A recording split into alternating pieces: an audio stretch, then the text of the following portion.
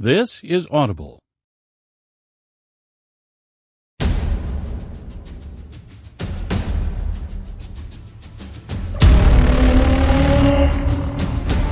Oasis Audio presents the Edgar Rice Burroughs Authorized Library.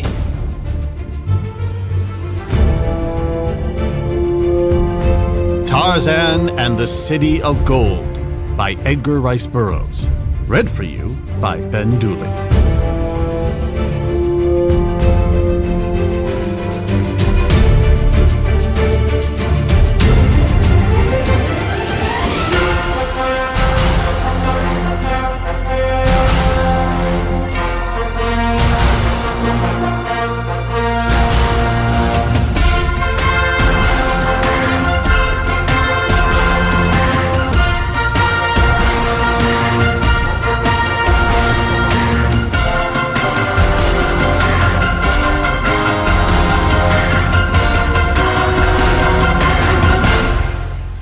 Forward.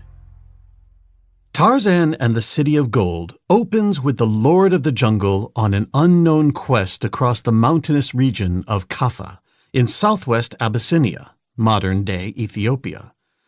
He soon crosses paths with a band of shiftas, the local term for bandits or outlaws, and pulse-pounding action ensues. Burroughs first became interested in Abyssinia as the setting for a Tarzan story in 1923, the year the country was admitted to the League of Nations, although he abandoned the idea in favor of the fantastic in Tarzan and the Ant-Men on the advice of Argosy editor Bob Davis. Public interest in the African Empire increased with the release of such books as Unconquered Abyssinia, 1923, by Charles F. Ray, Beyond the Utmost Purple Rim, 1925, by E. Alexander Powell. Ed is known to have possessed a copy. And Savage Abyssinia, 1927, by James E. Baum. Even so, Abyssinia remained a mysterious and exotic realm, an ancient land occupying an immense territory in the Horn of Africa. Ruled by a veiled empress, known for keeping lions on the palace grounds, its mountains were rumored to harbor vast mineral deposits, the source of alluvial gold mines along the waterways of the south and southwest, while elephants roamed its northeast lowlands. Burroughs decided upon southern Abyssinia as the location for the Valley of the Sepulchre in Tarzan, Lord of the Jungle, written in 1927.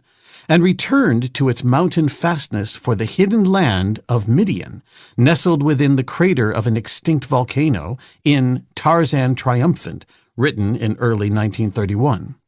He returned once more in Tarzan and the City of Gold.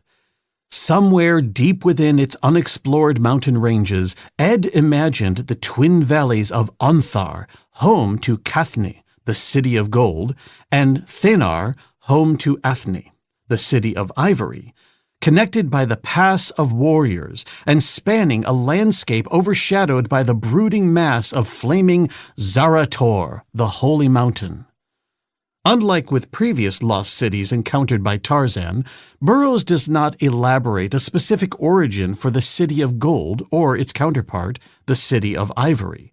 Although judging from his mention of drachmas and Doric columns, he may have been inspired by descriptions of colonies established by the Ptolemaic Greeks in northern Abyssinia during the pre-Christian era, which at the time he wrote the story were thought to have been assimilated into the kingdom of Axum, an important source of ivory in the ancient world. Ed clearly drew upon his knowledge of Greek, painstakingly attained as a schoolboy, in devising Greek-sounding names for the story. Both Kathni and Athni are linguistically similar to Athens. Gemnon, the name of a Kathnian noble who befriends Tarzan, seems to be a play on Memnon, the name of an Ethiopian king who fought in the Trojan War. Erot, the name of the queen of Kathni's paramour at the beginning of the story, is from eros, the Greek word for passionate love. Even Thus, the leonine god of the Kathnians, is certainly derived from theos, the Greek word for God. Despite the inventiveness of the setting, Tarzan and the City of Gold is perhaps most notable among the Tarzan novels in that we are introduced to Nemone, the mesmerizing queen of Kathni. That she was marvelously beautiful by the standards of any land or any time grew more apparent to the Lord of the Jungle as she came nearer to him, yet her presence exhaled a subtle essence that left him wondering if her beauty were the reflection of a nature all good or all evil, for her mien and bearing suggested that there could be no compromise. Nemone, the queen, was all one or all the other. The mercurial queen represents one of Burroughs' most complex female characters. There are similarities with La of Opar, since both owe a literary heritage to H. Rider Haggard's Aisha, she who must be obeyed. However, whereas La develops into a sympathetic character by her fourth and final appearance in the series, Queen Nemone represents a different matter entirely. Tarzan made no reply. He did not even look at Tomos. His eyes were fixed upon Nemone. She fascinated him, but whether as a thing of beauty or a thing of evil, he did not know. He only knew that few women other than La, the high priestess of the flaming god, had ever so wholly aroused his interest and his curiosity. The final sentence in this paragraph is not included in certain editions of the story, perhaps because La is mentioned, but Jane is not. Although Tarzan's commitment to his mate is never questioned, he finds himself in situations alone with Nemone that are guaranteed to make the reader sweat, in ways that La of Opar never did. The archetype of the femme fatale emerged in the hard-boiled fiction of Black Mask and other pulp magazines of the 1920s, as well as pre-code Hollywood film noir. The original film treatment of The Maltese Falcon, 1931, based on the classic tale by Dashiell Hammett and starring Ricardo Cortez and Bebe Daniels, was released a few months before Burroughs started writing Tarzan and the City of Gold. Just as Ruth Wonderly is outmaneuvered by Sam Spade, Queen Nemone discovers that she cannot control or manipulate Tarzan. With her vulnerable self-image, chaotic relationships, dangerous mood swings, and overarching fear of rejection, Nemone is a case study in borderline personality disorder, decades before diagnostic criteria were established. Indeed, after one of his encounters with the Queen, Tarzan states, "I doubt that I or another can ever understand the woman herself. She can be tender or terrible, weak or strong within the span of a dozen seconds." And yet, as with others who are consumed by psychological turmoil, Nemone can evoke feelings of sadness and pity. There is no question that she suffers from intense mental anguish, although following the heart-stopping climax to the story, it is Tarzan alone who demonstrates any compassion for her. Years after the final page is turned, the plot of Tarzan and the City of Gold may fade, but Nemone is impossible to forget. One is left wondering who in Edgar Rice Burroughs' life might have served as the model for the tortured queen of Kathni. We will probably never know. Demos Saklas. Demos Saklas is a lifelong fan of the writings of Edgar Rice Burroughs. He became a member of the Burroughs Bibliophiles in 2012 and joined the Edgar Rice Burroughs Amateur Press Association in 2017. His contributions take a bibliographical approach to the novels, focusing on the literary and non-fictional source material Burroughs used in crafting his tales. When not studying century-old African travelogues, Saklas teaches neurology at McMaster University in Canada. Chapter 1. Savage Quarry. Down out of Tigre and Amhara, upon Gojam and Shoa and Kaffa, come the rains from June to September, carrying silt and prosperity from Abyssinia to the eastern Sudan and to Egypt, bringing muddy trails and swollen rivers and death and prosperity to Abyssinia.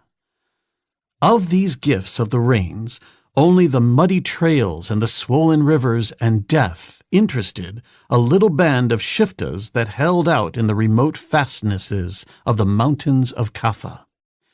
Hard men were these mounted bandits, cruel criminals without even a vestige of culture, such as occasionally leavens the activities of rogues, lessening their ruthlessness.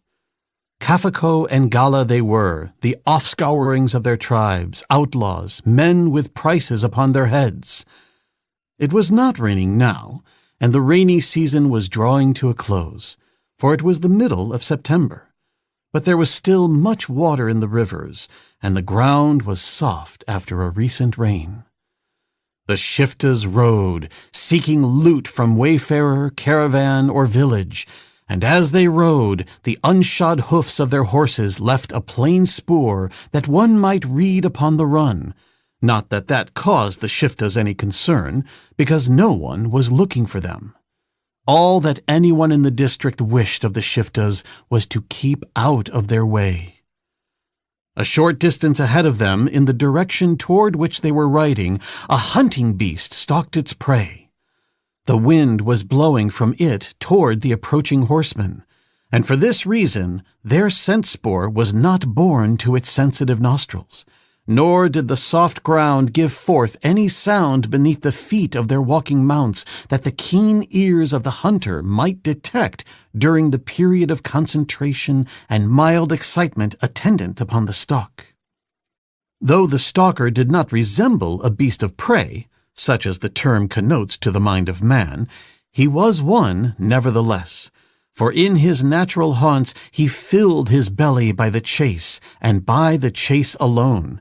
Neither did he resemble the mental picture that one might hold of a typical British lord, yet he was that too.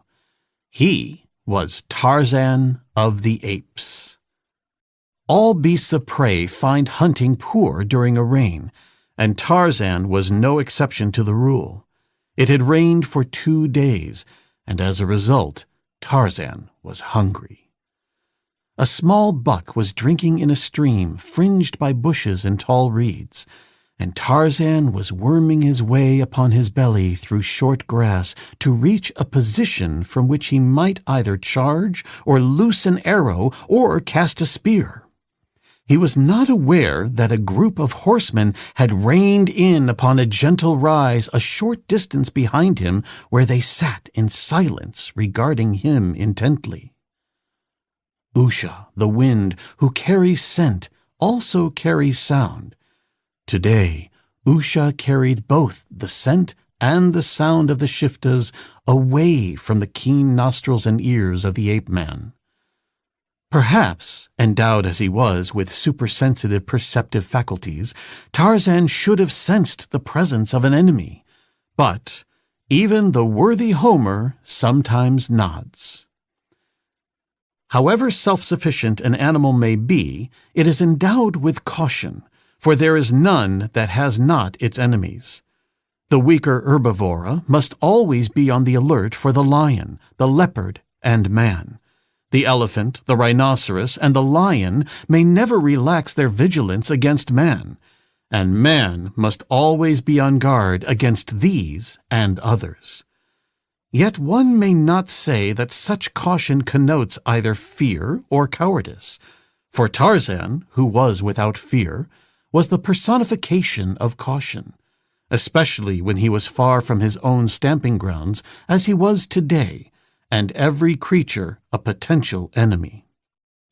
The combination of ravenous hunger with the opportunity to satisfy it may have placed caution in abeyance, as, oftentimes, a certain recklessness born of pride in his might did, But, be that as it may, the fact remains that Tarzan was wholly ignorant of the presence of that little knot of villainous bandits who were quite prepared to kill him or anyone else for a few poor weapons or for nothing at all.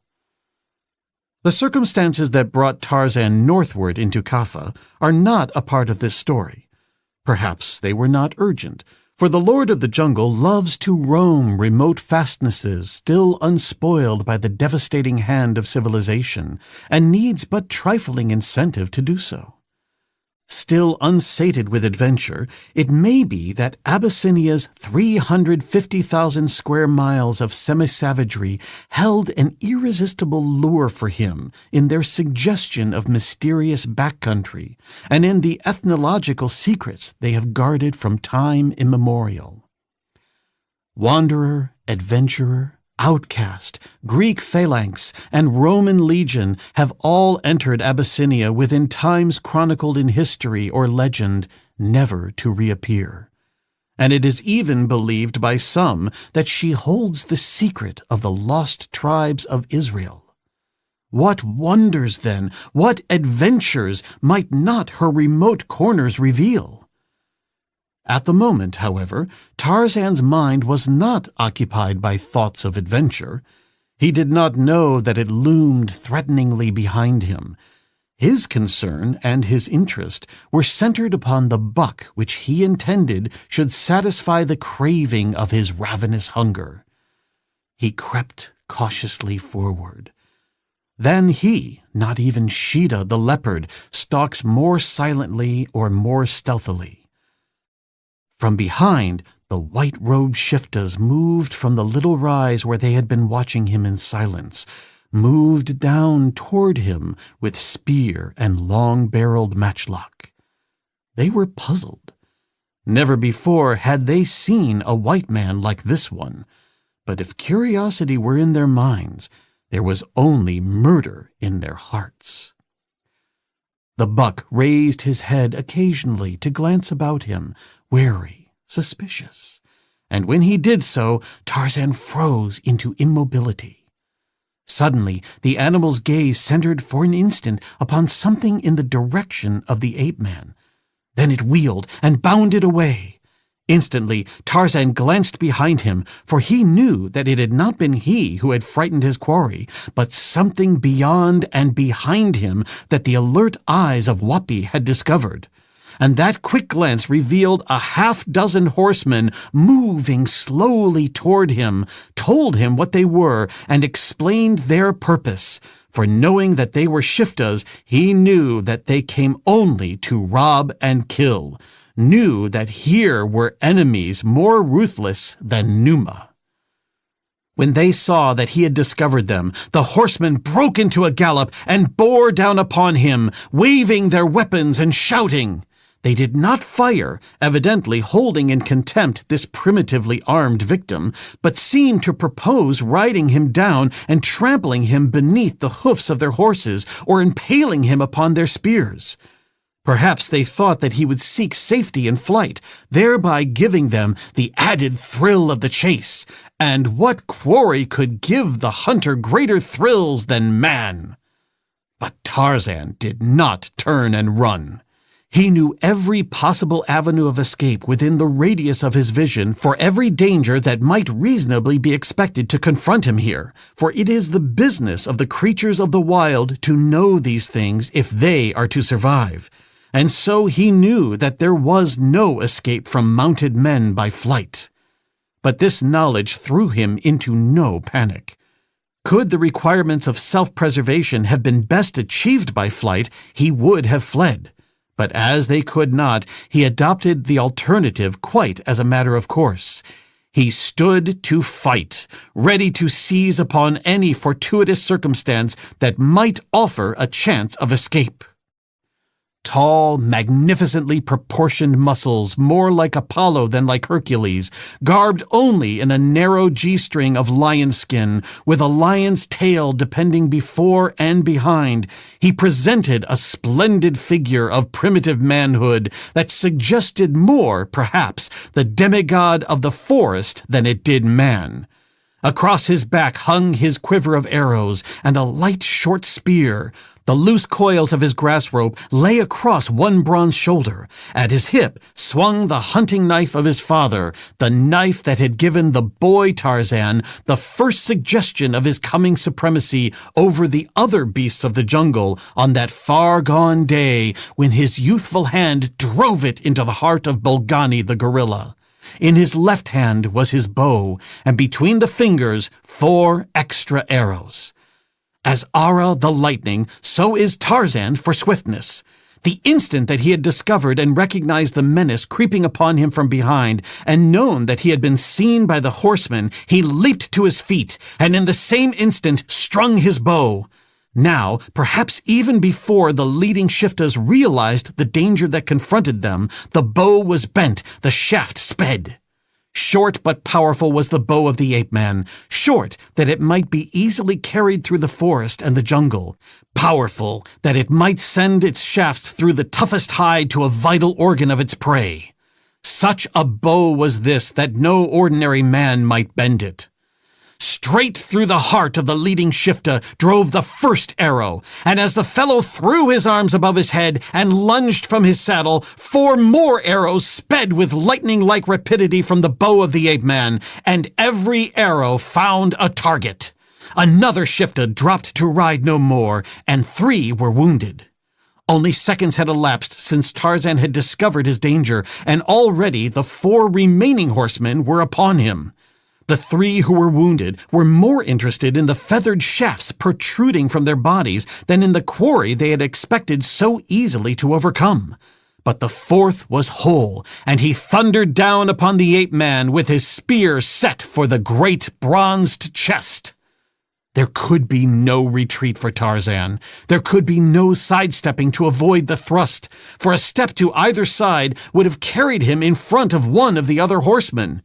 He had but a single slender hope for survival, and that hope, forlorn though it appeared, he seized upon with the celerity, strength, and agility that make Tarzan Tarzan. Slipping his bowstring about his neck after his final shot, he struck up the point of the menacing weapon of his antagonist, and grasping the man's arm, swung himself to the horse's back behind the rider. As steel-thewed fingers closed upon the Shifta's throat, he voiced a single piercing scream.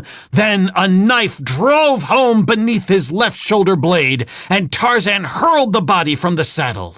The terrified horse, running free with flying reins, tore through the bushes and the reeds into the river, while the remaining Shiftas, disabled by their wounds, were glad to abandon the chase upon the bank, though one of them, retaining more vitality than his companions, did raise his matchlock and send a parting shot after the escaping quarry. The river was a narrow, sluggish stream, but deep in the channel, and as the horse plunged into it, Tarzan saw a commotion in the water a few yards downstream, and then the outline of a long, sinuous body moving swiftly toward them. It was Gimla, the crocodile. The horse saw it too, and, becoming frantic, turned upstream in an effort to escape. Tarzan climbed over the high cantle of the Abyssinian saddle and unslung his spear in the rather futile hope of holding the reptile at bay until his mount could reach the safety of the opposite bank toward which he was now attempting to guide him. Gimla is as swift as he is voracious. He was already at the horse's rump with opened jaws when the Shifta at the river's edge fired wildly at the ape-man. It was well for Tarzan that the wounded man had fired hurriedly, for simultaneously with the report of the firearm, the crocodile dove, and the frenzied lashing of the water about him evidenced the fact that he had been mortally wounded. A moment later, the horse that Tarzan rode reached the opposite bank and clambered to the safety of dry land. Now he was under control again, and the ape-man wheeled him about and sent a parting arrow across the river toward the angry, cursing bandits upon the opposite side, an arrow that found its mark in the thigh of the already wounded man who had unwittingly rescued Tarzan from a serious situation with the shot that had been intended to kill him. to the accompaniment of a few wild and scattered shots, Tarzan of the Apes galloped toward a nearby forest, into which he disappeared from the sight of the angry shiftas. Chapter 2. The White Prisoner. Far to the south, a lion rose from his kill and walked majestically to the edge of a nearby river. He cast not so much as a single glance at the circle of hyenas and jackals that had ringed him and his kill, waiting for him to depart, and which had broken and retreated as he rose.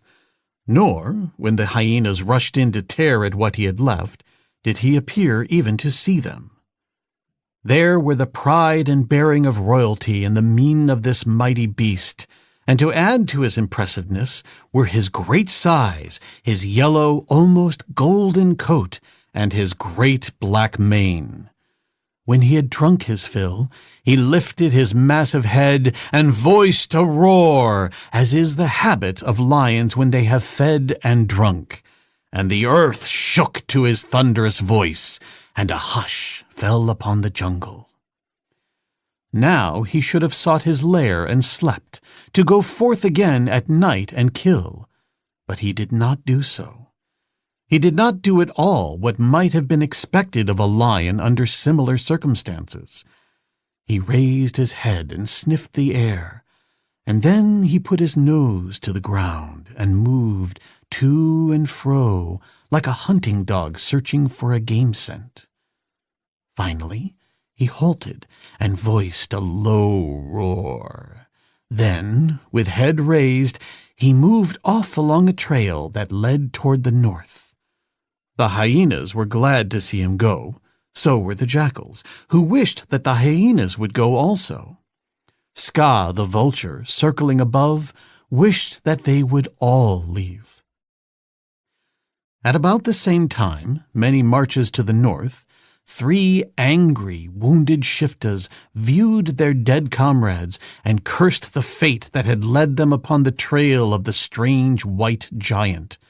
Then they stripped the clothing and weapons from their dead fellows and rode away, loudly vowing vengeance should they ever again come upon the author of their discomfiture, and secretly hoping that they never would.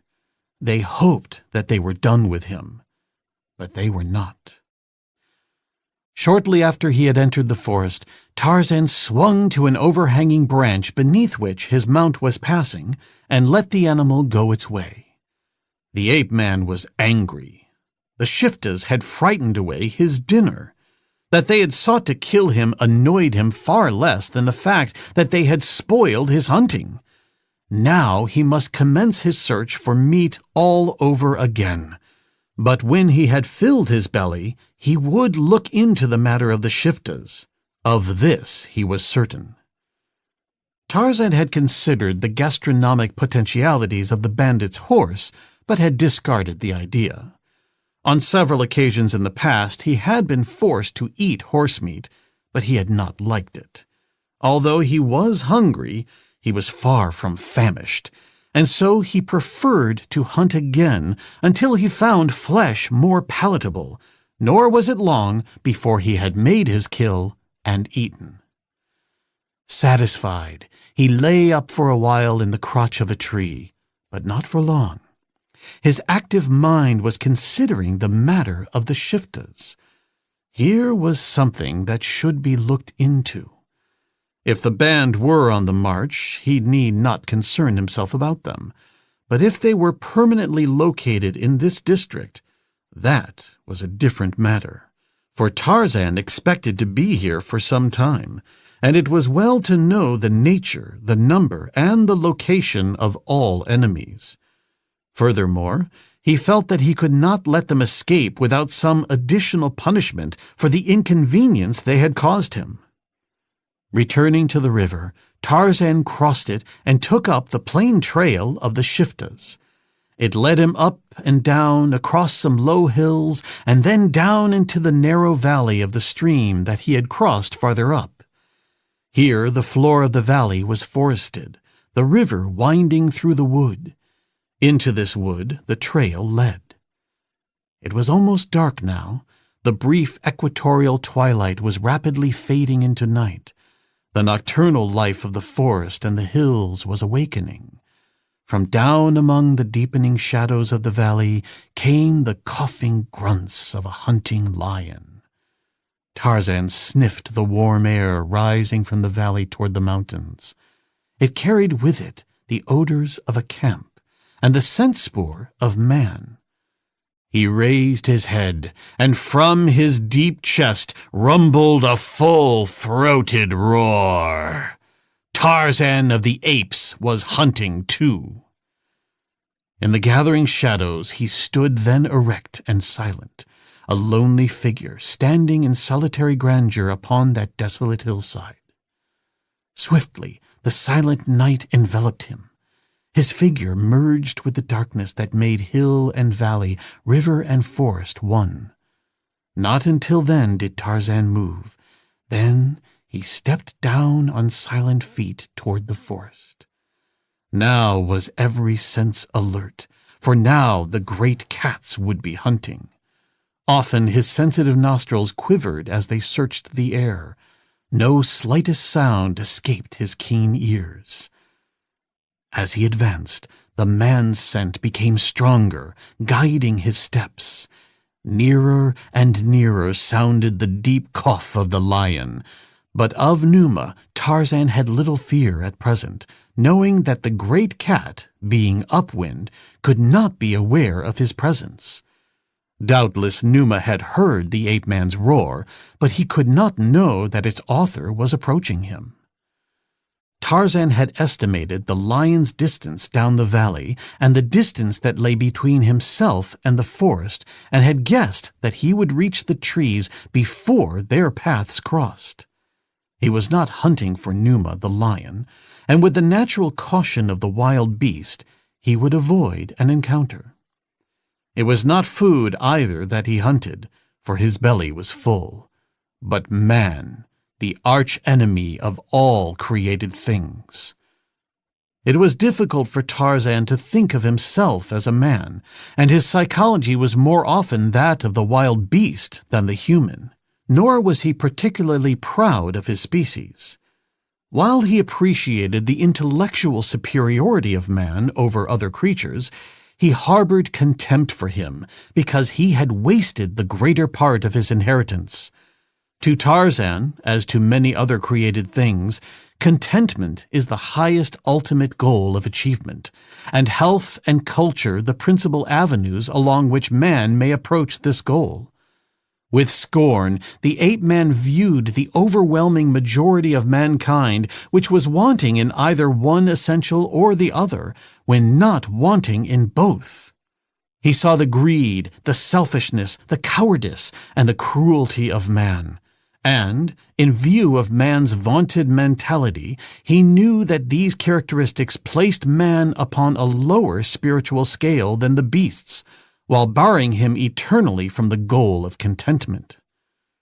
So now, as he sought the lair of the man-things, it was not in the spirit of one who seeks his own kind, but of a beast which reconnoiters the position of an enemy. The mingled odors of a camp grew stronger in his nostrils, the scents of horses and men and food and smoke. To you or to me, alone in a savage wilderness, engulfed in darkness, cognizant of the near approach of a hunting lion, these odors would have been most welcome. But Tarzan's reaction to them was that of the wild beast that knows man only as an enemy. His snarling muscles tensed as he smothered a low growl. As Tarzan reached the edge of the forest, the lion was but a short distance to his right and approaching. So the ape-man took to the trees, through which he swung silently toward the camp of the Shiftas. Numa heard him then and roared, and the men in the camp threw more wood upon the beast fire. To a tree overlooking the camp, Tarzan made his way. Below him he saw a band of some 20 men with their horses and equipment. A rude boma of branches and brush had been erected about the campsite as a partial protection against wild beasts, but more dependence was evidently placed upon the fire which they kept burning in the center of the camp. In a single quick glance, the ape-man took in the details of the scene below him, and then his eyes came to rest upon the only one that aroused either interest or curiosity, a white man who lay securely bound a short distance from the fire. Ordinarily, Tarzan was no more concerned by the fate of a white man than by that of a black man or any other created thing to which he was not bound by ties of friendship. The life of a man meant less to Tarzan of the Apes than the life of an ape. But in this instance, there were two factors that made the life of the captive a matter of interest to the Lord of the Jungle. First, and probably predominant, was his desire to be further avenged upon the Shiftas for their wanton attack upon him, which had frightened away his intended kill. The second was curiosity, for the white man that lay bound below him was different from any that he had seen before, at least in so far as his apparel was concerned. His only garment appeared to be a habergeon, made up of ivory discs that partially overlay one another, unless certain ankle, wrist, neck, and head ornaments might have been considered to possess such utilitarian properties as to entitle them to a similar classification. Except for these, his arms and legs were naked. His head rested upon the ground with the face turned away from Tarzan, so that the ape-man could not see his features, but only that his hair was heavy and black. As he watched the camp, seeking for some suggestion as to how he might most annoy or inconvenience the bandits, it occurred to Tarzan that just such a reprisal would consist in taking from them something that they wanted, just as they had deprived him of the buck he had desired. Evidently, they wished the prisoner very much, or they would not have gone to the trouble of securing him so carefully.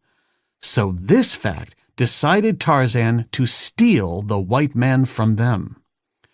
Perhaps curiosity also had a considerable part in inducing this decision, for the strange apparel of the prisoner had aroused within the ape-man a desire to know more concerning him.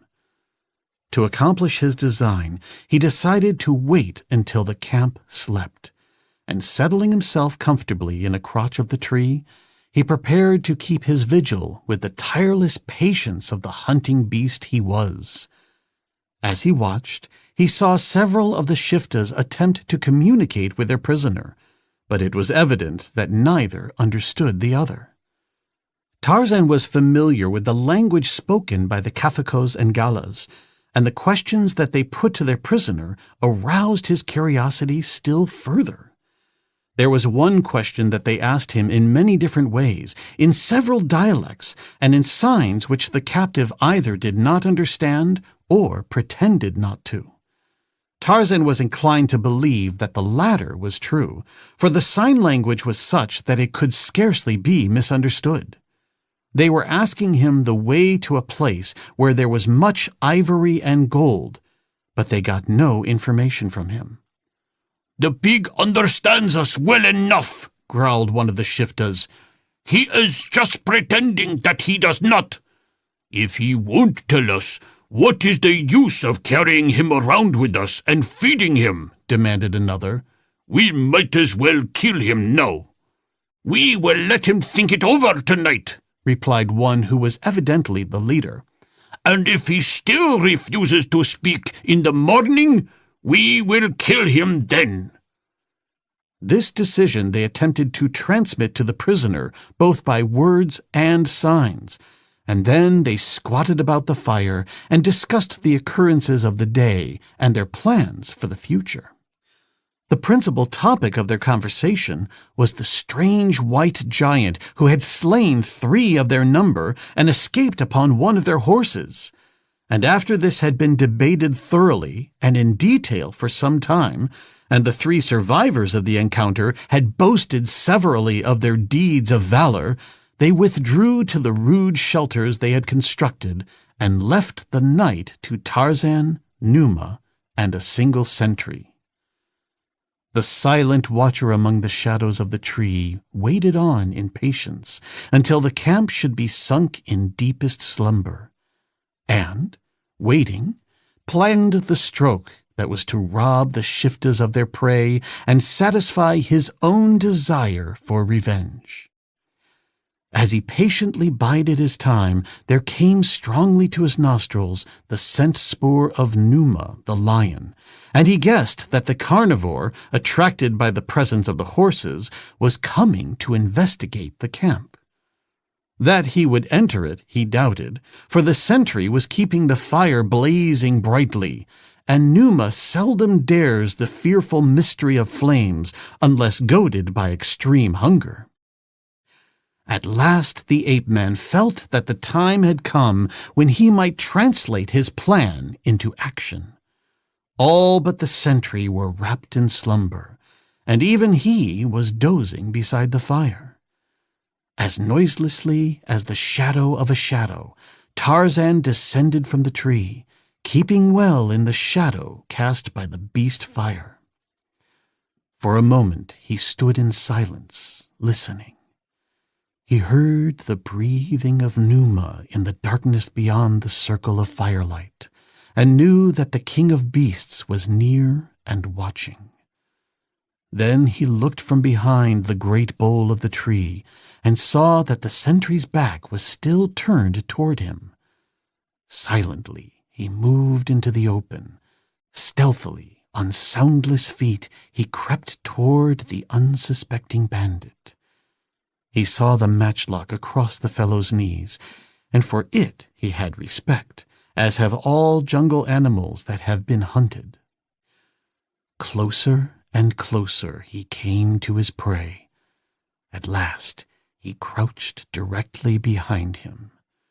There must be no noise, no outcry. Tarzan waited. Beyond the rim of fire waited Numa, expectant, for he saw that very gradually the flames were diminishing. A bronzed hand shot quickly forward. Fingers of steel gripped the brown throat of the sentry almost at the instant that a knife was driven from below his left shoulder blade into his heart. The sentry was dead without knowing that death threatened him, a merciful ending. Tarzan withdrew the knife from the limp body and wiped the blade upon the once white robe of his victim. Then he moved softly toward the prisoner who was lying in the open. For him, they had not bothered to build a shelter. As he made his way toward the man, Tarzan passed close to two of the shelters, in which lay members of the band, but he made no noise that might awaken them. When he approached the captive more closely, he saw in the diminishing light of the fire that the man's eyes were open and that he was regarding Tarzan with level, though questioning, gaze. The ape-man put a finger to his lips to enjoin silence, and then he came and knelt beside the man and cut the thongs that secured his wrists and ankles. Then he helped him to his feet, for the thongs had been drawn tightly and his legs were numb. For a moment he waited while the stranger tested his feet and moved them rapidly in an effort to restore circulation. Then he beckoned him to follow, and all would have been well but for Numa the lion. At this moment, either to voice his anger against the flames or to terrify the horses into a stampede, he elected to voice a thunderous roar. So close was the lion that the sudden shattering of the deep silence of the night startled every sleeper to wakefulness. A dozen men seized their matchlocks and leaped from their shelters. In the waning light of the fire, they saw no lion, but they saw their liberated captive, and they saw Tarzan of the Apes standing beside him.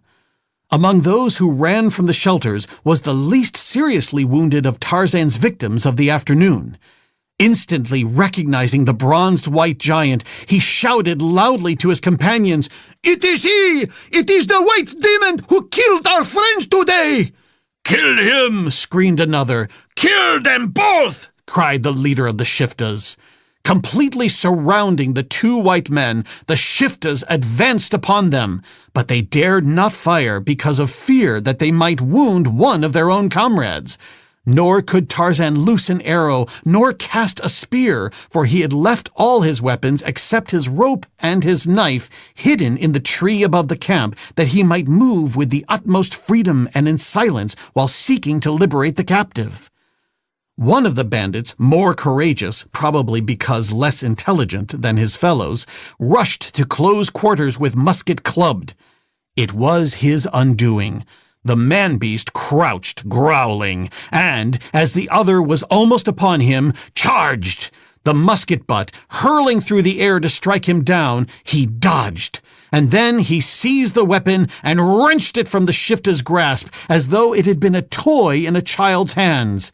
Tossing the matchlock at the feet of his companion, Tarzan laid hold upon the rash Galla, spun him around, and held him as a shield against the weapons of his fellows. But despite this reverse, the other Shiftas gave no indication of giving up the battle. They saw before them two men practically defenseless, and now, with redoubled shouts, they pushed closer. Two of them rushed in behind the ape-man, for it was he they feared the more, but they were to learn that their former prisoner might not be considered lightly.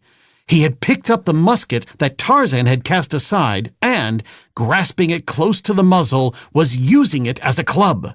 The heavy butt struck the foremost bandit heavily upon the side of the head, dropping him like a felled ox, and as it swung again, the second bandit leaped back barely in time to avoid a similar fate. A quick backward glance assured Tarzan that his companion was proving himself a worthy ally, but it was evident that they could not hope to hold out long against the superior numbers pitted against them. Their only hope, he believed, lay in making a sudden, concerted rush through the thin line of foemen surrounding them, and he sought to convey his plan to the man standing back to back with him. But though he spoke to him in English and in the several continental languages with which the ape-man was familiar, the only reply he received was in a language that he himself had never before heard. What was he to do? They must go together, and both must understand the purpose animating Tarzan. But how was that possible if they could not communicate with one another? Tarzan turned and touched the other lightly on the shoulder. Then he jerked his thumb in the direction he intended going and beckoned with a nod of his head. Instantly, the man nodded his understanding and wheeled about as Tarzan started to charge, still bearing the struggling Shifta in his grasp. But the Shiftas were determined not to let these two escape, and while they could not fire for fear of killing their comrade, they stood their ground with clubbed muskets and with spears, so that the outcome looked dark indeed for the Lord of the Jungle and his companion. Using the man in his grasp as a flail, Tarzan sought to mow down those standing between him and liberty. But there were many of them, and presently they succeeded in dragging their comrade from the clutches of the ape-man. Now it seemed that the situation of the two whites was hopeless, for there was no longer anything to prevent the bandits using their matchlocks to advantage. The Shiftas were in such a transport of rage that nothing less than the extermination of these two foes would satisfy them. But Tarzan and the other pressed on so closely that the muskets were useless against them for the moment, though presently some of the Shiftas withdrew a little to one side where they might have free use of their weapons. One fellow in particular was well placed to fire without endangering any of his fellows, and raising his matchlock to his shoulder, he took careful aim at Tarzan. Chapter 3. Cats by Night. As the man raised his weapon to his shoulder to fire at Tarzan, a scream of warning burst from the lips of one of his comrades, to be drowned by the throaty roar of Numa the lion, as the swift rush of his charge carried him over the boma into the midst of the camp. The man who would have killed Tarzan cast a quick backward glance as the warning cry apprised him of his danger, and when he saw the lion, he cast away his rifle in his excitement and terror. His terrified scream mingled with the voice of Numa, and in his anxiety to escape the fangs of the man-eater, he rushed into the arms of the ape-man. The lion, momentarily confused by the firelight and the swift movement and the shouts of the men, paused, crouching, as he looked to right and left. In that brief instant, Tarzan seized the fleeing Shifta, lifted him high above his head, and hurled him into the face of Numa. Then, as the lion seized its prey and its great jaws closed upon the head and shoulder of the hapless bandit, he motioned to his companion to follow him, and, running directly past the lion, leaped the boma at the very point that Numa had leaped it. Close at his heels was the white captive of the Shiftas, and before the bandits had recovered from the first shock and surprise of the lion's unexpected charge, the two had disappeared in the shadows of the night. Just outside the camp, Tarzan left his companion for a moment while he swung into the tree where he had left his weapons and recovered them. Then he led the way out of the valley into the hills. At his elbow trotted the silent white man he had rescued from certain death at the hands of the Kafako and Gala bandits.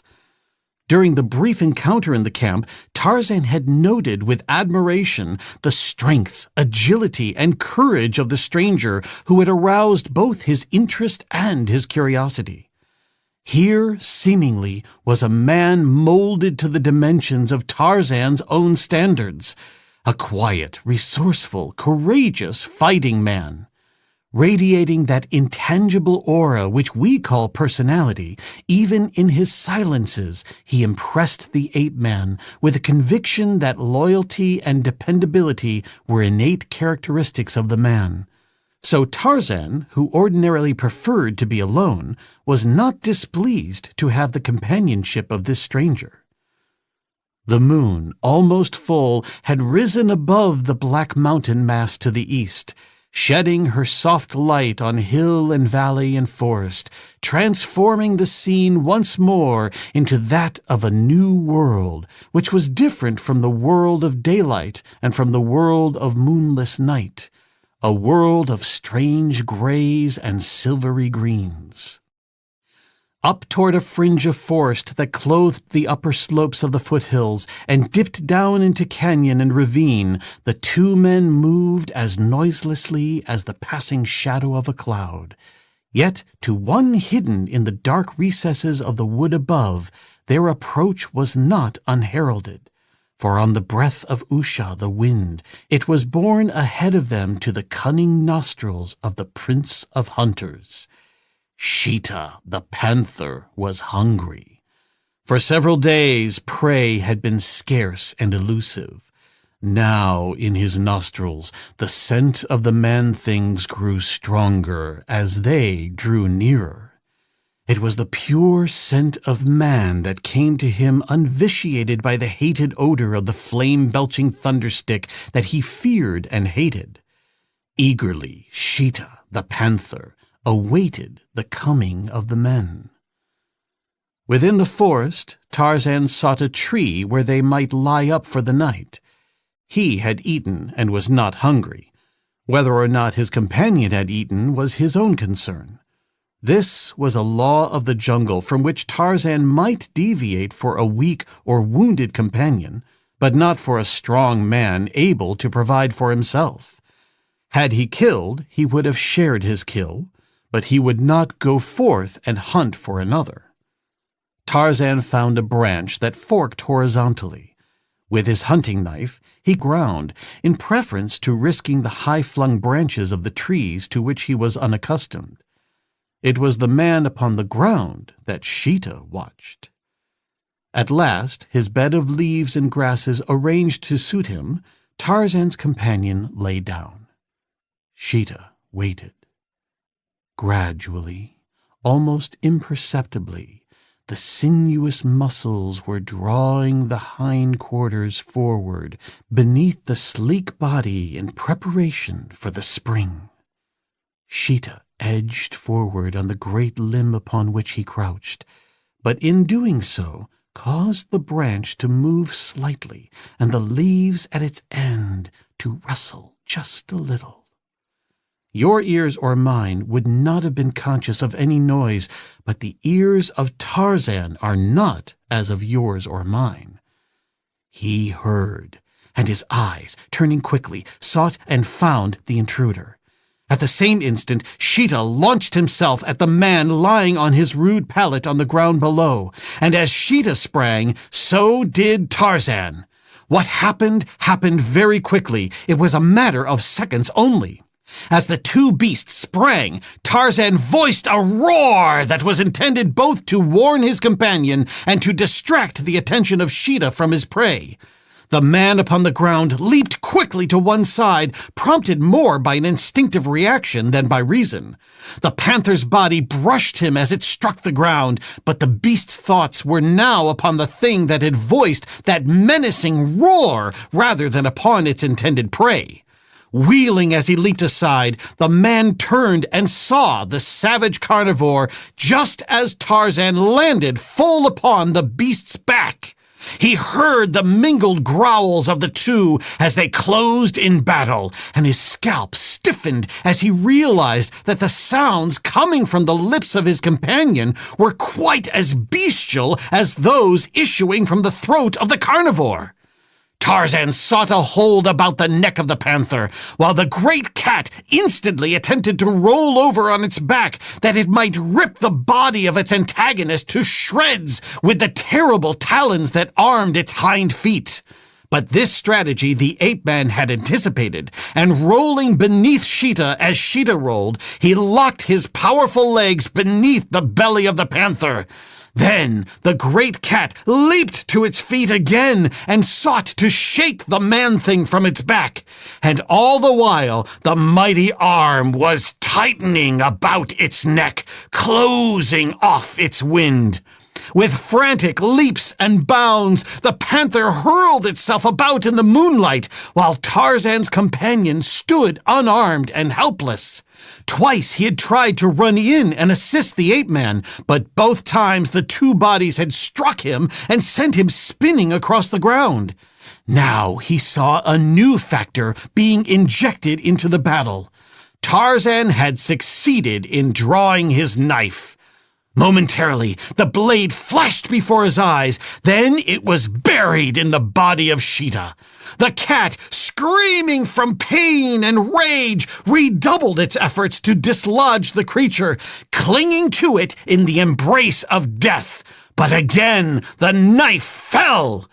Now Sheeta stood trembling upon uncertain feet as once again the knife was plunged deeply into his side.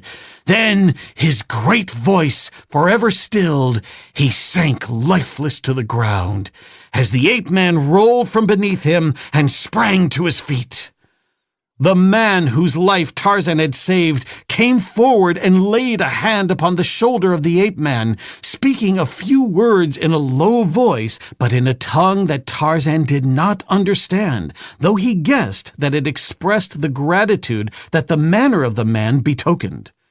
What thoughts were in the mind of Tarzan's companion? Twice within an hour, this strange white man had saved him from death. For what reasons, the man could not guess. That sentiments of friendship and loyalty were aroused in his breast would only seem natural if he possessed either honor or gratitude. But of this we can have no knowledge until we know him better.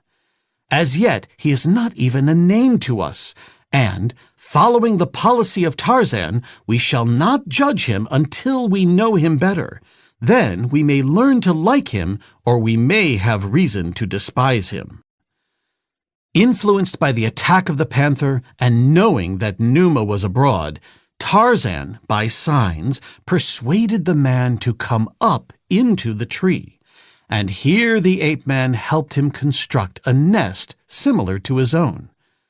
For the balance of the night they slept in peace, and the sun was an hour old before either stirred the following morning. Then the ape-man rose and stretched himself. Nearby, the other man sat up and looked about him. His eyes met Tarzan's, and he smiled and nodded. For the first time, the ape-man had an opportunity to examine his new acquaintance by daylight. The man had removed his single garment for the night, covering himself with leaves and branches.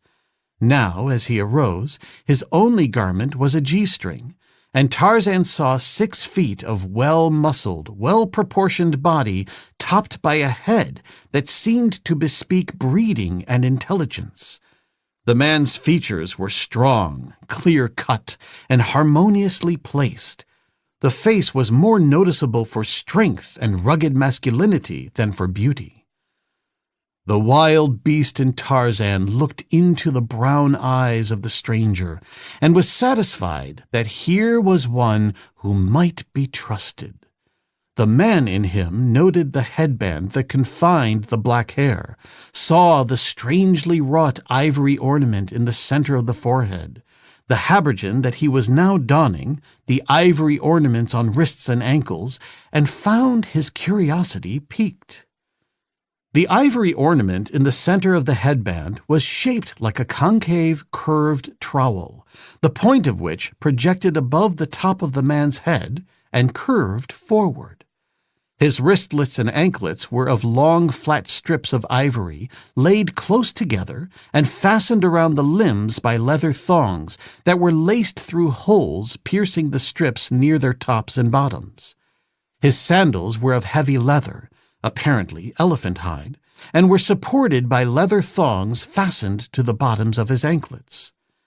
On each arm below the shoulder he wore an ivory disc, upon which was carved a design. About his neck was a band of smaller ivory discs, elaborately carved, and from the lowest of these a strap ran down to his habergeon, which was also supported by shoulder straps. Depending from each side of his headband was another ivory disc of large size, above which was a smaller disc. The larger discs covered his ears. Heavy, curved, wedge-shaped pieces of ivory were held, one upon each shoulder, by the same straps that supported his habergeon. That all these trappings were solely for purposes of ornamentation, Tarzan did not believe. He saw that almost without exception they would serve as a protection against a cutting weapon, such as a sword or battle-axe, and he could not but wonder where the stalwart warrior who wore them had had his genesis, for nowhere in the world, so far as Tarzan knew, was there a race of men wearing armor and ornaments such as these. But speculation concerning this matter was relegated to the background of his thoughts by hunger and recollection of the remains of yesterday's kill that he had hung high in a tree of the forest farther up the river. So he dropped lightly to the ground, motioning the young warrior to follow him, and set off in the direction of his catch, keeping his keen senses always on the alert for enemies. Cleverly hidden by leafy branches, the meat was intact when Tarzan reached it. He cut several strips and tossed them down to the warrior waiting on the ground below. Then he cut some for himself, and crouching in a crotch, proceeded to eat it raw. His companion watched him for a moment in surprise. Then he made a fire with a bit of steel and flint and cooked his own portion. As he ate, Tarzan's active mind was considering plans for the future. He had come to Abyssinia for a specific purpose, though the matter was not of such immediate importance that it demanded instant attention. In fact, in the philosophy that a lifetime of primitive environment had inspired, time was not an important consideration. The phenomenon of this ivory-armored warrior aroused questions that intrigued his interest to a far greater extent than did the problems that had brought him thus far from his own stamping grounds, and he decided that the latter should wait the solving of the riddle of this seeming anachronism that this new-made acquaintance presented. Having no other means of communication than signs rendered an exchange of ideas between the two difficult, But when they had finished their meals and Tarzan had descended to the ground, he succeeded in asking his companion in what direction he wished to go. The warrior pointed in a northeasterly direction toward the high mountains, and, as plainly as he could through the medium of signs, invited Tarzan to accompany him to his country. This invitation Tarzan accepted and motioned the other to lead the way. For days that stretched to weeks, the two men struck deeper and deeper into the heart of a stupendous mountain system. Always mentally alert and eager to learn, Tarzan took advantage of the opportunity provided by time and propinquity to learn the language of his companion, and he proved such an apt pupil that they were soon able to make themselves understood to one another. Among the first things that Tarzan learned was that his companion's name was Valthor, while Valthor took the earliest opportunity to evince an interest in the ape-man's weapons, and as he was unarmed, Tarzan spent a day in making a spear and bow and arrows for him. Thereafter, as Valthor taught the Lord of the Jungle to speak his language, Tarzan instructed the former in the use of the bow, the spear being already a familiar weapon to the young warrior. Thus the days and the weeks passed, and the two seemed no nearer the country of Valthor than when they had started from the vicinity of the camp of the Shiftas. Tarzan found game of certain varieties plentiful in the mountains, and it was he who kept their larder supplied. The impressive scenery that was marked by rugged grandeur held the interest of the ape-man undiminished. He hunted, and he enjoyed the beauties of unspoiled nature, practically oblivious to the passage of time. But Valthor was less patient, and at last, late one day when they found themselves at the head of a blind canyon where stupendous cliffs barred further progress, he admitted defeat. "I am lost," he said simply. "That," remarked Tarzan, "I could have told you many days ago." Valthor looked at him in surprise. "How could you know that?" he demanded, "when you yourself do not know in what direction my country lies?" "I know," replied the ape-man, "because during the past week you have led the way toward the 4 points of the compass, and today we are within 5 miles of where we were a week ago. Across this ridge at our right, not more than 5 miles away, is the little stream where I killed the ibex and the gnarled old tree in which we slept that night just 7 suns ago." Valthor scratched his head in perplexity, and then he smiled. "I cannot dispute you," he admitted. "Perhaps you are right.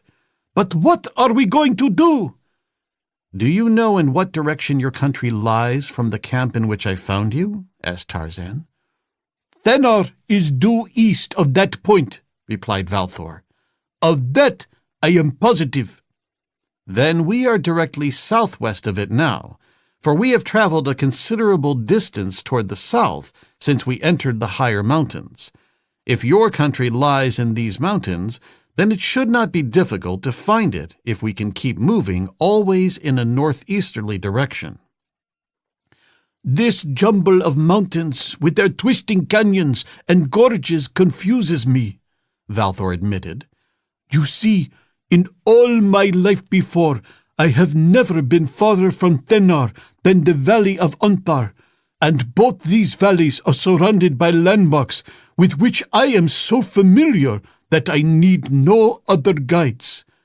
It has never been necessary for me to consult the positions of the sun, the moon, nor the stars before, and so they have been of no help to me since we set out in search of Thennar. Do you believe that you could hold a course toward the northeast in this maze of mountains? If you can, then you had better lead the way rather than I." "I can go toward the northeast," Tarzan assured him, "but I cannot find your country unless it lies in my path." "If we reach a point within 50 or 100 miles of it, "From some high eminence we shall see Zarator," explained Valthor. "And then I shall know my way to Thennar, for Zarator is almost due west of Athni." "What are Zarator and Athni?" demanded Tarzan. "Zarator is a great peak the center of which is filled with fire and molten rock.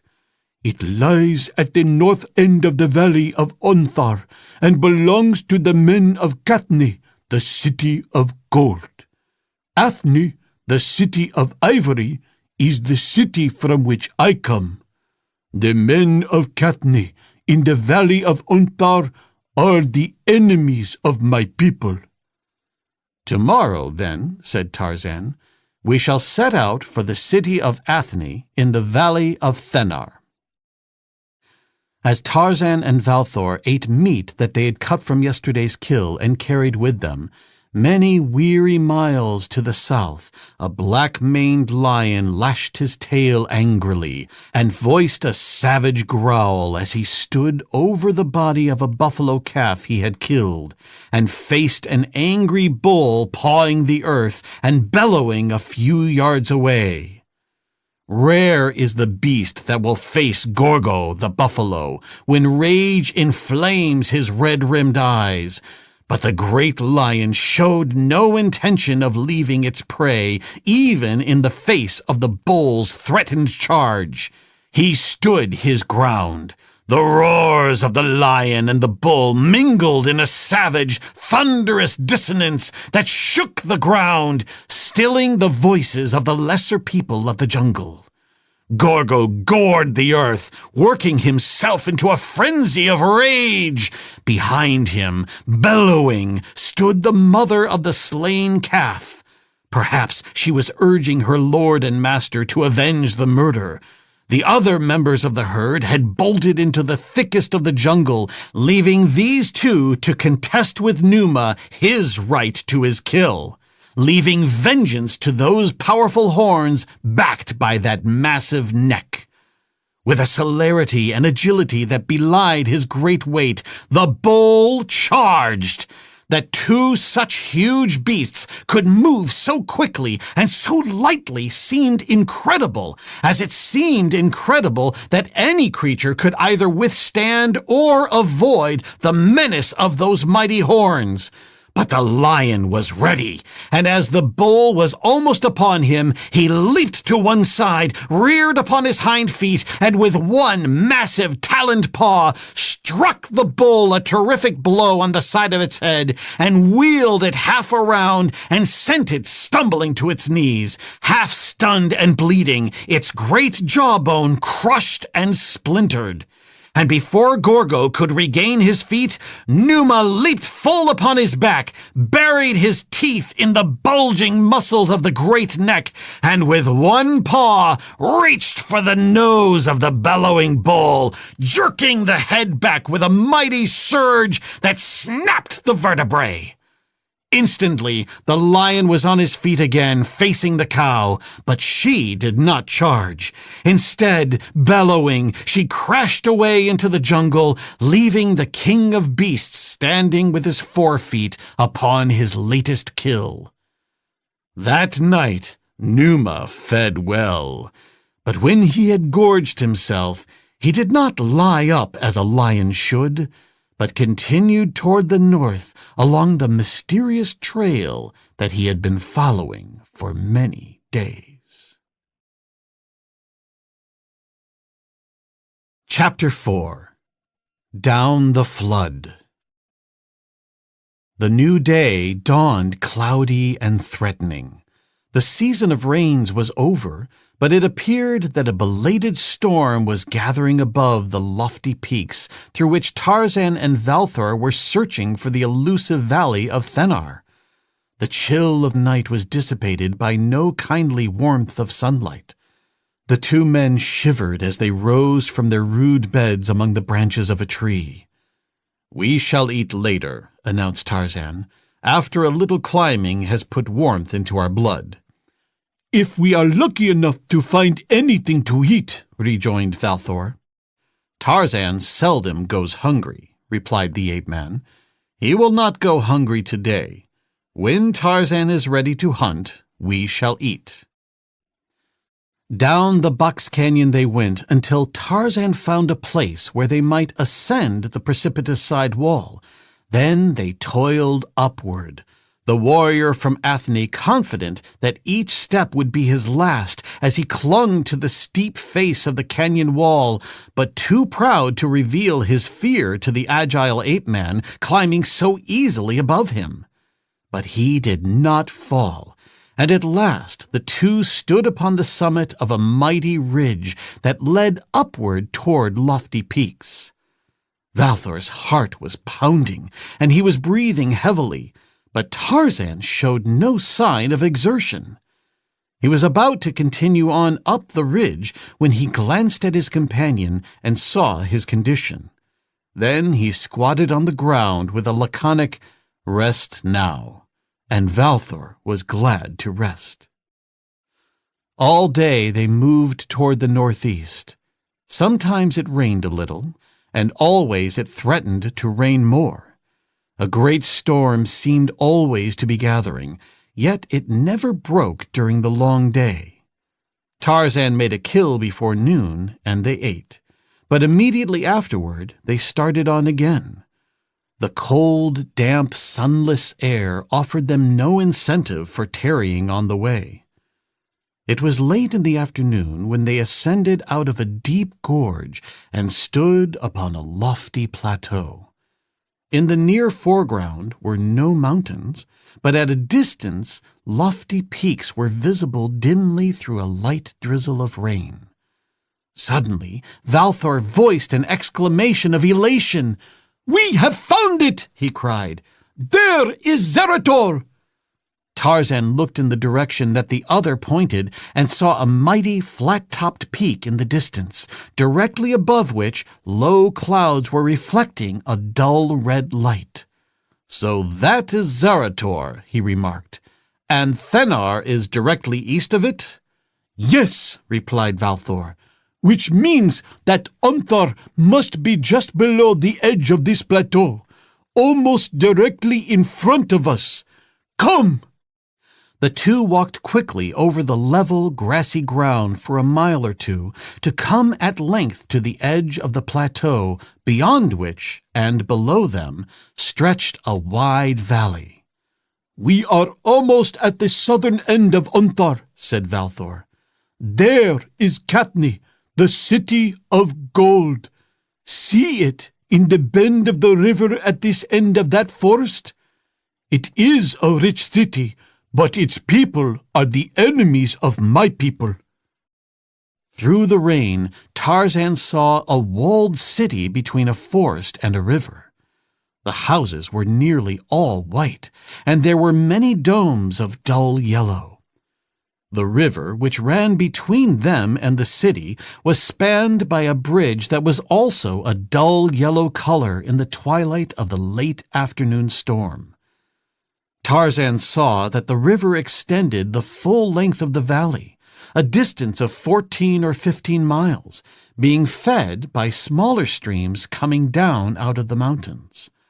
Also extending the length of the valley was what appeared to be a well-marked road. Near the center of the valley it branched, one fork following an affluent of the main stream with which it disappeared into the mouth of a canyon on the eastern side of the valley. Directly below them, and extending to the northern extremity of Unthar, was a level plain dotted with trees. Across the river, a forest stretched from the farther bank to the steep hills that bounded Unthar on the east and southeast. Tarzan's eyes wandered back to the city of Katni. "Why do you call it the City of Gold?" he asked. "Do you not see the golden domes and the bridge of gold?" demanded Valthor. "Are they covered with gold paint?" inquired Tarzan. "They are covered with solid gold," replied Valthor. "The gold on some of the domes is an inch thick, and the bridge is built of solid blocks of gold." Tarzan lifted his eyebrows. As he looked down upon this seemingly deserted and peaceful valley, he could not but conjure another picture. A picture of what it would be if word of these vast riches were carried to the outside world, bringing the kindly beneficences of modern civilization and civilized men to Onthar. How the valley would hum and roar then with the sweet music of mill and factory! What a gorgeous spectacle would be painted against the African sky by tall chimneys spouting black smoke to hang like a sable curtain above the golden domes of Cathni. "Where do they find their gold?" he asked. "Their mines lie in the hills directly south of the city," replied Valthor. "And where is your country, Thenar?" asked the ape-man. "Just beyond the hills, east of Onthar. Do you see where the river and the road cut through the forest about 5 miles above the city? You can see them entering the hills just beyond the forest." "Yes," replied Tarzan, "I see." "The road and the river run through the pass of the warriors into the valley of Thenar.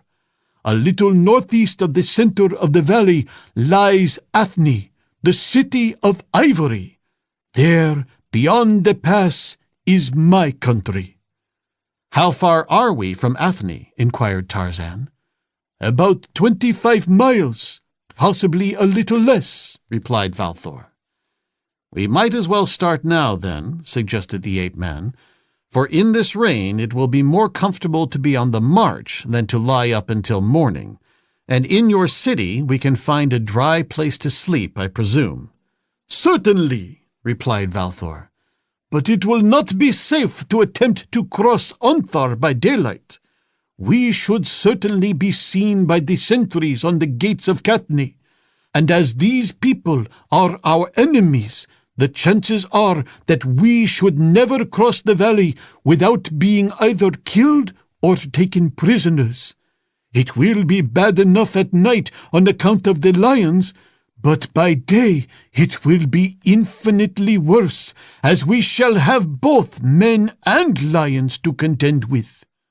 "What lions?" demanded Tarzan. "The men of Cathni breed lions, and there are many at large in the valley," explained Valthor. "That great plain that you see below us, stretching the full length of the valley on this side of the river, is called the Field of the Lions. We shall be safer if we cross it after dark." "Whatever you wish," agreed Tarzan with a shrug. "It is all the same to me if we start now or wait until dark." "It is not very comfortable here," remarked the Athenian. "The rain is cold." "I have been uncomfortable before," replied Tarzan. "Rains do not last forever." "If we were in Athni, we should be very comfortable," sighed Valthor. "In my father's house there are fireplaces. Even now the flames are roaring about great logs, and all is warmth and comfort." "Above the clouds the sun is shining," replied Tarzan. "But we are not above the clouds. We are here where the sun is not shining, and there is no fire, and we are cold." A faint smile touched his lips. "It does not warm me to speak of fires or the sun." "Nevertheless, I wish I were in Athni," insisted Valthor. "It is a splendid city, and Thenar is a lovely valley. In Thenar we raise goats and sheep and elephants. In Thenar there are no lions except those that stray in from Onthar. Those we kill. Our farmers raise vegetables and fruits and hay. Our artisans manufacture leather goods. They make cloth from the hair of goats and the wool of sheep. Our carvers work in ivory and wood. We trade a little with the outside world, paying for what we buy with ivory and gold. Were it not for the Cathnians, we should lead a happy, peaceful life without a care."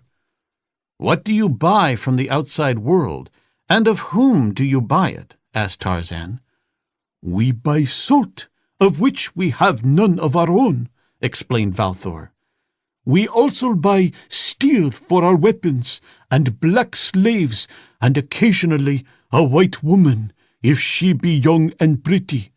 These things we buy from a band of shifters. With this same band we have traded since before the memory of man. Shifter kings and kings of Athni have come and gone, but our relations with this band have never altered. I was searching for them when I became lost and was captured by another band." "Do you never trade with the people of Cathni?" asked the ape-man. "Once each year there is a week's truce, during which we trade with them in peace. They give us gold and foodstuffs and hay in exchange for the women, the salt, and the steel we buy from the shifters, and the cloth, leather, and ivory that we produce.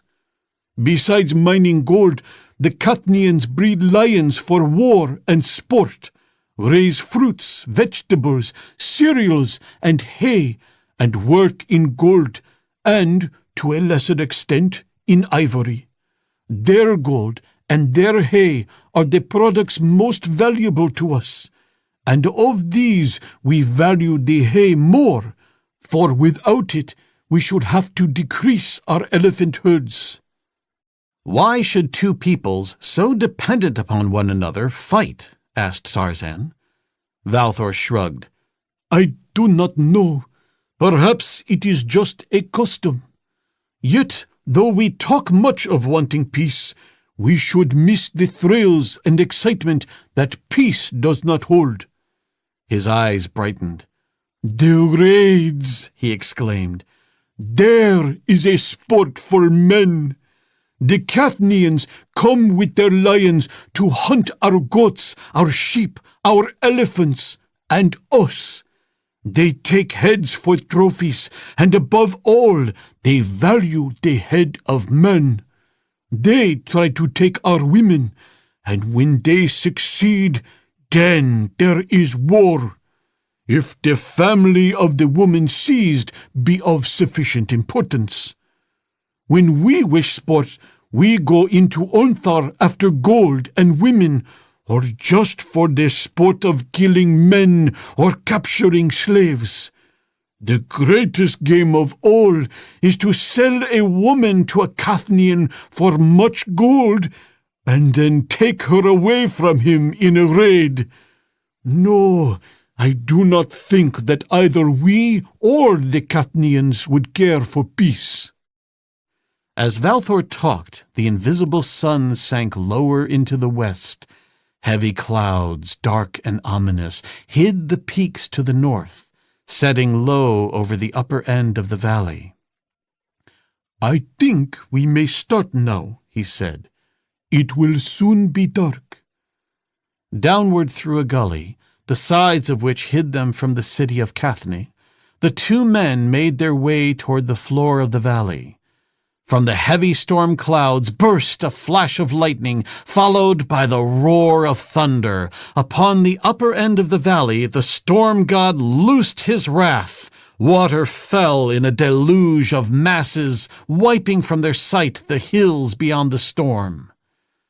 By the time they reached level ground, the storm was upon them, and the gully they had descended a raging mountain torrent.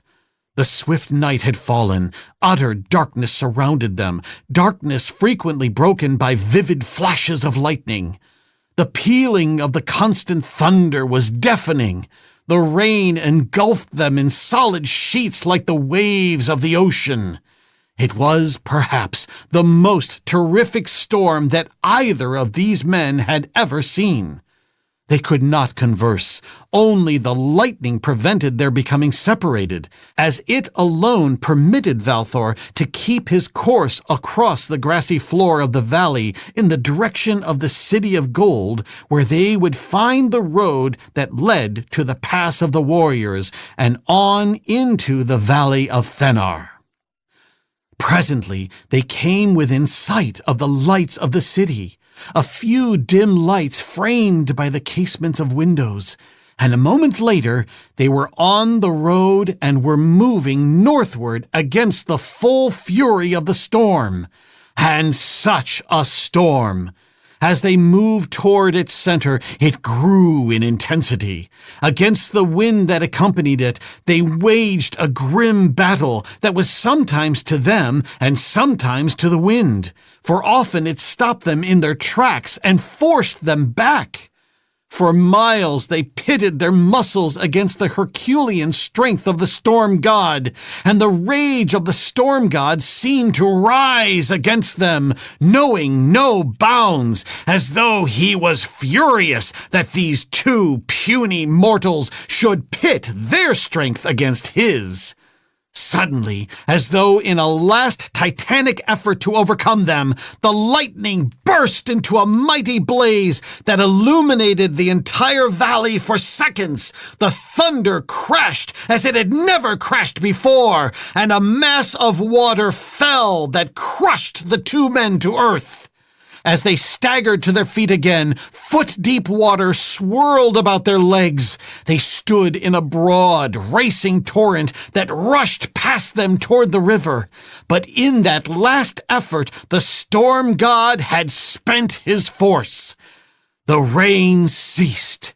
Through a rift in the dark clouds, the moon looked down, perhaps in wonder, upon a drowned world, and Valthor led the way again toward the Pass of the Warriors. The last storm of the rainy season was over. It was 7 miles from the Bridge of Gold, that is, the gateway to the city of Cathne, to the ford where the road to Thennar crosses the river, and it required 3 hours for Valthor and Tarzan to cover the distance, 2 hours for the first third, and 1 hour for the remainder. But at last they stood at the river's brink. A boiling flood confronted them, tearing down a widened river toward the city of Cathne. Valthor hesitated. "Ordinarily," he said to Tarzan, "the water is little more than a foot deep. It must be 3 feet deep now." "And it will soon be deeper," commented the ape-man. "Only a small portion of the storm waters have had time to reach this point from the hills and the upper valley. If we are going to cross tonight, we shall have to do it now." "Very well," replied Valthor, "but follow me. I know the ford." As the Athenians stepped into the water, the clouds closed again beneath the moon and plunged the world once more into darkness. As Tarzan followed, he could scarcely see his guide ahead of him, and as Valthor knew the ford, he moved more rapidly than the ape-man, with the result that presently Tarzan could not see him at all. But he felt his way toward the opposite bank without thought of disaster. The force of the stream was mighty, but mighty too are the thews of Tarzan of the Apes. The water, which Valthor had thought to be 3 feet in depth, was soon surging to the ape-man's waist, and then he missed the ford and stepped into a hole. Instantly the current seized him and swept him away.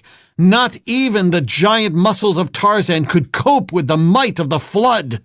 The Lord of the Jungle fought the swirling waters in an effort to reach the opposite shore, but in their embrace he was powerless. Was the storm god proud or resentful to see one of his children succeed where he had failed? That is a difficult question to answer, for gods are strange creatures. They give to those who have and take from those who have not. They punish whom they love and are jealous and resentful, in which they resemble the creatures who conceived them. Finding even his great strength powerless and weakening, Tarzan gave up the struggle to reach the opposite bank and devoted his efforts to keeping his nose above the surface of the angry flood. Even this was none too easy of accomplishment, as the rushing waters had a trick of twisting him about or turning him over. Often his head was submerged, and sometimes he floated feet first and sometimes head first. But he tried to rest his muscles as best he could against the time when some vagary of the torrent might carry him within reach of the bank upon one side or the other. He knew that several miles below the city of Cathany the river entered a narrow gorge, for that he had seen from the edge of the plateau from which he had first viewed the valley of Unthar. And Valthor had told him that beyond the gorge it tumbled in a mighty falls 100 feet to the bottom of a rocky canyon. Should he not succeed in escaping the clutches of the torrent before it carried him into the gorge, his doom was sealed. But Tarzan felt neither fear nor panic. His life had been in jeopardy often during his savage existence, yet he still lived. He wondered what had become of Valthor. Perhaps he too was being hurtled along either above or below him. But such was not the fact. Valthor had reached the opposite bank in safety and waited there for Tarzan. When the ape-man did not appear within a reasonable time, the Athenian shouted his name aloud. But though he received no answer, he was still not sure that Tarzan was not upon the opposite side of the river, the loud roaring of which might have drowned the sound of the voice of either. Then Valthor decided to wait until daylight, rather than abandon his friend in a country with which he was entirely unfamiliar. That the Athenian remained bespoke his loyalty as well as the high esteem in which he held the ape-man, for the dangers that might beset Tarzan in Unthar would prove even a greater menace to Valthor, an hereditary enemy of the Cathanians. Through the long night he waited, and with the coming of dawn eagerly scanned the opposite bank of the river, his slender hope for the safety of his friend dying when daylight failed to reveal any sign of him. Then, at last, he was convinced that Tarzan had been swept away to his death by the raging flood, and, with heavy heart, he turned away from the river and resumed his interrupted journey toward the Pass of the Warriors and the Valley of Thennar.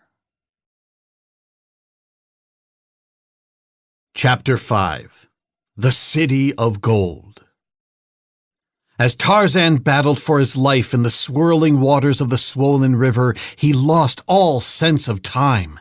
The seemingly interminable struggle against death might have been enduring without beginning, might endure without end, insofar as his numbed senses were concerned. His efforts to delay the apparently inevitable end were now purely mechanical, instinctive reactions to the threat against self-preservation. The cold water had sapped the vitality of his mind as well as of his body. Yet, while his heart beat, neither would admit defeat. Subconsciously, without active volition, they sought to preserve him. It was well that they did. Turnings in the river cast him occasionally against one shore and then the other. Always then his hands reached up in an attempt to grasp something that might stay his mad rush toward the falls and death. And at last success crowned their efforts. His fingers closed upon the stem of a heavy vine that trailed down the bank into the swirling waters, closed and held. Instantly, almost miraculously, new life seemed to be instilled into the veins of the ape-man by the feel of that stout support in his grasp. Quickly, he seized it with both hands. The river clutched at his body and tried to drag it onward toward its doom, but the vine held, and so did Tarzan. Hand over hand, the man dragged himself out of the water and onto the bank, where he lay for several minutes. Then he rose slowly to his feet, shook himself like some great lion, and looked about him in the darkness, trying to penetrate the impenetrable night. Faintly, as through shrubbery, he thought that he saw a light shining dimly in the distance. Where there was light, there should be men. Tarzan moved cautiously forward to investigate. He knew that he had crossed the river, but that he was a long distance from the point at which he had entered it. He wondered what had become of Valthor, and determined, after he had investigated the light, to start up the river in search of him, even though he feared that his companion had been swept away by the flood, as he had. But a few steps from the river, Tarzan encountered a wall, and when he was close to the wall, he could no longer see the light. Reaching upward, he discovered that the top of the wall was still above the tips of his outstretched fingers, but walls which were made to keep one out also invited one to climb them. The ape-man, filled with the curiosity of the beast, desired now more than ever to investigate the light he had seen. Stepping back a few paces, he ran toward the wall and sprang upward. His extended fingers gripped the top of the wall and clung there. Slowly he drew himself up, threw a leg across the capstones, and looked to see what might be seen upon the opposite side of the wall. He did not see much, a square of dim light 40 or 50 feet away. That was all, and it did not satisfy his curiosity. Silently, he lowered himself to the ground upon the same side as the light and moved cautiously forward. Beneath his bare feet he felt stone flagging, and guessed that he was in a paved courtyard. He had crossed about half the distance to the light when the retreating storm flashed a farewell bolt from the distance. This distant lightning but barely sufficed to momentarily relieve the darkness surrounding the ape-man, revealing a low building, a lighted window, a deeply recessed doorway in the shelter, of which stood a man. It also revealed Tarzan to the man in the doorway. Instantly, the silence was shattered by the brazen clatter of a gong. The door swung open, and men bearing torches rushed out. Tarzan, impelled by the natural caution of the beast, turned to run, but as he did so, he saw other open doors upon his flanks, and armed men with torches were rushing from these as well. Realizing that flight was useless, Tarzan stood still with folded arms as the men converged upon him from 3 directions. Perhaps his insatiate curiosity prompted him to await quietly the coming of the men as much as the realization of the futility of flight. Tarzan wanted to see what the men were like and what they would do. He knew that he must be in the city of gold, and his imagination was inflamed. If they threatened him, he could still fight. If they imprisoned him, he could still escape. So, at least, thought Tarzan, whose self-confidence was in proportion to his great size and his giant strength.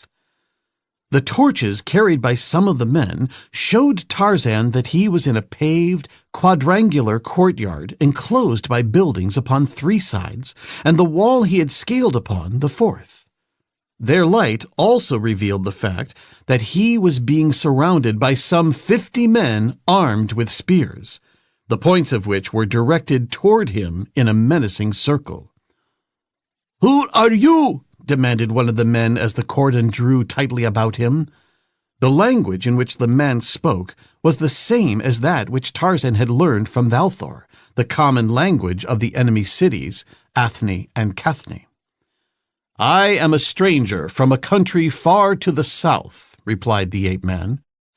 "What are you doing inside the walls of the palace of Nimon?" The speaker's voice was threatening, his tone accusatory.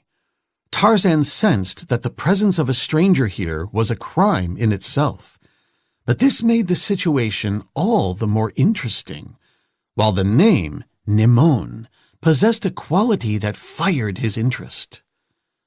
"I was crossing the river far above here when the flood caught me and swept me down. It was only by chance that I finally made a landing here." The man who had been questioning him shrugged.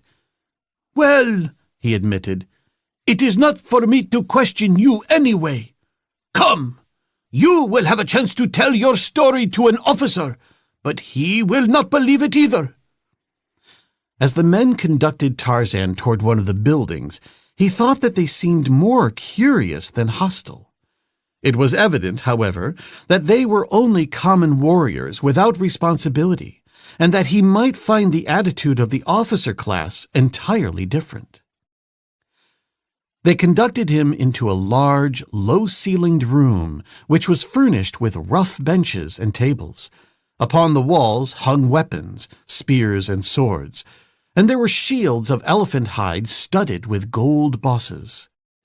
But there were other things in this strange room that compelled the interest of the ape-man far more than did the weapons and the shields. Upon the walls were mounted the heads of animals. There were the heads of sheep and goats and lions and elephants. Among these, sinister and forbidding, were the scowling heads of men. The sight of them reminded Tarzan of the stories Valthor had told him of these men of Cathni. 2 men guarded Tarzan in one corner of the room, while another was dispatched to notify a superior of the capture. The remainder loafed about the room, talking, playing games, cleaning their weapons. The prisoner took the opportunity to examine his captors. They were well-set-up men, many of them not ill-favored, though for the most part of ignorant and brutal appearance. Their helmets, habergeons, wristlets, and anklets were of elephant hide heavily embossed with gold studs. Long hair from manes of lions fringed the tops of their anklets and wristlets, and was also used for ornamental purposes along the crests of their helmets and upon some of their shields and weapons. The elephant hide that composed their habergeons was cut into discs, and the habergeon fabricated in a manner similar to that one of ivory which Valthor had worn. In the center of each shield was a heavy boss of solid gold. Upon the harness and weapons of these common soldiers was a fortune in the precious metal. While Tarzan, immobile, silent, surveyed the scene with eyes that seemed scarcely to move, yet missed no detail, 2 warriors entered the room, and the instant that they crossed the threshold, silence fell upon the men congregated in the chamber, and Tarzan knew by that these were officers, though their trappings would have been sufficient evidence of their superior stations in life. Habergeons and helmets, wristlets and anklets were all of gold and ivory, as were the hilts and scabbards of their short dagger-like swords. The 2 presented a gorgeous picture against the background of the grim room and the relatively somber trappings of the common soldiers. At a word of command from one of the 2, the common warriors fell back, clearing one end of the room. Then the 2 seated themselves at a table and ordered Tarzan's guards to bring him forward. As the lord of the jungle halted before them, both men surveyed him critically. "Why are you in Antar?" demanded one who was evidently the superior, since he propounded all the questions during the interview.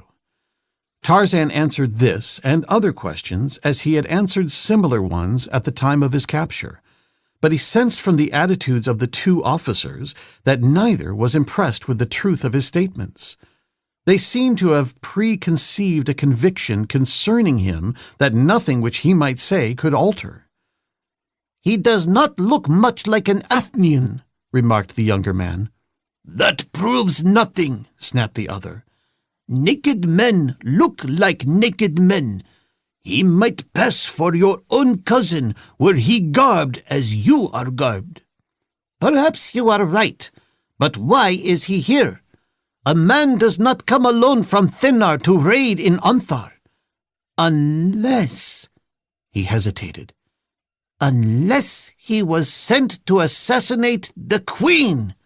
"I had thought of that," said the older man.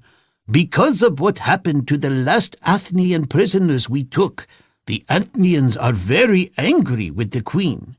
Yes, They might easily attempt to assassinate her. For what other reason would a stranger enter the palace grounds? He would know that he must die if he were caught. Of course, and this man expected to die. But he intended killing the queen first.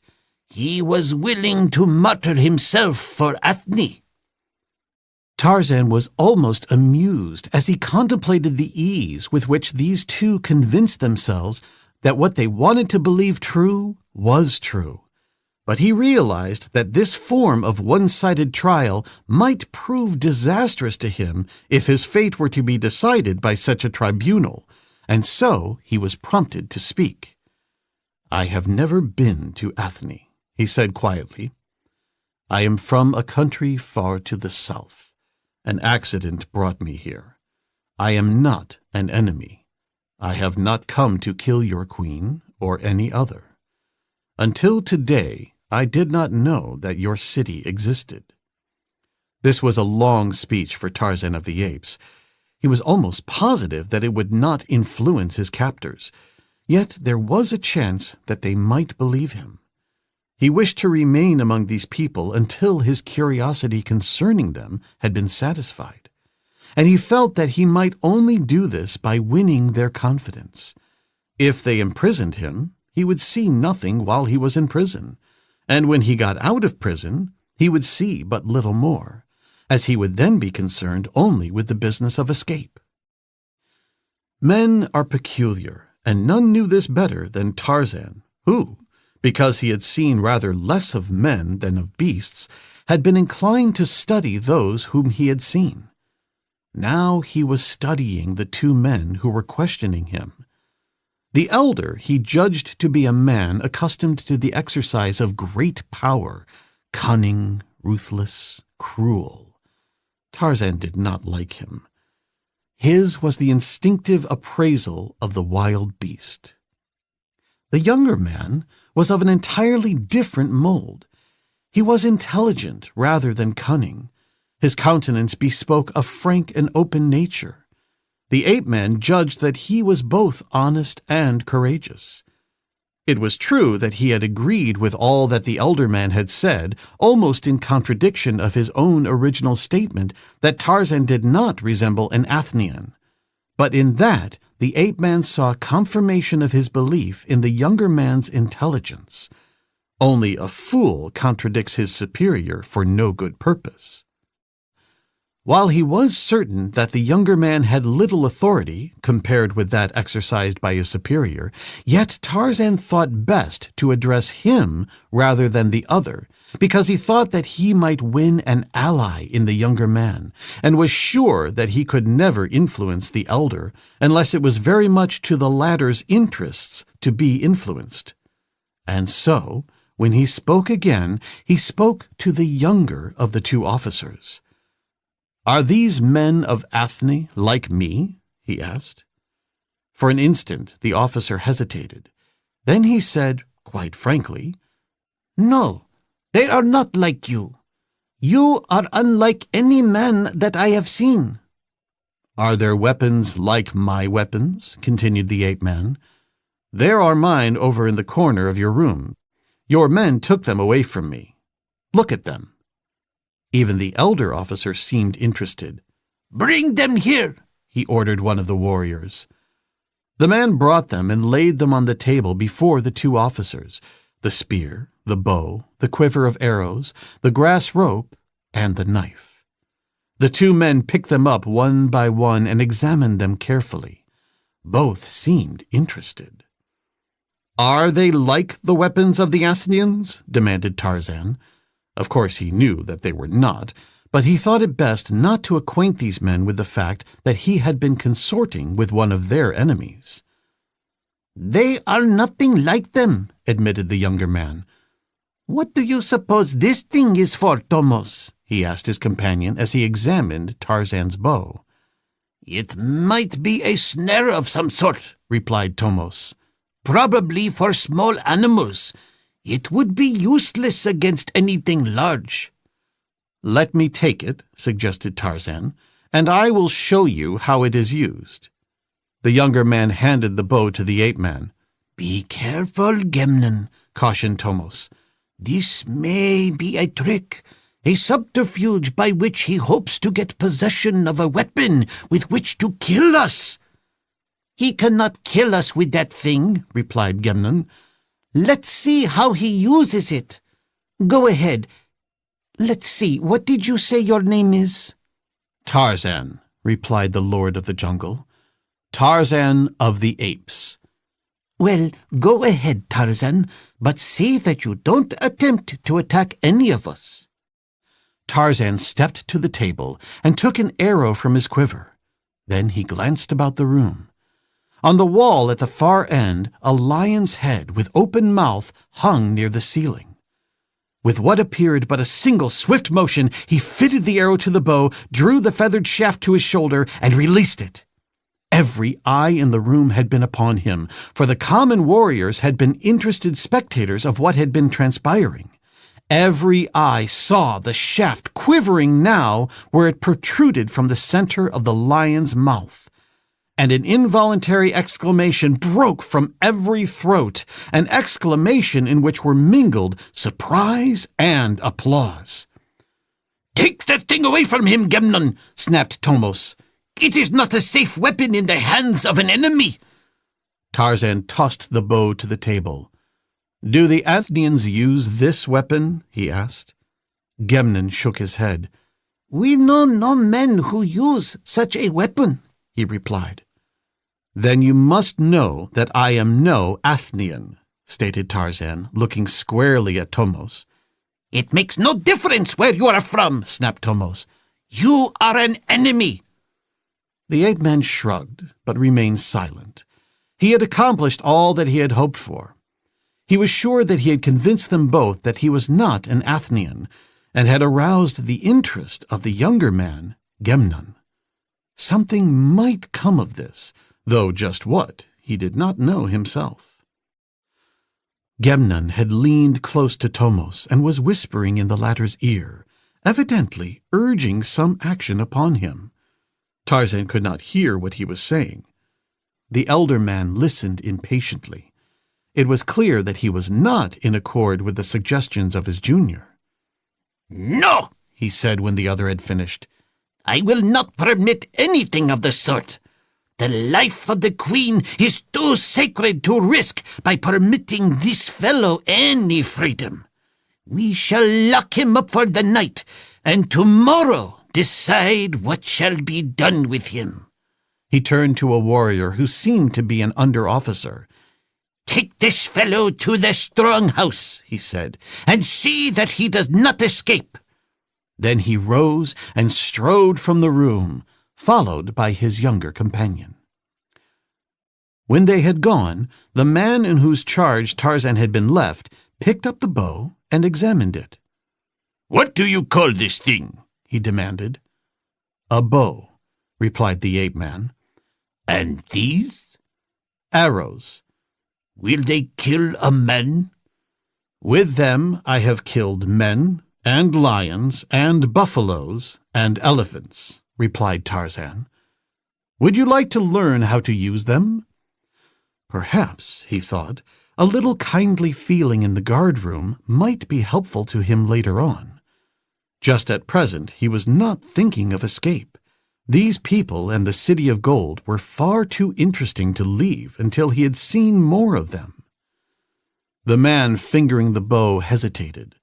Tarzan guessed that he wished to try his hand with the weapon, but feared to delay carrying out the order of his officer. "It will take but a moment," suggested Tarzan. "See, let me show you." Half reluctantly, the man handed him the bow, and Tarzan selected another arrow. "Hold them like this," he directed, and placed the bow and arrow correctly in the other's hands. "Tell your men to stand aside. You may not shoot accurately at first. Aim at the lion's head, as I did. Now draw the bowstring back as far as you can." The man, of stocky, powerful build, tugged at the bowstring, but the bow that Tarzan bent so easily he could scarcely bend at all. When he released the arrow, it flew but a few feet and dropped to the floor. "What's wrong?" he demanded. It requires practice, the ape-man told him. "There is a trick to it," insisted the under-officer. "Let me see you do it again."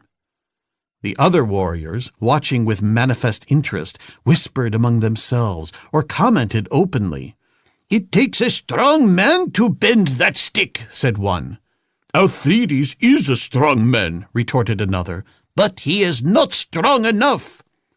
Alcides, the under-officer, watched intently while Tarzan strung the bow again and bent it. He saw how easily the stranger flexed the heavy wood, and he marveled. The other men looked on in open admiration, and this time a shout of approval arose as Tarzan's second arrow crowded the first in the mouth of the lion. When the symbols of high authority are absent, men can be human. Alcides scratched his head. "I shall have to lock you up now," he said, "or old Tomos will have my head on the wall of his palace. But I shall practice with this strange weapon until I learn how to use it. Are you sure that there is no trick in bending that thing you call a bow?" "There is no trick to it," Tarzan assured him. "Make yourself a lighter bow and you will find it easier, or bring me the material and I will make one for you." "That I will do," exclaimed Alcides. "Come now and be locked up." A guard accompanied Tarzan across the courtyard to another building where he was placed in a room which, in the light of the torches borne by his escort, he saw had another occupant. Then they left him, locking the heavy door behind them, and Tarzan heard their footsteps dying away across the courtyard as they took themselves and their torches off, leaving him in darkness. He could not see his companion, but he could hear his breathing. He wondered with whom fate had cast him in this remote dungeon of the City of Gold. Chapter 6. The Man Who Stepped on a God. Now that the torches were gone, the room was very dark. But Tarzan lost no time in starting to investigate his prison. First, he groped his way to the door, which he found to be constructed of solid planking with a small square hole cut in it about the height of his eyes. There was no sign of lock or latch upon the inside, and no way of ascertaining how it was secured from the outside. Leaving the door, Tarzan moved slowly along the walls, feeling carefully over the stone surface. He knew that the other occupant of the cell was sitting on a bench in one corner at the far end. He could still hear him breathing. As he examined the room, Tarzan approached closer and closer to his fellow prisoner. In the rear wall, the ape-man discovered a window. It was small and high-set. The night was so dark that he could not tell whether it opened onto the outdoors or into another apartment of the building. As an avenue of escape, the window appeared quite useless, as it was much too small to accommodate the body of a man. As Tarzan was examining the window, he was close to the corner where the other man sat, and now he heard a movement there. He also noticed that the fellow's breathing had increased in rapidity, as though he were nervous or excited. At last a voice sounded through the darkness. "What are you doing?" it demanded. "Examining the cell," replied Tarzan. "It will do you no good if you are looking for a way to escape," said the voice. "You won't get out of here until they take you out. No more than I shall." Tarzan made no reply. There seemed nothing to say, and Tarzan seldom speaks, even when others might find much to say. He went on with his examination of the room. Passing the other occupant, he felt along the fourth and last wall, but his search revealed nothing to repay the effort. He was in a small rectangular cell of stone that was furnished with a long bench at one end and had a door and a window letting into it. Tarzan walked to the far end of the room and sat down upon the bench. He was cold, wet, and hungry, but he was unafraid. He was thinking of all that had transpired since night had fallen and left him to the mercy of the storm. He wondered what the morrow held for him.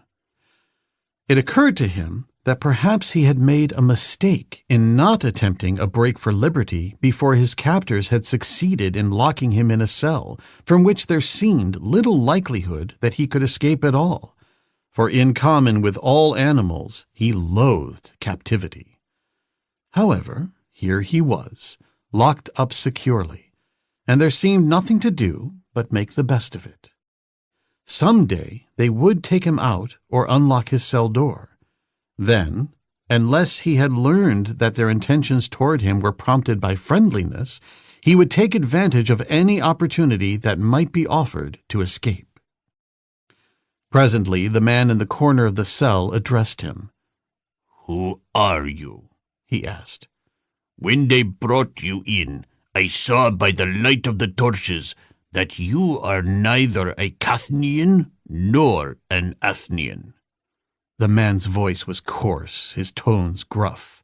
He demanded rather than requested. This did not please Tarzan, so he did not reply. "What's the matter?" growled his fellow prisoner. "Are you dumb?" His voice was raised angrily. "Nor deaf," replied the ape-man. "You do not have to shout at me." The other was silent for a short time. Then he spoke in an altered tone. "We might be locked in this hole together for a long time," he said. "We might as well be friends." "As you will," replied Tarzan, his involuntary shrug passing unnoticed in the darkness of the cell. "My name is Phobig," said the man. "What is yours?" "Tarzan," replied the ape-man. "Are you either Cathnian or Athnian?" "Neither. I am from a country far to the south." "You would be better off had you stayed there," offered Phobig. "How do you happen to be here in Cathni?" "I was lost," explained the ape-man, who had no intention of telling the entire truth, and thus identifying himself as a friend of one of the Cathnians' enemies. "I was caught in the flood and carried down the river to your city. Here they captured me and accused me of coming to assassinate your queen." "So they think you came to assassinate Nimon? Well, whether you did come for that purpose or not will make no difference." "What do you mean?" demanded Tarzan. "I mean that in any event you will be killed in one way or another," explained Phobig. "Whatever way will best amuse Nimon." "Nimon is your queen?" inquired the ape-man indifferently. "By the name of God, she is all that and more," exclaimed Phobig fervently. "Such a queen there never has been in Untar or Tenar before, nor ever will be again. By the teeth of the Great One, she makes all them stand around, the priests, the captains, and the counselors." "But why should she have me destroyed, who am only a stranger that became lost?" "We keep no white men prisoners, only blacks as slaves. Now, were you a woman, you would not be killed, and were you a very good-looking woman, not too good-looking, however, you would be assured a life of ease and luxury. But you are only a man, so you will be killed to furnish a pleasurable break in the monotony of Nimon's life."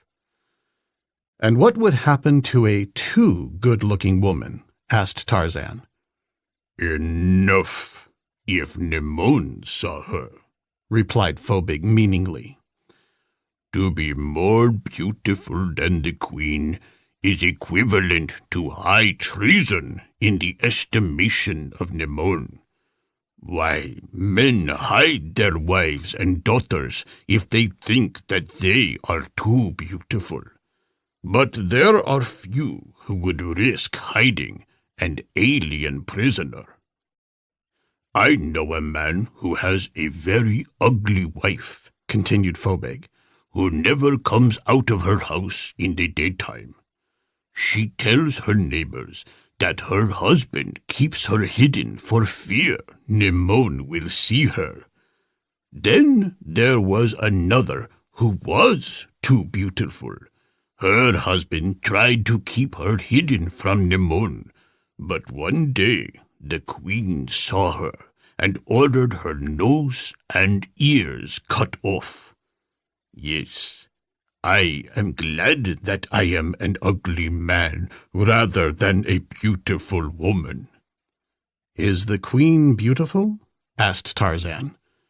"Yes, by the claws of the All-High, she is the most beautiful woman in the world." "Knowing her policy as you have explained it," remarked the ape-man, "I can readily believe that she may be the most beautiful woman in Kathni, and quite sure of remaining so as long as she lives and is queen." "Do not mistake me," said Phobig. "Nemon is beautiful, but—" and he lowered his voice to a whisper, "she is a she-Satan. Even I, who have served her faithfully, may not look to her for mercy." "What did you do to get here?" inquired the ape-man. "I accidentally stepped on a god's tail," replied Phobig gloomily. The man's strange oaths had not gone unnoticed by Tarzan, and now this latest remarkable reference to deity astounded him. But contact with strange peoples had taught him to learn certain things concerning them by observation and experience rather than by direct questioning, matters of religion being chief among these.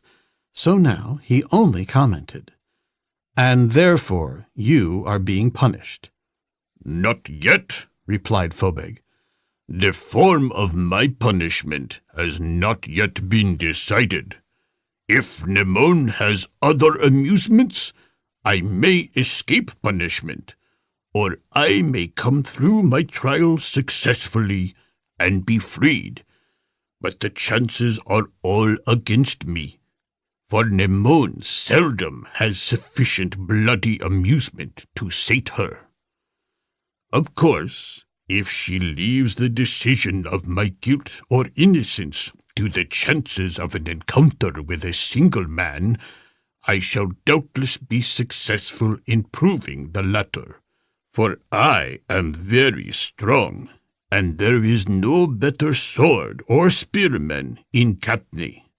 But I should have less chance against a lion, while faced by the eternal fires of frowning Zarator, all men are guilty." Although the man spoke the language Valthor had taught the ape-man, and he understood the words, the meaning of what he said was as Greek to Tarzan.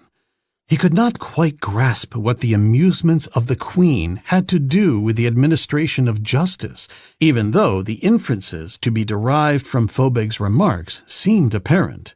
The conclusion was too sinister to be entertained by the noble mind of the Lord of the Jungle.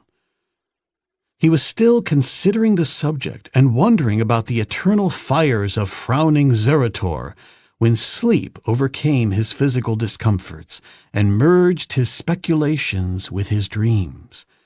And to the south, another jungle beast crouched in the shelter of a rocky ledge, while the storm that had betrayed Tarzan to new enemies wasted its waning wrath and passed on into the nothingness that is the sepulchre of storms. Then, as the new day dawned bright and clear, he arose and stepped out into the sunlight. The great lion that we have seen before, the great lion with the golden coat and the black mane. He sniffed the morning air and stretched, yawning. His sinuous tail twitched nervously as he looked about over the vast domain that was his because he was there, as every wilderness is the domain of the king of beasts while his majesty is in residence. From the slight elevation upon which he stood, his yellow-green eyes surveyed the broad plain, tree-dotted. There was game there in plenty, wildebeest, zebra, giraffe, kudu, and hartebeest, and the king was hungry, for the rain had prevented his making a kill the previous night.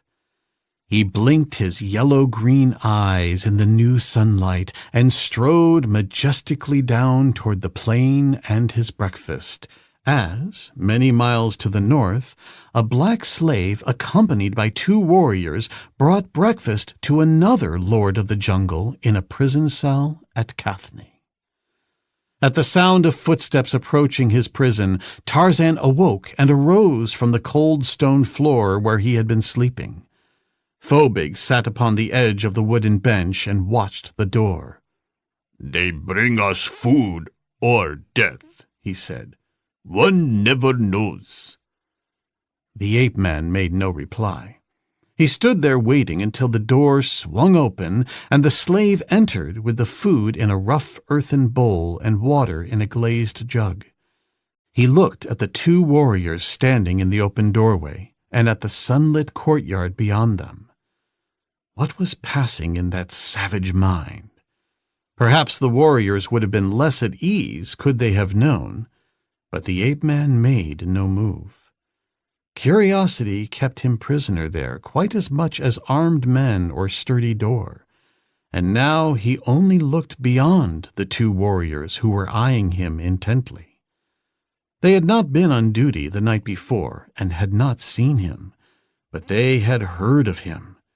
His feat with his strange weapon had been told them by their fellows.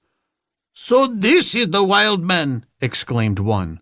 "You had better be careful, Phobig," said the other.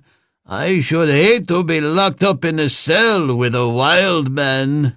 Then, laughing at his joke, he slammed the door after the slave had come out, and the 3 went away. Phobig was appraising Tarzan with a new eye. His nakedness took on a new meaning in the light of that descriptive term, wild man. Phobig noted the great height of his cellmate, the expanse of his chest and his narrow hips, but he greatly underestimated the strength of the symmetrical muscles that flowed so smoothly beneath the bronzed hide. Then he glanced at his own gnarled and knotted muscles and was satisfied. "So you are a wild man?" he demanded. "How wild are you?" Tarzan turned slowly toward the speaker. He thought that he recognized thinly veiled sarcasm in the tone of Phobig's voice. For the first time, he saw his companion in the light of day. He saw a man a few inches shorter than himself, but of mighty build, a man of great girth and bulging muscles, a man who might outweigh the lord of the jungle by 50 pounds. He noted his prominent jaw, his receding forehead, and his small eyes. In silence, Tarzan regarded Phobig. "Why do you not answer?" demanded the Kathnian.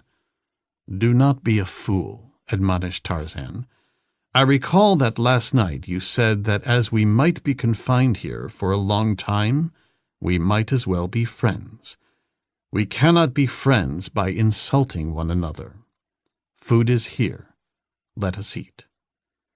Phobig grunted and inserted one of his big paws into the pot the slave had brought. As there were no knife or fork or spoon, Tarzan had no alternative but to do likewise if he wished to eat, and so he too took food from the pot with his fingers. The food was meat. It was tough and stringy and undercooked. Had it been raw, Tarzan had been better suited. Phobig chewed assiduously upon a mouthful of the meat until he had reduced the fibers to a pulp that would pass down his throat. "An old lion must have died yesterday," he remarked. "A very old lion."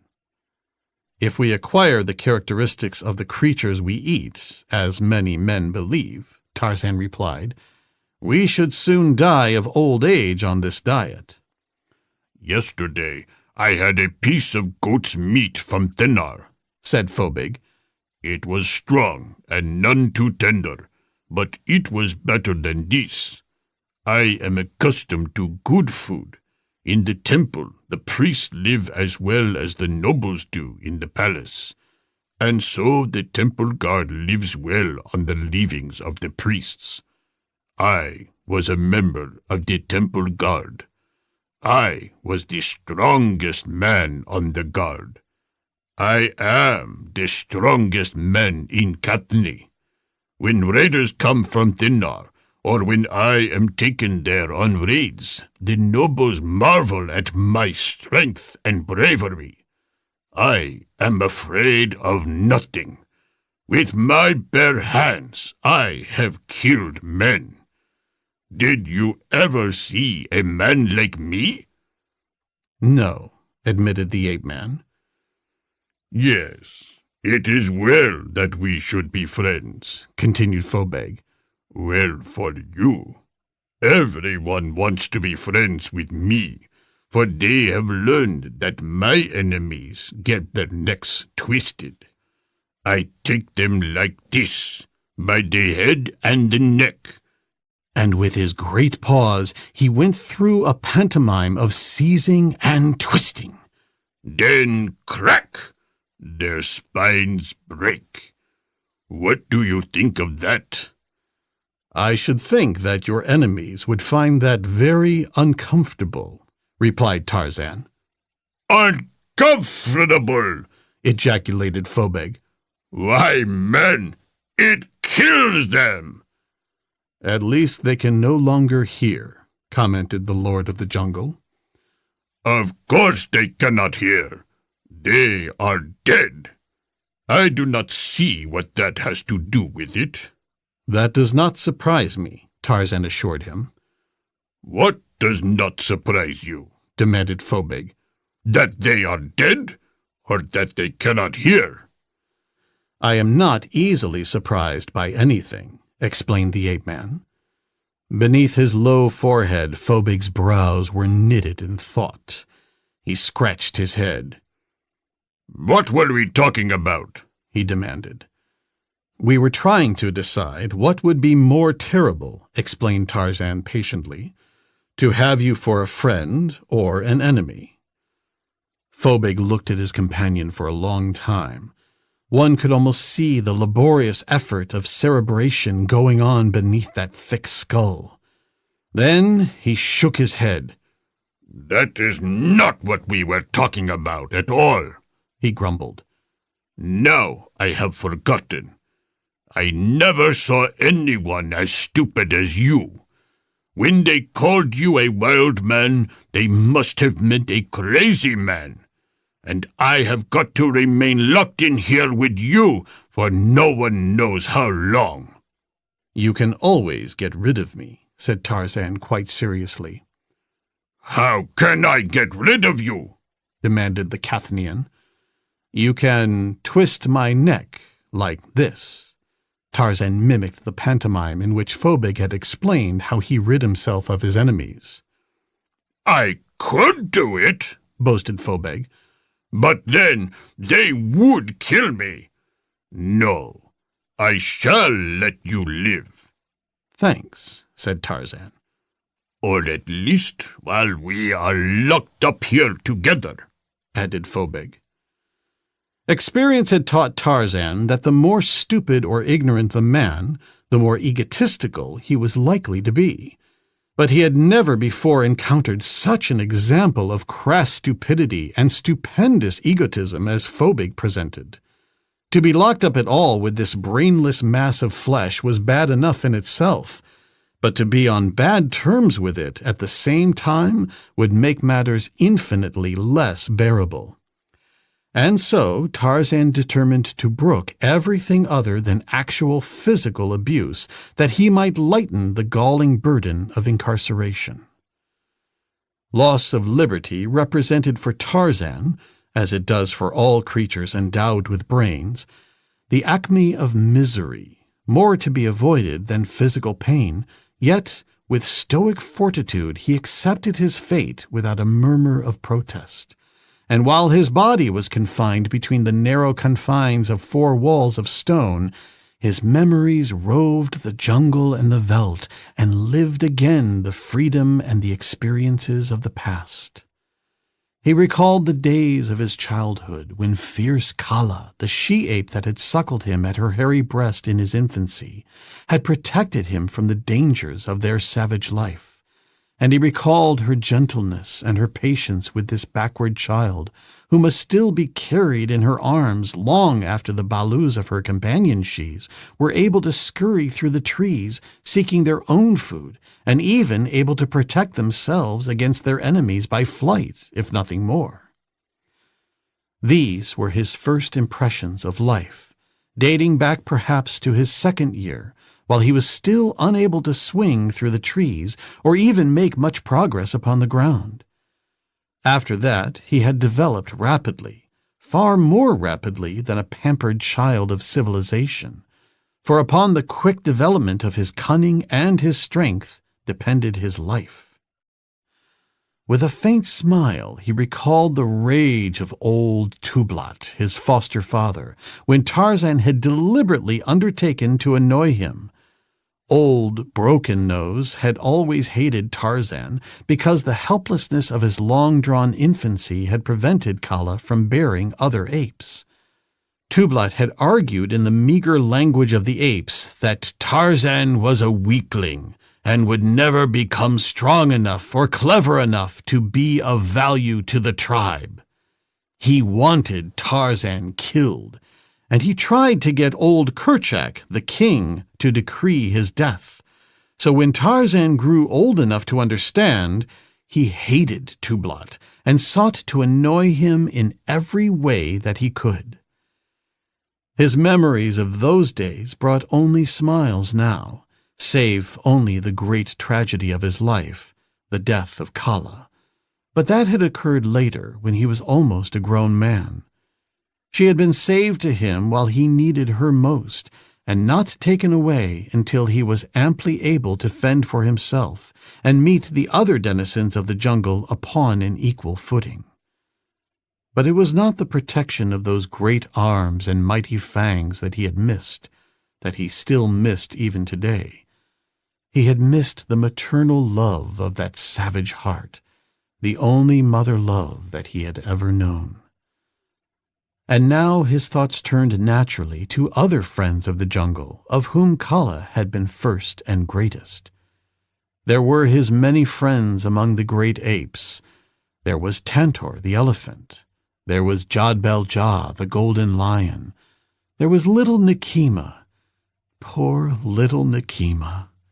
Much to his disgust and amid loud howls, Nekima had been left behind this time when Tarzan set out upon his journey into the north country.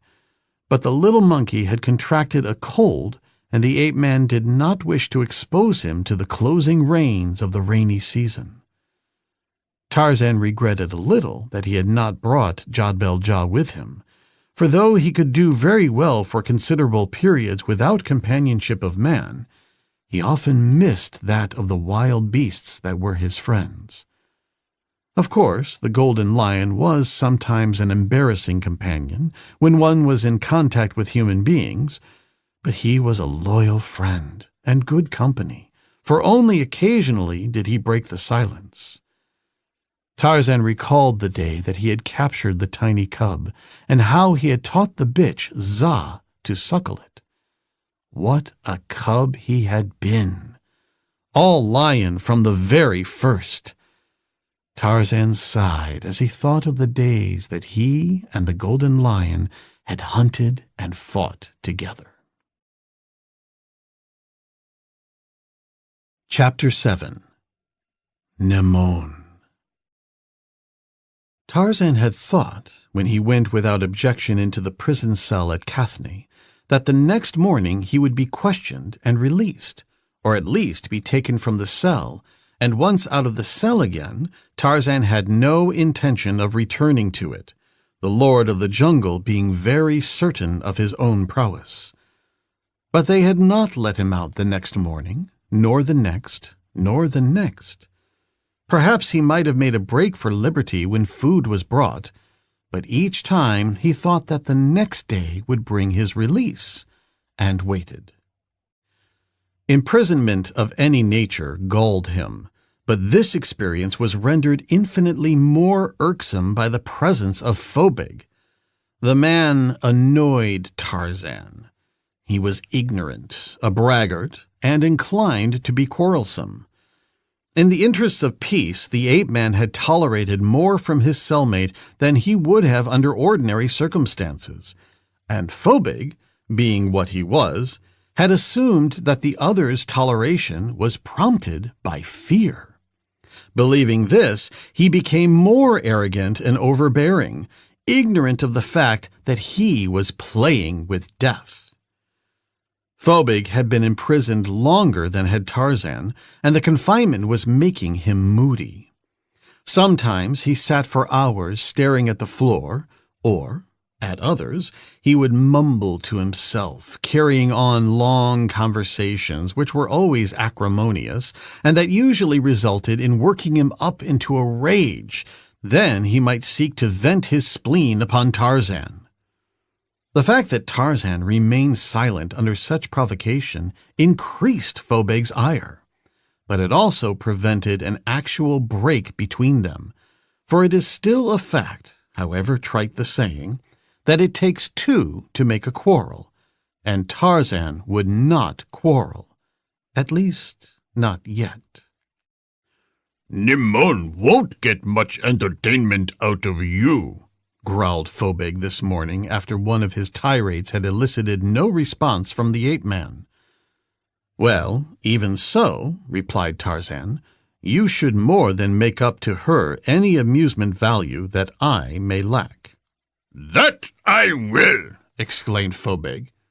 If it is fighting she wants, she will see such fighting as she has never seen before, when she matches Phobig with either man or beast. But you, bah! She will have to pit you against some half-grown child if she wishes to see any fight at all. You have no courage. Your veins are filled with water. If she is wise, she will dump you into Zerator. By God's tail, I sure like to see you there. I'll bet my best habergeon they could hear you scream in Athne. The ape-man was standing, gazing at the little rectangle of sky that he could see through the small, barred opening in the door. He remained silent after Phobig had ceased speaking, totally ignoring him as though he had not spoken, as though he did not exist. Phobig became furious. He rose from the bench upon which he had been sitting. "Coward!" he cried. "Why don't you answer me? By the yellow fangs of Thus! I've a mind to beat some manners into you, so that you will know enough to answer when you're better speak." He took a step in the direction of the ape-man. Slowly Tarzan turned toward the angry man, his level gaze fixed upon the other's eyes, and waited. He said nothing, but his attitude was an open book that even the stupid Phobig could read, and Phobig hesitated. Just what might have happened no man may know, for at that instant 4 warriors came and swung the door of the cell open. "Come with us," said one of them, "both of you." Phobig sullenly, Tarzan with the savage dignity of Numa, accompanied the 4 warriors across the open courtyard and through a doorway that led into a long corridor, at the end of which they were ushered into a large room. There, behind a table, sat 7 warriors trapped in ivory and gold. Among them, Tarzan recognized the 2 who had questioned him the night of his capture, old Tomos and the younger Gemnon. "These are nobles," whispered Phobig to Tarzan. "That one at the center of the table is old Tomos, the queen's counselor. He would like to marry the queen, but I guess he is too old to suit her. The one on his right is Erat. He used to be a common warrior like me, but Nimon took a fancy to him, and now he is the queen's favorite. She won't marry him, though, for he is not of noble blood. The young fellow on Tomos's left is Gemnon. He is from an old and noble family. Warriors who have served him say he is a very decent sort." As Phobig gossiped, the 2 prisoners and their guard had been standing just inside the doorway, waiting to be summoned to advance, and Tarzan had had an opportunity to note the architecture and furnishings of the room. The ceiling was low and was supported by a series of engaged columns at regular intervals about the 4 walls. Between the columns along one side of the room, behind the table at which the nobles were seated, were unglazed windows, and there were 3 doorways, that through which Tarzan and Phobig had been brought, which was directly opposite the windows and one at either end of the room. The doors themselves were beautifully carved and highly polished, some of the panels containing mosaics of gold and ivory and bits of colored substances. The floor was of stone, composed of many pieces of different shapes and sizes, but all so nicely fitted that joints were barely discernible. On the floor were a few small rugs, either of the skins of lions or of a stiff and heavy wool weave. These latter contained simple designs in several colors, and resembled the work of primitive people, such as the Navajos of southwestern America. Upon the walls were paintings depicting battle scenes in which lions and elephants took part with warriors, and always the warriors with the elephants appeared to be suffering defeat, while the warriors with the lions were collecting many heads from fallen foemen. Above these mural paintings was a row of mounted heads encircling the room. These were similar to those Tarzan had seen in the guard room the night of his coming to Kathni, and differed from them only in that they were better specimens and better mounted. Perhaps, too, the heads of men predominated here, scowling down upon their enemies. But now Tarzan's examination of the room was interrupted by the voice of Tomos. "Bring the prisoners forward," he directed the under-officer, who was one of the 4 warriors escorting them. When the 2 men had been halted upon the opposite side of the table from the nobles, Tomos pointed at Tarzan's companion. "Which is this one?" he demanded. "He is called Phobig," replied the under-officer. "What is the charge against him?" He profaned Thus, "Who brought the charge?" the high priest. "It was an accident," Phobig hastened to explain. "I meant no disrespect." "Silence!" snapped Tomos. Then he pointed at Tarzan. "And this one?" he demanded. "Who is he?" This is the one who calls himself Tarzan, explained Gemnon. You will recall that you and I examined him the night he was captured. Yes, said Tomos. I recall. He carried some sort of strange weapon. Is he the man of whom you told me? Asked Erat. The one who came from Athene to assassinate the queen? This is the one, replied Tomos.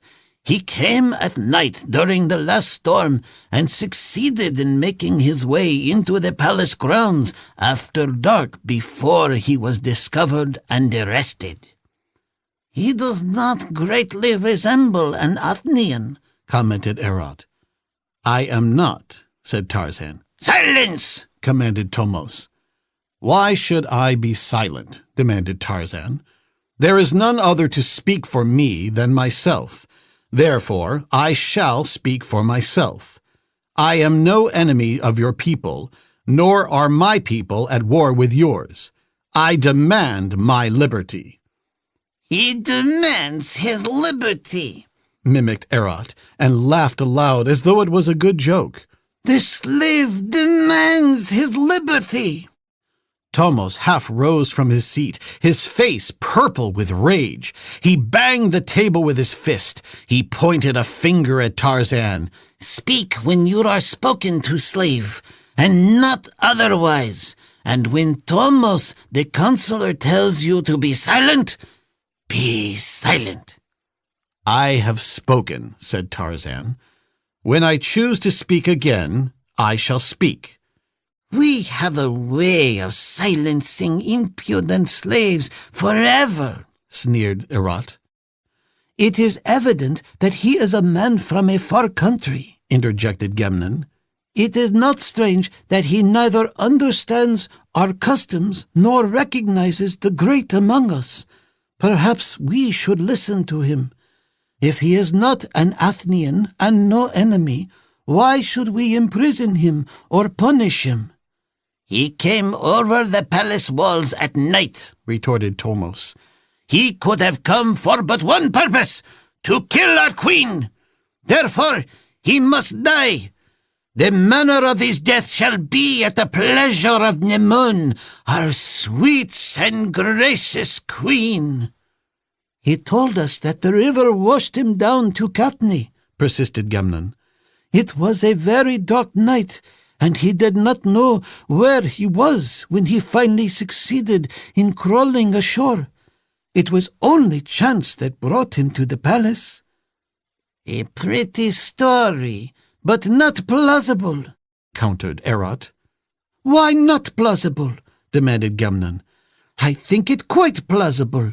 We know that no man could have swum the river in the flood that was raging that night, and that this man could not have reached the spot at which he climbed the wall, except by swimming the river or crossing the bridge of gold.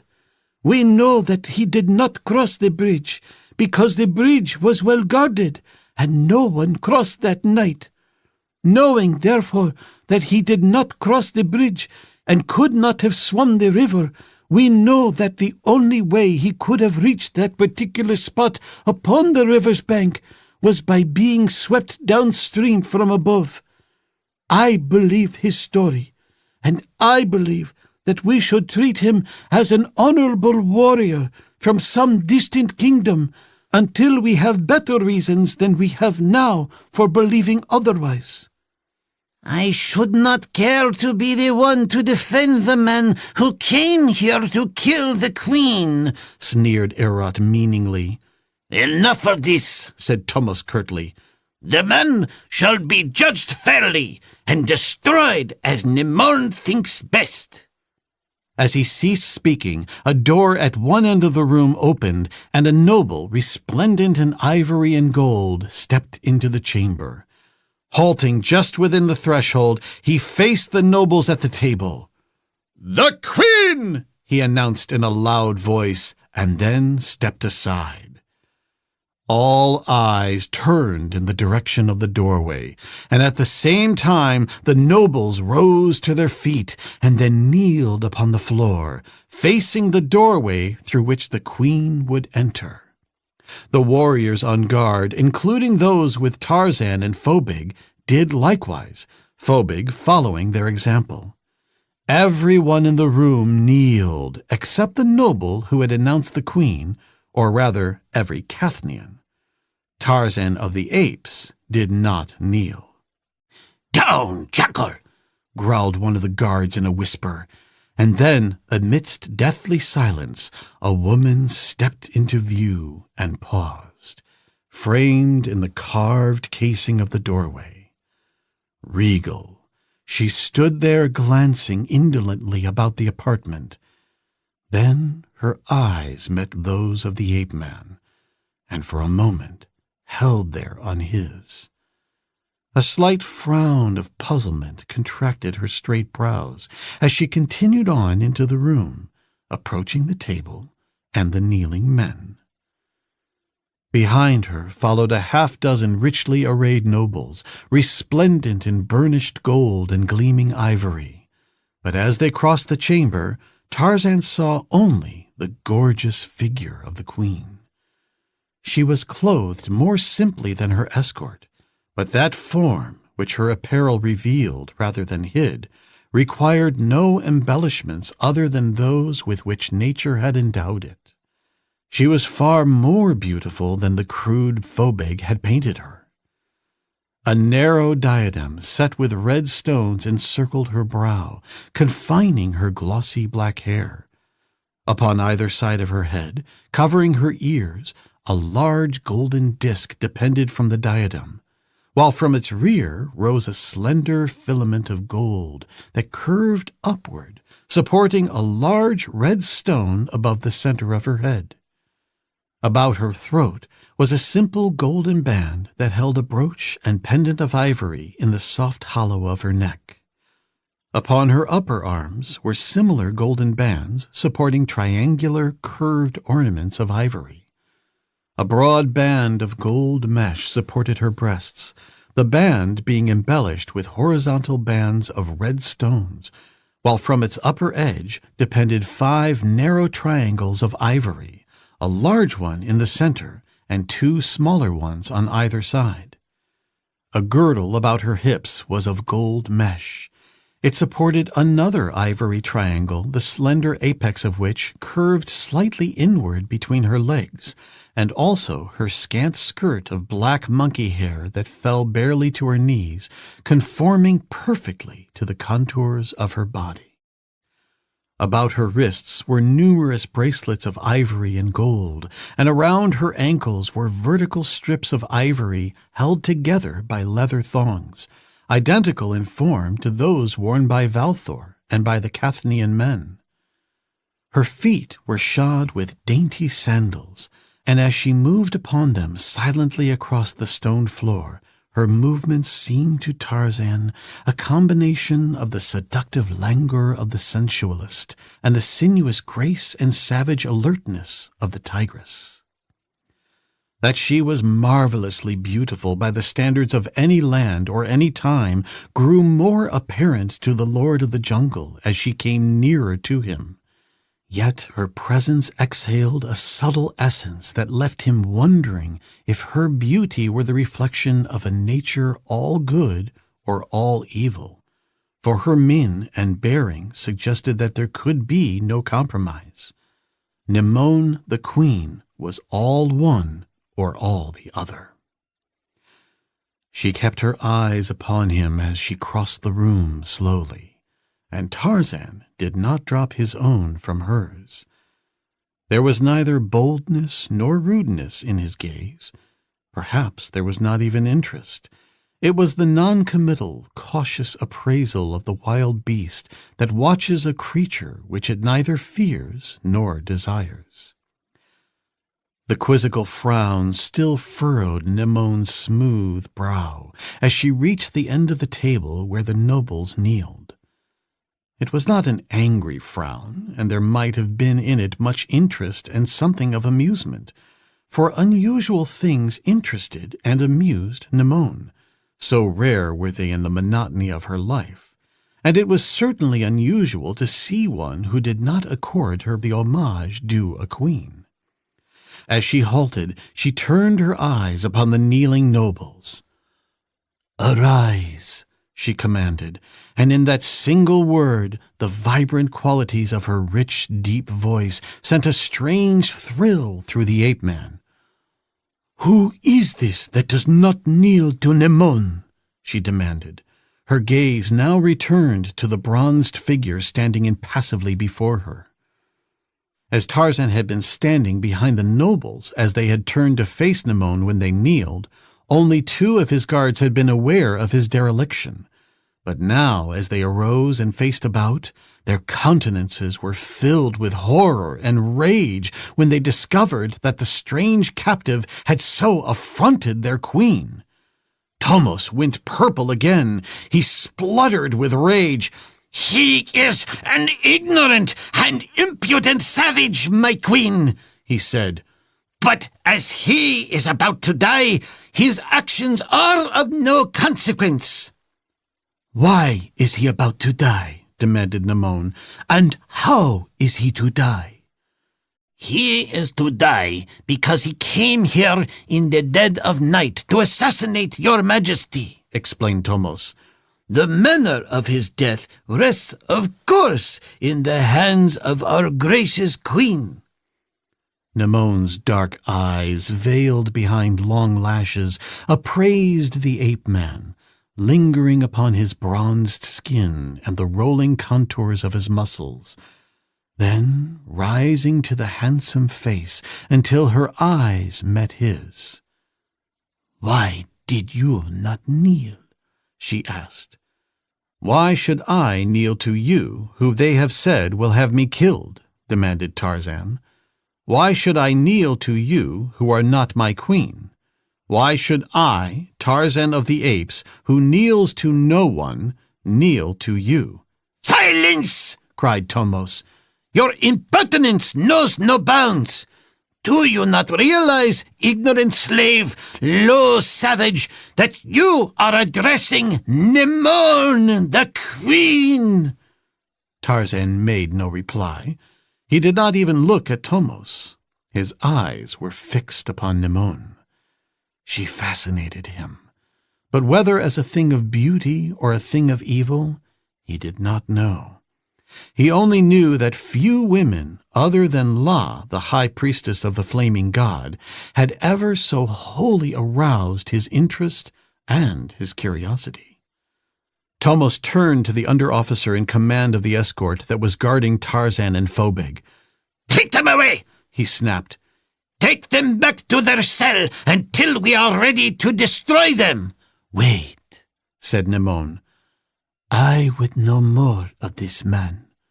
And then she turned to Tarzan. "So you came to kill me." Her voice was smooth, almost caressing. At the moment, the woman reminded Tarzan of a cat that is playing with its victim. "Perhaps they chose a good man for the purpose. You look as though you might be equal to any feat of arms." "Killing a woman is no feat of arms," replied Tarzan. "I do not kill women. I did not come here to kill you." "Then why did you come to Unthar?" inquired the queen in her silky voice. "That I have already explained twice to that old man with the red face," replied Tarzan, nodding in the general direction of Tomos. "Ask him.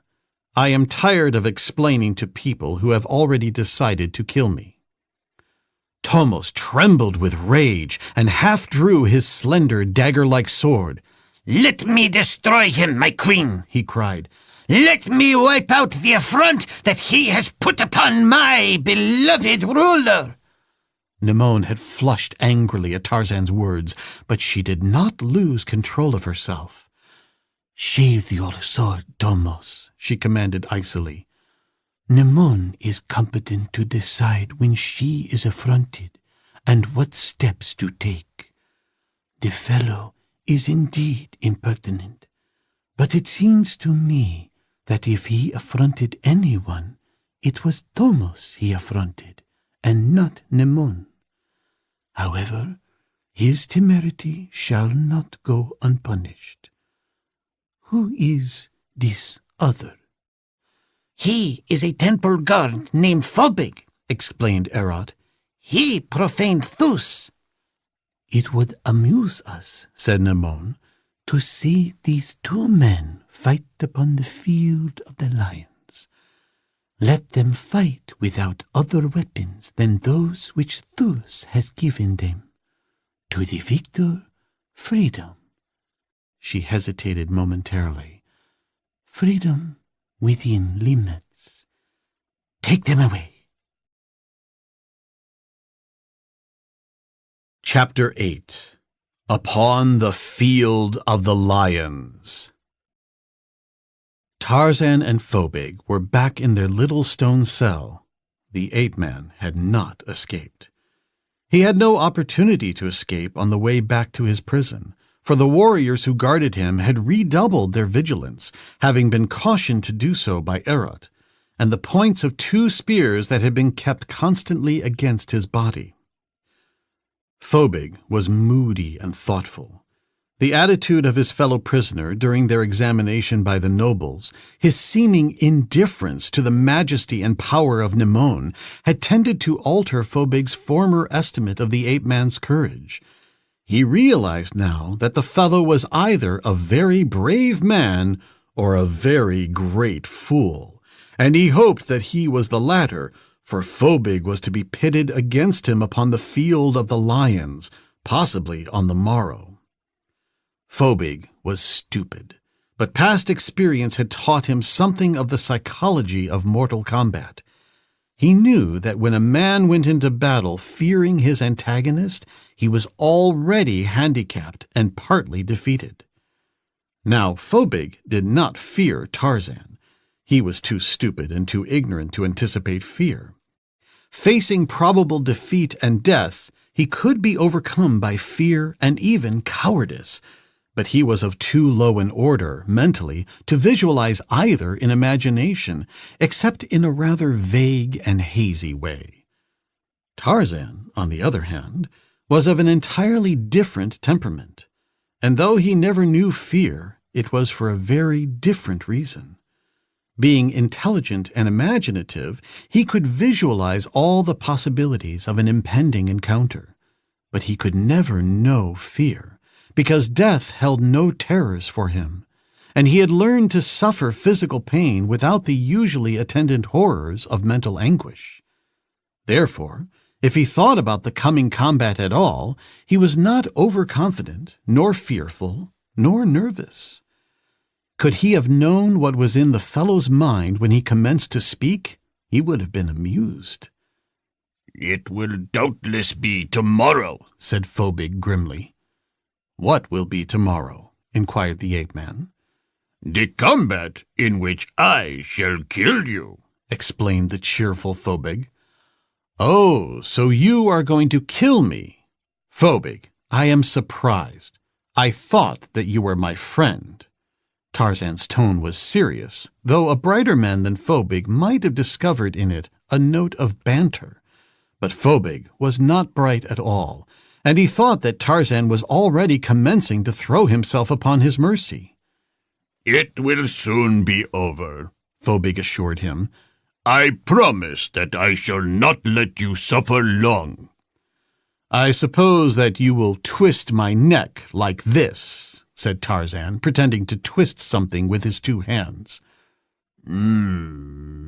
Perhaps," admitted Phobig. "But I shall have to throw you about a bit first. We must amuse Nemone, you know." "Surely, by all means," assented Tarzan. "But suppose you should not be able to throw me about. Suppose that I should throw you about. Would that amuse Nemone? Or perhaps it would amuse you?" Phobig laughed. "It amuses me very much just to think about it," he said. "And I hope that it amuses you to think about it, for that is as near as you will ever come to throwing Phobig about. Have I not told you that I am the strongest man in Katni?" "Oh, of course," admitted Tarzan. "I had forgotten that for the moment." "You would do well to try to remember it," advised Phobig, "or otherwise our combat will not be interesting at all."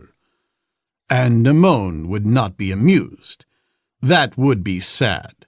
We should make it as interesting and exciting as possible, and you must not conclude it too soon." "You are right about that," agreed Phobig. "The better it is, the more generous will Nemon feel toward me when it is over. She may even give me a donation in addition to my liberty, if we amuse her well." "By the belly of Zeus," he exclaimed, slapping his thigh, "we must make a good fight of it, and a long one. Now listen. How would this be? At first, we shall pretend that you are defeating me. I shall let you throw me about a bit. You see? Then I shall get the better of it for a while, and then you. We shall take turns up to a certain point, and then, when I give you the cue, you must pretend to be frightened and run away from me. I shall then chase you all over the arena, and that will give them a good laugh.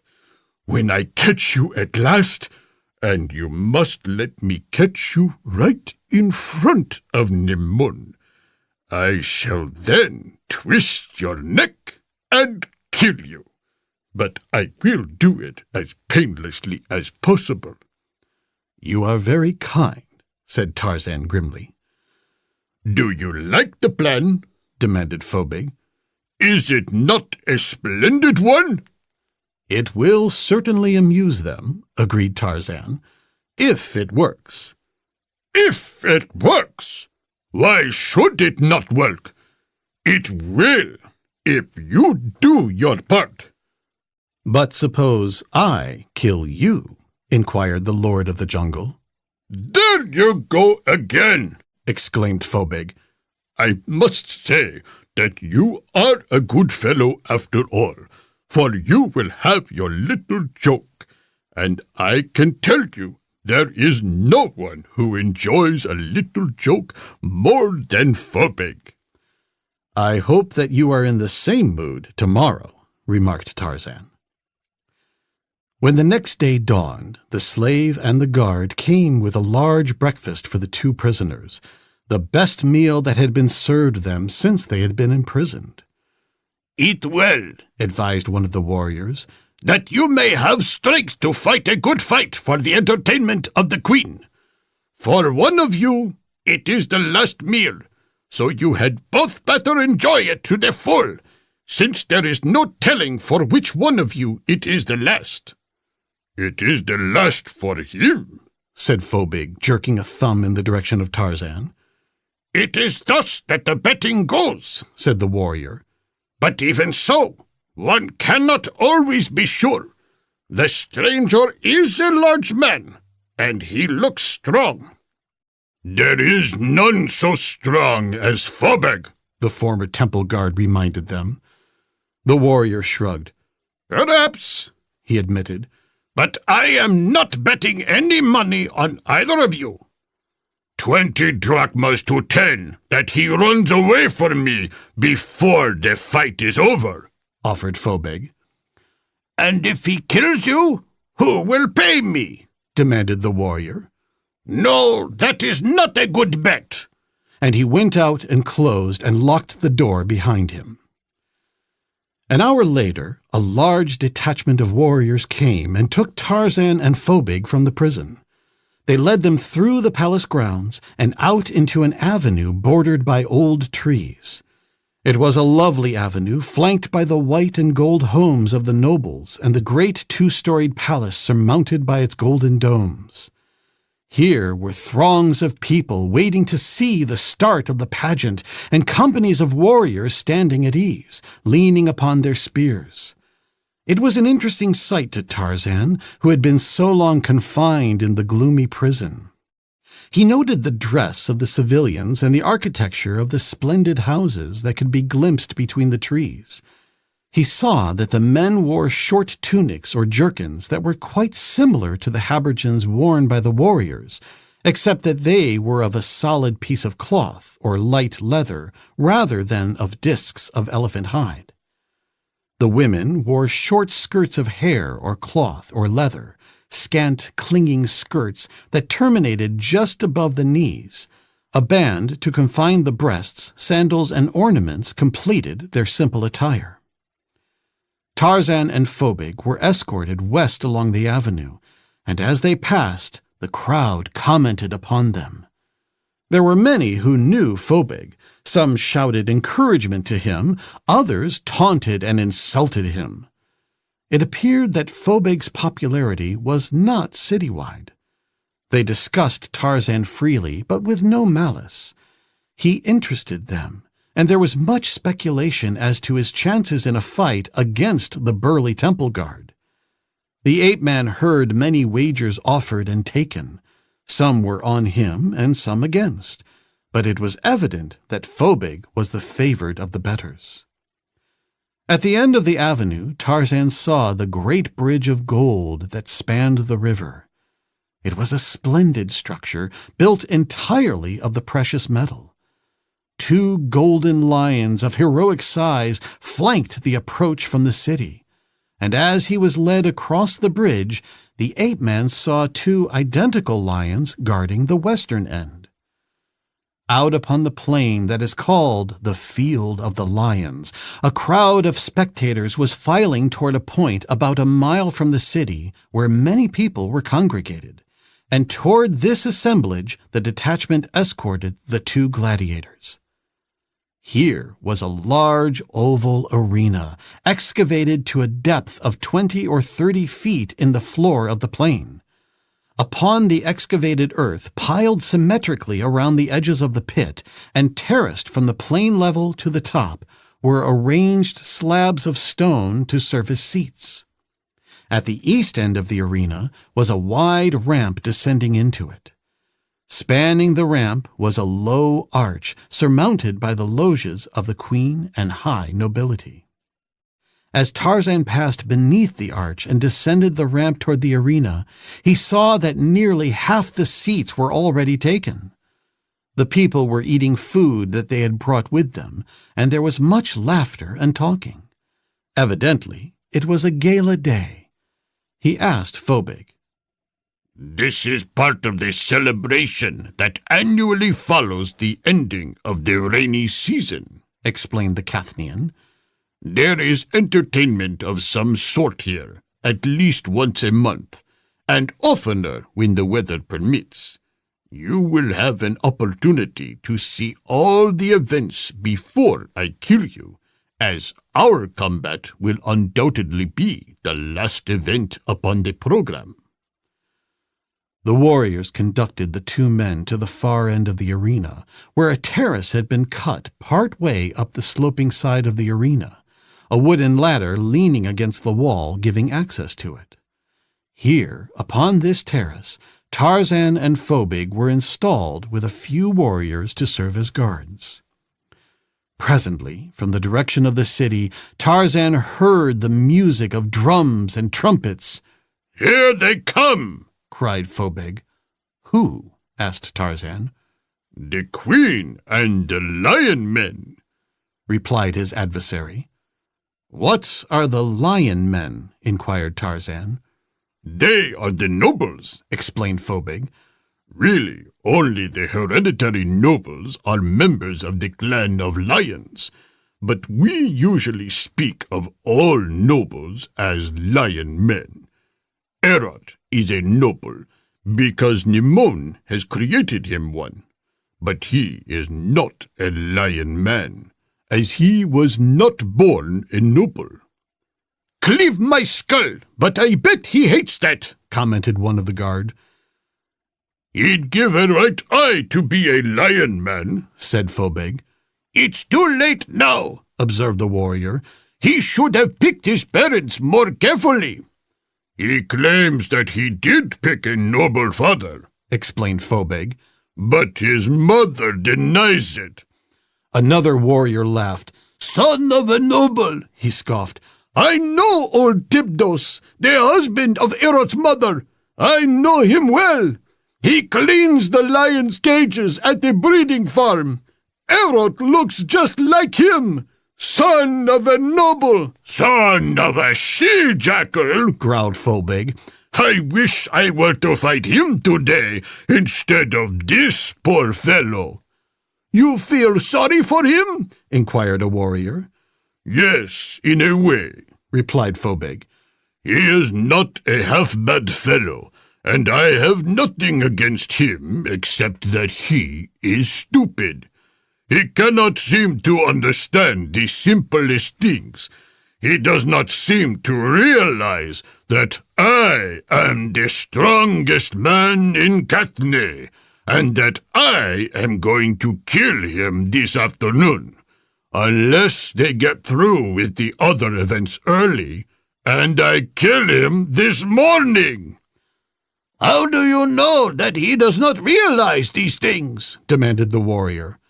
Because he has never given any sign that he is very much afraid. Possibly he does not believe that you can kill him, suggested the warrior. Then it proves that he is very stupid. But stupid or not, I am going to kill him. I am going to twist his neck until his spine breaks.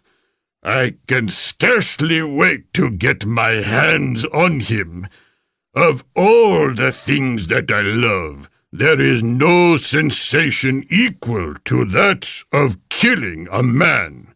I love that better than I love women. Tarzan glanced at the great hulk squatting beside him. The French have a word for that, he remarked. I do not know what you are talking about, growled Phobig. I am not surprised. There he goes again, exclaimed Phobig. What sense is there to that? Did I not tell you that he is stupid? Now the blaring of the trumpets and the beating of the drums burst with increased volume upon their ears, and Tarzan saw that the musicians were marching down the ramp into the arena at the far end of the great oval. At the same time, the tumult in the stands increased as new thousands surged over the rim of the stadium and sought seats among the thousands already there. Behind the music marched a company of warriors, and from each spearhead fluttered a colored pennon. It was a stirring and colorful picture, but nothing to what followed. A few yards in rear of the warriors came a chariot of gold, drawn by 4 maned lions, where, half reclining upon a couch draped with furs and gaily colored cloths, rode Nimone, the queen. 16 black slaves held the lions in leash, and at either side of the chariot marched 6 nobles resplendent in gold and ivory, while a huge black, marching behind, held a great red parasol over the queen. Squatting upon little seats above the rear wheels of the chariot were 2 small servants wielding feathered fans above her. At sight of the chariot and its royal occupant, the people in the stands arose and then kneeled down in salute to their ruler, while wave after wave of applause rolled around the amphitheater as the pageant slowly circled the arena. Behind Nimone's chariot marched another company of warriors. These were followed by a number of gorgeously decorated wooden chariots, each drawn by 2 lions and driven by a noble. Following these marched a company of nobles on foot, while a third company of warriors brought up the rear. When the column had circled the arena, Nimone quit her chariot and ascended to her loge above the ramp amid the continued cheering of the populace. The chariots, driven by the nobles, lined up in the center of the arena, the royal guard formed across the entrance to the stadium, and the nobles, who had no part in the games, went to their private loges. There followed then, in quick succession, contests in dagger throwing and in the throwing of spears, feats of strength and skill, and foot races. Upon every event, wagers were laid, and the whole stadium was a bedlam of shouted wagers and odds, of curses, groans, hoots, laughter, and applause. In the loges of Nemone and the nobles, great sums changed hands upon every event. The queen was an inveterate gambler, winning or losing a fortune upon the cast of a single dagger. When she won, she smiled, and she smiled too when she lost. But men knew that contestants upon whom Nemone won regularly through the year were the recipients of royal favors, while those upon whom she consistently lost often disappeared.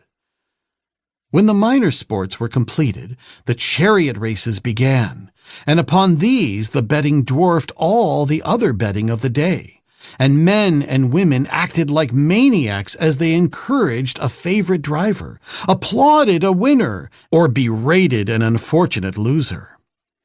2 drivers raced in each event, the distance being always the same, 1 lap of the arena, for lions cannot maintain high speed for great distances.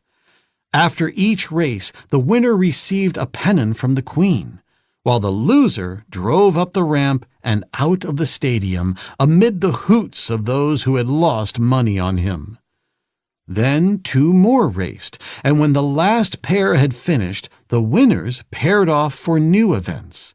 Thus, by elimination, the contestants were eventually reduced to 2, winners in each event in which they had contested.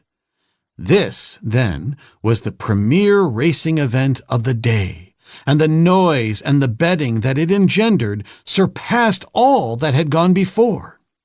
The winner of this final race was acclaimed champion of the day and was presented with a golden helmet by Nemone herself, and even those who had bet upon his rival and lost their money added their voices to the ovation that this noisy throng accorded him as he drove proudly around the arena and disappeared up the ramp beneath the arch of the queen, his golden helmet shining bravely in the sun.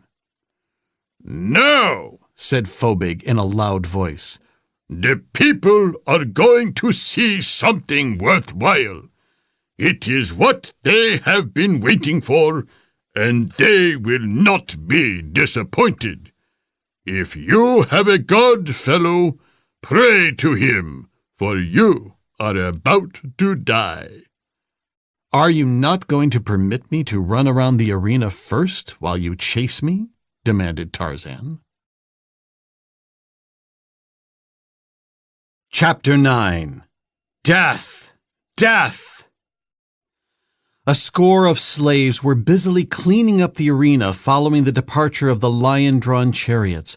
The audience was standing and stretching itself. Nobles were wandering from loge to loge, visiting their friends.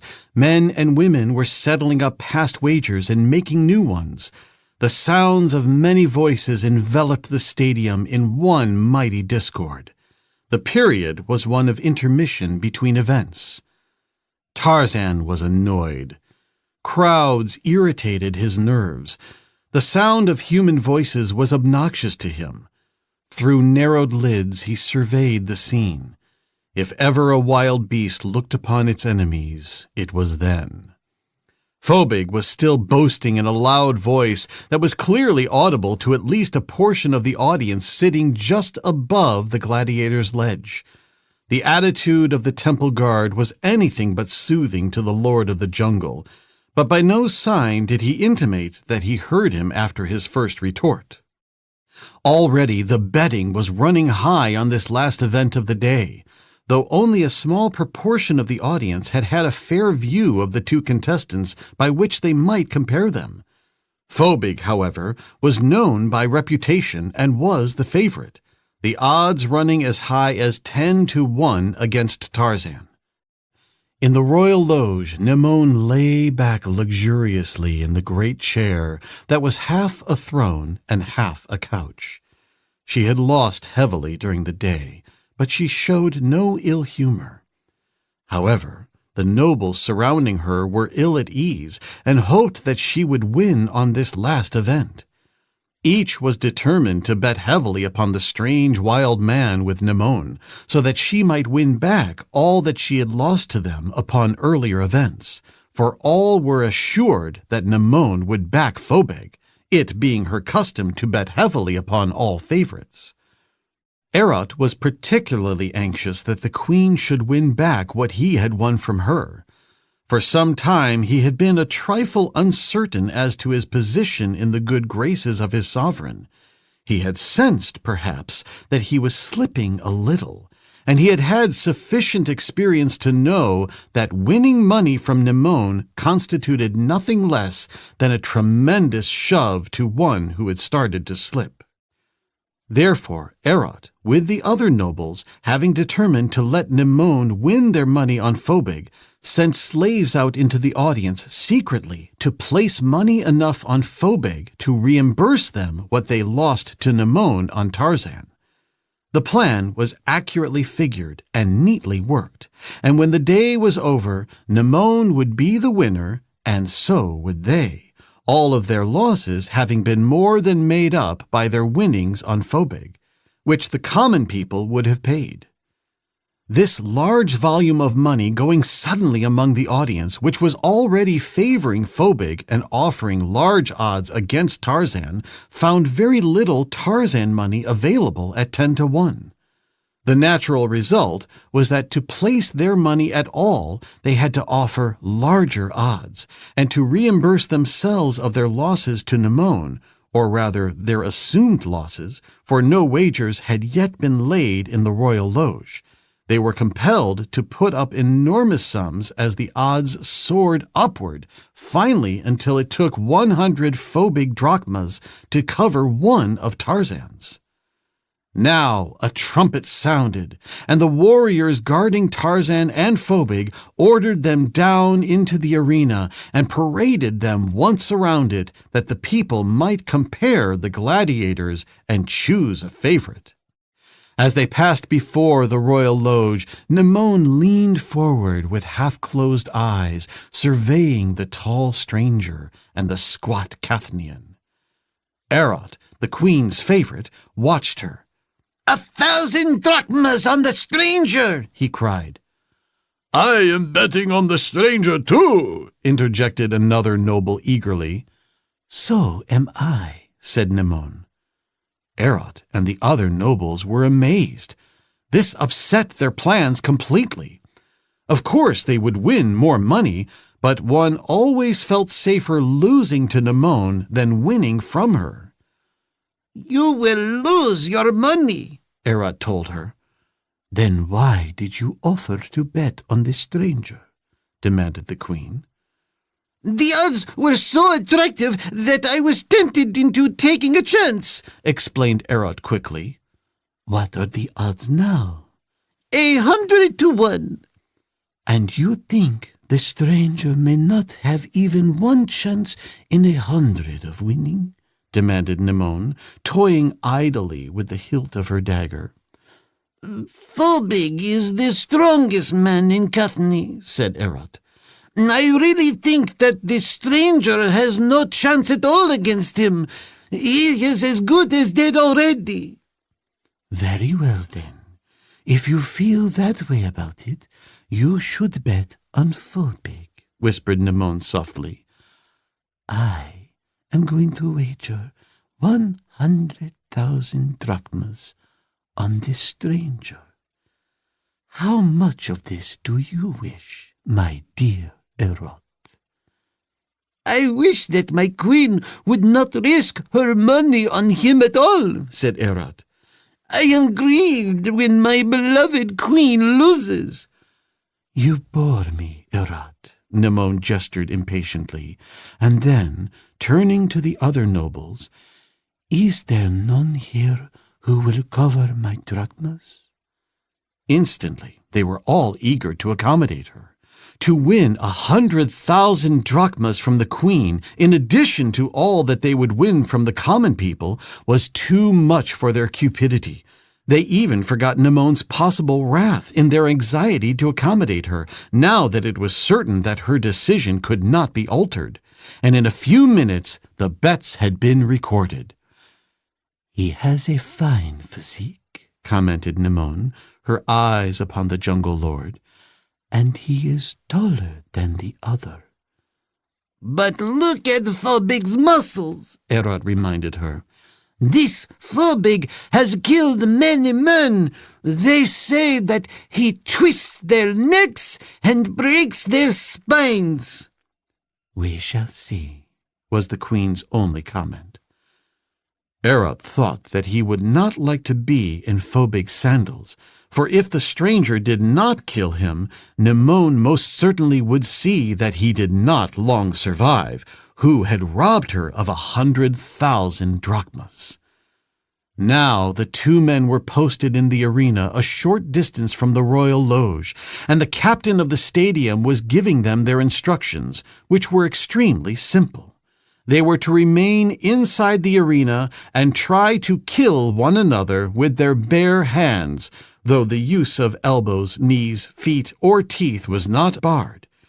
There were no other rules governing the combat. The winner was to receive his freedom, though even this had been qualified by Nimon. "When the trumpet sounds, you may attack," said the captain of the stadium. "And may Thus be with you." Tarzan and Phobig had been placed 10 paces apart. Now they stood, waiting the signal. Phobig swelled his chest and beat upon it with his fists. He flexed his arms, swelling the great muscles of his biceps until they stood out like great knotty balls. Then he hopped about, warming up his leg muscles. He was attracting all the attention, and that pleased him excessively. Tarzan stood quietly, his arms folded loosely across his chest, his muscles relaxed. He appeared totally unconscious of the presence of the noisy multitude, or even of Phobig. But he was not unconscious of anything that was transpiring about him. His eyes and his ears were alert. It would be Tarzan who would hear the first note of the trumpet signal. Tarzan was ready. Tarzan cared nothing for the stupid men-things making silly noises in their throats, gathered here to see two fellow creatures who had never harmed them try to kill one another for their pleasure. He did not care what they thought about him. To him, they were less than the droppings of lions that the slaves had swept up in the arena. He did not wish to kill Phobig, nor did he wish to be killed. But Phobig disgusted him, and he would have liked to punish the man for his ridiculous egotism. He realized that his antagonist was a mighty man, and that it might not be an easy thing to punish him without taking a great deal of punishment himself. But this risk he did not mind, so that he could halt his own punishment short of crippling or death. His gaze chanced to cross the royal loge. It halted there. The eyes of Nimon met his and held them. What strange eyes were hers, so beautiful, with fires burning far beneath the surface, so mysterious. The trumpet pealed, and Tarzan's eyes swung back to Phobig. A strange silence fell upon the amphitheater. The two men approached one another. Phobig strutting and confident, Tarzan with the easy, graceful stride of a lion. "Say your prayers, fellow," shouted the temple guard. "I am going to kill you, but first I shall play with you for the amusement of Nimon." Phobig came closer and reached for Tarzan. The ape-man let him seize him by the shoulders. Then Tarzan cupped his two hands and brought the heels of them up suddenly and with great force beneath Phobig's chin, and at the same time pushed the man from him. The great head snapped back, and the fellow's huge bulk hurtled backward a dozen paces, where Phobig sat down heavily. A groan of surprise arose from the audience, interspersed with cheers from those who had wagered on Tarzan. Phobig scrambled to his feet. His face was contorted with rage. In an instant, he had gone berserk. With a roar, he charged the ape-man. "No quarter!" he screamed. "I kill you! No!" "Kill! Kill!" shouted the Phobig adherents. "Death! Death! Give us a death!" "Don't you wish to throw me about a bit first?" asked Tarzan in a low voice, as he lightly sidestepped the other's mad charge. "No!" screamed Phobig, turning clumsily and charging again. "I kill! I kill!" Tarzan caught the outstretched hands and spread them wide. Then a bronzed arm, lightning-like, clamped about Phobig's short neck. The ape-man wheeled suddenly about, leaned forward, and hurled his antagonist over his head. Phobig fell heavily to the sandy gravel of the arena. Nemone leaned from the royal loge, her eyes flashing, her bosom heaving. Erot was but one of many nobles who experienced a constriction of the diaphragm. Nemone turned to him. "Would you like to bet a little more on the strongest man in Cathny?" she asked. Erot smiled a sickly smile. "The battle has only commenced," he said.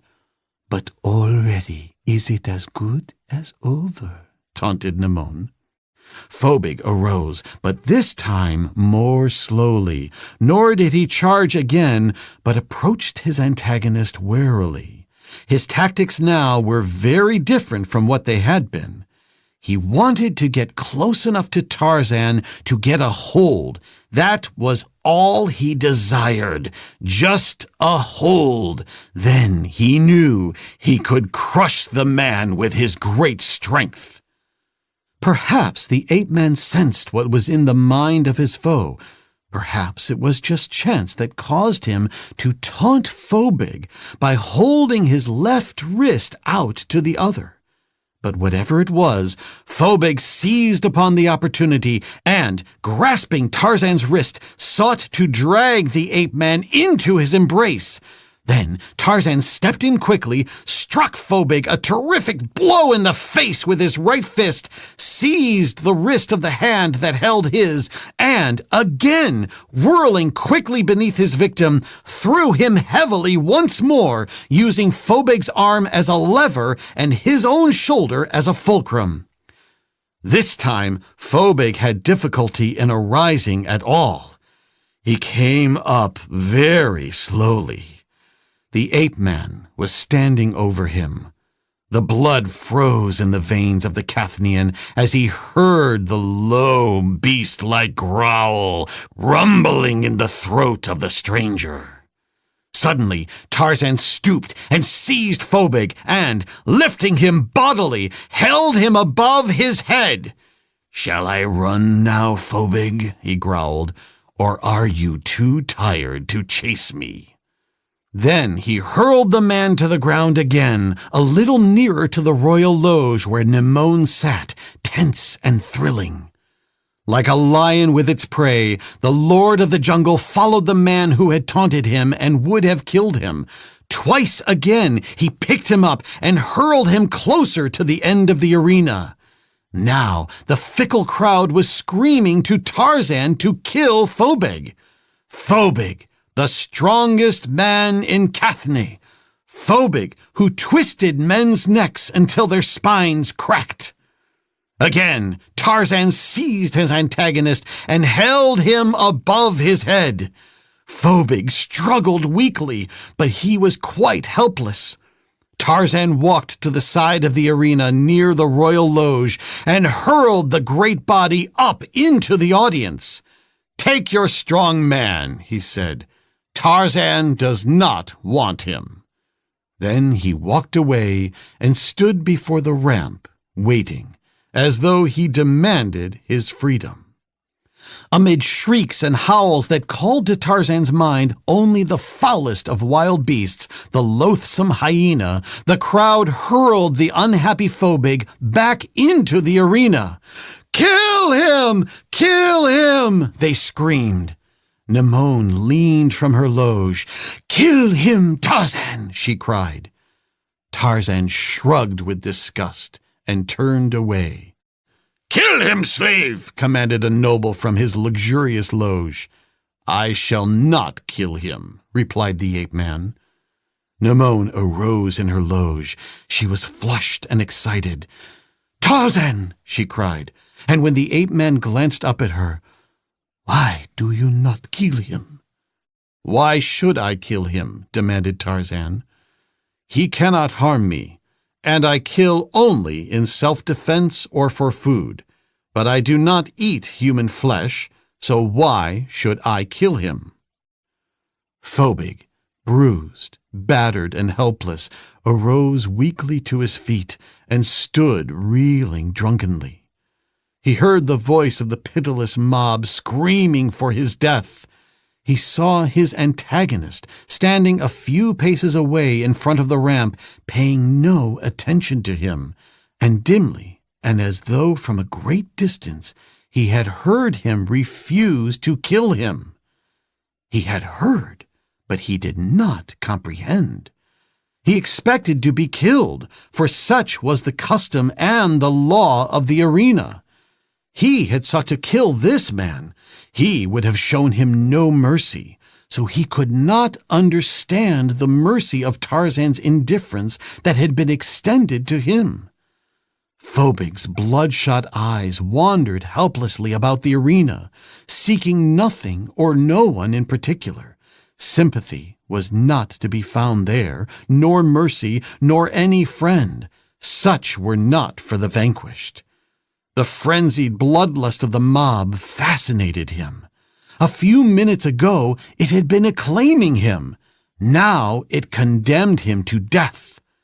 His gaze reached the royal loge as Erot leaned far out and shouted to Tarzan standing below. "Kill him, fellow!" he cried. "It is the Queen's command!" Phobig's eyes dropped to the figure of the ape-man, and he braced himself for a final effort to delay the inevitable. He knew that he had met one mightier than himself, and that he must die when the other wished. But the law of self-preservation compelled him to defend himself, however hopelessly. The ape-man glanced up at the Queen's favorite.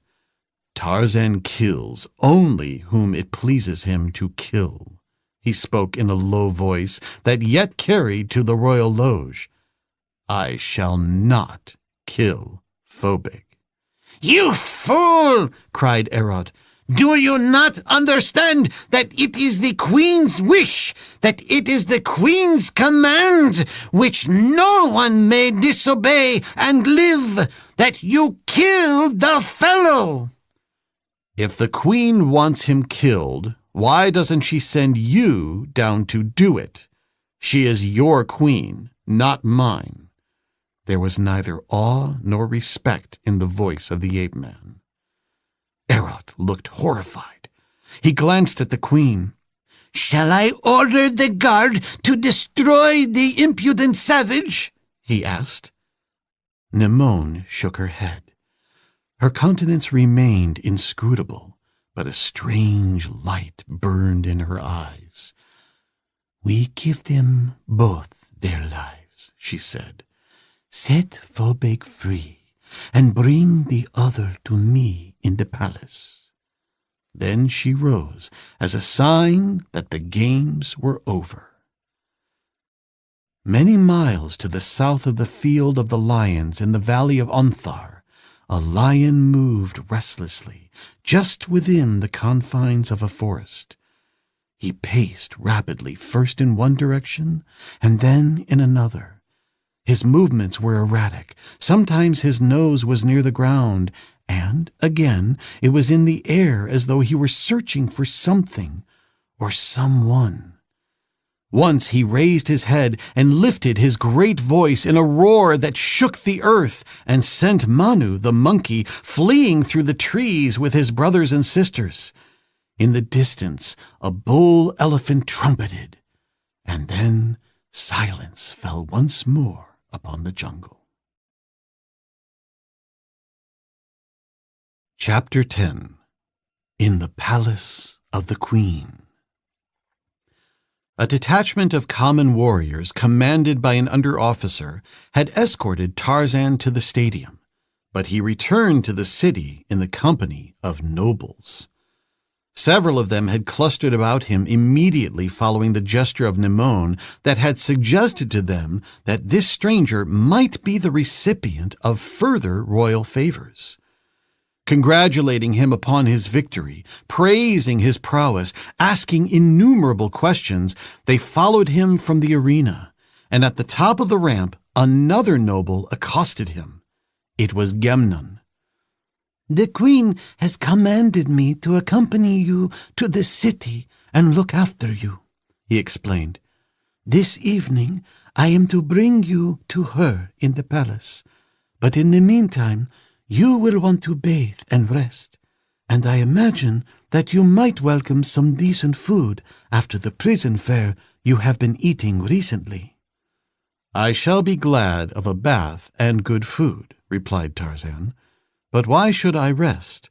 I have been doing nothing else for several days."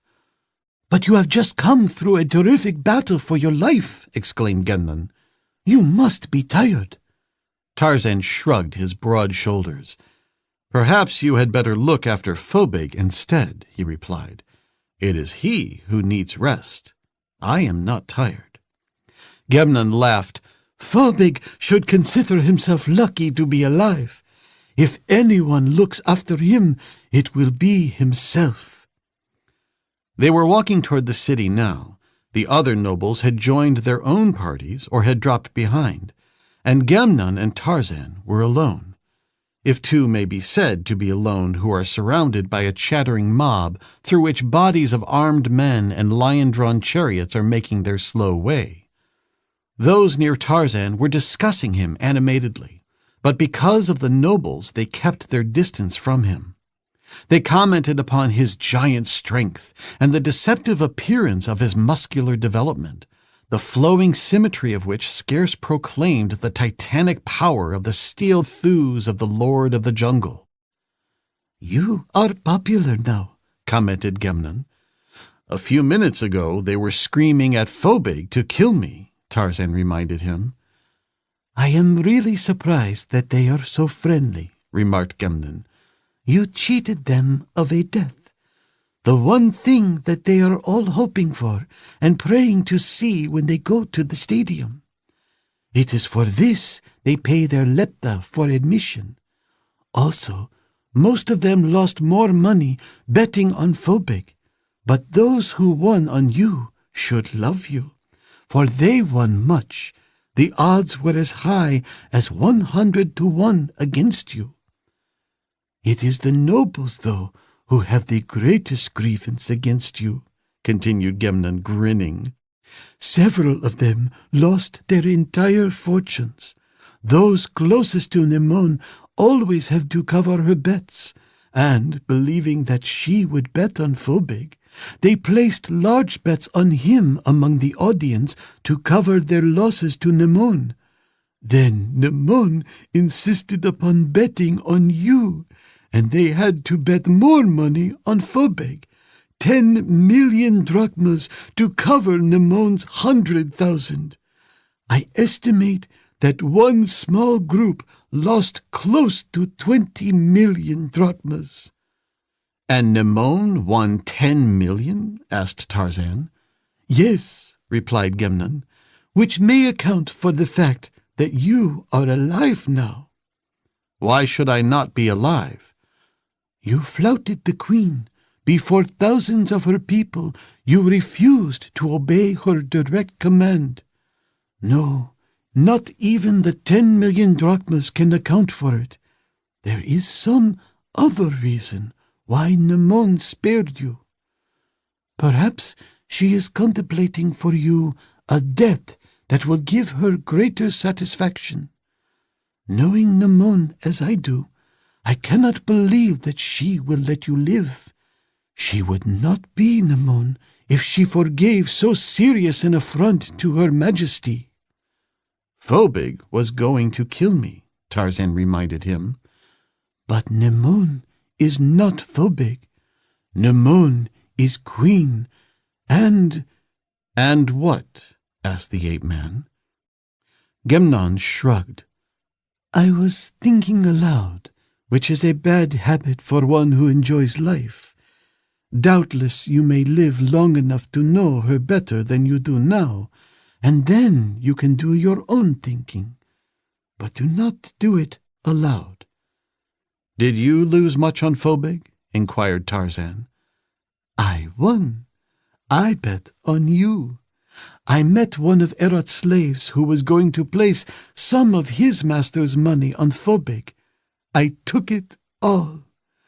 You know, I have seen a little more of you than the other nobles, and I believed that you had a chance.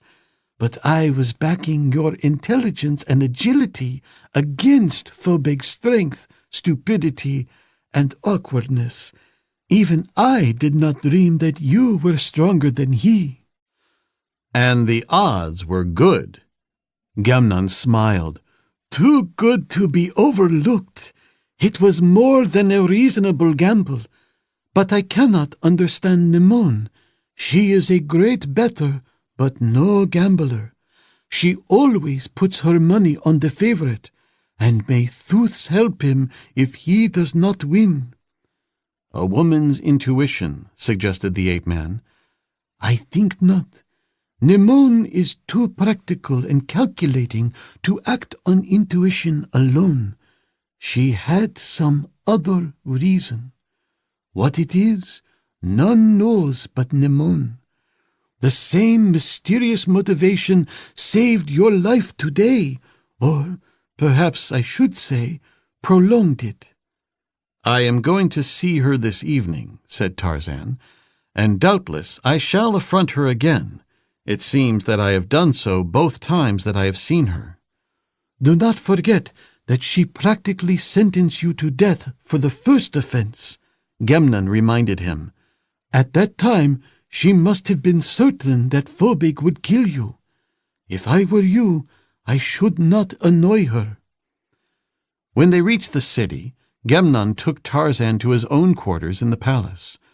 These consisted of a bedroom and bath, in addition to a living room that was shared with another officer. Here Tarzan found the usual decorations of weapons, shields, and mounted heads, in addition to pictures painted on leather. He saw no books, nor any other printed matter. Neither was there any sign of writing materials in the rooms. He wanted to question Gemnon on this subject, but he found that he had never learned any word for writing or for a written language. The bath interested the ape-man. The tub was a coffin-like affair made of clay and baked. The plumbing fixtures were apparently all of solid gold. While questioning Gemnon, he learned that the water was brought from the mountains east of the city through clay pipes of considerable size and distributed by means of pressure tanks distributed throughout all of urban Kathne. Gemnon summoned a slave to prepare the bath, and when Tarzan had finished, a meal was awaiting him in the living room. While he was eating and Gemnon lounged near in conversation, another young noble entered the apartment. He had a narrow face and rather unpleasant eyes, nor was he overly cordial when Gemnon introduced him to Tarzan. "Zerstel and I are quartered together," Gemnon explained. "I have orders to move out," snapped Zerstel. "Why is that?" asked Gemnon. "To make room for your friend here," replied Zerstel sourly, and then he went into his own room, mumbling something about slaves and savages. "He does not seem pleased," remarked Tarzan. "But I am," replied Gemnon in a low voice. "Zerstel and I have not gotten along well together. We have nothing in common. He is one of Erot's friends, and was elevated from nothing after Erot became Nemon's favorite. He is the son of a foreman at the mines. If they had elevated his father, he would have been an acquisition to the nobility, for he is a splendid man. But Zerstol is a rat, like his friend Erot. I have heard something of your nobility, said Tarzan. I understand that there are two classes of nobles, and that one class rather looks upon the other with contempt, even though a man of the lower class may hold a higher title than many of those in the other class. We do not look upon them with contempt if they are worthy men, replied Gemnon. The old nobility, the lion men of Katne, is hereditary. The other is but temporary, for the lifetime of the man who has received it as a special mark of favor from the throne. In one respect, at least, it reflects greater glory on its possessor than does hereditary nobility, as it is often the deserved reward of merit. I am noble by accident of birth. Had I not been born a noble, I might never have become one. I am a lion man because my father was. I may own lions because, beyond the memory of man, an ancient ancestor of mine led the king's lions to battle. What did Erot do to win his patent of nobility? Inquired the ape-man. Gemnon grimaced. Whatever services he has rendered have been personal. He has never served the state with distinction. If he owns any distinction, it is that of being the prince of flatterers, the king of sycophants. Your queen seems too intelligent a woman to be duped by flattery. No one is always. There are no sycophants among the beasts, said Tarzan. What do you mean by that? Demanded Gemnon. Erot is almost a beast. You malign the beasts. Did you ever see a lion that fawned upon another creature to curry favor? But beasts are different, argued Gemnon. Yes, they have left all the petty meannesses to man. You do not think very highly of men. None does who thinks, who compares them with the beasts. We are what we are born, rejoined Gemnon. Some are beasts, some are men, and some are men who behave like beasts. But none, thank God, are beasts that behave like men, retorted Tarzan, smiling. Zerstol, entering from his room, interrupted their conversation. I have gathered my things together, he said. I shall send a slave for them presently. His manner was short and brusque. Gemnon merely nodded in assent, and Zerstol departed. He does not seem pleased, commented the ape-man. May Zerator have him, ejaculated Gemnon, though he would serve a better purpose as food for my lions, he added as an afterthought, if they would eat him. You own lions? Inquired Tarzan. Certainly, replied Gemnon. I am a lion man and must own lions. It is a caste obligation. Each lion man must own lions of war to fight in the service of the queen. I have 5. In times of peace, I use them for hunting and racing. Only royalty and the lion men may own lions. The sun was setting behind the mountains that rimmed the western edge of the field of the lions as a slave entered the apartment with a lighted cresset, which he hung at the end of a chain depending from the ceiling. It is time for the evening meal, announced Gemnon, rising. I have eaten, replied Tarzan. Come anyway. It may interest you to meet the other nobles of the palace. Tarzan arose. Very well, he said, and followed Gemnon from the apartment. 40 nobles were assembled in a large dining room on the main floor of the palace as Gemnon and Tarzan entered. Tomos was there, and Erod, and Zerstel. Several of the others Tarzan also recognized as having been seen by him before, either in the council room or at the stadium. A sudden silence fell upon the assemblage as he entered, as though the men had been interrupted while discussing either him or Gemnon. "This is Tarzan," announced Gemnon by way of introduction as he led the ape-man to the table. Tomos, who sat at the head of the table, did not appear pleased. Erod was scowling. It was he who spoke first.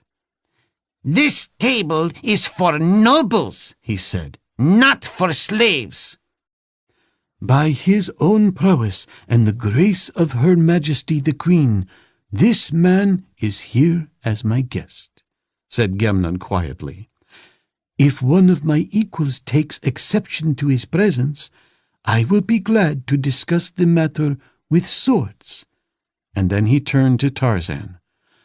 "Because this man sits at table with nobles of my own rank, I apologize for the inference he intended you to draw from his words. I hope you are not offended." "Does the jackal offend the lion?" asked the ape-man. The meal was not a complete success socially. Erod and Zerstel whispered together. Tomos did not speak, but applied himself assiduously to the business of eating. Several of Gemnon's friends engaged Tarzan in conversation, and he found one or two of them agreeable, but others were inclined to be patronizing. Possibly they would have been surprised and their attitude toward him different had they known that their guest was a peer of England. But then again, this might have made little impression upon them inasmuch as none of them had ever heard of England. However, Tarzan did not enlighten them. He did not care what they thought, and so the meal progressed with many silences. When Tomos arose and the others were free to go, Gemnon conducted Tarzan to the apartments of the queen after returning to his own apartments to don a more elaborate habergeon, helmet, and equipments. "Do not forget to kneel when we enter the presence of Nemun," cautioned Gemnon, "and do not speak until she addresses you."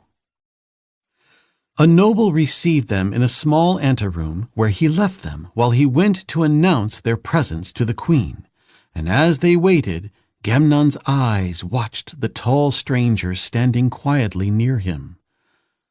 "Have you no nerves?" he asked presently.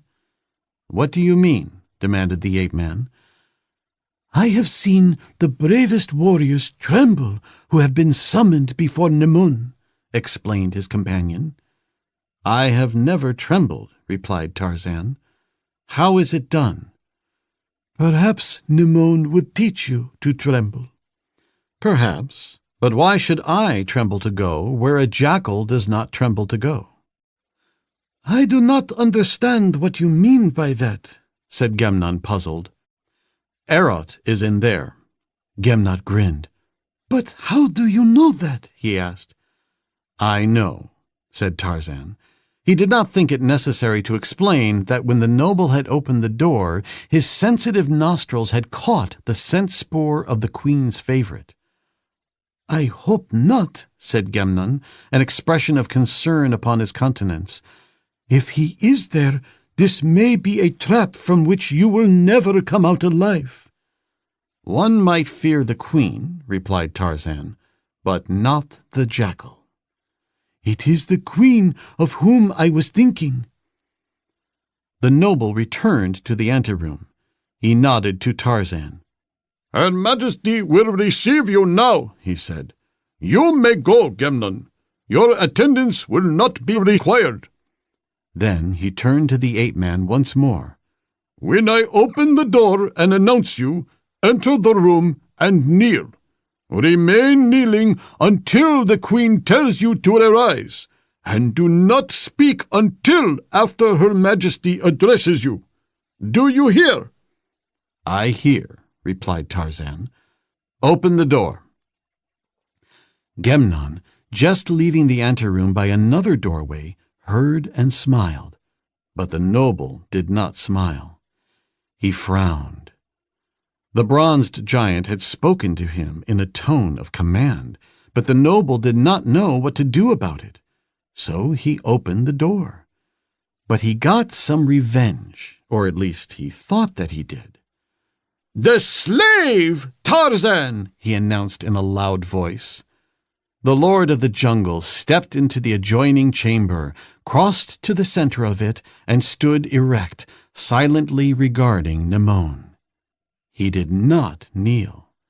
Erot was there, standing at the foot of a couch upon which the queen reclined upon fat pillows. The queen regarded Tarzan from her deep eyes without any change of expression. But Erot scowled angrily. "Kneel, you fool!" he commanded. "Silence!" admonished Nemone. "It is I who give commands." Erot flushed and fingered the golden hilt of his sword. Tarzan neither spoke nor moved, nor took his eyes from the eyes of Nemone. Though he had thought her beautiful before, he realized now that she was even more gorgeous than he had believed it possible for any woman to be. "I shall not need you again tonight, Erot," said Nemone. "You may go now." Now Erot paled, and then turned fiery red. He started to speak, but thought better of it. Then he backed to the doorway, executed a bow that brought him to one knee, arose, and departed. As Tarzan crossed the threshold, his observing eyes had noted every detail of the room's interior, almost in a single sweeping glance. The chamber was not large, but it was magnificent in its conception and its appointments. Columns of solid gold supported the ceiling. The walls were tiled with ivory, the floor a mosaic of colored stones, upon which were scattered rugs of colored stuff and the skins of animals, among which was one that attracted the ape-man's instant attention, the skin of a man tanned with his head on. On the walls were paintings, for the most part very crude, and the usual array of heads of animals and men, and at one end of the room a great lion was chained between two of the golden Doric columns. He was a very large lion, with a tuft of white hair in his mane directly in the center of the back of his neck. From the instant that Tarzan entered the room, the lion eyed him malevolently, and Erot had scarcely passed out and closed the door behind him when the beast sprang to his feet with a terrific roar and leaped at the ape-man. The chain stopped him, and he dropped down, growling. "Belthar does not like you," said Nemone, who had remained unmoved when the beast sprang. She noticed, too, that Tarzan had not started, nor given any indication that he had heard the lion or seen him. And she was pleased. "He but reflects the attitude of all Cathni," replied Tarzan. "That is not true," contradicted Nemone. "No?" "I like you." Nemone's voice was low and caressing. "You defied me before my people at the stadium today, but I did not have you destroyed. Do you suppose that I should have permitted you to live if I had not liked you? You do not kneel to me. No one else in the world has ever refused to do that and lived. I have never seen a man like you. I do not understand you. I am beginning to think that I do not understand myself. The leopard does not become a sheep in a few hours, yet it seems to me that I have changed as much as that since I first saw you. But that is not solely because I like you. I think that it is more because there is something mysterious about you that I cannot fathom. You have piqued my curiosity. And when that is satisfied, you will kill me, perhaps? Asked Tarzan, a half-smile curving his lips. Perhaps, admitted Nimon with a low laugh. Come here and sit down beside me. I want to talk with you. I want to know more about you. I shall see that you do not learn too much, Tarzan assured her as he crossed to the couch and seated himself facing her, while Belthar growled and strained at his chains. In your own country, you are no slave, said Nimon. But I do not need to ask you that. Your every act has proved it. Perhaps you are a king. Tarzan shook his head. I am Tarzan, he said, as though that explained everything, setting him above kings. Are you a lion man? You must be, insisted the queen. It would not make me better nor worse, so what difference does it make? You might make Erot a king, but he would still be Erot. A sudden frown darkened Nimon's countenance. What do you mean by that? She demanded. There was a suggestion of anger in her tone. I mean that a title of nobility does not make a man noble, that you may call a jackal a lion, but he will still be a jackal. Do you not know that I am supposed to be very fond of Erot? She demanded. Or that you may drive my patience too far? Tarzan shrugged. You show execrable taste. Nimon sat up very straight. Her eyes flashed. I should have you killed, she cried. Tarzan said nothing. He just kept his eyes on hers. She could not tell whether or not he was laughing at her. Finally, she sank back on her pillows with a gesture of resignation. What is the use? She demanded. You probably would not let me get any satisfaction from killing you anyway, and by this time I should be accustomed to being affronted. What you are not accustomed to is hearing the truth. Everyone is afraid of you. The reason you are interested in me is because I am not. It might do you good to hear the truth more often. For instance? I am not going to undertake the thankless job of regenerating royalty, Tarzan assured her with a laugh. Let us stop quarreling. Nimon forgives you. I do not quarrel, said Tarzan. Only the weak and the wrong quarrel. Now answer my question. Are you a lion man in your own country? I am a noble, replied the ape-man, but I can tell you that means little. A ditch-digger may become a noble if he control enough votes, or a rich brewer if he subscribe a large amount of money to the political party in power. And which were you? Demanded Nimon, a ditch-digger or a rich brewer? Neither, laughed Tarzan. Then why are you a noble? Insisted the queen. For even less reason than either of those, admitted the ape-man. I am noble through no merit of my own, but by an accident of birth. My family for many generations has been noble. Ah, exclaimed Nimon, it is just as I thought. You are a lion man. And what of it? Demanded Tarzan. It simplifies matters, she explained. But she did not amplify the explanation, nor did Tarzan either understand or inquire as to its implication. As a matter of fact, he was not greatly interested in the subject. Nimon extended a hand and laid it on his, a soft, warm hand that trembled just a little.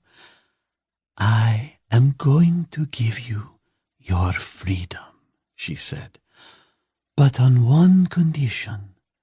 And what is that? Asked the ape-man. That you remain here, that you do not try to leave Unthar or me." Her voice was eager and just a little husky, as though she spoke under suppressed emotion. Tarzan remained silent. He would not promise, and so he did not speak. He realized, too, how easy it would be to remain if Nimon bid one to do so. She fascinated him. She seemed to exercise a subtle influence, mysterious, hypnotic. Yet he was determined to make no promise. "I will make you a noble of Cathany," whispered Nimon. She was sitting erect now, her face close to Tarzan's. He could feel the warmth of her body close to his. The aura of some exotic scent was in his nostrils. Her fingers closed upon his arm with a fierceness that hurt. "I will have made for you helmets of gold and habergeons of ivory, the most magnificent in Cathany. I will give you lions, 50, 100. You shall be the richest, the most powerful noble of my court." The Lord of the Jungle felt weak beneath the spell of her burning eyes. "I do not want such things," he said. Her soft arm crept about his neck. A tender light that was new to them welled in the eyes of Nimon, the Queen of Cathany. "Tarzan," she whispered. And then a door at the far end of the chamber opened, and a black woman entered. She had been very tall, but now she was old and bent. Her scraggly hair was scant and white. Her withered lips were twisted into something that might have been either a snarl or a grin, revealing her toothless gums. She stood in the doorway, leaning upon a staff and shaking her head, an ancient, palsied hag. At the interruption, Nimon straightened and looked around. The expression that had transformed and softened her countenance was swept away by a sudden wave of rage, inarticulate but no less terrible. The old hag tapped upon the floor with her staff. Her head nodded ceaselessly like that of some grotesque and horrible doll, and her lips were still contorted in what Tarzan realized now was no smile but a hideous snarl. "Come," she cackled. "Come, come, come!" Nimon sprang to her feet and faced the woman. "Meduse," she screamed, "I could kill you. I could tear you to pieces. Get out of here." But the old woman only tapped with her staff and cackled, "Come, come, come!" Slowly, Nimon approached her. As one drawn by an invisible and irresistible power, the queen crossed the chamber. The old hag stepped aside, and the queen passed on through the doorway into the darkness of a corridor beyond. The old woman turned her eyes upon Tarzan and, snarling, backed through the doorway after Nimon. Noiselessly, the door closed behind them. Tarzan had arisen as Nimon arose. For an instant he hesitated, and then took a step toward the doorway in pursuit of the queen and the old hag.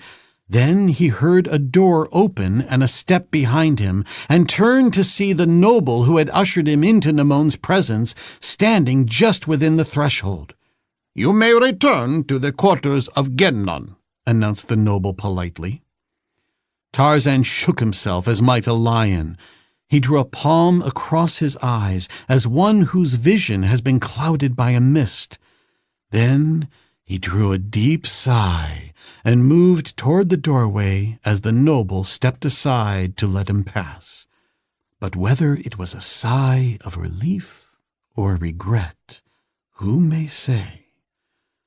As the Lord of the Jungle passed out of the chamber, Balthar sprang to the ends of his chains with a thunderous roar. Chapter 11 The Lions of Cathne. When Gemnon entered the living room of their quarters the morning after Tarzan's audience with Nimon, he found the ape-man standing by the window, looking out over the palace grounds. "I am glad to see you here this morning," said the Cathnian. "And surprised, perhaps," suggested the Lord of the Jungle. "I should not have been surprised had you never returned," replied Gemnon. "How did she receive you? And Erod, I suppose he was glad to have you there?" Tarzan smiled. He did not appear to be, but it did not matter much as the queen sent him away immediately. "You were alone with her all evening?" Gemnon appeared incredulous. "Belthar and I," Tarzan corrected him. "Belthar does not seem to like me any better than Erod does." "Yes, Belthar would be there," commented Gemnon. "She usually has him chained near her. But do not be offended if he does not like you. Belthar likes no one. Perhaps I should qualify that by saying that he likes no one alive, for he is very fond of dead men. Belthar is a man-eater. How did Nimon treat you?" "She was gracious," Tarzan assured him, "and that, too, notwithstanding the fact that the first thing that I did offended Her Royal Majesty." "And what was that?" demanded Gemnon. "I remained standing when I should have kneeled," explained Tarzan. "But I told you to kneel," exclaimed Gemnon. "So did the noble at the door. And you forgot?" "No." "You refused to kneel, and she did not have you destroyed? It is incredible." "But it is true, and she offered to make me a noble and give me 100 lions." Gemnon shook his head. "What enchantment have you worked to so change Nimon?" "None. It was I who was under a spell. I have told you these things because I do not understand them. You are the only friend I have in Cathne, and I come to you for an explanation of much that was mysterious in my visit to the Queen last night. I doubt that I or another can ever understand the woman herself. She can be tender or terrible, weak or strong within the span of a dozen seconds. One moment she is the autocrat, the next the obedient vassal of a slave." "Ah," exclaimed Gemnon, "so you saw Meduse. I'll warrant she was none too cordial." "No," admitted the ape-man. "As a matter of fact, she did not pay any attention to me. She just ordered Nimon out of the room, and Nimon went. The remarkable feature of the occurrence lies in the fact that, though the queen did not want to leave and was very angry about it, she obeyed the old black woman meekly." "There are many legends surrounding Meduse," said Gemnon, "but there is one that is whispered more often than the others, though you may rest assured that it is only whispered, and, at that, only among trusted friends. Meduse has been a slave in the royal family since the days of Nimon's grandfather. She was only a child then, a few years older than the king's son, Nimon's father.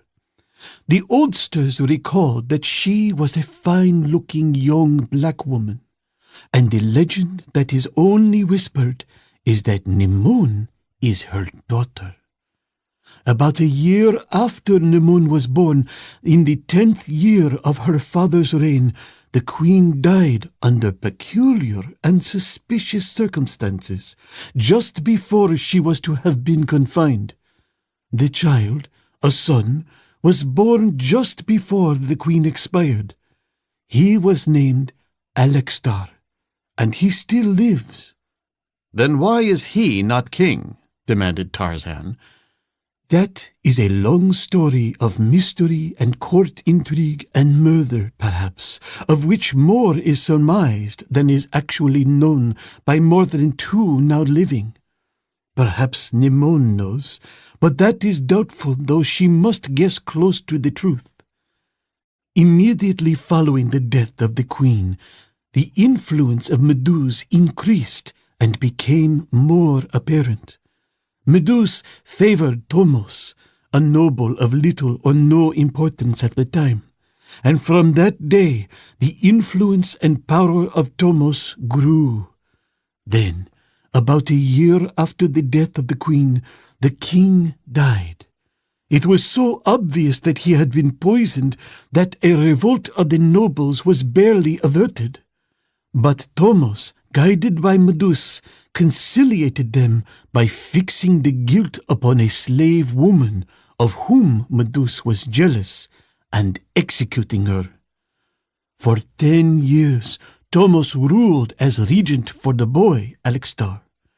During this time, he had, quite naturally, established his own following in important positions in the palace and in the council. Alexstar was adjudged insane and imprisoned in the temple. Nemon, at the age of 12, was crowned Queen of Cathne. Erot is a creature of Meduse and Tomos, a situation that has produced a contretemps that would be amusing were it not so tragic. Tomos wishes to marry Nemon, but Meduse will not permit it, and, if another theory is correct, her objection is well grounded. This theory is that Tomos, and not the old king, is the father of Nemon. Meduse wishes Nemon to marry Erot, but Erot is not a lion man, and so far the queen has refused to break this ancient custom that requires the ruler to marry into this highest class of Cathnians. Meduse is insistent upon the marriage because she can control Erot, and she discourages any interest which Nemon may manifest in other men, which undoubtedly accounts for her having interrupted the queen's visit with you. You may rest assured that Meduse is your enemy, and it may be of value to you to recall that whoever has stood in the old hag's path has died a violent death. Beware of Meduse and Tomos and Erot, and, as a friend, I may say to you in confidence, beware of Nemon also. And now, let us forget the cruel and sordid side of Cathne and go for that walk I promised you for this morning, that you may see the beauty of the city and the riches of her citizens. Along avenues bordered by old trees, Gemnon led Tarzan between the low, white, and gold homes of nobles, glimpses of which were discernible only occasionally through the grilled gateways in the walls that enclosed their spacious grounds. For a mile they walked along the stone-flagged street. Passing nobles greeted Gemnon, some nodding to his companion. Artisans, tradesmen, and slaves stopped to stare at the strange bronzed giant who had overthrown the strongest man in Cathne. Then they came to a high wall that separated this section of the city from the next. Massive gates, swung wide now and guarded by warriors, opened into a portion of the city inhabited by better-class artisans and tradesmen. Their grounds were less spacious, their houses smaller and plainer, but evidences of prosperity and even affluence were apparent everywhere. Beyond this was a meaner district, yet even here all was orderly and neat, nor was there any sign of abject poverty in either the people or their homes. Here, as in the other portions of the city, they occasionally met a tame lion, either wandering about or lying before the gate of its master's grounds. Presently, the ape-man's attention was attracted by a lion a short distance ahead of them. The beast was lying on the body of a man which it was devouring.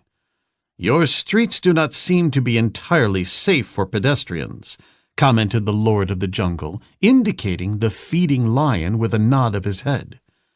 Gemnon laughed.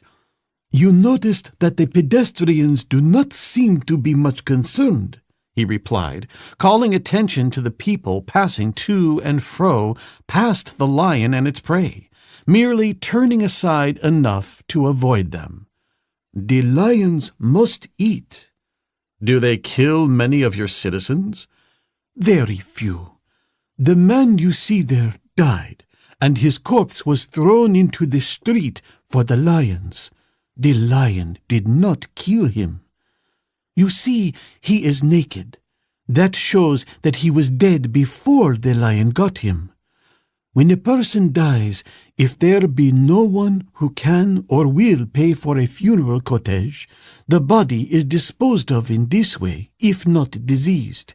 Those who die of disease and those whose relatives can afford a funeral cortege find their last resting place in Zerator, though there are many of the latter that are thrown to the lions by preference. You know we think a great deal of lions here in Kathni, and it is no disgrace, but rather the contrary, to be devoured by one. You see, our God is a lion." "Do the lions eat human flesh exclusively?" inquired Tarzan. "No. We hunt sheep, goats, and elephants in Tenar to provide them with food when there is not enough human flesh to keep them well fed, for we must keep them from hunger if we are to prevent them from turning man-eaters." "Then they never kill men for food?" "Oh yes, occasionally. But a lion that develops that habit is destroyed. And, after all, only a few old pets are turned loose in the streets. There are about 500 lions inside the city, and all but a few of these are kept in enclosures on their owner's property. The best racing and hunting lions are kept in private stables. The queen has fully 300 full-grown males. These are the war lions. Some of the queen's lions are trained for racing and some for hunting. She likes to hunt, and now that the rainy season is over, the hunting lions of Nemun will doubtless soon be in the field." "Where do you get all these lions?" asked the ape-man. "We raise them ourselves," explained Gemnon. "Outside the city is a breeding plant where the females are kept.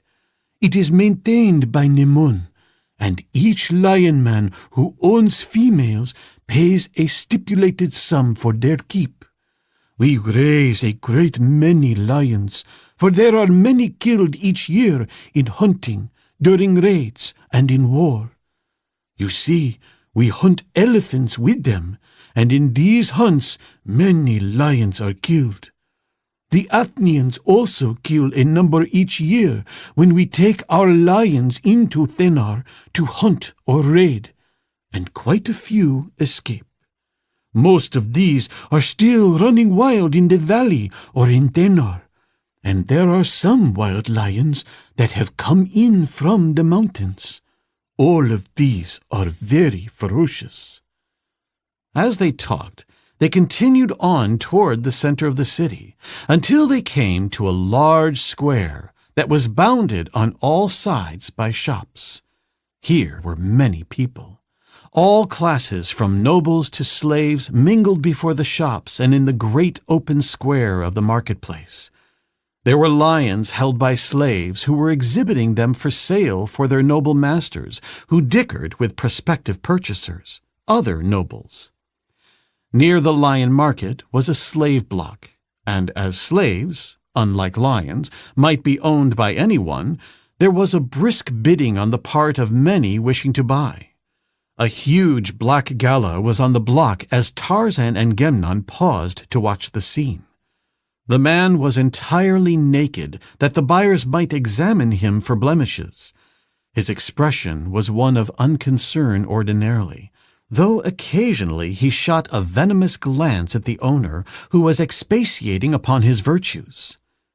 "For all the interest he shows," remarked Tarzan, "one might think that being sold like a piece of merchandise or a bullock was a daily occurrence in his life." "Not quite daily," replied Gemnon, "but no novelty. He has been sold many times. I know him well. I used to own him." "Look at him!" shouted the seller.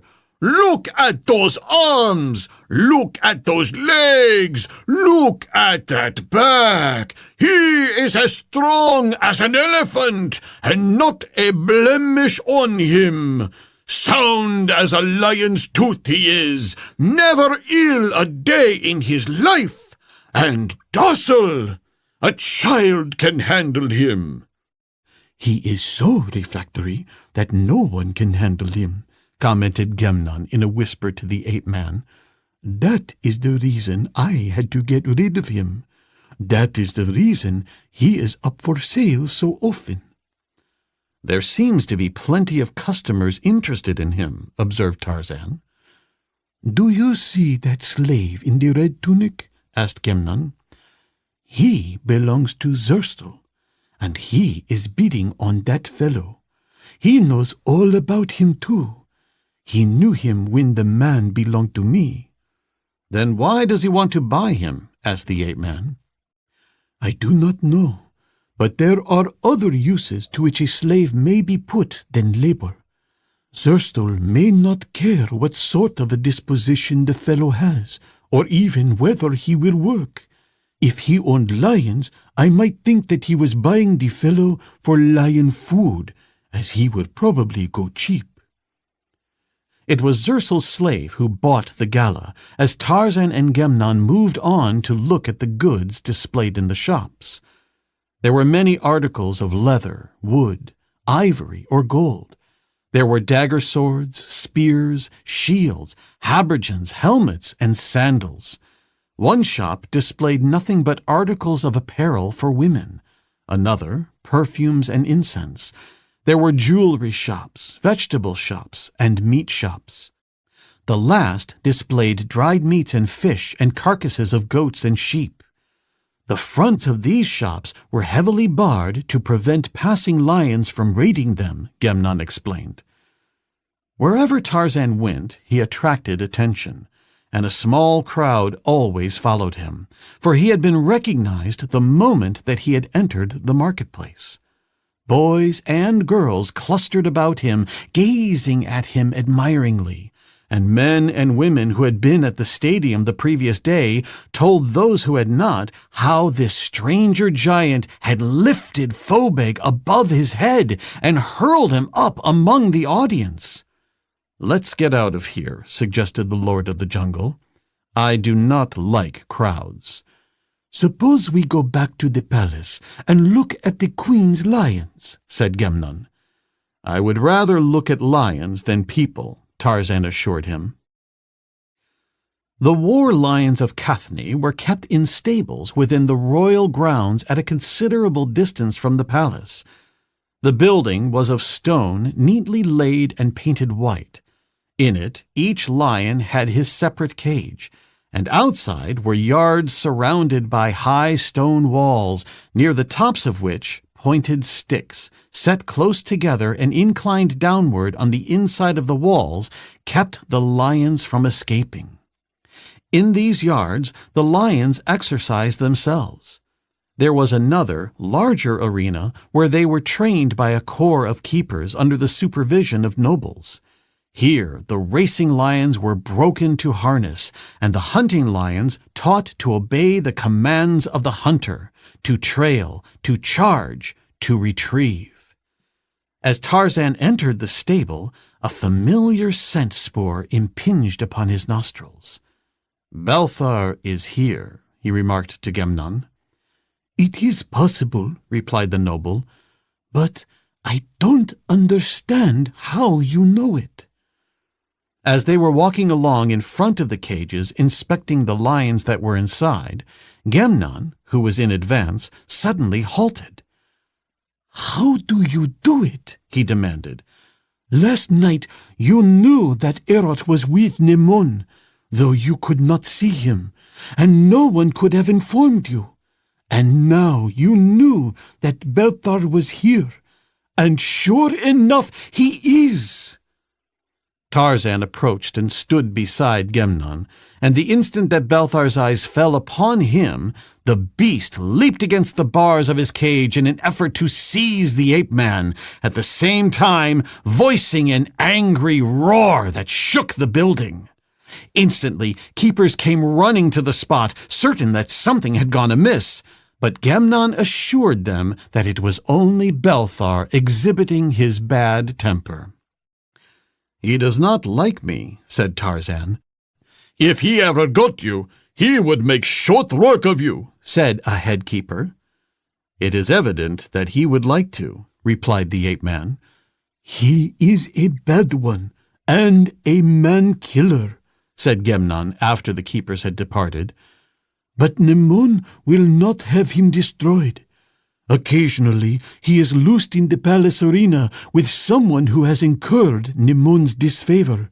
Thus she derives pleasure from the sufferings of the culprit. Formerly he was her best hunting lion, but the last time he was used he killed 4 men and nearly escaped.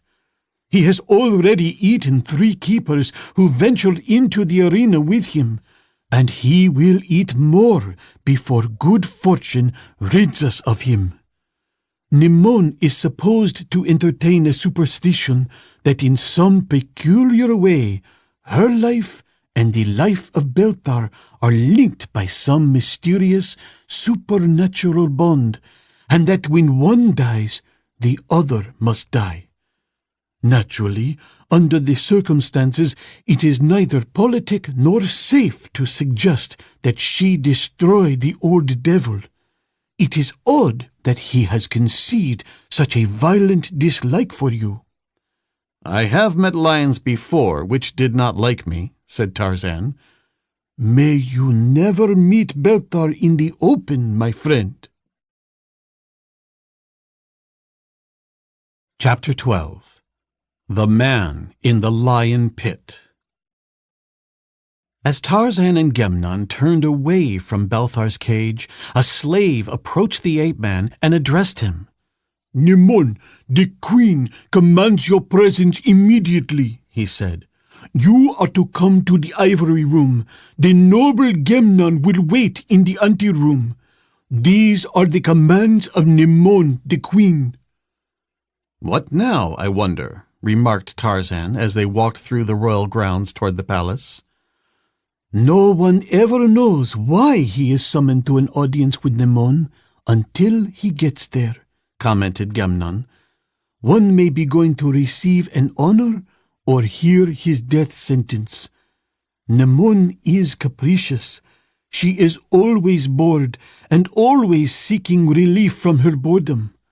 Oftentimes she finds strange avenues of escape that makes one wonder if her mind...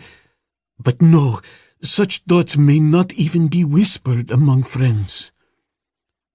When Tarzan presented himself, he was immediately admitted to the ivory room, where he found Nemon and Erot much as he had found them the preceding night. Nemon greeted him with a smile that was almost pathetically eager, but Erot only scowled darkly, making no effort to conceal his hatred. "We are having a diversion this morning," Nemon explained, "and we summoned you and Gemnon to enjoy it with us. A party raiding in Denar a day or so ago captured an Athenian noble. We are going to have some sport with him this morning." Tarzan nodded. He did not understand what she meant, and he was not particularly interested. He was thinking of Meduse and the night before, wondering what was in the mind of the strange, fascinating woman before him. Nemon turned to Erot. "Go and tell them we are ready," she directed. and ascertain if all is in readiness for us." Erot flushed and backed toward the door, still scowling. "And you need not hurry," added the queen. "We are not impatient to witness the entertainment. Let them take their time, and be sure to see that all is well ordered." "It shall be as the queen commands," replied Erot in a surly tone. When the door had closed behind him, Nimon motioned Tarzan to a seat upon the couch. "I am afraid that Erot does not like you," she said, smiling. "He is furious that you do not kneel to me, and that I do not compel you to do so. I really do not know myself why I do not, but I guess why. Have you not, perhaps, guessed why, too?" "There might be 2 reasons, either of which would be sufficient," replied the ape-man. "And what are they? I have been curious to know how you explained it." "Consideration of the customs of a stranger and courtesy to a guest," suggested Tarzan. Nimon considered for a moment. "Yes," she admitted. "Either is a fairly good reason, but neither is really in keeping with the customs of the court of Nimon. And then they are practically the same thing, so they constitute only one reason. Is there not another?" "Yes," replied Tarzan. "There is an even better one which probably influences you to overlook my dereliction." "And what is it?" "The fact that you cannot make me kneel." A hard look flashed in the queen's eyes. It was not the answer she had been hoping for. Tarzan's eyes did not leave hers. She saw amusement in them. "Oh, why do I endure it?" she cried, and with the query her anger melted. "You should not try to make it so hard for me to be nice to you," she said, almost appealingly. "Why do you not meet me halfway? Why are you not nice to me, Tarzan?" "I wish to be nice to you, Nimon," he replied, "but not at the price of my self-respect. But that is not the only reason why I shall never kneel to you." "What is the other reason?" she demanded. "That I wish you to like me. You would not like me if I cringed to you." "Perhaps you are right," she admitted musingly. "Everyone cringes until the sight of it disgusts me. Yet I am angry when they do not cringe. Why is that?" "You will be offended if I tell you," warned the ape-man. "In the past 2 days, I have become accustomed to being offended," she replied with a grimace of resignation. "So you might as well tell me." "You are angry if they do not cringe, because you are not quite sure of yourself. You wish this outward evidence of their subservience that you may be constantly reassured that you are Queen of Cathne." "Who says that I am not Queen of Cathne?" she demanded, instantly on the defensive. "Who says that will find that I am, and that I have the power of life and death? If I choose, I could have you destroyed in an instant." "You do not impress me," said Tarzan. "I have not said that you are not Queen of Cathne, only that your manner may often suggest your own doubts. A queen should be so sure of herself that she can always afford to be gracious and merciful." For a while, Nimon sat in silence, evidently pondering the thought that Tarzan had suggested. "They would not understand," she said at last. "If I were gracious and merciful, they would think me weak. Then they would take advantage of me, and eventually they would destroy me. You do not know them, but you are different. I can be gracious and merciful to you, And you will never try to take advantage of my kindness. You will never misunderstand it. Oh, Tarzan, I wish that you would promise to remain in Gathni. If you will, there is nothing that you may not have from Nimon. I would build you a palace second only to my own. I would be very good to you. You could be very happy here. The ape-man shook his head. Tarzan can be happy in the jungle only. Nimon leaned close to him. She seized him fiercely by the shoulders.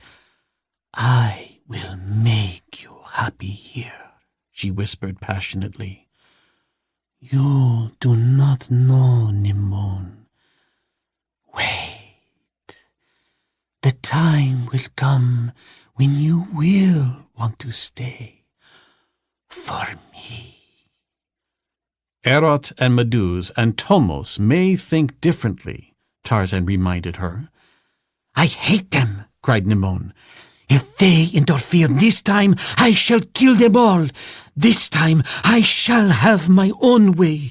She shall not rob me of all happiness. But do not speak of her. Never speak her name to me again. And as for Erot, she snapped her fingers, I crush a worm beneath my sandal, and no one misses it. No one would miss Erot, least of all I. I have long been tired of him.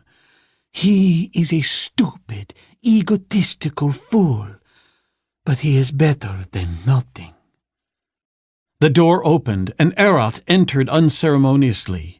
He kneeled, but the act was nearer a gesture than an accomplished fact. Nimon flashed an angry look at him. Before you enter our presence, she said coldly, see to it that you are properly announced, and that we have expressed a desire to receive you. But your majesty, objected Erot, have I not been in the habit of— You have gotten into bad habits, she interrupted. See that you mend them. Is the diversion arranged? All is in readiness, your majesty, replied the crestfallen Erot. Come then, directed Nimon, motioning Tarzan to follow her. In the anteroom they found Gemnon waiting, and the queen bid him accompany them.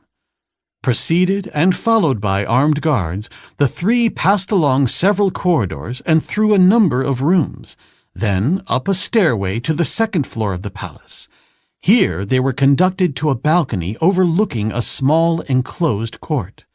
The windows opening onto this court from the first story of the building were heavily barred, and from just below the top of the parapet, behind which the queen and her party sat, sharpened stakes protruded, giving the court the appearance of a miniature arena for wild animals. As Tarzan looked down into the courtyard, wondering a little what the nature of the diversion was to be, a door at one end swung open, and a young lion stepped out into the sunlight, blinking his eyes and looking about. When he saw those on the balcony looking down at him, he growled. He is going to make a good lion, remarked Nimon. From a cub, he has always been vicious. What is he doing in here? Asked Tarzan. Or what is he going to do? He is going to entertain us, replied Nimon. Presently, an enemy of Gathni will be turned into the pit with him, the Athnian who was captured in Tenar. And if he kills the lion, you will give him his liberty? Demanded Tarzan. Nimon laughed. I promise that I will, but he will not kill the lion. He might, said Tarzan. Men have killed lions before. With their bare hands? Asked Nimon. You mean the man will not be armed? Demanded Tarzan incredulously. Why, of course not, exclaimed Nemone. He is not being put there to kill or wound a fine young lion, but to be killed. And he has no chance, then? That is not a sport, it is murder. Perhaps you would like to go down and defend him, sneered Erot. The queen would give the fellow his liberty if he had a champion who would kill the lion, for that is the custom. It is a custom that is without a precedent since I have been queen, said Nemone. It is true that it is a law of the arena, but I have yet to see a champion volunteer to take the risk. The lion paced across the courtyard and stood directly beneath the balcony, glaring up at them. He was a splendid beast, young but full-grown. He is going to be a mean customer, remarked Gemnon. He already is, rejoined the queen. I was going to make a racing lion of him, but after he killed a couple of trainers, I decided that he would make a better hunting lion for grand hunts. There is the Athenian. She pointed down into the courtyard. He is a fine-looking young fellow. Tarzan glanced at the stalwart figure in ivory, standing upon the opposite side of the small arena, bravely awaiting its fate. Then the lion turned its head slowly in the direction of the prey it had not yet seen. At the same instant, Tarzan seized the hilt of Erot's dagger-like sword, tore the weapon from its sheath, and, stepping to the top of the parapet, leaped for the lion below. So quickly and so silently had he moved that none was aware of his intent until it had been accomplished. Gemnon voiced an ejaculation of astonishment, Erot of relief, while Memnon cried out in genuine terror and alarm. Leaning over the parapet, the queen saw the lion struggling to tear the body that had crushed it to the stone flagging or escape from beneath it.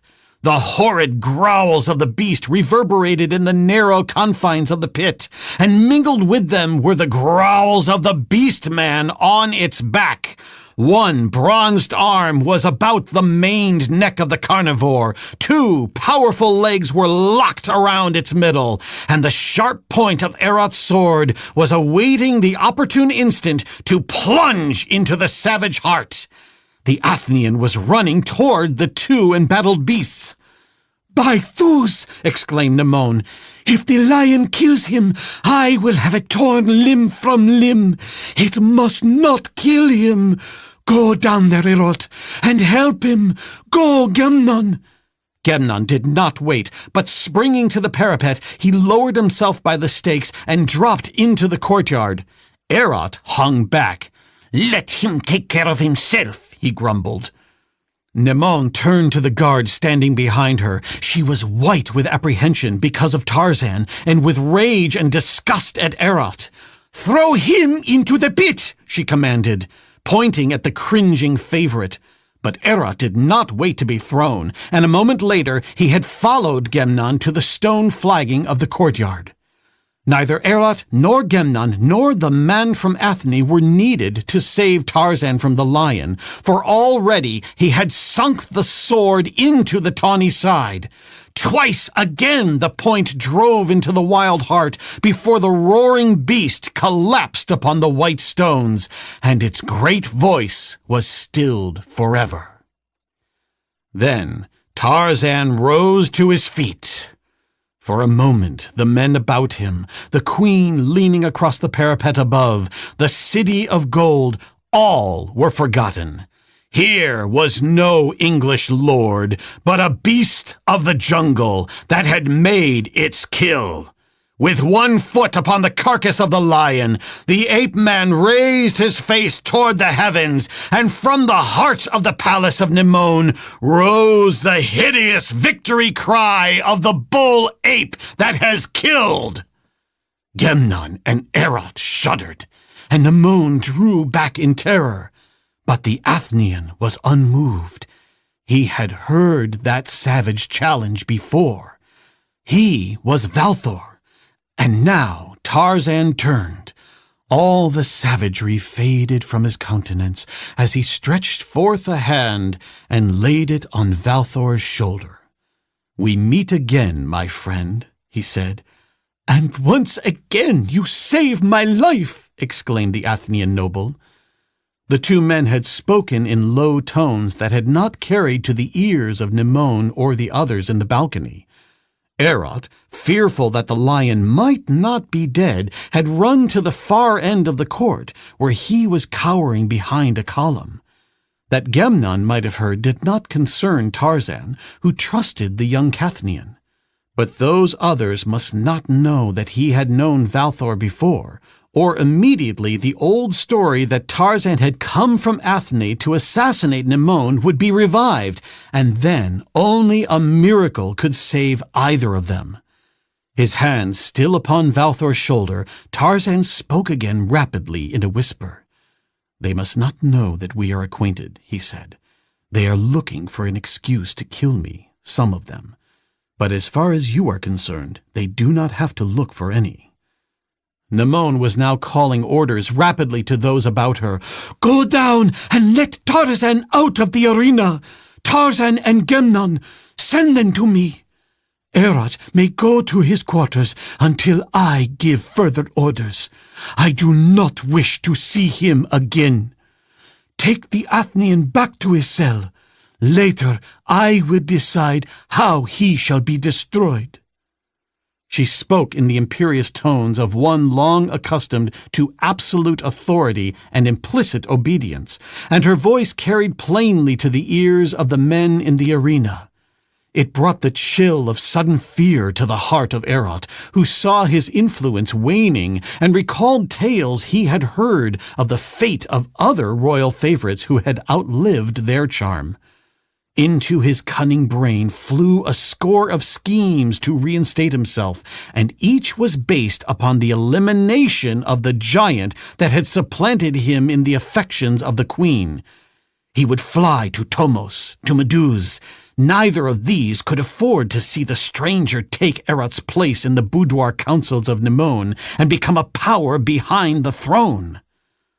Tarzan heard the queen's commands with surprise and resentment, and, wheeling, he looked up at her. "This man is free by your own word," he reminded her. "If he be returned to a cell, I shall go with him, for I have told him that he would be free." "Do with him as you please," cried Nemone. "He is yours. Only come up to me, Tarzan. I thought that you would be killed, and I am still frightened." Erot and Gemnon heard these words with vastly different emotions. Each recognized that they signaled a change in the affairs of the court of Cathne. Gemnon anticipated the effects of a better influence injected into the councils of Nemone, and was pleased. Erot saw the flimsy structure of his temporary grandeur and reflected authority crumbling to ruin. Both were astonished by this sudden revealment of a new Nemone, whom none had ever before seen bow to the authority of another than Meduse.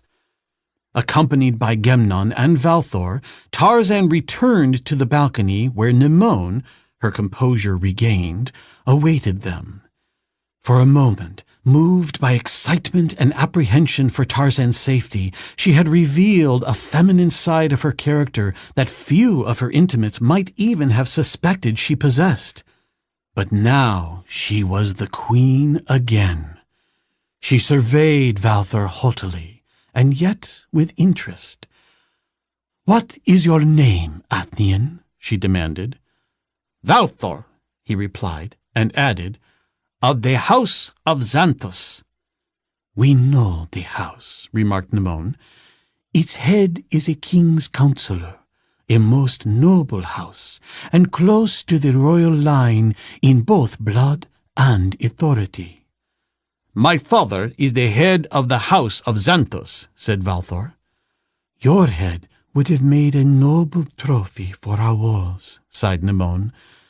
"But we have given our promise that you shall be freed." My head would have been honored by a place among your Majesty's trophies, replied Valthor, the faintest trace of a smile upon his lips. But it shall have to be content to wait a more propitious event. We shall look forward with keen anticipation to that moment, rejoined Nimon graciously. But in the meantime, we will arrange an escort to return you to Athne, and hope for better fortune the next time that you fall into our hands. Be ready then early tomorrow to return to your own country. I thank your Majesty, replied Valthor. I shall be ready, and when I go, I shall carry with me to cherish through life the memory of the gracious and beautiful Queen of Cathne. Our noble Gemnon shall be your host until tomorrow, announced Nimon. Take him with you now to your quarters, Gemnon, and let it be known that he is Nimon's guest, whom none may harm. Tarzan would have accompanied Gemnon and Valthor, but Nimon detained him. You will return to my apartments with me, she directed. I wish to talk with you. As they walked through the palace, the queen did not precede her companion as the etiquette of the court demanded, but moved close at his side, looking up into his face as she talked. I was frightened, Tarzan, she confided. It is not often that Nimon is frightened by the peril of another. But when I saw you leap into the arena with the lion, my heart stood still. Why did you do it, Tarzan? I was disgusted with what I saw, replied the ape-man shortly. Disgusted? What do you mean? The cowardliness of the authority that would permit an unarmed and utterly defenseless man to be forced into an arena with a lion, explained Tarzan candidly. Nimon flushed. You know that authority is I, she said coldly. Of course I know it, replied the ape-man, but that only renders it more odious. What do you mean? She snapped. Are you trying to drive me beyond my patience? If you knew me better, you would know that that is not safe, not even for you, before whom I have already humbled myself. I am not seeking to try your patience, replied the ape-man quietly, for I am neither interested nor concerned in your powers of self-control. I am merely shocked that one so beautiful may at the same time be so heartless. Were you a little more human, Nimon, you would be irresistible. The flush faded from the queen's face, the anger from her eyes. She moved on in silence, her mood suddenly introspective. And when they reached the anteroom leading to her private chambers, she halted at the threshold of the latter and laid a hand gently upon the arm of the man at her side. You are very brave, she said. Only a very brave man would have leaped into the arena with a lion to save a stranger. But only the bravest of the brave could have dared to speak to Nimon as you have spoken. For the death that the lion deals may be merciful compared with that which Nimon deals when she has been affronted. Yet perhaps you knew that I would forgive you. Oh, Tarzan, what magic have you exercised to win such power over me? She took him by the hand then and led him toward the doorway of her chambers. In here, alone together, you shall teach Nimon how to be human. As the door swung open, there was a new light in the eyes of the Queen of Cathne, a softer light than had ever before shone in those beautiful depths, and then it faded to be replaced by a cold, hard glitter of bitterness and hate. Facing them, in the center of the apartment, stood Meduse. She stood there, bent and horrible, wagging her head and tapping the stone floor with her staff. She spoke no word, but fixed them with her baleful glare. As one held in the grip of a power she is unable to resist, Nimon moved slowly toward the ancient hag, leaving Tarzan just beyond the threshold. Slowly and silently, the door closed between them. Beyond it, the ape-man heard, faintly, the tapping of the staff upon the colored stones of the mosaic. Chapter 13. Assassin in the Night. A great lion moved silently from the south across the border of Kaffa. If he were following a trail, the heavy rain that had terminated the wet season must have obliterated it long since, yet he moved on with a certain assurance that betokened no sign of doubt. Why was he there? What urge had drawn him thus, contrary to the habits and customs of his kind, upon the long and arduous journey? Where was he bound? What or whom did he seek? Only he, Numa, the lion, king of beasts, knew. In his quarters in the palace, Erot paced the floor, angry and disconsolate. Sprawled on a bench, his feet wide apart, sat Zerstel, deep in thought. The two men were facing a crisis, and they were terrified. Had Erot definitely fallen from the favor of the queen, Zerstel would be dragged down with him. Of that there was no doubt. "But there must be something you can do," insisted Zerstel. "I have seen both Tomos and Medus," replied Erot wearily, "and they have promised to help. It means as much to them as it does to me. But Nimon is infatuated with this stranger.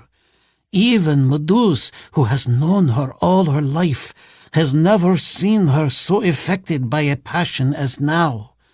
Even she feels that she may not be able to control the queen in the face of her mad attachment for the naked barbarian.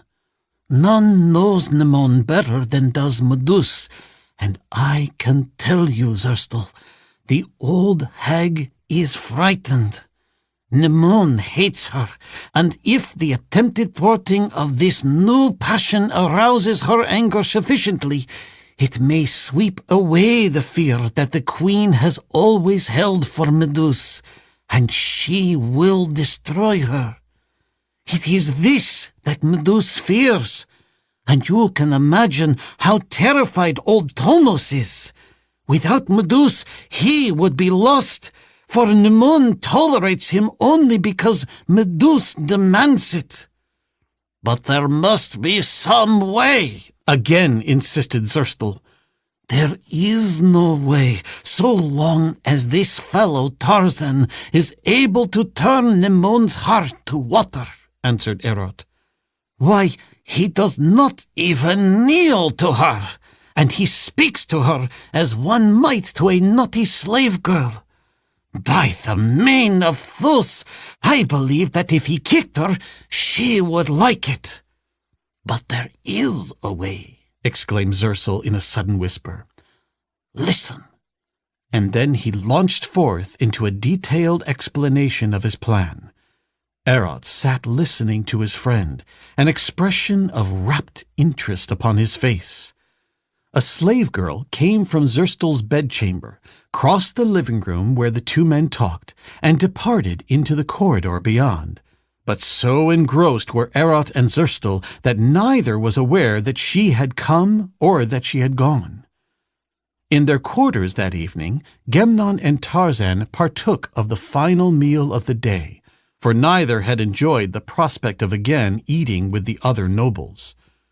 Valthar slept in the bedroom, having asked not to be disturbed until morning. "When you have definitely displaced Erot, conditions will be different," explained Gemnon. Then they will fawn upon you, shower you with attentions, and wait upon your every whim." "That will never occur," snapped the ape-man. "Why not?" demanded his companion. "Nemon is mad about you. There is nothing that she would not do for you. Absolutely nothing. Why, man, you can rule Kathni if you so choose." "But I do not choose," replied Tarzan. "Nemon may be mad, but I am not. And even were I could never be mad enough to accept a position that had once been filled by Erat. The idea disgusts me. Let us talk of something pleasant." "Very well," consented Gemnon with a smile. "Perhaps I think you are foolish, but I admit that I cannot help but admire your courage and your decency. And now for something more pleasant, something very much more pleasant. I am going to take you visiting tonight. I am going to take you to see the most beautiful girl in Kathni." "I thought that there could be no woman in Kathni more beautiful than the queen," objected Tarzan. "There would not be if Nemon knew of her," replied Gemnon. "But fortunately she does not know. She has never seen this girl, and may Thus forbid that she ever does." "You are much interested," remarked the ape-man, smiling. "I am in love with her," explained Gemnon simply. "And Nemon has never seen her? I should think that a difficult condition to maintain, for Kathni is not large, and if the girl be of the same class as you, many other nobles must know of her beauty. One would expect such news to come quickly to the ears of Nemon." "She is surrounded by very loyal friends, this girl of whom I speak," replied Gemnon. "She is Doria, the daughter of Thudos. Her father is a very powerful noble and head of the faction which wishes to place Alexstar on the throne. Only Nemon's knowledge of his great power preserves his life, but owing to the strained relations that exist between Nemon and his house, neither he nor members of his family are often at court. Thus it has been easier to prevent knowledge of the great beauty of Doria coming to Nemon." As the two men were leaving the palace a short time later, they came unexpectedly upon Zerstel, who was most effusive in his greetings. "Congratulations, Tarzan!" he exclaimed, halting the companions. "That was a most noble feat you performed in the lion pit today. All the palace is talking about it, and let me be among the first to tell you how glad I am that you have won the confidence of our gracious and beautiful queen by your bravery, strength, and magnanimity." Tarzan nodded in acknowledgement of the man's avowal and started to move on, but Zerstel held him with a gesture. "We must see more of one another," he continued. "I am arranging a grand hunt, and I must have you as my guest of honor. There will be but a few of us, a most select party, and I can assure you of good sport. When all the arrangements are completed, I will let you know the day of the hunt. And now, goodbye and good luck to you." "I care nothing about him or his grand hunt," said Tarzan, as he and Gemnon continued on toward the home of Doria. "Perhaps it would be well to accept," advised Gemnon. "That fellow and his friends will bear watching, and if you are with them occasionally, you can watch them that much better." Tarzan shrugged. "If I am still here, I shall go with him if you think best." "If you are still here," exclaimed Gemnon, "you certainly are not expecting to get away from Kathni, are you?" "Why, certainly," replied Tarzan. "I may go any day or night. There is nothing to hold me here, and I have given no promise that I would not escape when I wished." Gemnon smiled a wry smile that Tarzan did not see in the semi-darkness of the ill-lit avenue through which they were passing. "That will make it extremely interesting for me," he remarked. "Why?" demanded the ape-man. "Nemone turned you over into my keeping. If you escape while I am responsible for you, she will have me destroyed." A frown knit the brows of the Lord of the Jungle. "I did not know that," he said. "But you need not worry. I shall not go until you have been relieved of responsibility." A sudden smile lighted his countenance. "I think I shall ask Nemone to give me over into the keeping of Erot or Zerstel." Gemnon chuckled. "What a story that would make!" he cried. An occasional torch only partially dispelled the gloom beneath the overhanging trees that bordered the avenue that led toward the palace of Thudos.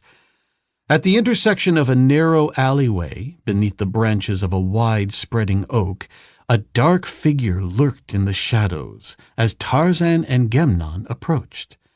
The keen eyes of the ape-man saw and recognized it as the figure of a man before they came close enough to be in danger, and Tarzan was ready even though he had no suspicion that the man's presence there was in any way concerned with him, for it is the business of the jungle bred to always be ready, whether danger threatens or not.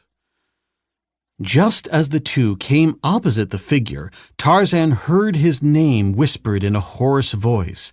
He stopped. "Beware of Erot," whispered the voice. "Tonight." Then the figure wheeled and lumbered into the denser shadows of the narrow alleyway, but in the glimpse that Tarzan got of it, there was a familiar roll to the great body, just as there had been a suggestion of familiarity in the voice. "Now who do you suppose that is?" demanded Gemnon. "Come on, we'll capture him and find out." And he started as though to pursue the stranger down the alley. Tarzan laid a restraining hand upon his shoulder. "No," he said.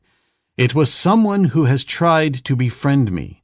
If he wishes to conceal his identity, it is not for me to reveal it."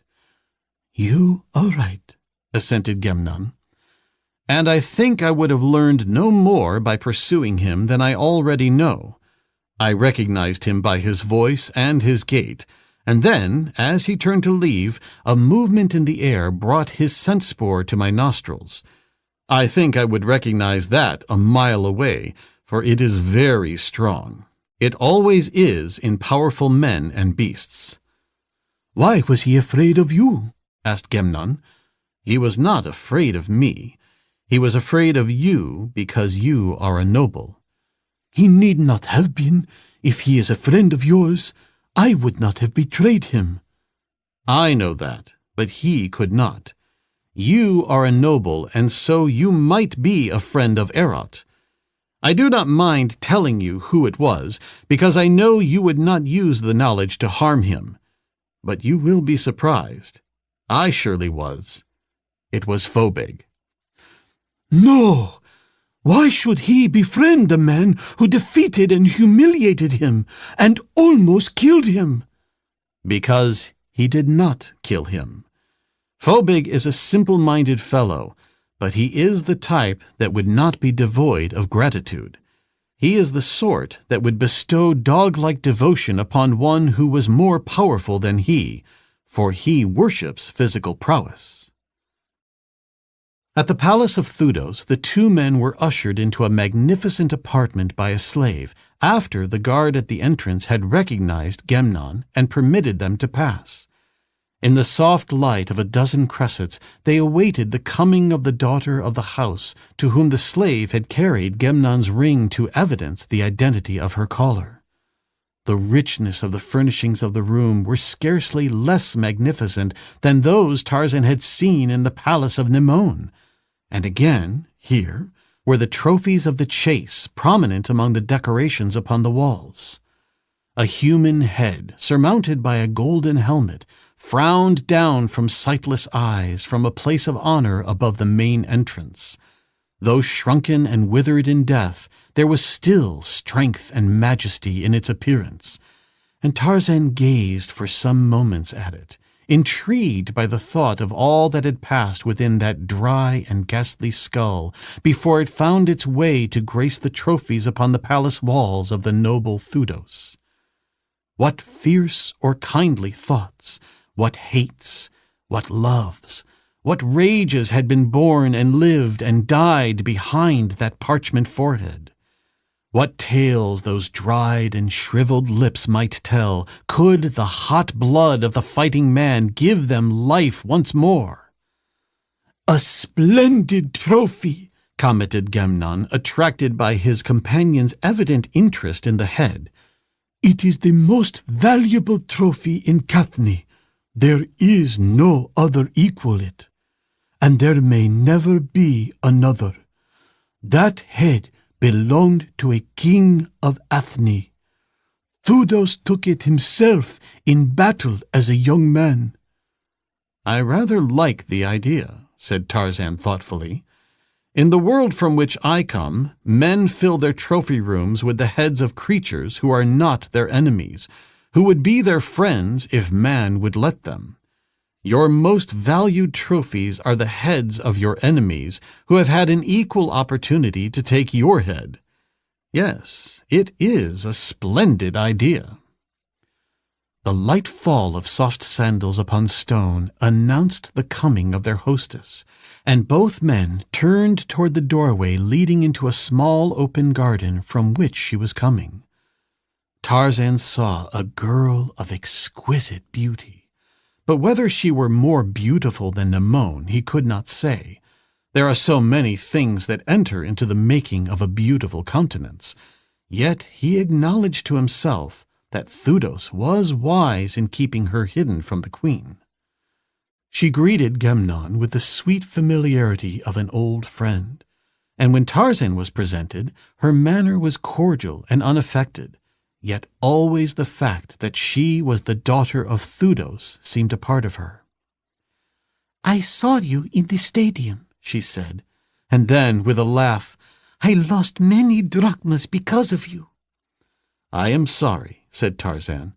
"Perhaps had I known that you were betting on Phobig, I should have let him kill me." "That is an idea," exclaimed Doria, laughing.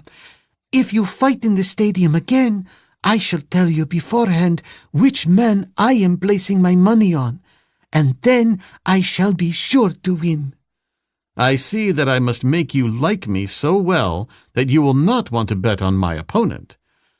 "From what I have seen of him," interjected Gemnon, "I think Tarzan will always be a safe bet in an arena." "What do you mean?" demanded the girl. "There is the suggestion of another significance in your words." "I am afraid my friend would not be so safe in a boudoir," laughed the young noble. "We have already heard that he has been more than successful," said Doria with just the faintest note of something that might have been discussed. "Do not judge him too harshly," pleaded Gemnon. "He is still doing his best to get himself destroyed." "That shall not be difficult in the palace of Nemone, though we have already heard startling tales of his refusal to kneel before the queen. One who has survived that may not have as much to fear as we have imagined," returned Doria. "Your queen understands why I do not kneel," explained Tarzan. "It is through no disrespect nor boorish bravado, but because of the habits of a lifetime and the exigencies of my existence. Had I not been commanded to kneel, I might have knelt. I am afraid that I cannot explain the psychology of my position so that another may understand it, but it is plain to me that I must not bow to any authority against my will, unless I am compelled to do so by force." The three had spent the evening in pleasant conversation, and Gemnon and Tarzan were about to leave when a middle-aged man entered the room. It was Thudos, the father of Doria. He greeted Gemnon cordially and seemed pleased to meet Tarzan, whom he immediately commenced to question relative to the world outside the valleys of Unthar and Thinnar. Thudos was a strikingly handsome man, with strong features, an athletic build, and eyes that were serious and stern, that yet had wrinkles at their corners that betokened much laughter. His was a face that one might trust, for integrity, loyalty, and courage had left their imprints plainly upon it, at least for eyes as observant as those of the Lord of the Jungle. When the two guests rose to leave again, Thudos seemed satisfied with his appraisal of the stranger. "I am glad that Gemnon brought you," he said. "The very fact that he did convinces me that he has confidence in your friendship and loyalty, for, as you may already know, the position of my house at the court of Nemon is such that we receive only assured friends within our walls." "I understand," replied the ape-man. He made no other reply, but both Thudos and Doria felt that here was a man who might be trusted. As the two men entered the avenue in front of the palace of their host, a figure slunk into the shadow of a tree a few paces from them, and neither saw it. Then they walked leisurely toward their apartments in the palace, discussing the noble Thudos and his matchless daughter.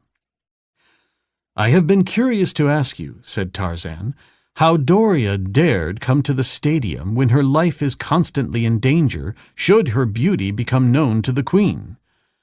"She is always disguised when she goes abroad," replied Gemnon.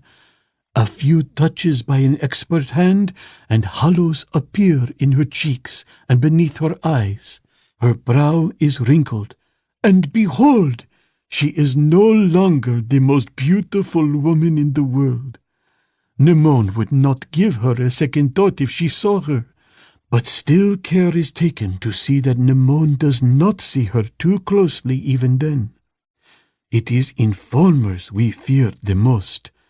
Thudos never sells a slave who has seen Doria, and once a new slave enters the palace walls, he never leaves them again until long years of service have proved him and his loyalty is unquestioned. It is a monotonous life for Doria, the penalty she pays for beauty. But all we can do is hope and pray that relief will come someday in the death of Nemon or the elevation of Alexstar to the throne." Valthor was asleep on Tarzan's couch when the ape-man entered his bedroom. He had had little rest since his capture, and, in addition, he was suffering from a slight wound, so Tarzan moved softly that he might not disturb him and made no light in the room, the darkness of which was partially dispelled by the moonlight. Spreading some skins on the floor against the wall opposite the window, the ape-man lay down and was soon asleep, while in the apartment above him 2 men crouched in the dark beside the window that was directly above that in Tarzan's bedroom.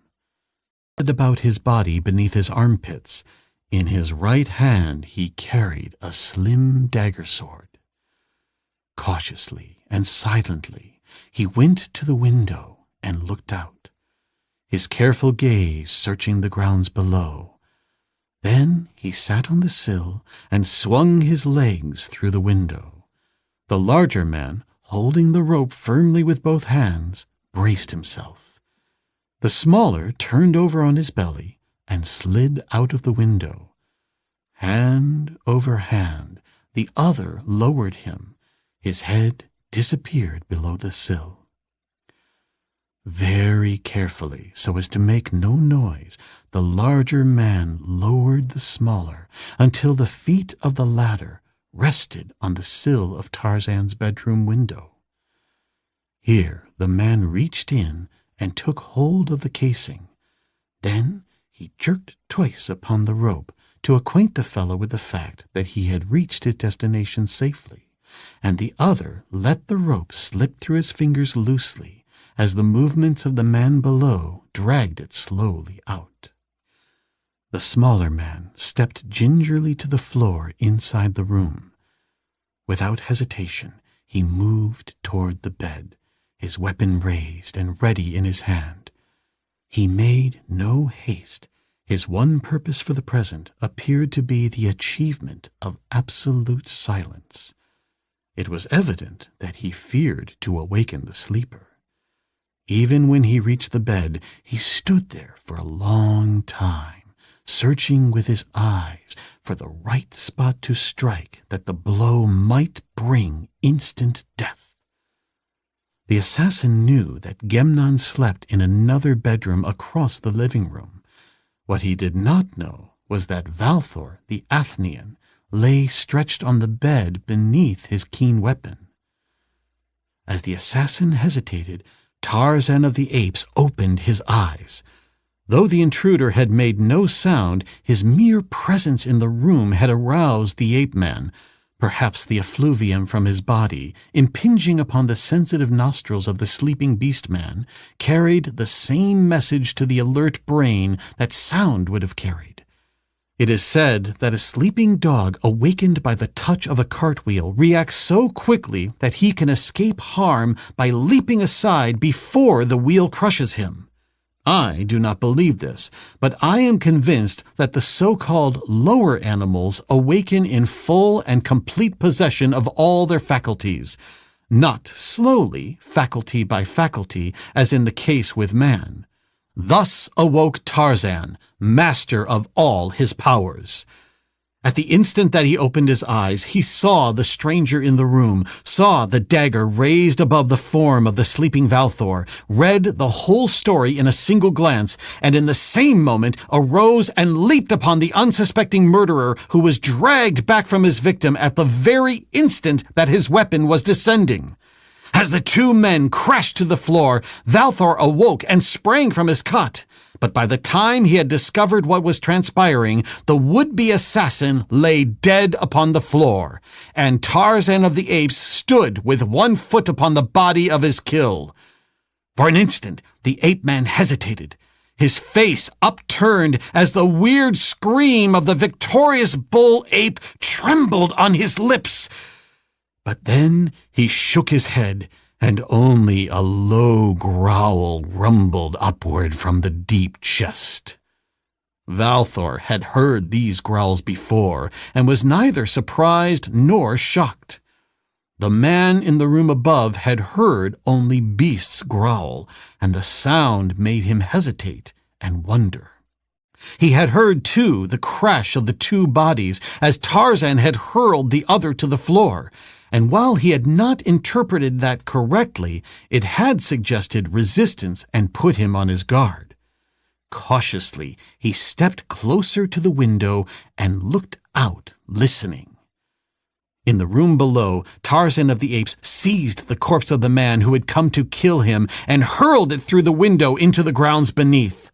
The man above saw and, turning, slunk from the room and vanished among the dark shadows of the palace corridors. Chapter 14. The Grand Hunt.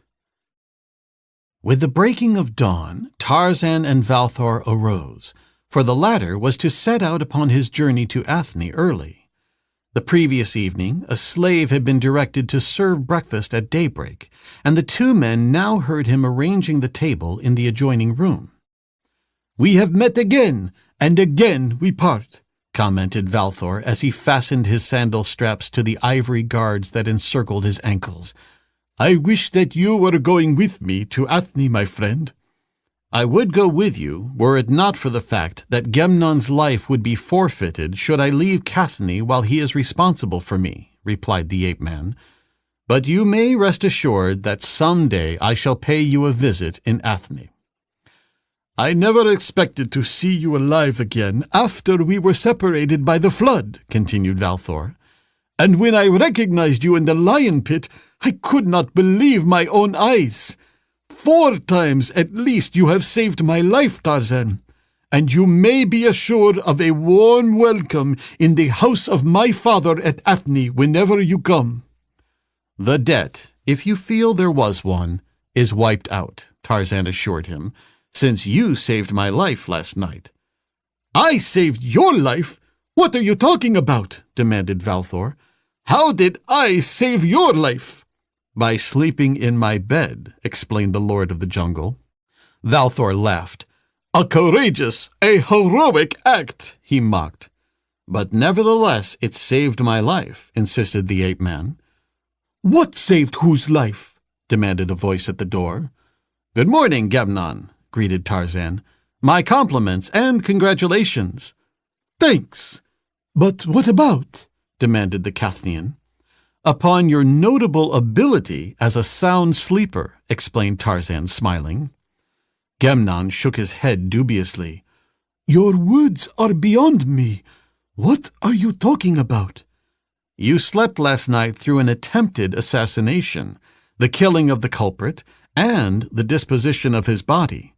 Phobig's warning was no idle gossip." "You mean that someone came here last night to kill you?" "And almost killed Valthor instead." And then Tarzan briefly narrated the events of the attempt upon his life. "Have you ever seen the man before?" asked Gemnon. "Did you recognize him?" "I paid little attention to him," admitted Tarzan. "I threw him out of the window, but I do not recall having seen him before." "Was he a noble?" "No, he was a common warrior. Perhaps you will recognize him when you see him." "I shall have a look at him and report the matter at once," said Gemnon. "Nemon is going to be furious when she hears this." "She may have instigated it herself," suggested Tarzan. "She is half mad." "Hush!" cautioned Gemnon. "It is death even to whisper that thought. No, I do not believe it was Nemon. But were you to accuse Erot, Meduse, or Tomos, I could easily agree to that. I must go now, and if I do not return before you leave, Valthor, be assured that I have enjoyed entertaining you. It is unfortunate that we are enemies, and that the next time we meet we shall have to endeavor to take one another's head." "It is unfortunate and foolish," replied Valthor. "But it is the custom," Gemnon reminded him. "Then may we never meet, for I could never take pleasure in killing you." "Here's to it, then," cried Gemnon, raising his hand as though it held a drinking horn. "May we never meet again." And with that he turned and left them. Tarzan and Valthor had but scarcely finished their meal when a noble arrived to tell them that Valthor's escort was ready to depart, and a moment later, with a brief farewell, the Athnian left. Tarzan's liking for Valthor, combined with his curiosity to see the City of Ivory, determined him to visit the Valley of Thennar before he returned to his own country. But that is a matter apart, having nothing to do with this story, which has seen the last of the likable young noble of Athne.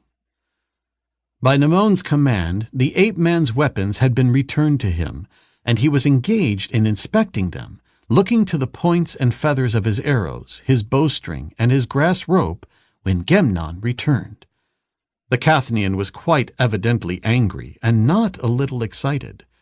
This was one of the few occasions upon which Tarzan had seen his warder other than smiling and affable. "I have had a bad half-hour with the queen," explained Gemnon.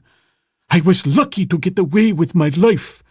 She is furious over this attempt upon your life and blames me for neglect of duty. What am I to do? Sit on your windowsill all night?" Tarzan laughed.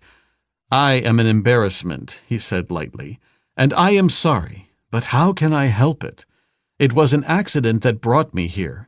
It is perversity that keeps me here, the perversity of a spoiled woman." "You had better not tell her that, nor let another than me hear you say it," Gemnon cautioned him. "I may tell her," laughed Tarzan. I am afraid I have never acquired that entirely human accomplishment called diplomacy. She has sent me to summon you, and I warn you to exercise a little judgment, even though you have no diplomacy. She is like a raging lion, and whoever arouses her further will be in for a mauling. What does she want of me? Demanded Tarzan. Am I to remain in this house, caged up like a pet dog, to run at the beck of a woman? She is investigating this attempt upon your life, and has summoned others to be questioned, Gemnon explained. Gemnon led the way to a large audience chamber, where the nobles of the court were congregated before a massive throne on which the queen sat, her beautiful brows contracted in a frown. As Tarzan and Gemnon entered the room, she looked up, but she did not smile. A noble advanced and led the two men to seats near the foot of the throne. As Tarzan glanced about the faces of those near him, he saw Tomos and Erot and Zerstel. Erot was nervous. He fidgeted constantly upon his bench. He played with his fingers and with the hilt of his sword. Occasionally he glanced appealingly up at Nemone, but if she recognized that he was there, her expression did not acknowledge it. "We have been awaiting you," said the queen as Tarzan took his seat. "It appears that you did not exert yourself to hasten in response to our command." Tarzan looked up at her with an amused smile. "On the contrary, Your Majesty, I returned at once with the noble Gemnon," he explained respectfully. "We have summoned you to tell the story of what happened in your apartment last night that resulted in the killing of a warrior." She then turned to a noble standing at her side and whispered a few words in his ear, whereupon the man quit the room. "You may proceed," she said, turning again to Tarzan. "There is little to tell," replied the ape-man, rising. "A man came to my room to kill me, but I killed him instead." "How did he enter your room?" demanded Nemone. "Where was Gemnon? Did he admit the fellow?" "Of course not," replied Tarzan. "Gemnon was asleep in his own room. The man who would have killed me was lowered from the window of the apartment above mine and entered through my window. There was a long rope tied about his body." "How did you know he came to kill you? Did he attack you?" "Valthor, the Athenian, was sleeping in my bed. I was sleeping on the floor. The man did not see me, for the room was dark. He went to the bed where he thought I was sleeping. I awoke as he stood over Valthor, his sword raised in his hand ready to strike. Then I killed him and threw his body out of the window." "Did you recognize him? Had you ever seen him before?" asked the queen. "I did not recognize him." There was a noise at the entrance to the audience chamber that caused Nemone to glance up. 4 slaves bore a stretcher into the room and laid it at the foot of the throne. On it was the corpse of a man. "Is this the fellow who attempted your life?" demanded Nemone. "It is," replied Tarzan. She turned suddenly upon Erot. "Did you ever see this man before?" she demanded. Erot arose. He was white and trembled a little. "But, Your Majesty, he is only a common warrior," he countered. "I may have seen him often, yet have forgotten him. That would not be strange. I see so many of them." "And you," the queen addressed a young noble standing near, "have you ever seen this man before?" "Often," replied the noble. "He was a member of the palace guard, and in my company." "How long has he been attached to the palace?" demanded Nemone. "Not a month, Your Majesty." "And before that, do you know anything about his prior service?" "He was attached to the retinue of a noble, Your Majesty," replied the young officer hesitantly. What noble? demanded Nemon. Erot, replied the witness in a low voice. The queen looked long and searchingly at Erot. You have a short memory, she said presently, an undisguised sneer in her voice. Or perhaps you have so many warriors in your retinue that you cannot recall one who has been out of your service for a month. Erot was pale and shaken. He looked long at the face of the dead man before he spoke again. I do recall him now, Your Majesty, but he does not look the same. Death has changed him. That is why I did not recognize him immediately. You are lying, snapped Nemon. There are some things about this fair that I do not understand. What part you have had in it, I do not know, but I am sure that you had some part, and I am going to find out what. In the meantime, you are banished from the palace. There may be others, she looked menacingly at Tomos, but I shall find them all out, and when I do, it will be the lion pit for the lot. Rising, she descended from the throne, and all knelt save Tarzan. As she passed him on her way from the chamber, she paused and looked long and searchingly into his eyes. Be careful, she whispered. Your life is in danger. I dare not see you for a while, for there is one so desperate that not even I could protect you should you visit my apartments again. Tell Gemnon to quit the palace and take you to his father's house. You will be safer there, but even then far from safe. In a few days I shall have removed the obstacles that stand between us. Until then, Tarzan, goodbye. The ape-man bowed, and the Queen of Cathne passed on out of the audience chamber. The nobles rose. They drew away from Erot and clustered about Tarzan. In disgust, the ape-man drew away. "Come, Gemnon," he said. "There is nothing to keep us here longer." Zerstel blocked their way as they were leaving the chamber. "Everything is ready for the grand hunt," he exclaimed, rubbing his palms together genially. "I thought this tiresome audience would prevent our starting today, but it is still early. The lions and the quarry are awaiting us at the edge of the forest. Get your weapons and join me in the avenue." Gemnon hesitated. "Who are hunting with you?" he asked. "Just you and Tarzan and Pindes," explained Zerstel. "A small and select company that ensures a good hunt." "We will come," said the ape-man. As the two returned to their quarters to get their weapons, Gemnon appeared worried. "I am not sure that it is wise to go," he said. "And why not?" inquired Tarzan. "This may be another trap for you." The ape-man shrugged. "It is quite possible, but I cannot remain cooped up in hiding. I should like to see what a grand hunt is. I have heard the term so often since I came to Cathne. Who is Pindes? I do not recall him."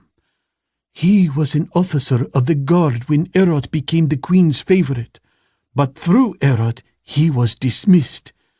He is not a bad fellow, but weak and easily influenced. However, he must hate Erot, and so I think you have nothing to fear from him." "I have nothing to fear from anyone," Tarzan assured him. "Perhaps you think not, but be on guard." "I am always on guard. Had I not been, I should have been dead long ago." "Your self-complacency may be your undoing," growled Gemnon testily. Tarzan laughed. "I appreciate both danger and my own limitations, but I cannot let fear rob me of my liberty and the pleasures of life. Fear is to be more dreaded than death. You are afraid. Erot is afraid. Nemone is afraid, and you are all unhappy. Were I afraid, I should be unhappy, but no safer. I prefer to be simply cautious. And by the way, speaking of caution, Nemone instructed me to tell you to take me from the palace and keep me in your father's house. She says the palace is no safe place for me. I really think that it is Meduse who is after me. Meduse and Erot and Tomos, said Gemnon. There is a triumvirate of greed and malice and duplicity that I should hate to have upon my trail. At his quarters, Gemnon gave orders that his and Tarzan's belongings be moved to the house of his father while the two men were hunting. Then they went to the avenue where they found Zurstel and Pindes awaiting them.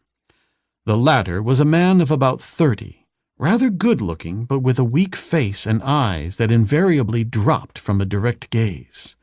He met Tarzan with a great cordiality, and as the four men walked along the main avenue of the city toward the eastern gate, he was most affable. "You have never been on a grand hunt?" he asked Tarzan. "No, I have no idea what the term means," replied the ape-man. "We shall not tell you then, but shall let you see for yourself. Then you would enjoy it the more.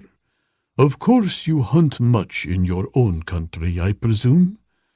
"I hunt for food only, or for my enemies," replied the ape-man. "You never hunt for pleasure?" demanded Pindes. "I take no pleasure in killing." "Well, you won't have to kill today," Pindes assured him.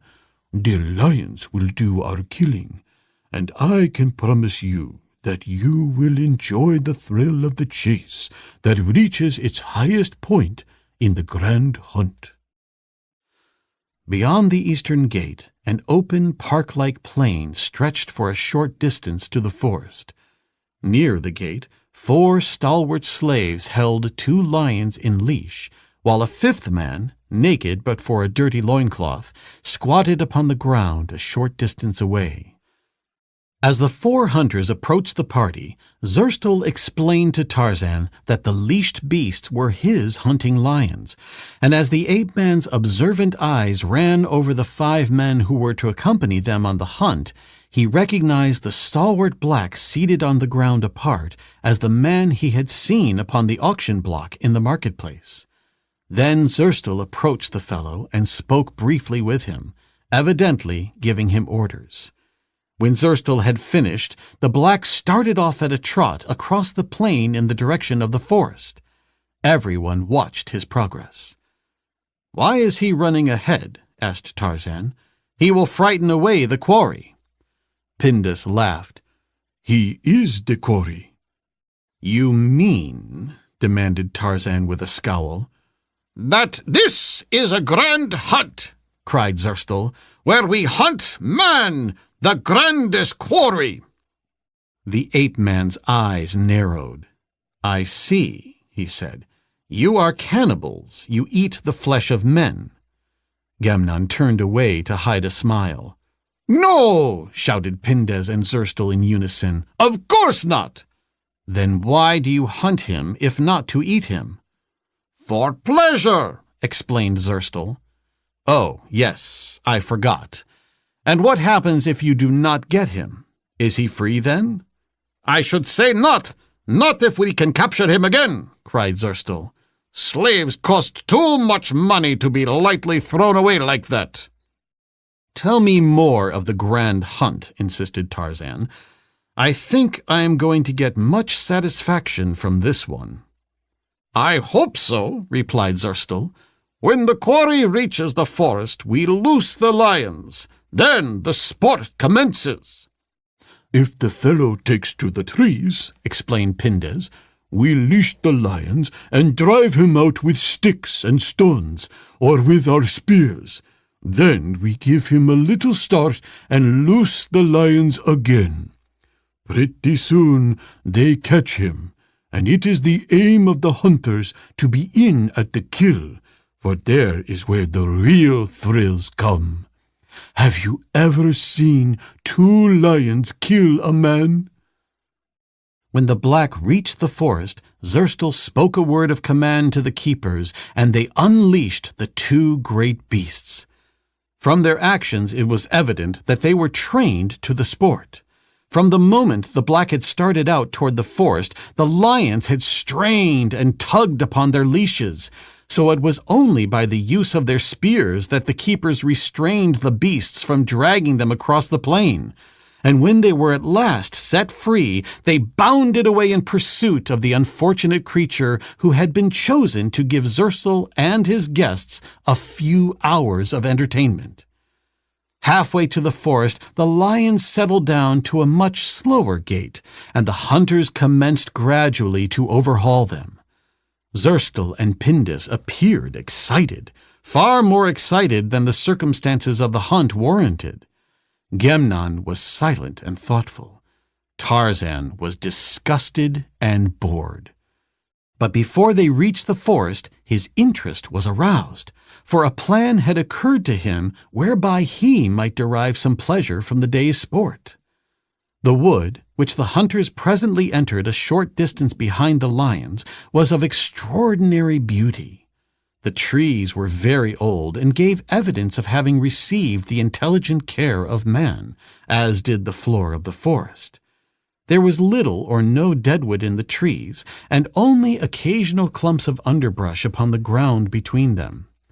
As far as Tarzan could see among the boles of the trees, the aspect was that of a well-kept park rather than of a natural wood, and in answer to a comment he made upon this fact, Gemnon explained that for ages his people had given regular attention to the conservation of this forest from the City of Gold to the Pass of the Warriors. Heavy lianas swung in graceful loops from tree to tree. Higher up toward the sunlight, Tarzan caught glimpses of brilliant tropical blooms. There were monkeys in the trees and gaudy, screaming birds. The scene filled the ape-man with such a longing for the freedom that was his life that, for the moment, he almost forgot that Gemnon's life hinged upon his abandoning all thought of escape while the young noble was responsible to the queen for his safekeeping. Once within the forest, Tarzan dropped gradually to the rear of the party, and then, when none was looking, swung to the branches of a tree. Plain to his nostrils had been the scent spoor of the quarry from the beginning of the chase, and now the ape-man knew, possibly even better than the lions, the direction of the hopeless flight of the doomed man. Swinging through the trees in a slight detour that carried him around and beyond the hunters without revealing his desertion to them, Tarzan sped through the middle terraces of the forest as only the Lord of the Jungle can. Stronger and stronger in his nostrils waxed the scent of the quarry. Behind him came the lions and the hunters, and he knew that he must act quickly, for they were no great distance in his rear. A grim smile lighted his gray eyes as he considered the denouement of the project he had undertaken. Presently he saw the man running through the forest just ahead of him. The fellow was moving at a dogged trot, casting an occasional glance behind him. He was a splendidly muscled Galla, a perfect type of primitive manhood, who seemed bent upon giving the best account of himself that he might against the hopeless odds that must eventually win the game in which his life was the stake. There was neither fear nor panic in his flight, merely inflexible determination to surrender to the inevitable only as a last resort.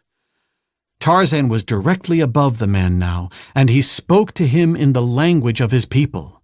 "Take to the trees," he called down. The man looked up, but he did not stop. "Who are you?" he demanded. "An enemy of your master who would help you escape," replied the ape-man. "There is no escape. If I take to the trees, they will stone me down." "They will not find you. I will see to that." "Why should you help me?" demanded the black.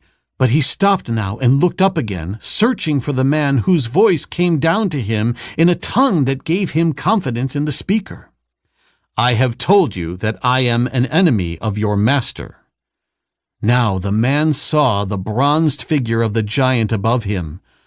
"You are a white man," he exclaimed. "You are trying to trick me. Why should a white man help me?" "Hurry," admonished Tarzan, "or it will be too late, and no one can help you." For just an instant longer the man hesitated. Then he leaped for a low-hanging branch and swung himself up into the tree as Tarzan came down to meet him. "They will come soon and stone us both down," he said. There was no hope in his voice, nor any fear, only dumb apathy. Chapter 15. The Plot That Failed. Through the trees toward the east, the ape-man carried the gala slave who was to have been the victim of Zerstel's day of sport.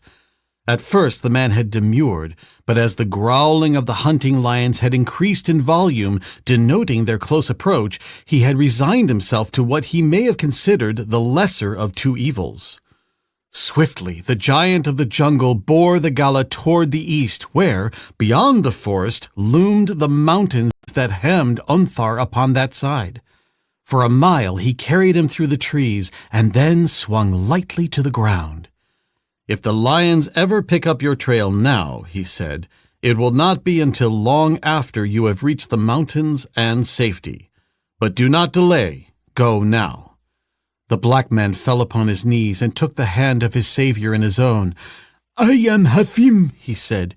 "If I could serve you, I would die for you. Who are you?" "I am Tarzan of the Apes. Now go your way and lose no time." "One more favor," begged the man. "What?" "I have a brother. He too was captured by these people when they captured me. He is a slave in the gold mines south of Katni. His name is Nyaka. If you should ever go to the gold mines, tell him that Hafim has escaped. It will make him happier, and perhaps then he will try to escape." "I shall tell him. Now go." Silently, Hafim disappeared among the boles of the forest trees, and Tarzan sprang again into the branches and swung rapidly back in the direction of the hunters. When he reached them, dropping to the ground and approaching them from behind, they were clustered near the spot at which Hafim had taken to the trees. "Where have you been?" asked Zerstel. "We thought that you had become lost." "I dropped behind," replied the ape-man. "But where is your quarry? I thought that you would have had him by this time." "We cannot understand it," admitted Zerstel. "It is evident that he climbed this tree, because the lions followed him to this very spot, where they stood looking up into the tree, but they did not growl as though they saw the man. Then we leashed them again and sent one of the keepers into the tree, but he saw no sign of the quarry." "It is a mystery," exclaimed Pindez. "It is indeed," agreed Tarzan, "at least for those who do not know the secret." "Who does know the secret?" demanded Zerstel. "The black slave who has escaped you must know, if no other." "He has not escaped me," snapped Zerstel. "He has but prolonged the hunt and increased its interest." "It would add to the excitement of the day to lay some bets on that," said the ape-man. "I do not believe that your lions can again pick up the trail in time to bring down the quarry before dark." 1,000 drachmas that they do!" cried Zerstel. "Being a stranger who came naked into your country, I have no 1,000 drachmas," said Tarzan. "But perhaps Gemnon will cover your bet." He turned his face away from Zerstel and Pindez and, looking at Gemnon, slowly closed one eye. "Done!" exclaimed Gemnon to Zerstel. "I only demand the right to conduct the hunt in my own way," said the latter. "Of course," agreed Gemnon, and Zerstel turned his face toward Pindez and slowly closed one eye. "We shall separate then," explained Zerstel. "And as you and Tarzan are betting against me, one of you must accompany me, and the other go with Pindez, so that all may be sure that the hunt is prosecuted with fairness and determination." "Agreed," said Tarzan. "But I am responsible to the queen for the safe return of Tarzan," demurred Gemnon. "I do not like to have him out of my sight, even for a short time." "I promise that I shall not try to escape," the ape-man assured him. "It was not that alone of which I was thinking," explained Gemnon. "And I can assure you that I can take care of myself if you feel fears for my safety," added Tarzan. "Come, let us go," urged Zerstel. "I shall hunt with Gemnon and Pindez with Tarzan. We shall take one lion, they the other." Reluctantly, Gemnon assented to the arrangement, and presently the two parties separated, Zerstel and Gemnon going toward the northwest, while Pindez and Tarzan took an easterly direction. The latter had proceeded but a short distance, the lion still upon its leash, when Pindez suggested that they separate, spreading out through the forest and thus combing it more carefully. "You go straight east," he said to Tarzan. "The keepers and the lion will go northeast, and I will go north. If any comes upon the trail, he may shout to attract the others to his position. If we have not located the quarry in an hour, let us all converge toward the mountains at the eastern side of the forest." The ape-man nodded and started off in the direction assigned him, soon disappearing among the trees. But neither Pindez nor the keepers moved from where he had left them, the keepers held by a whispered word from Pindez. The leashed lion looked after the departing ape-man, and Pindez smiled. The keepers looked at him questioningly. "Such sad accidents have happened many times before," said Pindez. Tarzan moved steadily toward the east. He knew that he would not find Hefim, and so he did not look for him. The forest interested him, but not to the exclusion of all else. His keen faculties were always upon the alert. Presently he heard a noise behind him, and glancing back was not surprised by what he saw. A lion was stalking him, a lion wearing the harness of a hunting lion of Cathni. It was one of Zerstel's lions. It was the same lion that had accompanied Pindez and Tarzan. Instantly the ape-man guessed the truth, and a grim light glinted in his eyes. It was no light of anger, but there was disgust in it, and the shadowy suggestion of a savage smile. The lion, realizing that its quarry had discovered it, began to roar. In the distance, Pindez heard and smiled. "Let us go now," he said to the keepers. "We must not find the remains too quickly. That might not look well." The three men moved slowly off toward the north. From a distance, Gemnon and Zerstel heard the roar of the hunting lion. "They have picked up the trail," said Gemnon, halting. "We had best join them." "Not yet," demurred Zerstel. "It may be a false trail. The animal with them is not so good a hunter as ours. He is not so well trained. We will wait until we hear the hunter's call." But Gemnon was troubled. Tarzan stood waiting the coming of the lion. He could have taken to the trees and escaped, but a spirit of bravado prompted him to remain. He hated treachery, and exposing it gave him pleasure. He carried a Cathnian spear and his own hunting knife, his bow and arrows he had left behind. The lion came nearer. It seemed vaguely disturbed. Perhaps it did not understand why the quarry stood and faced it instead of running away. Its tail twitched, its head was flattened. Slowly it came on again, its wicked eyes gleaming angrily. Tarzan waited. In his right hand was the sturdy Cathnian spear, in his left the hunting knife of the father he had never known. He measured the distance with a trained eye as the lion started its swift, level charge. Then, when it was coming at full speed, his spear hand flew back and he launched the heavy weapon. Deep beneath the left shoulder it drove, deep into the savage heart. But it checked the beast's charge for but an instant. Infuriated now, the carnivore rose upon its hind legs above the ape-man, its great taloned paws reaching to drag him to the slavering jowls. But Tarzan, swift as Ara the lightning, stooped and sprang beneath them, sprang to one side and then in again, closing with the lion, leaping upon its back. With a hideous roar, the animal wheeled and sought to bury its great fangs in the bronzed body or reach it with those raking talons. It threw itself to right and left as the creature clinging to it drove a steel blade repeatedly into the already torn and bleeding heart. The vitality and life tenacity of a lion are astounding, but even that mighty frame could not for long withstand the lethal wounds its adversary had inflicted, and presently it slumped to earth and, with a little quiver, died. Then the ape-man leaped to his feet.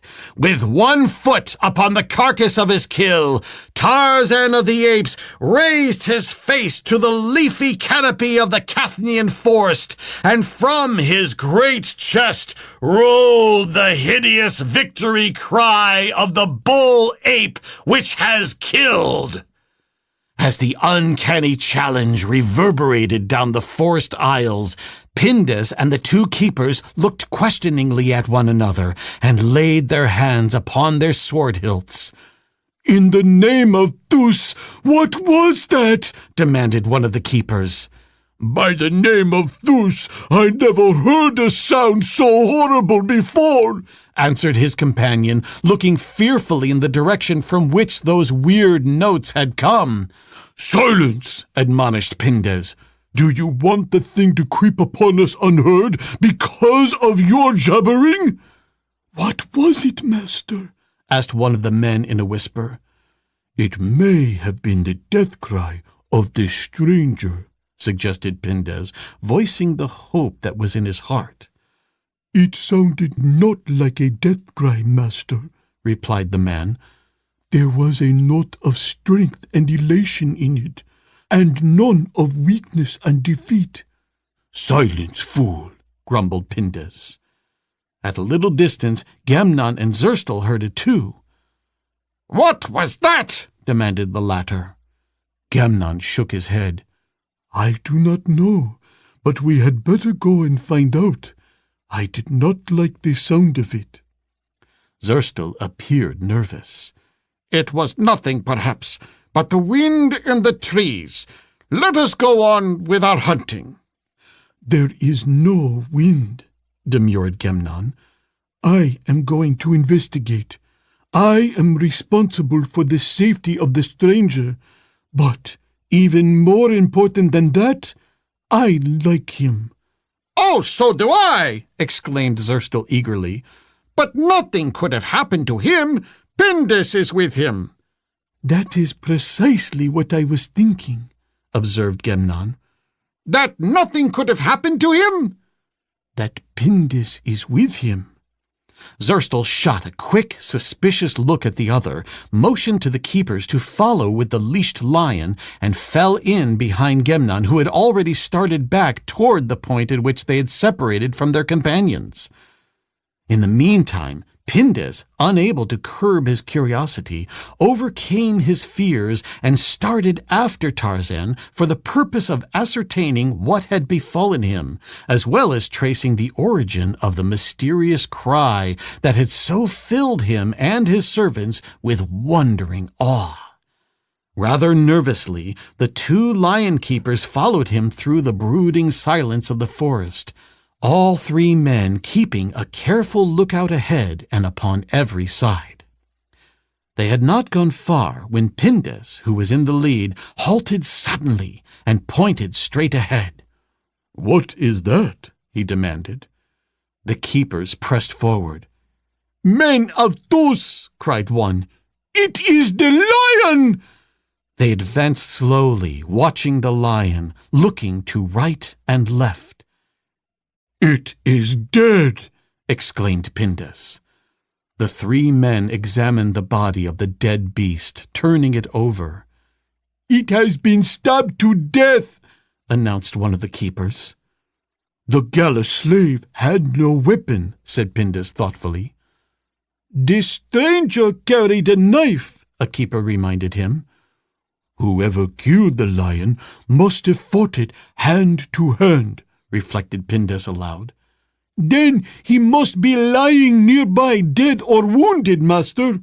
Search for him, directed Pindus. He could have killed Phobeg with his bare hands that day that he threw him into the audience at the stadium, a keeper reminded the noble. He carried him around as though Phobeg were a babe. He is very strong. What has that to do with the matter? Demanded Pindus irritably. I do not know, master. I was only thinking. I did not tell you to think, snapped Pindus. I told you to hunt for the man that killed the lion. He must be dying or dead nearby. While they hunted, Zerstel and Gemnon were drawing nearer. The latter was much concerned about the welfare of his charge. He trusted neither Zerstel nor Pindus, and now he commenced to suspect that he and Tarzan had been deliberately separated for sinister purposes. He was walking a little behind Zerstel at the time. The keepers, with the lion, were just ahead of them. He felt a hand upon his shoulder and wheeled about. There stood Tarzan, a smile upon his lips. "Where did you drop from?" demanded Gemnon. "We separated to search for the gala, Pindus and I," explained the ape-man as Zerstel turned at the sound of Gemnon's voice and discovered him. "Did you hear that terrible scream a while ago?" demanded Zerstel. "We thought it possible that one of you was hurt, and we were hurrying to investigate." "Did someone scream?" inquired Tarzan innocently. "Perhaps it was Pindus, for I am not hurt." Shortly after Tarzan had rejoined them, Zerstel and Gemnon came upon Pindus and his two lion keepers searching the underbrush and the surrounding forest. As his eyes fell upon Tarzan, Pindus' eyes went wide in astonishment, and he paled a little. "What has happened?" demanded Zerstel. "What are you looking for? Where is your lion?" "He is dead," explained Pindus. "Someone or something stabbed him to death." He did not look at Tarzan. He feared to do so. "We have been looking for the man who did it, thinking that he must have been badly mauled and, doubtless, killed." "Have you found him?" asked Tarzan. "No." "Shall I help you search for him? Suppose you and I, Pindus, go away alone and look for him," suggested the ape-man. For a moment, Pindus seemed choking as he sought for a reply. "No," he exclaimed presently.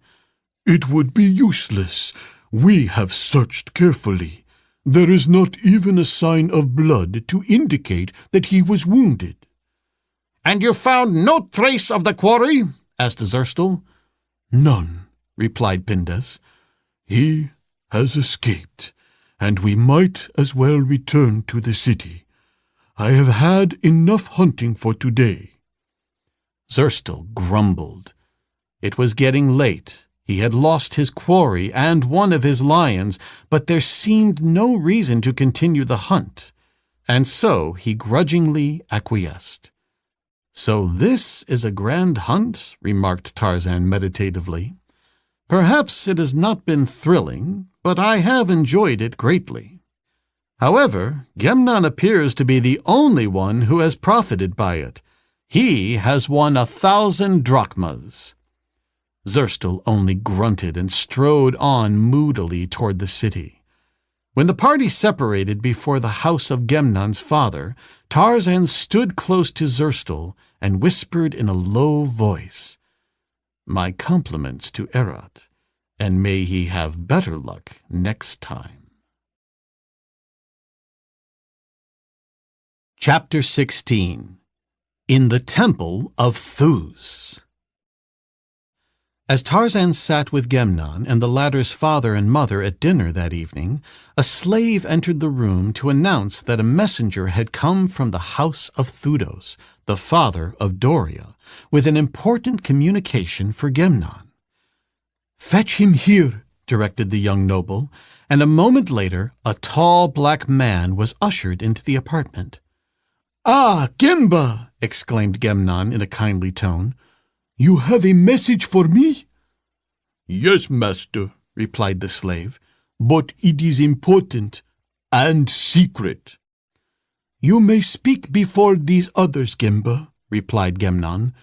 "What is it?"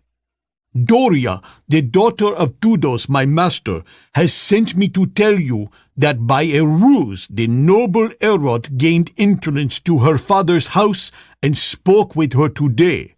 What he said to her was of no importance. Only the fact that he saw her is important." "The jackal!" exclaimed Gemnon's father. Gemnon paled. "Is that all?" he inquired. "That is all, master," replied Gemnon. Gemnon took a gold coin from his pocket pouch and handed it to the man. "Return to your mistress and tell her that I shall come and speak with her father tomorrow." After the slave had withdrawn, Gemnon looked hopelessly at his father. "What can I do?" he asked. "What can Thus do? What can anyone do? We are helpless." "Perhaps I can do something," suggested Tarzan. "For the moment I seem to hold the confidence of your queen. When I see her, I shall question her, and if it is necessary, I shall intercede on your behalf." A new hope sprang to Gemnon's eyes. "If you will," he cried, "she will listen to you. I believe that you alone might save Doria. But remember that the queen must not see her, for should she, nothing can save her. She will be either disfigured or killed." Early the next morning, a messenger from the palace brought a command to Tarzan to visit the queen at noon, with instructions to Gemnon to accompany Tarzan with a strong guard, as she feared treachery on the part of Tarzan's enemies. "They must be powerful enemies that dare attempt to thwart the wishes of Nemon," commented Gemnon's father. "There is only one in all Cathni who dares do that," replied Gemnon. The older man nodded. "The old she-devil! Would but that Thus destroyed her! How shameful it is that Cathni should be ruled by a slave woman!" "I have seen Nemon look at her as though she wished to kill her," said Tarzan. "Yes, but she will never dare," prophesied Gemnon's father. "Between the old witch and Tomos, a threat of some sort is held over the queen's head, so that she dares not destroy either one of them. Yet I am sure she hates them both, and it is seldom that she permits one to live whom she hates." "It is thought that they hold the secret of her birth, a secret that would destroy her if it were announced to the people," explained Gemnon. "But come, we have the morning to ourselves. I shall not visit Thus until after you have talked with Nemun. What shall we do in the meantime?" "I should like to visit the mines of Cathni," replied Tarzan. "Shall we have time?" "Yes, we shall," replied Gemnon. "The mine of the rising sun is not far, and as there is little to see after you get there, the trip will not take long." On the road from Cathni to the nearer mine, Gemnon pointed out the breeding plant where the war and hunting lions of Cathni are bred, but they did not stop to visit the place, and presently they were winding up the short mountain road to the gold mine of the rising sun. As Gemnon had warned him, there was little of interest for Tarzan to see. The workings were open, the mother lode lying practically upon the surface of the ground, and so rich was it that only a few slaves working with crude picks and bars were needed to supply the coffers of Cathni with vast quantities of the precious metal. But it was not the mines nor gold that had caused Tarzan to wish to visit the diggings. He had promised Hafim that he would carry a message to his brother Niaka, and it was for this purpose that he had suggested the visit. As he moved about among the slaves, ostensibly inspecting the load, he finally succeeded in separating himself sufficiently from Gemnon and the warriors who guarded the workers to permit him to speak unnoticed to one of the slaves. "Which is Niaka?" he asked Ngala, lowering his voice to a whisper. The man looked up in surprise, but at a warning gesture from Tarzan bent his head again and answered in a whisper. Niaka is the big man at my right. He is headman. You see that he does not work." Tarzan moved then in the direction of Niaka, and when he was close, stopped beside him and leaned as though inspecting the load that was uncovered at his feet. "Listen," he whispered. "I bring you a message, but let no one know that I am talking to you. It is from your brother Hafim. He has escaped." "How?" whispered Niaka. Briefly, Tarzan explained. "It was you, then, who saved him?" The ape-man nodded. "I am only a poor slave," said Niaka, "and you are a powerful noble, no doubt, so I can never repay you. But should you ever need any service that Niaka can render, you have but to command. With my life, I would serve you. In that little hut below the diggings, I live with my woman. Because I am headman, I am trusted and live thus alone. If you ever want me, you will find me there." "I ask no return for what I did," replied Tarzan, "but I shall remember where you live. One never knows what the future holds." He moved away then and joined Gemnon, and presently the two turned back toward the city, while in the palace of the queen, Tomos entered the apartment of Nemone and knelt. "What now?" she demanded. "Is the affair so urgent that I must be interrupted at my toilet?" "It is, Majesty," replied the counselor, "and I beg that you send your slaves away. What I have to say is for your ears alone." There were 4 black girls working on Nemone's nails, one at each foot and one at each hand, and a white girl arranging her hair. To the last the queen spoke. "Take the slaves away, Maluma, and send them to their quarters. You may wait in the adjoining room."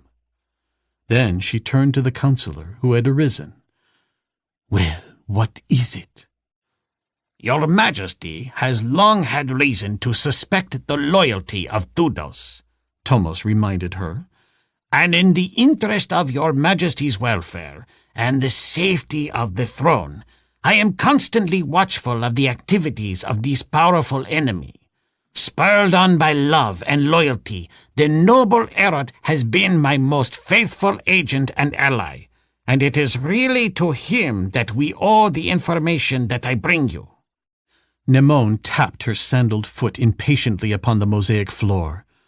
"Have done with this self-serving preamble, and tell me what you have to tell me," she snapped, for she did not like Tomos and made no effort to hide her feelings. "Briefly, then, it is this. Gemnon conspires also with Thudos, hoping doubtless that his reward will be the beautiful daughter of his chief." "That hollow-cheeked strumpet!" exclaimed Nemone. "Who said she was beautiful?" "Erot tells me that Gemnon and Thudos believe her the most beautiful woman in the world," replied Tomos. "Impossible! Did Erot see her?" "Yes, Majesty. He saw her." "What does Erot say?" demanded the queen. "That she is indeed beautiful," replied the counselor. "There are others who think so too," he added. "What others?" One who has been drawn into the conspiracy with Gemnon and Thudos by the beauty of Doria, the daughter of Thudos. Whom do you mean? Speak out. I know you have something unpleasant in your mind that you are suffering to tell me, hoping that it will make me unhappy. Oh, Majesty, you wrong me, cried Tomos. My only thoughts are for the happiness of my beloved queen. Your words stink with falseness, sneered Nemone. But get to the point. I have other matters to occupy my time. I but hesitated to name the other for fear of wounding your Majesty, said Tomos oilily. But if you insist, it is the stranger called Tarzan. Nemone sat up very straight. What fabric of lies is this you and Medusa are weaving? She demanded. It is no lie, Majesty. Tarzan and Gemnon were seen coming from the house of Thudos late at night. Erod had followed them there. He saw them go in. They were there a long while, hiding in the shadows across the avenue. He saw them come out. He says that they were quarreling over Doria, and he believes that it was Gemnon who sought the life of Tarzan because of jealousy. Nemone sat straight and stiff upon her couch. Her face was pale and tense with fury. Someone shall die for this, she said in a low voice. Go. Tomos backed from the room. He was elated until he had time to reflect more fully upon her words. Then he reflected that Nemone had not stated explicitly who should die. He had assumed that she meant Tarzan because it was Tarzan whom he wished to die. But it presently occurred to him that she might have meant another, and he was less elated. It was almost noon when Tarzan and Gemnon returned to the city, and time for the latter to conduct Tarzan to his audience with Nemone. With a guard of warriors they went to the palace, where the ape-man was immediately admitted alone into the presence of the queen. "Where have you been?" she demanded. Tarzan looked at her in surprise. Then he smiled. "I visited the mine of the rising sun." "Where were you last night?" "At the house of Gemnon," he replied. "You were with Doria," accused Nemone. "No," said the ape-man. "That was the night before." He had been surprised by the accusation and the knowledge that it connoted, but he did not let her see that he was surprised. He was not thinking of himself, but of Doria and Gemnon, seeking a plan whereby he might protect them. It was evident that some enemy had turned informer, and that Nemone already knew of the visit to the house of Thudos. Therefore he felt that it would but have aroused the queen's suspicions to have denied it. To admit it freely, to show that he sought to conceal nothing, would allay them. As a matter of fact, Tarzan's frank and ready reply left Nemone rather flat. "Why did you go to the house of Thudos?" she asked, but this time her tone was not accusing. "You see, Gemnon does not dare to leave me alone for fear that I shall escape, or that something may befall me, and so he is forced to take me wherever he goes. It is rather hard on him, Nemone, and I have been intending to ask you to make someone else responsible for me, for at least part of the time." "We will speak of that later," replied the queen. "Why does Gemnon go to the house of Thudos?" Nemone's eyes narrowed suspiciously. The ape-man smiled. "What a foolish question for a woman to ask," he exclaimed. "Gemnon is in love with Doria. I thought all Cathne knew that. He certainly takes enough pains to tell all his acquaintances." "You are sure that it is not you who are in love with her?" demanded Nemone. Tarzan looked at her with disgust and made no effort to conceal. "Do not be a fool, Nemone," he said. "I do not like fool women." The jaw of the Queen of Cathni dropped. In all her life, no one had ever addressed her in words or tones like these. For a moment, they left her speechless.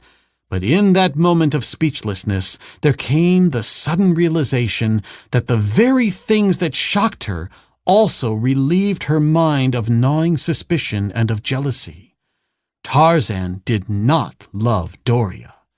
And, too, she was compelled to admit that his indifference to her position or her anger increased her respect for him and made him still more desirable in her eyes.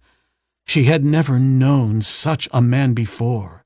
None had ever ruled her. Here was the one who might if he wished, but she was troubled by the fear that he did not care enough about her to wish to rule her. When she spoke again, she had regained her calm. "I was told that you loved her," she explained, "but I did not believe it. Is she very beautiful? I have heard that she is considered the most beautiful woman in Cathni." "Perhaps Gemnon thinks so," replied Tarzan with a laugh, "but you know what love does to the eyes of youth." "What do you think of her?" demanded the Queen. The ape-man shrugged. "She is not bad-looking," he said. "Is she as beautiful as Nimon?" demanded the Queen. "As the brilliance of a far star is to the brilliance of the sun." The reply appeared to please Nimon. She arose and came closer to Tarzan. "You think me beautiful?" she asked in soft, insinuating tones. "You are very beautiful, Nimon," he answered truthfully. She pressed against him, caressing his shoulder with a smooth, warm palm. "Love me, Tarzan," she whispered, her voice husky with emotion. There was a rattling of chains at the far end of the room, followed by a terrific roar as Belthar sprang to his feet. Nimon shrank suddenly away from the ape-man. A shudder ran through her body, and an expression, half fright, half anger, suffused her face. "It is always something," she said irritably, trembling a little. "Belthar is jealous. There is a strange bond linking the life of that beast to my life. I do not know what it is. I wish I did." A light, almost of madness, glittered in her eyes. "I wish I knew. Sometimes I think he is the mate that Zeus intended for me. Sometimes I think he is myself in another form. But this I know. When Belthar dies, I die." She looked up rather sadly at Tarzan, as again her mood changed. "Come, my friend," she said. "We shall go to the temple together, and perhaps Zeus may answer the questions that are in the heart of Nimon." She struck a bronze disc that depended from the ceiling, and as the brazen notes reverberated in the room, a door opened and a noble bowed low upon the threshold. "The guard!" commanded the Queen. "We are visiting Zeus in his temple." The progress to the temple was in the nature of a pageant. Marching warriors with pennons streaming from spear tips, nobles resplendent in gorgeous trappings, the Queen in a golden chariot drawn by lions. Tomos walked upon one side of the glittering car, Tarzan upon the other, where Erot had previously walked. The ape-man was as uneasy as a forest lion as he strode between the lines of gaping citizenry. Crowds annoyed and irritated him. Formalities irked him. His thoughts were far away in the distant jungle that he loved. He knew that Gemnon was nearby watching him, but whether he were nearby or not, Tarzan would not attempt to escape while this friend was responsible for him. His mind occupied with such thoughts, he spoke to the Queen. At the palace, he reminded her, I spoke to you concerning the matter of relieving Gemnon of the irksome job of watching me. Gemnon has acquitted himself well, she replied. I see no reason for changing.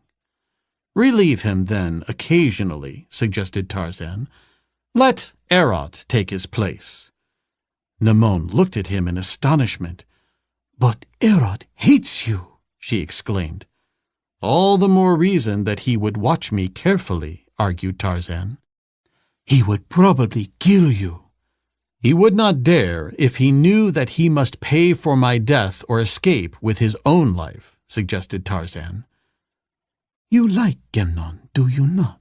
Inquired Nemone innocently. Very much, the ape-man assured her. Then he is the man to watch you, for you would not imperil his life by escaping while he is responsible. Tarzan smiled inwardly and said no more. It was evident that Nemone was no fool. He would have to devise some other plan of escape that would not jeopardize the safety of his friend. They were approaching the temple now, and his attention was distracted by the approach of a number of priests leading a slave girl in chains. They brought her to the chariot of Nemone, and while the procession halted, the priests chanted in a strange gibberish that Tarzan could not understand. Later, he learned that no one understood it, not even the priests. But when he asked why they recited something that they could not understand, no one could tell him. Gemnon thought that once the words had meant something, but they had been repeated mechanically for so many ages that at length the original pronunciation had been lost and the meaning of the words forgotten. When the chant was completed, the priests chained the girl to the rear of the queen's chariot, and the march was resumed, the priests following behind the girl. At the entrance to the temple, Phobig was on guard as a girl entered to worship. Recognizing the warrior, she greeted him and paused for a moment's conversation, the royal party having not yet entered the temple square. I have not seen you to talk with you for a long time, Phobig, she said. I am glad that you are back again on the temple guard. Thanks to the stranger called Tarzan, I am alive and here, replied Phobig. I should think that you would hate him, exclaimed the girl. Not I, cried Phobig. I know a better man when I see one. I admire him. And did he not grant me my life when the crowd screamed for my death? That is true, admitted the girl. And now he needs a friend. What do you mean, Maluma? Demanded the warrior. I was in an adjoining room when Thomas visited the queen this morning, explained the girl, and I overheard him tell her that Thudos and Gemnon and Tarzan were conspiring against her, and that Tarzan loved Doria, the daughter of Thudos. How did Thomas know these things? Asked Phobig. Did he offer proof? He said that Erot had watched and had seen Gemnon and Tarzan visit the house of Thudos, explained Maluma. He also told her that Erot had seen Doria and had reported that she was very beautiful. Phobig whistled. That will be the end of the daughter of Thudos, he said. It will be the end of the stranger too, prophesied Maluma. And I am sorry, for I like him. He is not like the jackal Erot, whom everyone hates. Here comes the queen! Exclaimed Phobig as the head of the procession debauched into the temple square. Run along now, and get a good place, for there will be something to see today. There always is when the queen comes to worship God. Before the temple, Nemone alighted from her chariot and walked up the broad stairway to the ornate entrance. Behind her were the priests with the slave girl, a frightened, wide-eyed girl with tears upon her cheeks.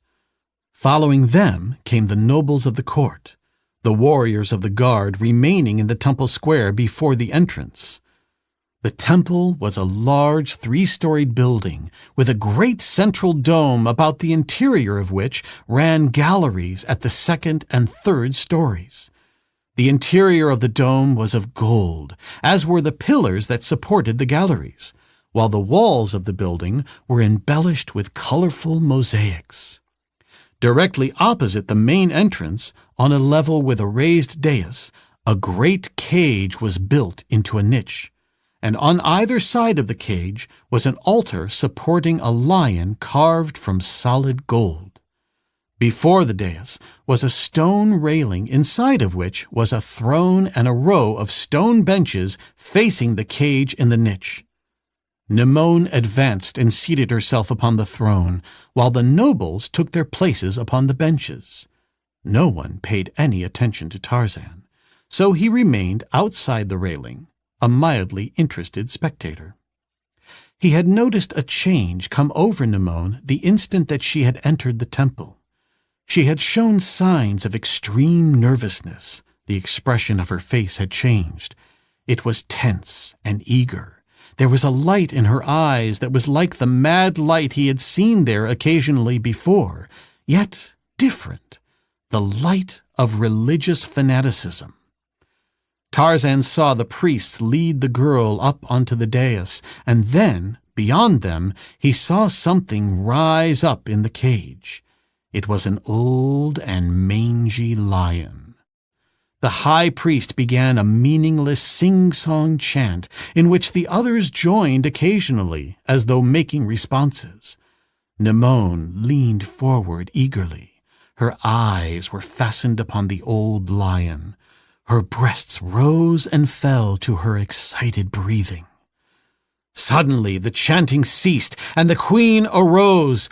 "O Thus!" she cried, her hands outstretched toward the mangy old carnivore. "Nimone brings you greetings and an offering.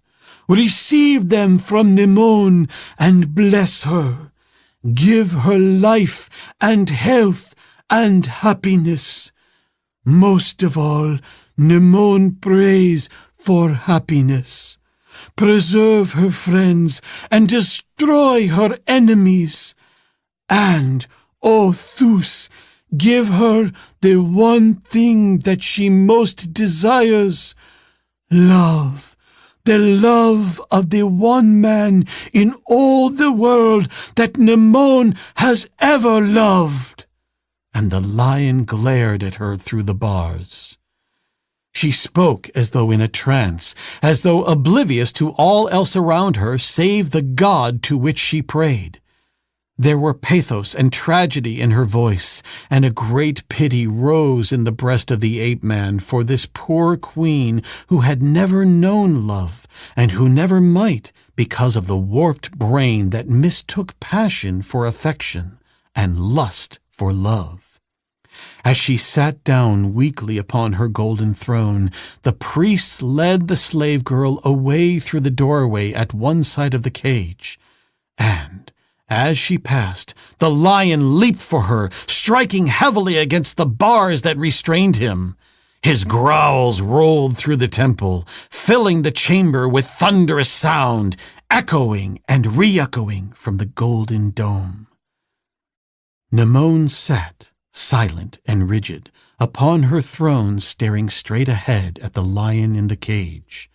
The priests and many of the nobles were reciting prayers in monotones. It was evident to Tarzan that they were praying to the lion, for every eye was upon the repulsive beast, and some of the questions that had puzzled him when he had first come to Cathne were answered.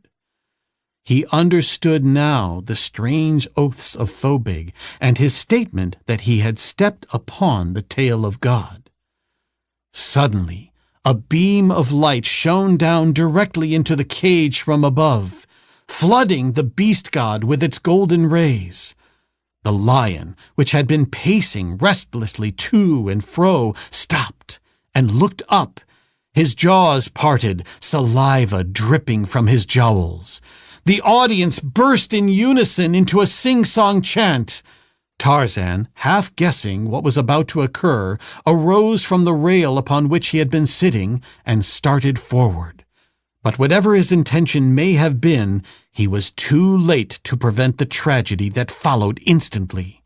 Even as he arose, the body of the slave girl dropped from above into the clutches of the waiting lion.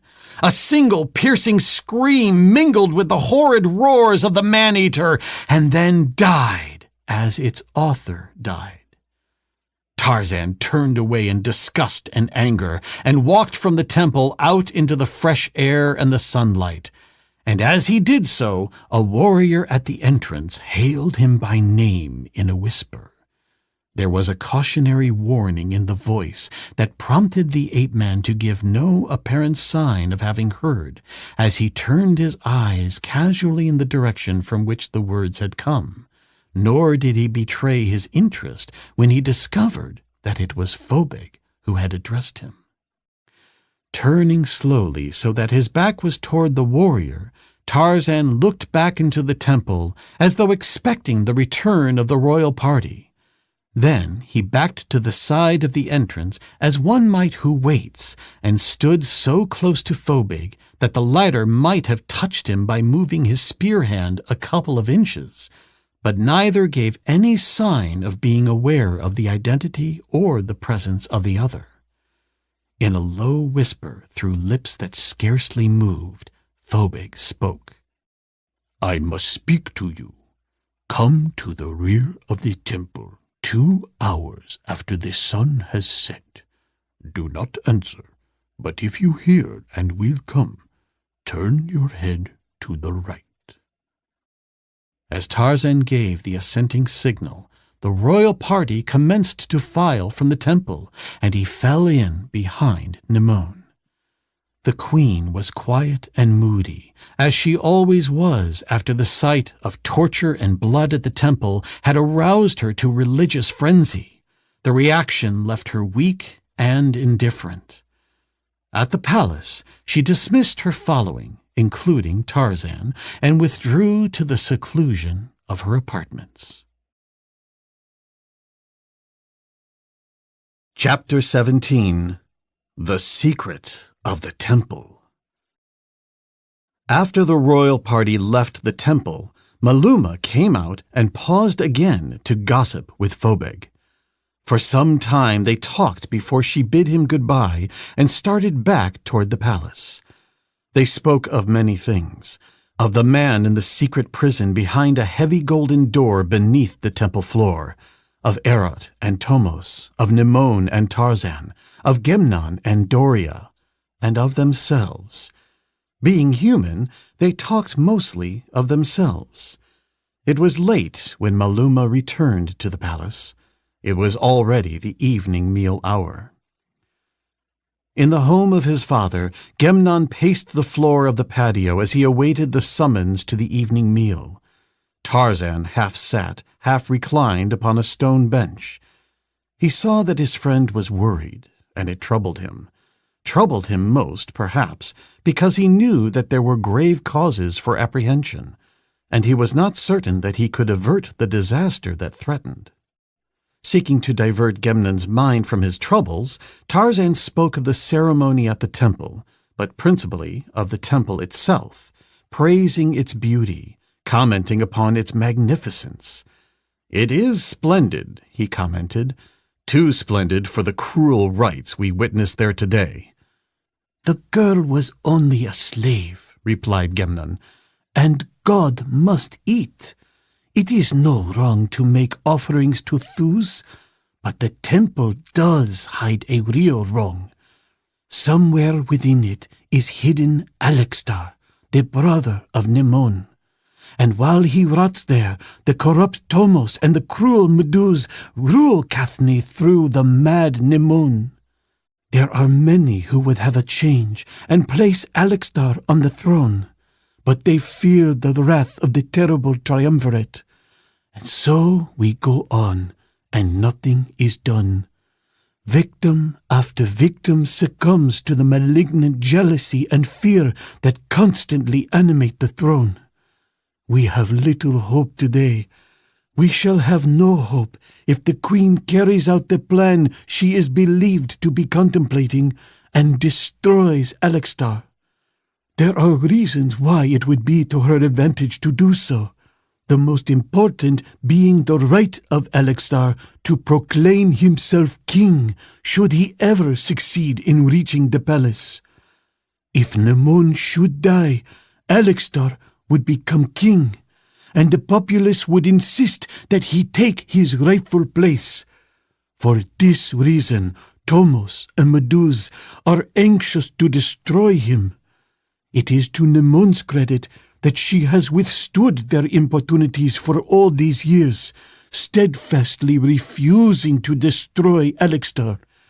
But if ever he seriously threatens her power, he is lost, and rumors that have reached her ears that a plot has been perfected to place him on the throne may already have sealed his doom.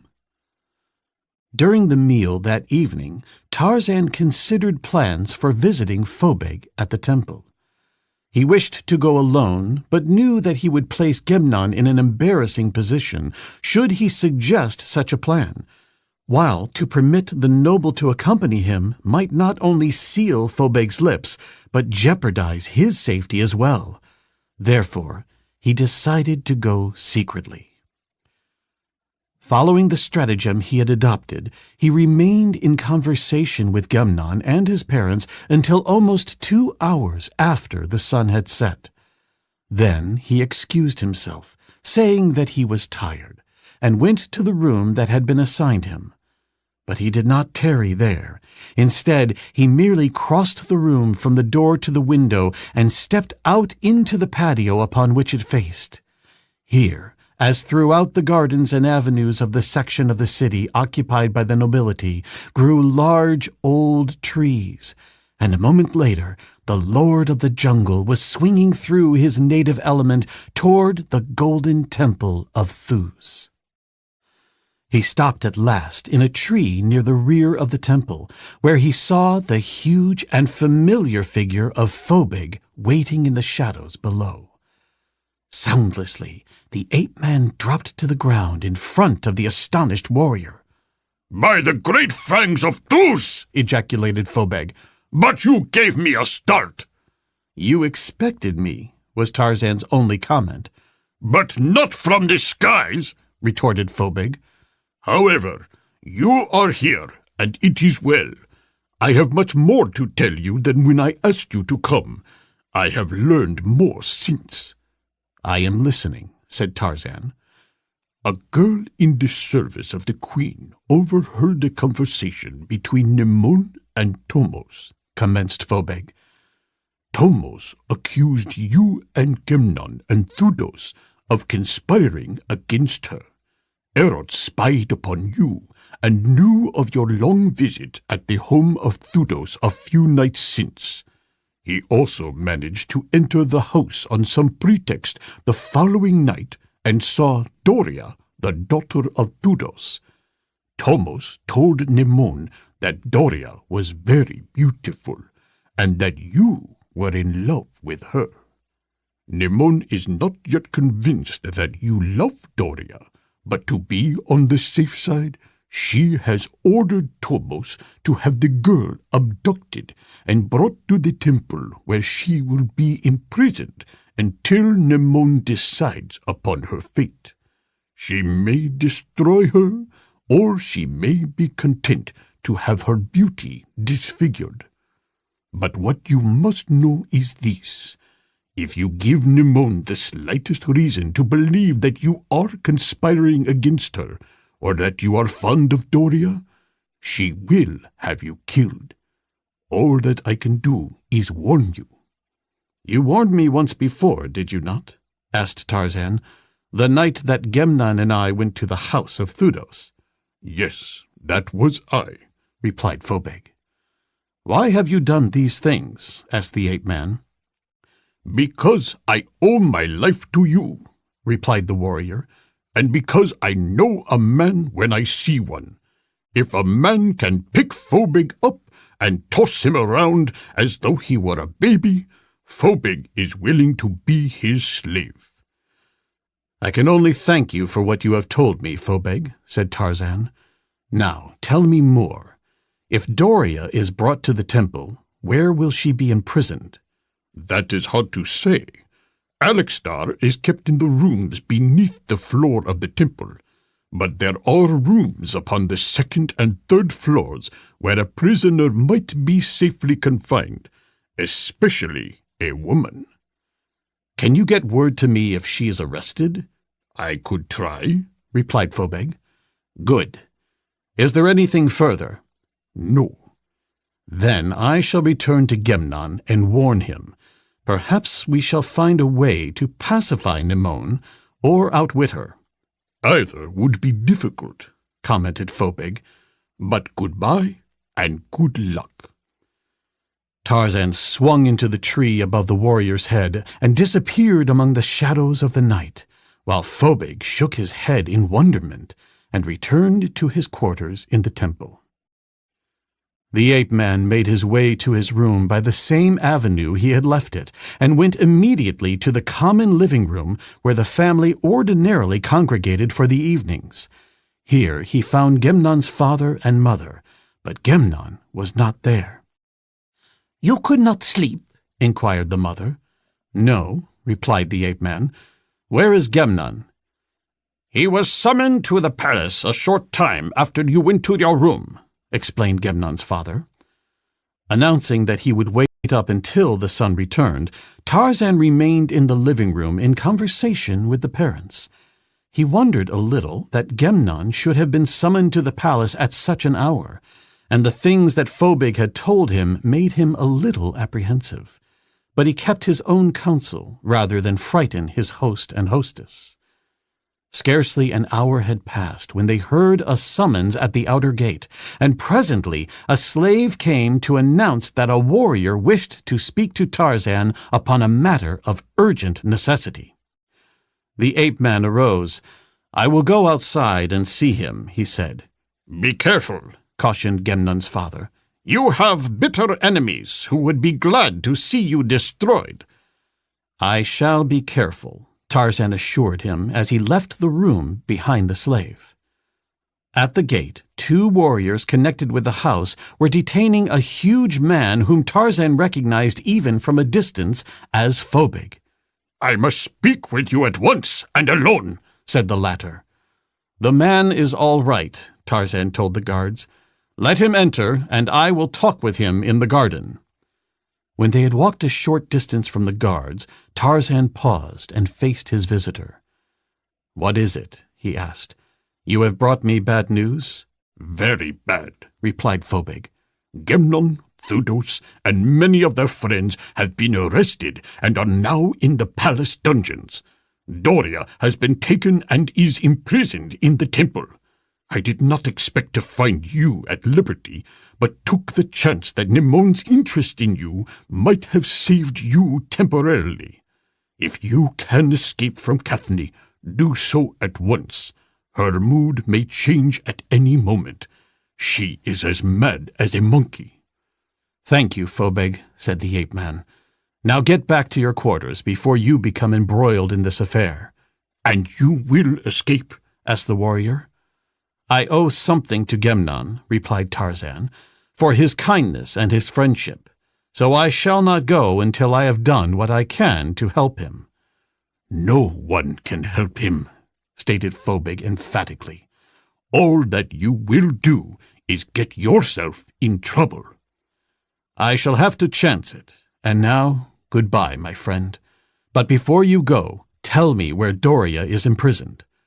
On the 3rd floor of the temple at the rear of the building, just above the doorway where I awaited you this evening. Tarzan accompanied Phobig to the gate and out into the avenue. Where are you going?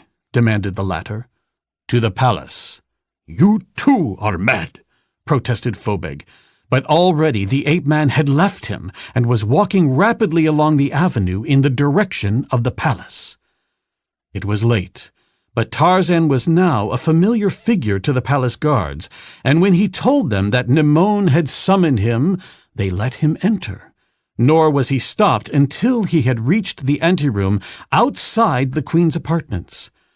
Here, a noble on guard protested that the hour was late and that the queen had retired, but Tarzan insisted upon seeing her.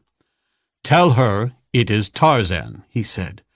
"I do not dare disturb her," explained the noble nervously, fearful of Nemone's wrath should she be disturbed, and almost equally fearful of it should he refuse to announce this new favorite who had replaced Erat.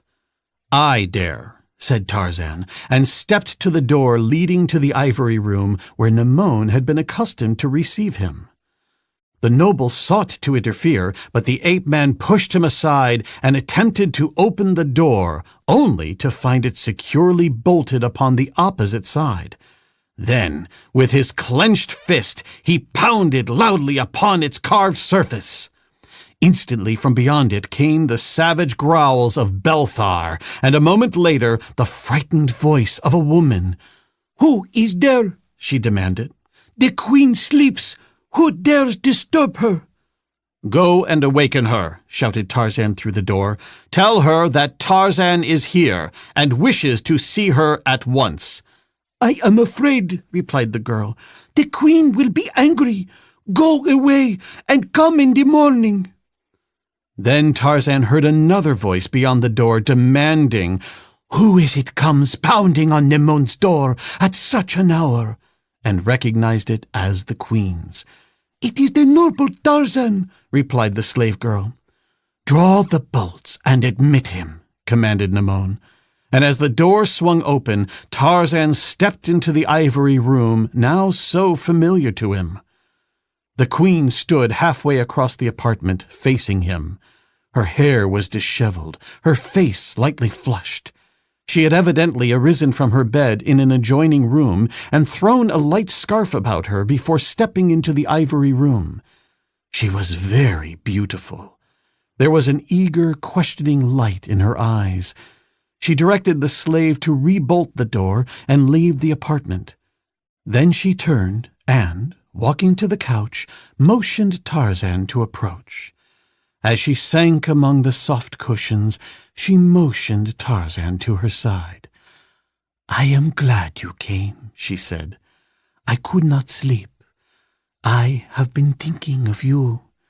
But tell me, why did you come? Have you been thinking of me?" "I have been thinking of you, Nemone," replied the ape-man. "I have been thinking that perhaps you will help me. That you can help me, I know." "You have only to ask," replied the queen softly.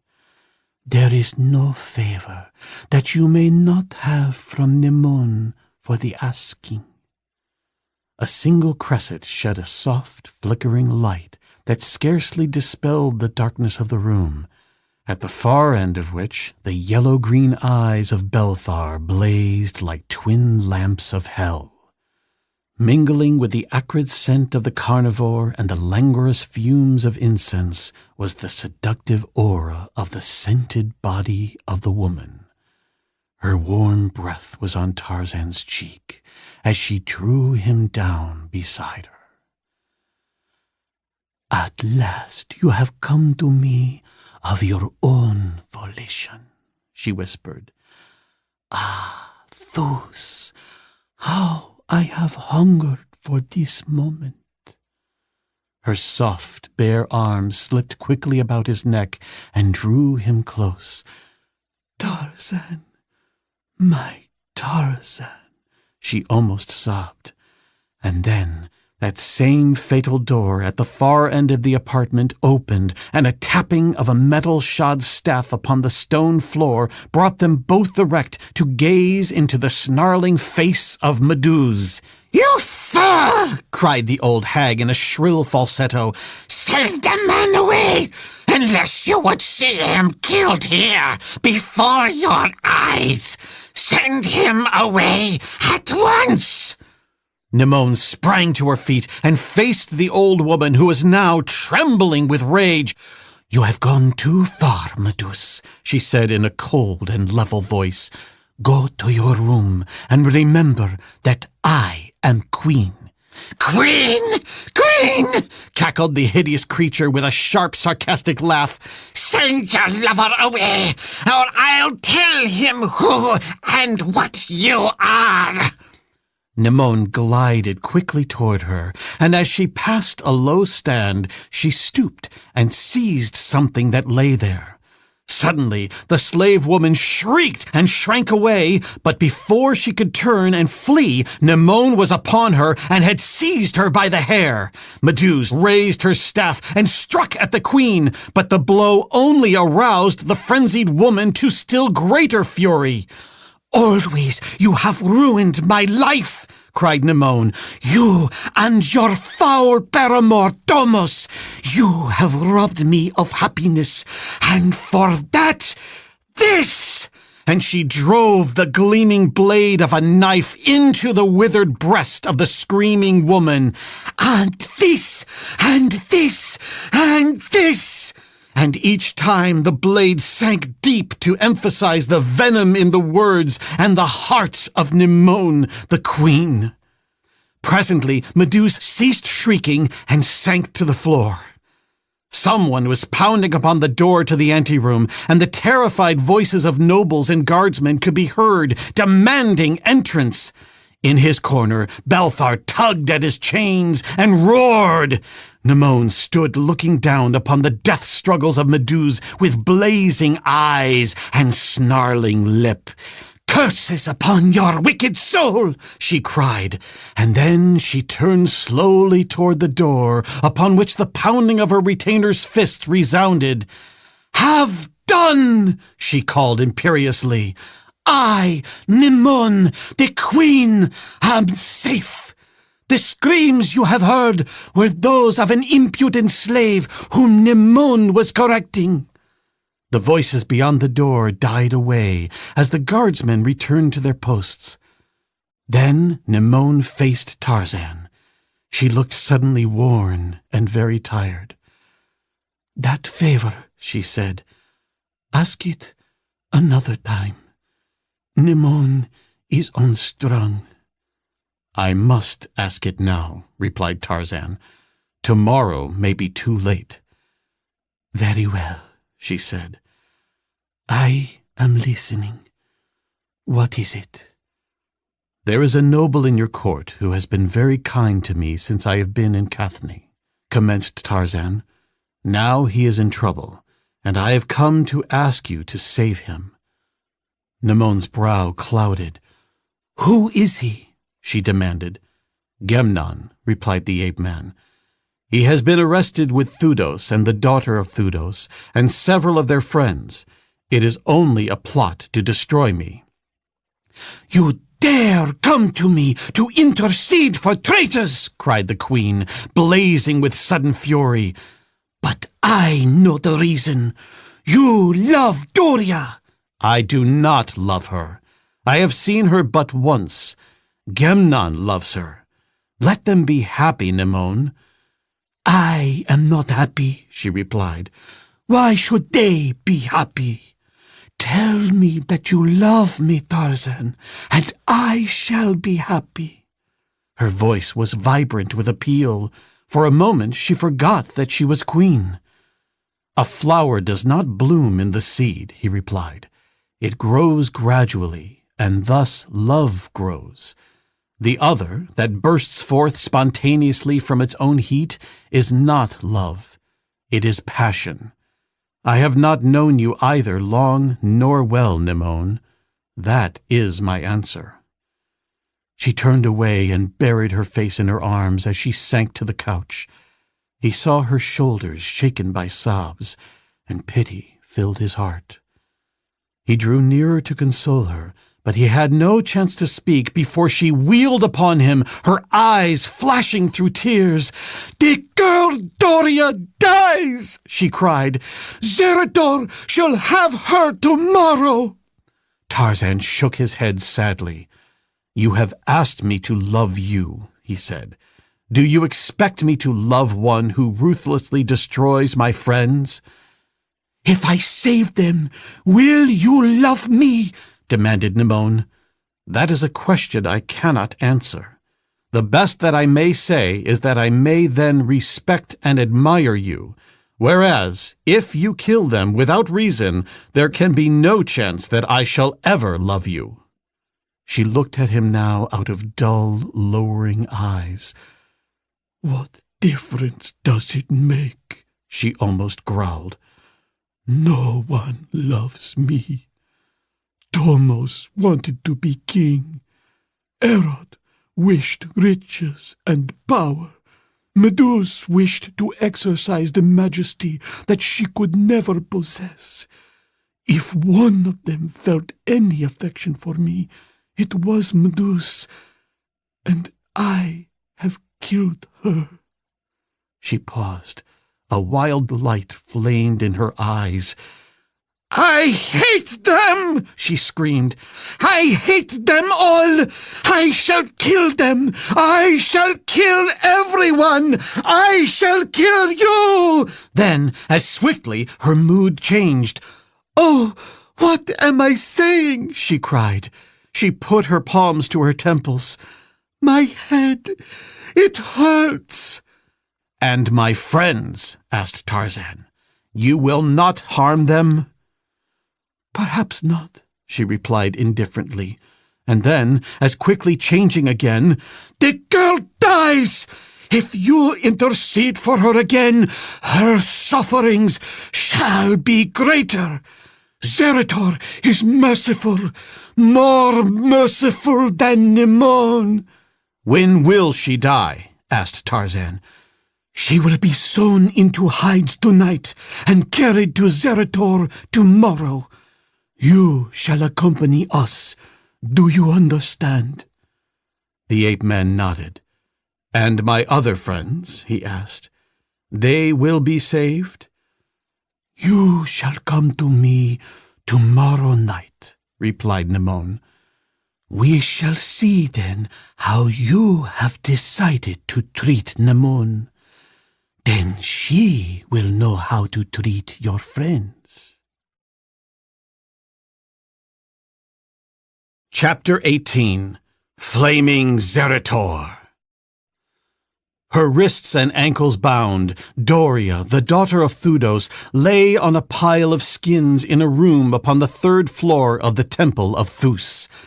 Diffused moonlight entered the single window, relieving the darkness of the interior of her prison. She had seen her father seized and dragged away. She was in the power of one so ruthless that she knew she could expect no mercy, and that either death or cruel disfigurement awaited her. Yet she did not weep. Above her grief rose the pride of the noble blood of the House of Thudos, the courage of a line of warriors that stretched back into the forgotten ages. And she was brave. She thought of Gemnon, and then her tears almost came, not for herself, but for him, because of the grief that would be his when he learned of her fate. She did not know that he too had fallen into the clutches of the enemies of her father. Presently she heard the sound of footsteps approaching along the corridor, heard them stop before the door, behind which she was locked.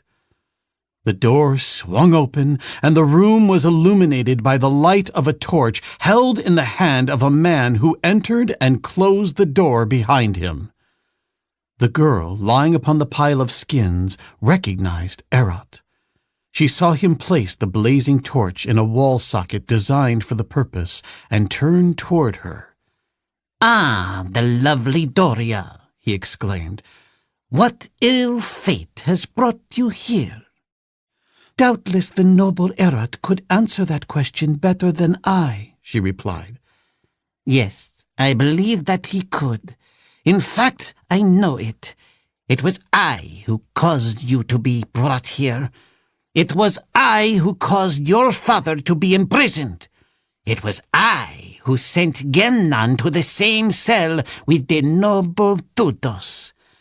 "Gemnon imprisoned?" cried the girl. "Yes, with many other conspirators against the throne. Behind his back they used to sneer at Erod because he was not a lion man. They will not sneer for long. Erot has answered them. Now they know that Erot is more powerful than they." "And what is to be done with me?" asked the girl. "Nemon has decreed Zerator for you," replied Erot. "You are even now lying upon the skins in which you are to be sown. It is for that purpose that I am here. My good friend Tomos, the counselor, sent me to sew you into the bag. But first, let us enjoy together your last night on earth. Be generous, and perhaps I can avert the doom that Nemon will doubtless decree for your father and your lover. She is permitting them to live through tomorrow at least, that they may witness your destruction. For thus runs the kindly mind of sweet Nemon." He laughed harshly. "The hellcat! May the devil get her in the end." "You have not even the decency of gratitude," said Doria contemptuously. "The queen has lavished favors upon you, given you power and riches. It is inconceivable that one can be so vile and ingrate as you." Erot laughed. "Tomorrow you will be dead," he said. "So what difference does it make what you think of me? Tonight you shall give me love, though your heart be filled with hate. There is nothing in the world but love and hate, the two most pleasurable emotions that great Thus has given us. Let us enjoy them to the full." He came and kneeled at her side and took her in his arms, covering her face and lips with kisses. She struggled to repulse him, but in her bonds she was helpless to protect herself. He was panting with passion as he untied the thongs that secured her ankles. "You are more beautiful than Nemon," he cried huskily as he strained her to him. A low growl sounded from the direction of the window. Erot raised his face from the soft neck of Doria and looked. He went ashy white as he leaped to his feet and fled toward the door upon the opposite side of the room, his craven heart pounding in terror. It was early in the morning as the cortege formed that was to accompany the doomed Doria to Zerator, for Zerator lies 16 miles from the city of Cathne in the mountains at the far end of the valley of Unthar, and the procession could move no faster than the lions drawing the chariot of the queen could walk, which was not fast.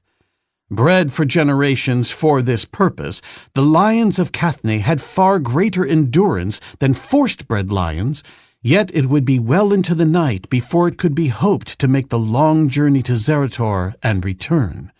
Therefore, hundreds of slaves bore torches with which to light the homeward journey after night had fallen.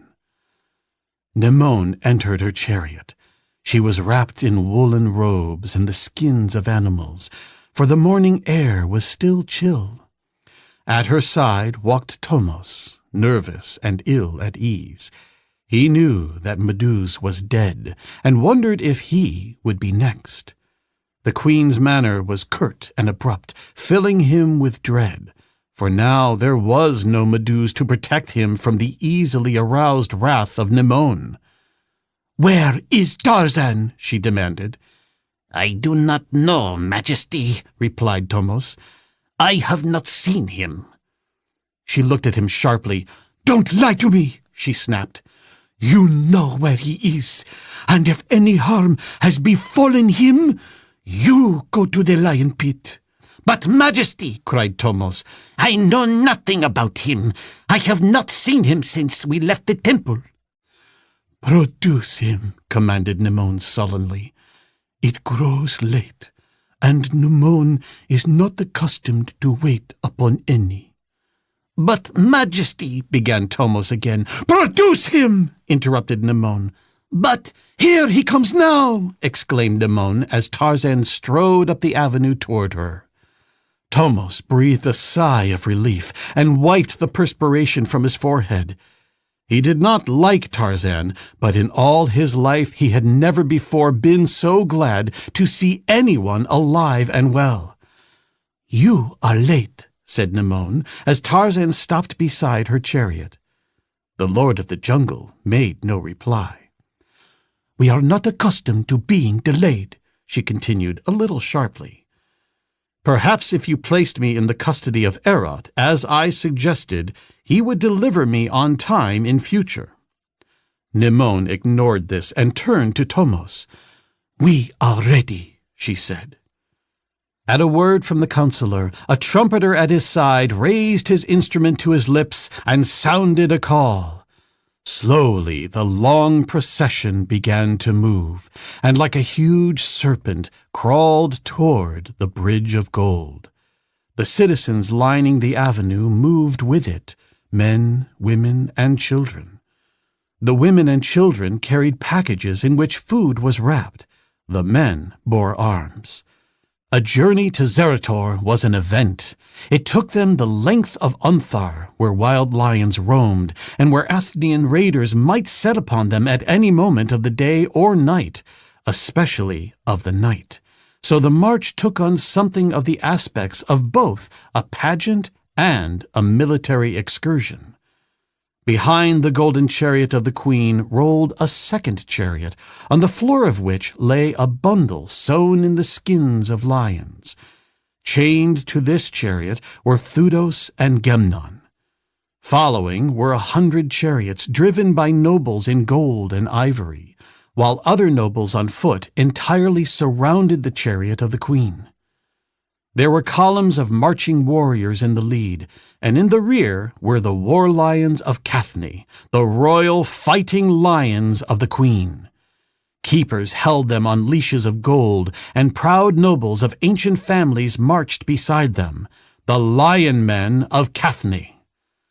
The barbaric splendor of the scene impressed even the ape-man, who cared little for display, though he gave no outward sign of interest as he strode at the wheel of Nimon's chariot, drawn by its 8 great lions held in leash by 24 powerful black men in tunics of red and gold. The comments of the crowd came to the ears of Tarzan as they marched through the city and out across the Bridge of Gold onto the road that runs north through the Field of the Lions. "There is the stranger who defeated Phobeg. Yes, he has taken Erot's place in the council. He is the queen's favorite now." Where is Erot? I hope he is dead. The other is better. He soon will be bad. They all get alike when they get rich and powerful. Have you heard the rumor that Meduse is dead? She is dead. My cousin's husband is the palace guard. He told my cousin. What is that? Meduse is dead. Methuse be praised. Have you heard? Meduse is dead. And so it ran through the 2 streams of citizens that hemmed the royal pageant on either side, and always above the other comments rose the half-exultant cry, "Meduse is dead!" Nimon appeared preoccupied. She sat staring straight ahead. If she heard the comments of her people, she gave no sign. What was passing behind that beautiful mask that was her face? Chained to the chariot behind her were 2 enemies. Others were in her prisons. A girl who dared vie with her in beauty lay insensible in a sack of skins jolting over the rough road in the dust of the queen's chariot. Her nemesis was dead. The man she loved walked at her side. Nimon should have been happy, but she was not. The sun, climbing into the heavens, was bringing heat. Slaves carrying an umbrella over the queen adjusted it to fend the hot rays from her. Others waved lions' tails attached to the ends of long poles to and fro about her to drive the insects away. A gentle breeze carried the dust of the long column lazily toward the west. Nimon sighed and turned to Tarzan. "Why were you late?" she asked. "Would it be strange that I overslept?" he asked. It was late when I left the palace, and there was no keeper to awaken me since you took Gemnon away. Had you wished to see me again as badly as I wish to see you, you would not have been late. I was as anxious to be here as you, he replied. You have never seen Zerator? She asked. No. It is a holy mountain, created by Thus for the enemies of the kings and queens of Cathne. In all the world, there is nothing like it. I am going to enjoy seeing it, replied the ape-man grimly. They were approaching a fork in the road. That road, leading to the right, runs through the pass of the warriors into the valley of Thennar, she explained. Someday I shall send you on a raid to Thennar, and you shall bring me back the head of one of Athne's greatest warriors. Tarzan thought of Valthor, and wondered if he had reached Athne in safety. He glanced back at Thudos and Gemnon. He had not spoken to them, but it was because of them that he was here. He might easily have escaped had he not determined to remain until he was certain that he could not aid these friends. Their case appeared hopeless, yet the ape-man had not given up hope. At noon, the procession stopped for lunch. The populace scattered about seeking the shade of the trees that dotted the plain and that had not already been selected by the queen and the nobles. The lions were led into shade, where they lay down to rest. Warriors, always on the lookout for danger, stood guard about the temporary encampment. There was always danger on the field of the lions. The halt was brief. In half an hour, the cavalcade was on the march again. There was less talking now. Silence and the great heat hung over the dusty column. The hills that bounded the valley upon the north were close, and soon they entered them, following a canyon upward to a winding mountain road that led into the hills above. Presently, the smell of sulfur fumes came plainly to the nostrils of the ape-man, and a little later the column turned the shoulder of a great mass of volcanic rock and came upon the edge of a huge crater. Far below, molten rock bubbled, sending up spurts of flame, geysers of steam, and columns of yellow smoke. The scene was impressive and awe-inspiring. Before Cathne, before Rome, before Athens, before Babylon, before Egypt, Zerator had towered in lonely majesty above the lesser peaks. Beside that mighty cauldron, queen and noble shrank to pitiful insignificance, though perhaps there was but one in that great throng that realized this. Tarzan stood with folded arms and bent head, gazing down into the seething inferno, until the queen touched him on the shoulder. "What do you think of Zerator?" she asked. He shook his head. "There are some emotions," he answered slowly, "for which no words have yet been coined." "It was created by Thus for the kings of Cathne," she explained proudly. Tarzan made no reply. Perhaps he was thinking that here again the lexicographers had failed to furnish words adequate to the occasion. On either side of the royal party, the people crowded close to the edge of the crater, that they might miss nothing of what was about to transpire. The children laughed and played, or teased their mothers for the food that was being saved for the evening meal upon the return journey to Cathne. Tarzan saw Thudos and Gemnon standing beside the chariot in which lay the still form of the victim. Of what emotions were passing within their minds, none appeared through the masks of stern pride that sat upon their countenances. Yet Tarzan well knew the suffering of their torn and bleeding hearts. He had not spoken to them once this day, for he had not had an opportunity to speak to them except in the presence of others, and whatever he might have to say to them must be for their ears only. He had not given up the hope of helping them, but he could not conceive that open and unnecessary familiarity with them at this time might accomplish anything more than to still further arouse the suspicions of Mnemosyne and increase the watchfulness of all their enemies. If Gemnon or Thudos noticed the neglect of their former friend and guest, they gave no sign, for neither gave him any greater attention as he walked beside the chariot of the queen a few paces in advance of them than they gave to the lions drawing the car to which they were secured. Their thoughts were upon the poor, dumb thing, jolting upon the hard planks that formed the floor of the springless chariot, bearing it to its doom. Not once had they seen the girl move. Not once had she uttered a sound, and they hoped that she was either insensible or dead, for thus would she be saved the anguish of these last moments, and Mnemosyne be robbed of the essence of her triumph. The ceremony at Zerator, though it bore the authority of so-called justice, was of a semi-religious nature that required the presence and active participation of priests, 2 of whom lifted the sack containing the victim from the chariot and placed it to the edge of the crater at the feet of the queen.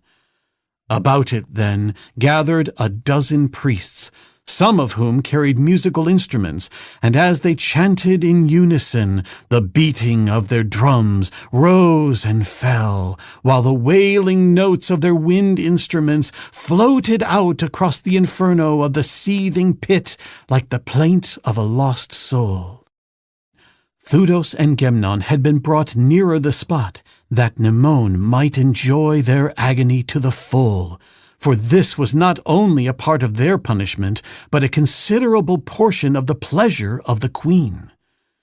She saw that they were giving no evidences of grief, thus robbing her of much of the satisfaction she had hoped to derive from the destruction of the daughter of one, the sweetheart of the other, and she was vexed. But she was not entirely discouraged. A new plan to further try their fortitude had occurred to her. As 2 of the priests lifted the body from the ground and were about to hurl it into the crater, she stopped them with a curt command. "Wait!" she cried. "We would look upon the too great beauty of Doria, the daughter of Thudos, the traitor. We would permit her father and her lover to see her once again, that they may better visualize her anguish and appreciate their own, that all may long remember that it is not well to conspire against Mnemosyne. Cut the bag and expose the body of the sacrifice." All eyes were upon the priest, who drew his dagger and ripped open the bag along one loosely sewn seam.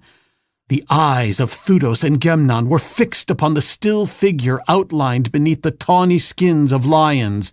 Beads of perspiration stood upon their foreheads. Their jaws and their fists were clenched. The eyes of Tarzan turned from the activities of the priest to the face of the queen. Between narrowed lids, from beneath stern brows, they watched her. The priests, gathering the bag by one side, raised it and let the body roll out upon the ground where all could see it. There was a gasp of astonishment. Mnemosyne cried out in a sudden fit of rage. The body was that of Erot, and he was dead. Chapter 19. The Queen's Quarry. After the first involuntary cries of surprise and rage, an ominous silence fell upon the barbaric scene. Now all eyes were centered upon the queen, whose ordinarily beautiful countenance was almost hideous from rage, a rage which, after her single angry cry, choked further utterance for the moment. But at length she found her voice and turned furiously upon Tomos. "What means this?" she demanded, her voice now controlled and as cold as the steel in the sheath at her side. Tomos, who was as much astounded as she, stammered as he trembled in his sandals of elephant hide. "There are traitors even in the temple of Thus," he cried. "I chose Erot to prepare the girl for the embraces of Zerator, because I know that his loyalty to his queen would ensure the work being well done. I did not know, O gracious Nemon, that this vile crime had been committed, or that the body of Erot had been substituted for that of the daughter of Thudos until this very instant." With an expression of disgust, the queen commanded the priests to hurl the body of Erot into the crater, and as it was swallowed by the fiery pit, she ordered an immediate return to Cathne.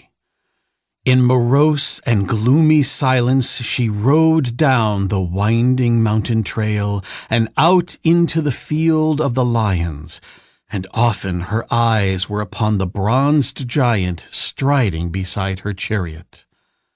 At last she broke her silence. "Two of your enemies are gone now," she said. "I destroyed one. Whom do you think destroyed the other?" "Perhaps I did," suggested Tarzan with a smile. "I had been thinking of that possibility," replied Nemon, but she did not smile. "Whoever did it performed a service for Cathne." "Perhaps," she half agreed, "but it is not the killing of Erot that annoys me. It is the effrontery that dared interfere with the plans of Nemon. Whoever did it has spoiled for me what would otherwise have been a happy day. Nor have they accomplished anything in the interest of Thudos or his daughter or Gemnon. I shall find the girl, and her passing will be far more bitter than that from which she was saved today. She cannot escape me. Thudos and Gemnon will also pay more heavily because someone dared flout the queen." Tarzan shrugged his broad shoulders, but remained silent. "Why do you not speak?" demanded the queen. "There is nothing to say," he replied. "I can only disagree with you without convincing you. I should only make you more angry than you are. I find no pleasure in making people angry or unhappy unless it is for some good purpose." "You mean that I do?" she demanded. "Obviously." She shook her head angrily. "Why do I abide you?" she exclaimed. "Possibly as a counter-irritant to relieve other irritations," he suggested.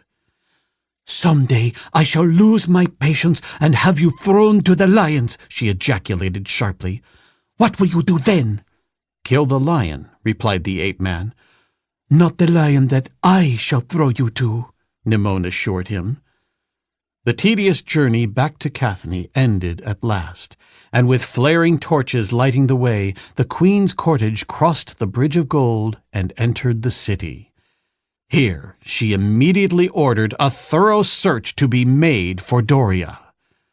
Thudos and Gemnon, happy but mystified, were returned to their cell to await the new doom that Nemon would fix for them when the mood seized her to be entertained. Tarzan was commanded to accompany Nemon into the palace and dine with her. Tomos had been dismissed with a curt injunction to find Doria or prepare for the worst. Tarzan and the queen ate alone in a small dining room, attended only by slaves. And when the meal was over, Nemon conducted him to the now all too familiar ivory room, where he was greeted by the angry growls of Belthar. "Erot and Medus are dead," said the queen, "and I have sent Tomos away. There will be none to disturb us tonight." Again her voice was soft, her manner gentle. The ape-man sat with his eyes fixed upon her, studying her.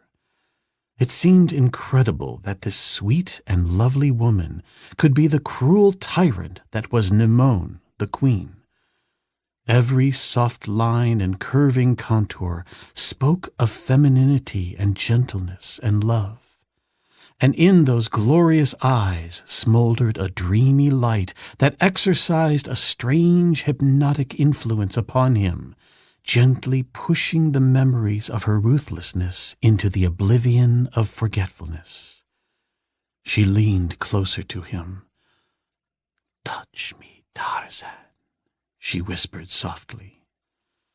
Drawn by a power that is greater than the will of man, he placed a hand upon hers. She breathed a deep sigh of contentment and leaned her cheek against his breast.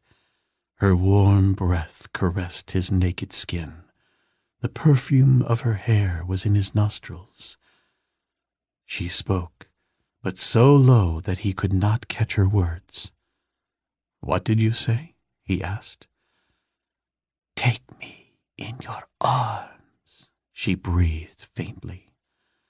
He passed a palm across his eyes as though to wipe away a mist, and in the moment of his hesitation she threw her arms about his neck and covered his face and lips with hot kisses.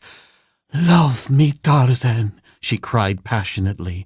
"Love me, love me, love me." She slipped to the floor until she knelt at his feet. "Oh, Thus, God of gods," she murmured, "how I love you." The Lord of the Jungle looked down at her, at a queen groveling at his feet, and the spell that held him vanished. Beneath the beautiful exterior, he saw the crazed mind of a mad woman. He saw the creature that cast defenseless men to wild beasts, that disfigured or destroyed women who might be more beautiful than she, and all that was fine in him revolted. With a half-growl, he arose to his feet, and as he did so, Nemone slipped to the floor and lay there silent and rigid. He started toward the door, and then turned, and coming back, lifted her to the couch. As he did so, Belthar strained at his chains, and the chamber shook to his roars. Nemone opened her eyes, and for a moment gazed questioningly at the man above her. Then she seemed to realize what had happened, and the mad, cruel light of rage blazed in her eyes. Leaping to her feet, she stood trembling before him. "You refuse my love!" she screamed. "You spurn me! You dare spurn the love of a queen! Thus! And I knelt at your feet!" She sprang to one side of the room where a metal gong depended from the ceiling, and seizing the striker, smote it 3 times. The brazen notes rang through the chamber, mingling with the roars of the infuriated lion. Tarzan stood watching her. She seemed wholly irresponsible, quite mad. It would be useless to attempt to reason with her. He moved slowly to the door, but before he reached it, it swung open, and a score of warriors, accompanied by 2 nobles, rushed in. "Take this man," ordered Nemone. "Throw him into the cell with the other enemies of the queen." Tarzan was unarmed. He had worn only a sword when he entered the ivory room, and that he had unbuckled and laid upon a stand near the doorway. There were 20 spears leveled at him, 20 spears that entirely encircled him. With a shrug, he surrendered. It was that or death. In prison, he might find the means to escape. At least he would see Gemnon again, and there was something that he very much wished to tell Gemnon and Thudos. As the soldiers conducted him from the room and the door closed behind them, Nemone threw herself among the cushions of the couch, her body racked by choking sobs. The great lion grumbled in the dusky corner of the room. Suddenly, Nemone sat erect, and her eyes blazed into the blazing eyes of the lion. For a moment she sat there thus, and then she arose, and a peal of maniacal laughter broke from her lips. Still laughing, she crossed the room and passed through the doorway that led to her bedchamber. Thudos and Gemnon, sitting in their cell, heard the tramp of marching men approaching the prison in which they were confined. "Evidently Nimon cannot wait until tomorrow," said Thudos. You think she is sending for us now? Asked Gemnon. "What else?" demanded the older man. "The lion pit can be illuminated." As they waited and listened, the steps stopped outside their cell. The door was pushed open, and a man entered.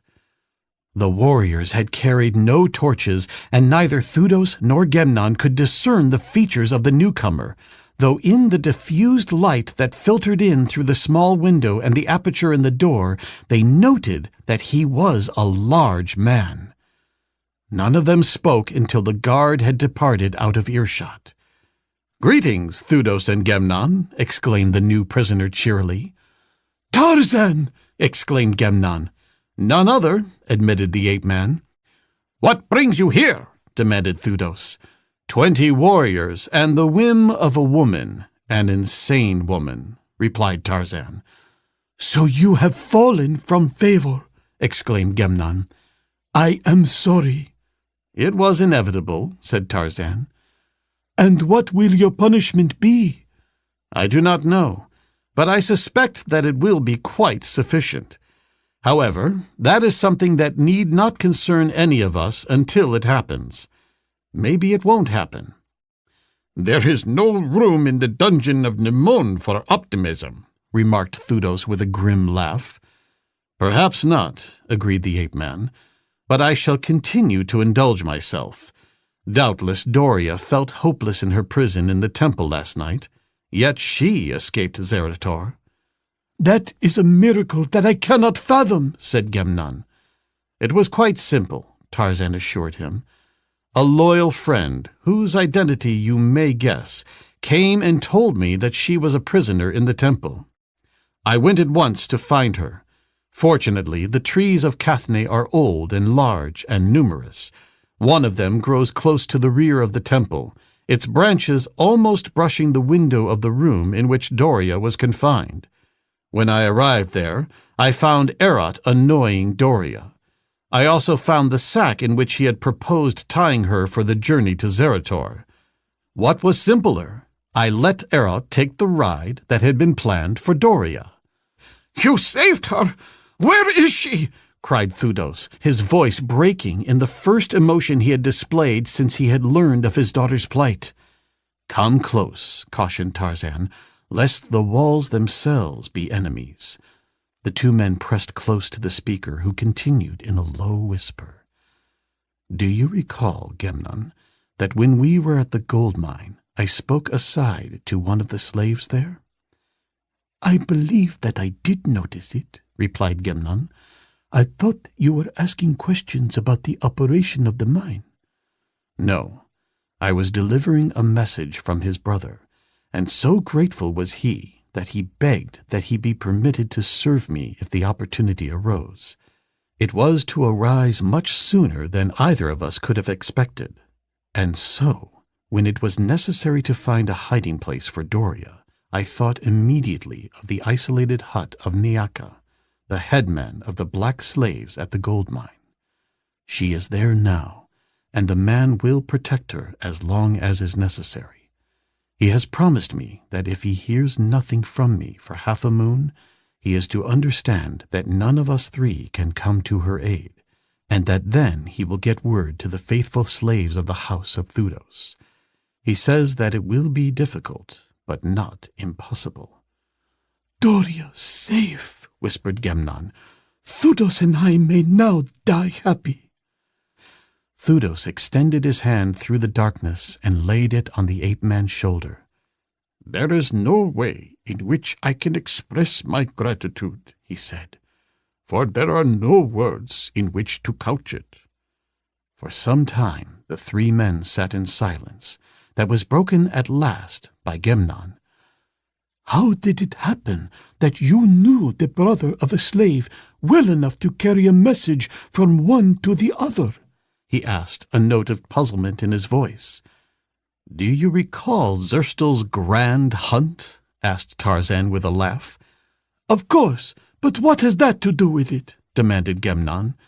Do you remember the quarry, the man we saw on the slave block in the marketplace? Yes. He is the brother of Nyaka, explained Tarzan. But you never had an opportunity to speak to him, objected the young noble. Oh, but I did. It was I who helped him escape. That was why his brother was so grateful to me. I still do not understand, said Gemnon. There is probably much connected with Zerstel's grand hunt that you do not understand, suggested Tarzan. In the first place, the purpose of the hunt was, primarily, to destroy me rather than the nominal quarry.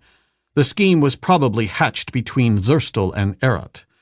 In the second place, I didn't approve of the ethics of the hunters. The poor devil they were chasing had no chance. I went ahead, therefore, through the trees until I overtook the man. Then I carried him for a mile to throw the lions off the scent. You know how well the plan succeeded. When I came back and we laid the wager, that gave Zerstel and Pindez the opening they wished, but which they would have found by some other means before the day was over. So Pindez took me with him, and after we were far enough away from you, he suggested that we separate, whereupon he loosed his lion upon me. And it was you who killed the lion? I should have much preferred to have killed Pindez and Zerstel, but I felt that the time was not yet ripe. Now, perhaps, I shall never have the opportunity to kill them, he added ruefully. Now I am doubly sorry that I must die, said Gemnon. Why more so than before? Asked Thudos. I shall never have the opportunity to tell the story of Zerstel's grand hunt, he explained. What a story that would make!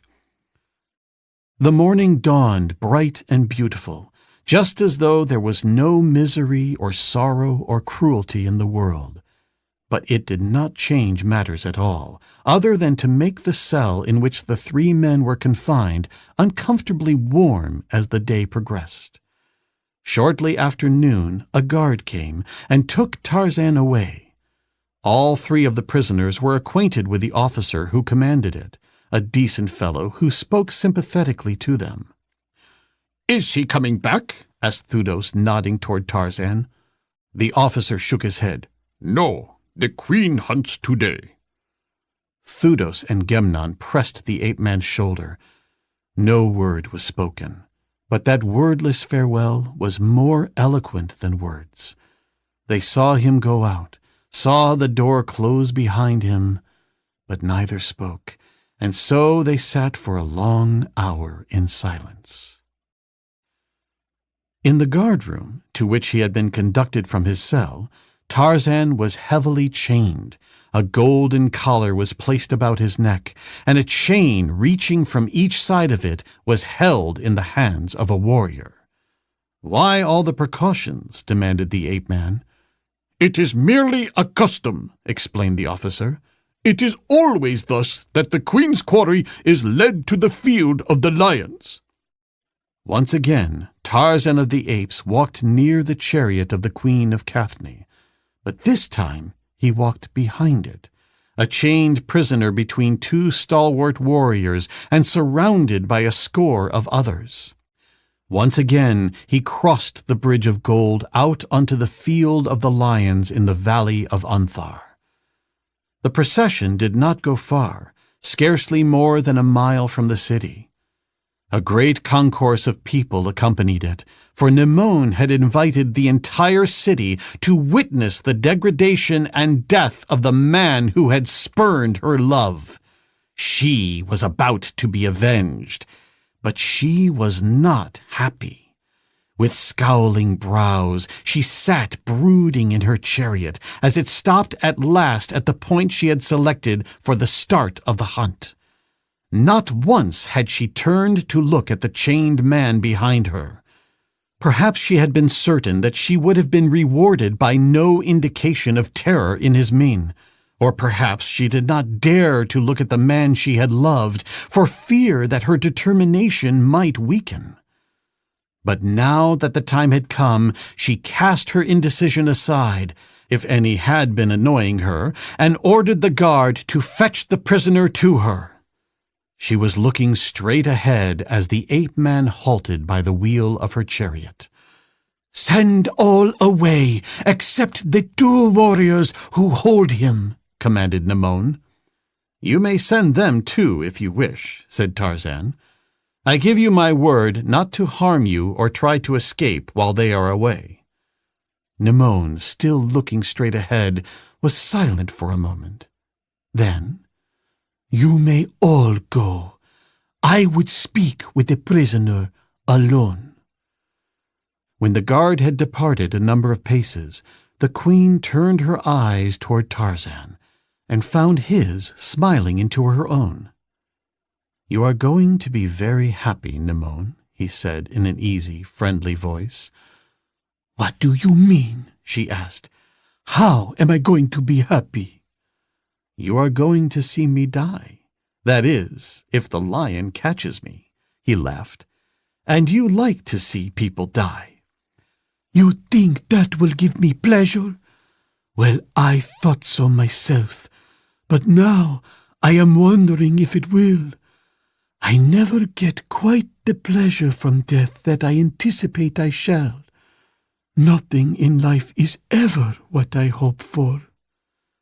"Possibly you don't hope for the right things," he suggested. "Did you ever try hoping for something that would bring pleasure and happiness to someone beside yourself?" "Why should I?" she asked. "I hope for my own happiness. Let others do the same. I strive for my own happiness." "And never have any," interrupted the ape-man good-naturedly. "Probably I should have less if I strove only for the happiness of others," she insisted.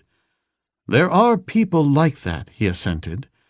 "Perhaps you are one of them, so you might as well go on striving for happiness in your own way. Of course, you won't get it, but you will at least have the pleasures of anticipation, and that is something." "I think I know myself and my own affairs well enough to determine for myself how to conduct my life," she said with a note of asperity in her voice. Tarzan shrugged. "It was not in my thoughts to interfere," he said. "If you are determined to kill me and are quite sure that you will derive pleasure from it, why, I should be the last in the world to suggest that you abandon the idea." "You do not amuse me," said Nemone haughtily. "I do not care for irony that is aimed at myself." She turned fiercely on him. "Men have died for less," she cried, and the Lord of the Jungle laughed in her face. "How many times?" he asked. "A moment ago," said Nemone, "I was beginning to regret the thing that is about to happen. Had you been different, had you sought to conciliate me, I might have relented and returned you to favor. But you do everything to antagonize me. You affront me. You insult me. You laugh at me." Her voice was rising, a barometric indication Tarzan had learned of her mental state. "And yet, Nemone, I am drawn to you," admitted the ape-man. "I cannot understand it. You are attracted to me in spite of wounded pride and lacerated dignity, and I to you, though I hold in contempt your principles, your ideals, and your methods. It is strange, isn't it?" The woman nodded. "It is strange," she mused. "I never loved one as I loved you. And yet I am going to kill you, notwithstanding the fact that I still love you." "And you will go on killing people, and being unhappy until it is your turn to be killed," he said sadly. She shuddered. "Killed," she repeated. "Yes, they are all killed, the kings and queens of Gathne. But it is not my turn yet. While Belthar lives, Nimon lives. She was silent for a moment. You may live too, Tarzan. There is something that I would rather see you do than see you die. She paused, as though expecting him to ask her what it was, but he manifested no interest, and she continued. Last night I knelt at your feet and begged for your love. Kneel here before my people. Kneel at my feet and beg for mercy, and you may live. Bring on your lion, said Tarzan. His mercy might be kinder than Nimon's. You refuse? She demanded angrily. You will kill me eventually, he replied. There is a chance that the lion may not be able to. Not a chance, she said. Have you seen the lion? No. She turned and called a noble. Have the hunting lion brought to scent the quarry. Behind him there was a scattering of troops and nobles as they made an avenue for the hunting lion and his keepers, and along the avenue Tarzan saw a great lion straining at the golden leashes to which 8 men clung. Growling and roaring, the beast sprang from side to side in an effort to seize a keeper or lay hold upon one of the warriors or nobles that lined the way. So it was all that the 4 stalwart men on either side of him could do to prevent his accomplishing his design. A flaming-eyed devil, he came toward the chariot of Nimon, but he was still afar when Tarzan saw the tuft of white hair in the center of his mane between his ears. It was Belthar. Nimon was eyeing the man at her side, as a cat might eye a mouse. But though the lion was close now, she saw no change in the expression on Tarzan's face. Do you not recognize him? She demanded. Of course I do, he replied. And you are not afraid? Of what? He asked, looking at her wonderingly. She stamped her foot in anger, thinking that he was trying to rob her of the satisfaction of witnessing his terror. For how could she know that Tarzan of the Apes could not understand the meaning of fear? Prepare for the grand hunt, she commanded, turning to a noble standing with the guard that had waited just out of earshot of her conversation with the quarry. The warriors who had held Tarzan in leash ran forward and picked up the golden chains that were attached to the golden collar about his neck. The guard took posts about the chariot of the queen, and Tarzan was led a few yards in advance of it. Then the keepers brought Belthar closer to him, holding him just out of reach, but only with difficulty, for when the irascible beast recognized the ape-man, he flew into a frenzy of rage that taxed the ape-man to hold him at all. Warriors were deployed on either side of a wide lane leading toward the north from the chariot of Nimon. In solid ranks, they formed on either side of this avenue, facing toward its center, their spear points dropped to form a wall of steel against the lion should he desert the chase and break to right or left. Behind them, craning necks to see above the shoulders of the fighting men, the populace pushed and shoved for advantageous points from which to view the spectacle. A noble approached Tarzan. He was Fordos, the father of Gemnon, hereditary captain of the hunt for the rulers of Kathni. He came quite close to Tarzan and spoke to him in a low whisper. I am sorry that I must have a part in this, he said, but my office requires it. And then aloud, In the name of the Queen, silence! These are the rules of the grand hunt of Nimon, Queen of Kathni. The quarry shall move north down the center of the lane of warriors. When he has proceeded 100 paces, The keepers shall unleash the hunting lion Belthar. Let no man distract the lion from the chase or aid the quarry under penalty of death. When the lion has killed, and while he is feeding, let the keepers, guarded by warriors, retake him." Then he turned to Tarzan. "You will run straight north until Belthar overtakes you," he said. "What if I elude him and escape?" demanded the ape-man. "Shall I have my freedom then?" Fordos shook his head sadly. "You will not escape him," he said. Then he turned toward the queen and knelt. "All is in readiness, your majesty. Shall the hunt commence?" Nimon looked quickly about her. She saw that the guards were so disposed that she might be protected in the event that the lion turned back. She saw that slaves from her stables carried great nets with which Belthar was to be retaken after the hunt. She knew, and they knew, that not all of them would return alive to Cathne, but that would but add to the interest and excitement of the day. She nodded her head to Fordos. "Let the lion scent the quarry once more. Then the hunt may start," she directed. The keepers let Belthar move a little closer to the ape-man, but not before they had enlisted the aid of a dozen additional men to prevent his dragging the original 8 until he was within reach of the quarry. Nimon leaned forward eagerly, her eyes upon the savage beast that was the pride of her stable. The light of insanity gleamed in them now. "It is enough!" she cried. "Belthar knows him now, nor will he ever leave his trail until he has tracked him down and killed him, until he has reaped his reward and filled his belly with the flesh of his kill.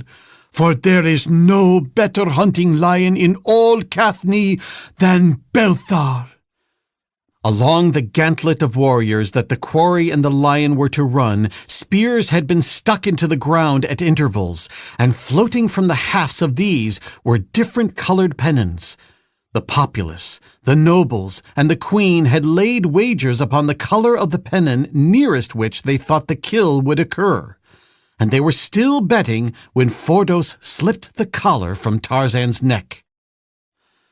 In a hollow near the river that runs past Cathne, a lion lay asleep in dense brush, a mighty beast with a yellow coat and a great black mane. Strange sounds coming to him from the plain disturbed him, and he rumbled complainingly in his throat. But as yet he seemed only half awake. His eyes were closed, but his half-wakefulness was only seeming. Numa was awake, but he wanted to sleep, and was angry with the men-things that were disturbing him. They were not too close as yet, but he knew that if they came closer, he would have to get up and investigate, and that he did not want to do. He felt very lazy. Out on the field, Tarzan was striding along the spear-bound lane. He counted his steps, knowing that at the 100th, Belthar would be loosed upon him. The ape-man had a plan. Across the river to the east was the forest in which he had hunted with Zerstel and Pindus and Gemnon. Could he reach it, he would be safe. No lion or no man could hope ever to overtake the Lord of the Jungle once he swung to the branches of those trees. But could he reach the wood before Belthar overtook him? Tarzan was swift, but there are few creatures as swift as Numa at the height of his charge. With a start of 100 paces, the ape-man felt that he might outdistance an ordinary lion. But Belthar was no ordinary lion. He was the result of generations of breeding that had resulted in the power of sustaining great speed for much longer time than would have been possible for a wild lion. And of all the hunting lions of Cathne, Belthar was the best. At the 100th pace, Tarzan leaped forward at top speed. Behind him, he heard the frenzied roar of the hunting lion as his leashes were slipped and, mingling with it, the roar of the crowd. Smoothly and low ran Belthar, the hunting lion, swiftly closing up the distance that separated him from the quarry. He looked neither to right nor to left. His fierce, blazing eyes remained fixed upon the fleeing man ahead. Behind him rolled the chariot of the queen, the drivers goading their lions to a greater speed that Nimon might be in at the kill, yet Belthar outdistanced them as though they were rooted to the ground. The queen, in her excitement, was standing erect, screaming encouragement to Belthar. Her eyes blazed scarcely less fiercely than those of the savage carnivore she cheered on. Her bosoms rose and fell to her excited breathing. Her heart raced with the racing death ahead. The Queen of Cathne was consumed by the passion of love turned to hate. The nobles, the warriors, and the crowd were streaming after the chariot of the queen. Belthar was gaining on the quarry when Tarzan turned suddenly to the east toward the river after he had passed the end of the gauntlet that had held him to a straight path at the beginning of his flight. A scream of rage burst from the lips of Nimon as she saw and realized the purpose of the quarry. A sullen roar rose from the pursuing crowd. They had not thought that the hunted man had a chance, but now they understood that he might yet reach the river and the forest. This, of course, did not mean to them that he would escape, for they well knew that Belthar would pursue him across the river. What they feared was that they might be robbed of the thrills of witnessing the kill. But presently, their anger turned to relief as they saw that Belthar was gaining on the man so rapidly that there was no chance that the latter might reach the river before he was overhauled and dragged down. Tarzan, too, glancing back over a bronze shoulder, realized that the end was near. The river was still 200 yards away, and the lion steadily gaining on him but 50. Then the ape-man turned and waited. He stood at ease, his arms hanging at his side, but he was alert and ready. He knew precisely what Belthar would do, and he knew what he would do. No amount of training would have changed the lion's instinctive method of attack. He would rush at Tarzan, rear upon his hind feet when close, seize him with the taloned paws, and drive his great fangs through his head or neck or shoulder. Then he would drag him down and devour him. But Tarzan had met the charge of lions before. It would not be quite so easy for Belthar, as Belthar and the screaming audience believed, yet the ape-man guessed that, without a knife, he could do no more than delay the inevitable. He would die fighting, however, and now, as Belthar charged growling upon him, he crouched slightly and answered the roaring challenge of the carnivore with a roar as savage as the lion's. Suddenly, he detected a new note in the voice of the crowd, a note of surprise and consternation. Belthar was almost upon him as a tawny body streaked past the ape-man, brushing his leg as it came from behind him, and as Belthar rose upon his hind feet, fell upon him, a fury of talons and gleaming fangs, a great lion with a golden coat and a black mane, a mighty engine of rage and destruction. Roaring and growling, the two great beasts rolled upon the ground as they tore at one another with teeth and claws, while the astounded ape-man looked on, and the chariot of the queen approached, and the breathless crowd pressed forward. The strange lion was larger than Belthar and more powerful, a giant of a lion and in the full prime of his strength and ferocity, and he fought as one inspired by all the demons of hell. Presently, Belthar gave him an opening, and his great jaws closed upon the throat of the hunting lion of Nimon, jaws that drove mighty fangs through the thick mane of his adversary, through hide and flesh deep into the jugular of Belthar. Then he braced his feet and shook Belthar as a cat might shake a mouse, breaking his neck. Dropping the carcass to the ground, the victor faced the astonished Cathnians with snarling face. Then he slowly backed to where the ape-man stood and stopped beside him. And Tarzan laid a hand upon the black mane of Jad-Belja, the golden lion. For a long moment, there was unbroken silence as the two faced the enemies of the Lord of the Jungle, and the awed Cathnians only stood and stared. Then a woman's voice rose in a weird scream. It was Nimon. Slowly she stepped from her golden car, and amidst utter silence walked toward the carcass of the dead Belthar, while her people watched her, motionless and wondering. She stopped with her sandaled feet, touching the bloody mane of the hunting lion, and gazed down upon the dead carnivore. She might have been in silent prayer for the minute that she stood there. Then she raised her head suddenly and looked about her. There was a wild gleam in her eyes, and she was very white, white as the ivory ornament in the hollow of her throat. "Belthar is dead!" she screamed, and whipping her dagger from its sheath, drove its glittering point deep into her own heart.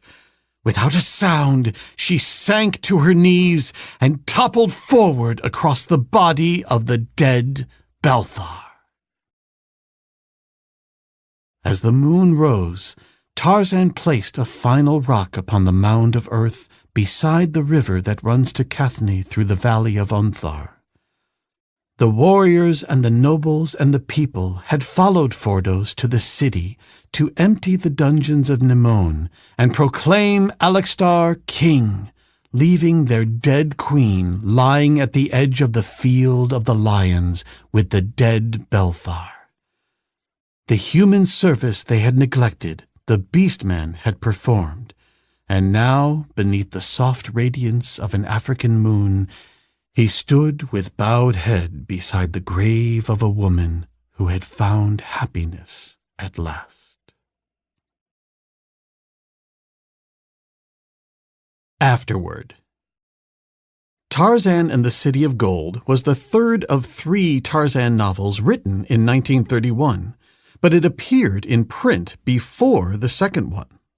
This was a consequence of Edgar Rice Burroughs, Inc., ERB, Inc., re-establishing a significant relationship with Argosy magazine that year, including an agreement with managing editor Donald "Don" Moore to purchase at least 3 of Burroughs' stories in 1932. Because the second novel, Tarzan and the Leopard Men, did not fit Argosy's publishing requirements, Burroughs wrote Tarzan and the City of Gold on spec to meet agreed-upon publishing deadlines. Thanks to lively negotiations between Moore and ERB Inc.'s secretary, Ralph Rothman, that led to this agreement, Tarzan returned as the center of an adventure with this novel, and Queen Nimon, one of Burroughs' most provocative characters, was introduced. Since 1928, the Blue Book magazine had been Burroughs' mainstay for the first magazine publication of his stories. This was in part due to the author's growing dissatisfaction with his primary outlet before then, the Frank A. Munsey Company's Argosy All-Story Weekly magazine. Burroughs' discontent had begun with the departure of favored editor Bob Davis. Meanwhile, Burroughs had established a congenial association with Blue Book editor Edwin Ballmer and his replacement, Donald Kennicott. More importantly, Blue Book offered Burroughs by far its highest word rates and was willing to accept most of his output, non-Tarzan as well as Tarzan. With the Great Depression taking hold after the Black Tuesday stock market crash on October 29, 1929, Burroughs' income began to slump, even as poor investments had cost him substantially. To complicate the financial situation, Burroughs had decided to take over publishing of the first edition hardcovers of his stories in 1931. It was now crucial to get the most from magazine sales, along with prompt payments. But Burroughs' association with Blue Book started to suffer in the summer of 1931. The McCall Company had purchased Blue Book 2 years before, taking the administrative reins in July 1929. As the Depression deepened and magazine sales fell off, Blue Book's budget tightened. Burroughs grew frustrated over their delayed payments for The Triumph of Tarzan, the first of the Tarzan stories he had written in 1931, published in hardcover as Tarzan Triumphant in 1932. The author believed that McCall had imposed business practices intentionally meant to slow payment for the novel. It may have been the loss in confidence in Blue Book, or just happenstance, that led to discussions with Argosy's managing editor, Don Moore, beginning in the summer of 1931. The magazine's name had changed from Argosy All Story Weekly to simply Argosy, with the October 5, 1929 issue. Rothman had taken over all contact with magazines starting that summer, and it was likely his idea to offer That Damn Dude to Moore. This 56,000-word modern Western novel was written between June 14 and July 12, 1930. Despite several attempts to sell the novel, beginning with the prestigious Collier's magazine in July 1930, and then to Argosy, editors were not interested. A.H. Bittner, Argosy's managing editor at the time, responded that the magazine published few Westerns, and this one was unexceptional. Besides, he believed his readers would be disappointed to see Burroughs' name on a Western instead of a Tarzan tale. After a short stint as associate editor, Moore replaced Bittner later in 1930. Rothman was likely aware of the change in managing editor and saw an opportunity to again try to sell That Damn Dude, sending a letter query to Moore in New York City on August 24, 1931. Would you be interested in a Western novel for Argosy, which Mr. Burroughs has titled That Damn Dude? It is a modern Western located on a dude ranch in Arizona. The Burroughs stories were always well received in Argosy, and I am sure that your readers would appreciate to have him back again.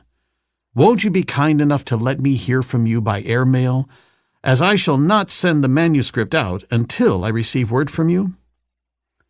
Rothman's greater involvement in selling Burroughs' stories to the magazine market in 1931 may have been critical to the new relationship with Argosy, but the other key factor was Don Moore.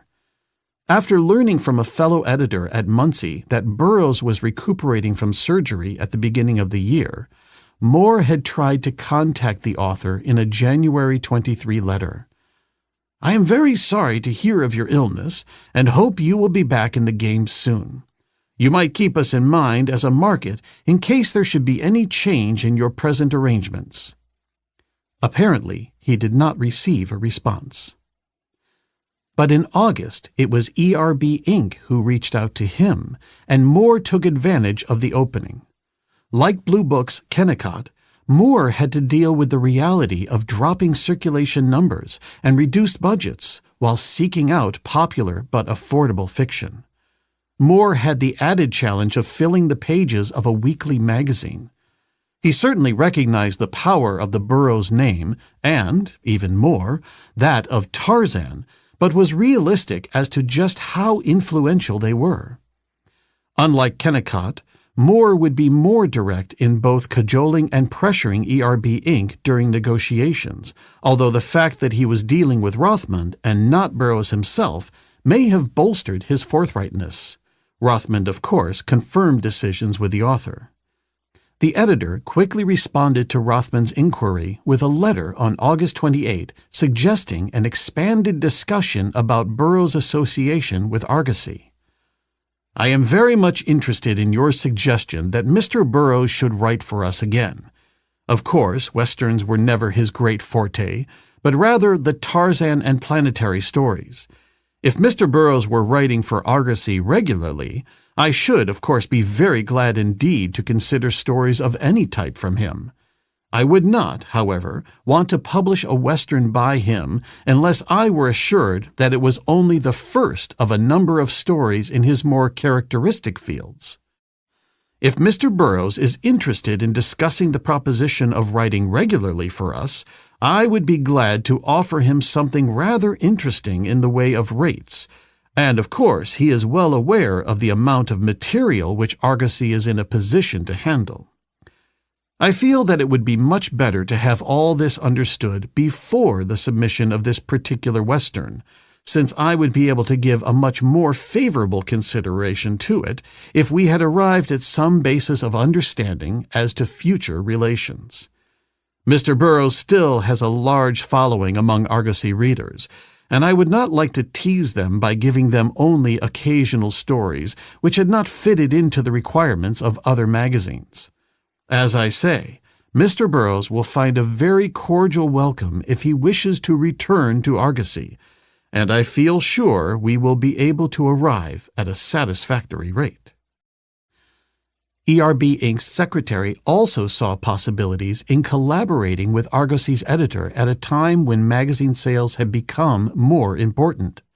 He engaged more in kind on September 2. Thank you for your kind letter on the 28th in reply to mine of August 24th. Like yourself, I always prefer to have all details in any transaction thoroughly discussed and understood before proceeding with it. And while I cannot say at this time that Mr. Burroughs would be willing to write regularly for Argosy, however, I can say that he will give it serious consideration, depending, of course, upon your proposition as mentioned in the second paragraph of your letter. Please advise us in detail what Mr. Burroughs' word rate would be, the approximate amount of material you could use annually, the length of time required by you to consider manuscripts, and, for such stories as are accepted, whether payment will be made in full upon acceptance. Also, whether you are willing to copyright all of his work in the name of Edgar Rice Burroughs, Inc. upon publication. It is understood, of course, that your proposition would involve only the first American and Canadian magazine rights, all other rights to be retained by this corporation. Moore responded to Rothman in a September 10 letter, 250,000 words.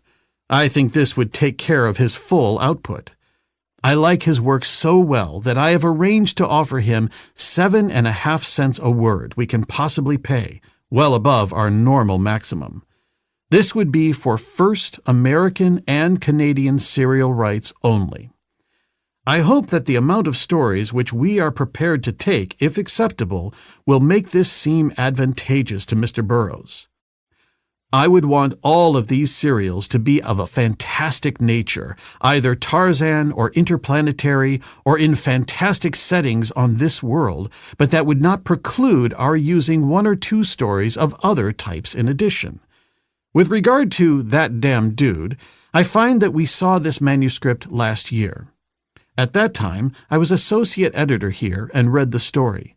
I felt that it was very good for its type, extremely well written, although the plot was a little usual. I would want to read it again before making any decision on it. But I know I would feel it was acceptable only as a story to follow one of Mr. Burroughs' more popular fantastic novels. In this connection, might I suggest that my editorial reaction is that while Mr. Burroughs' name is valuable, it very definitely signifies and promises to the reader a fantastic story, and consequently, I would feel that, on a story like this Western, we would only be justified in paying a rate proportional to the real value of the story, somewhere from 3 to 5 or 6 cents, depending on the particular yarn. hoping that these arrangements will suit you and that this will mark the beginning of a pleasant and satisfactory business relationship. Thus began extensive communications between Rothman and Moore over the following months, in letters and telegrams that would bring Argosy back as a major market and shape Burroughs' output. Moore would leave Argosy in 1934 to serve as an assistant editor of Cosmopolitan magazine. That same year, at the request of King Features Syndicate, he created the Flash Gordon newspaper comic strip and began writing the Jungle Jim strip. But long before then, he had set the foundation for a significant association between Argosy and ERB Inc. Rothman realized that here was the chance to secure a trustworthy market that promised prompt payments. By the end of 1931, the major outcome of these negotiations was an agreement that the magazine would buy at least 3 Burroughs stories in 1932. However, it would take months to reach a final decision as to which stories these would be, in large part because of Rothman's persistence in trying to convince Moore to include That Damn Dude among the 3.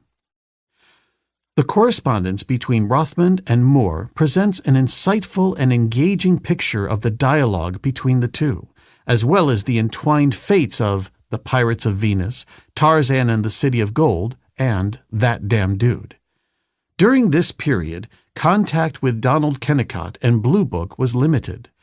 Rothman's attention was on Argosy, where he hoped to guarantee sales at the highest possible rate. His September 15 letter to Moore presented a counter-proposal. At this point, he did not mention that rival Blue Book had been paying 10 cents a word. Your letter of September 10th was received today. The thought of Mr. Burroughs' return to the pages of Argosy was a very pleasant one, and the matter of decision, payment, and copyright as outlined in yours of the 10th are in accord with our wishes. But the rate of 7.5 cents per word is much too small. I might say that Mr. Bittner offered us 8 cents a word on September 25, 1928, long before the Edgar Rice Burroughs name became the household word that it is today, due to the tremendous publicity his name and stories are receiving daily in strip form in some 150 of the leading metropolitan newspapers of the country, in addition to the full Sunday color page, which is also universally published. The Burroughs name at the beginning of a story does not only signify to the reader a fantastic story, as you say, but promises a good, clean, interesting, and entertaining yarn. Each and every one of his stories is still selling in book form. Few authors could make this claim. And the Burroughs novels are 1-2 on the Grosset and Dunlap list today. This information I got direct from Mr. Grosset when I visited him in New York this summer. The minimum word rate that we could possibly entertain, based on the amount of material you say you could use, would be 10 cents on non-Tarzan material and 11 cents on Tarzan material. While practically all of Mr. Burroughs' output is of the highly imaginative type, yet occasionally he does do something like That Damn Dude. But this, of course, would have to come under the category of non-Tarzan material, and no special word rate, such as 3 cents to 6 cents, would prevail.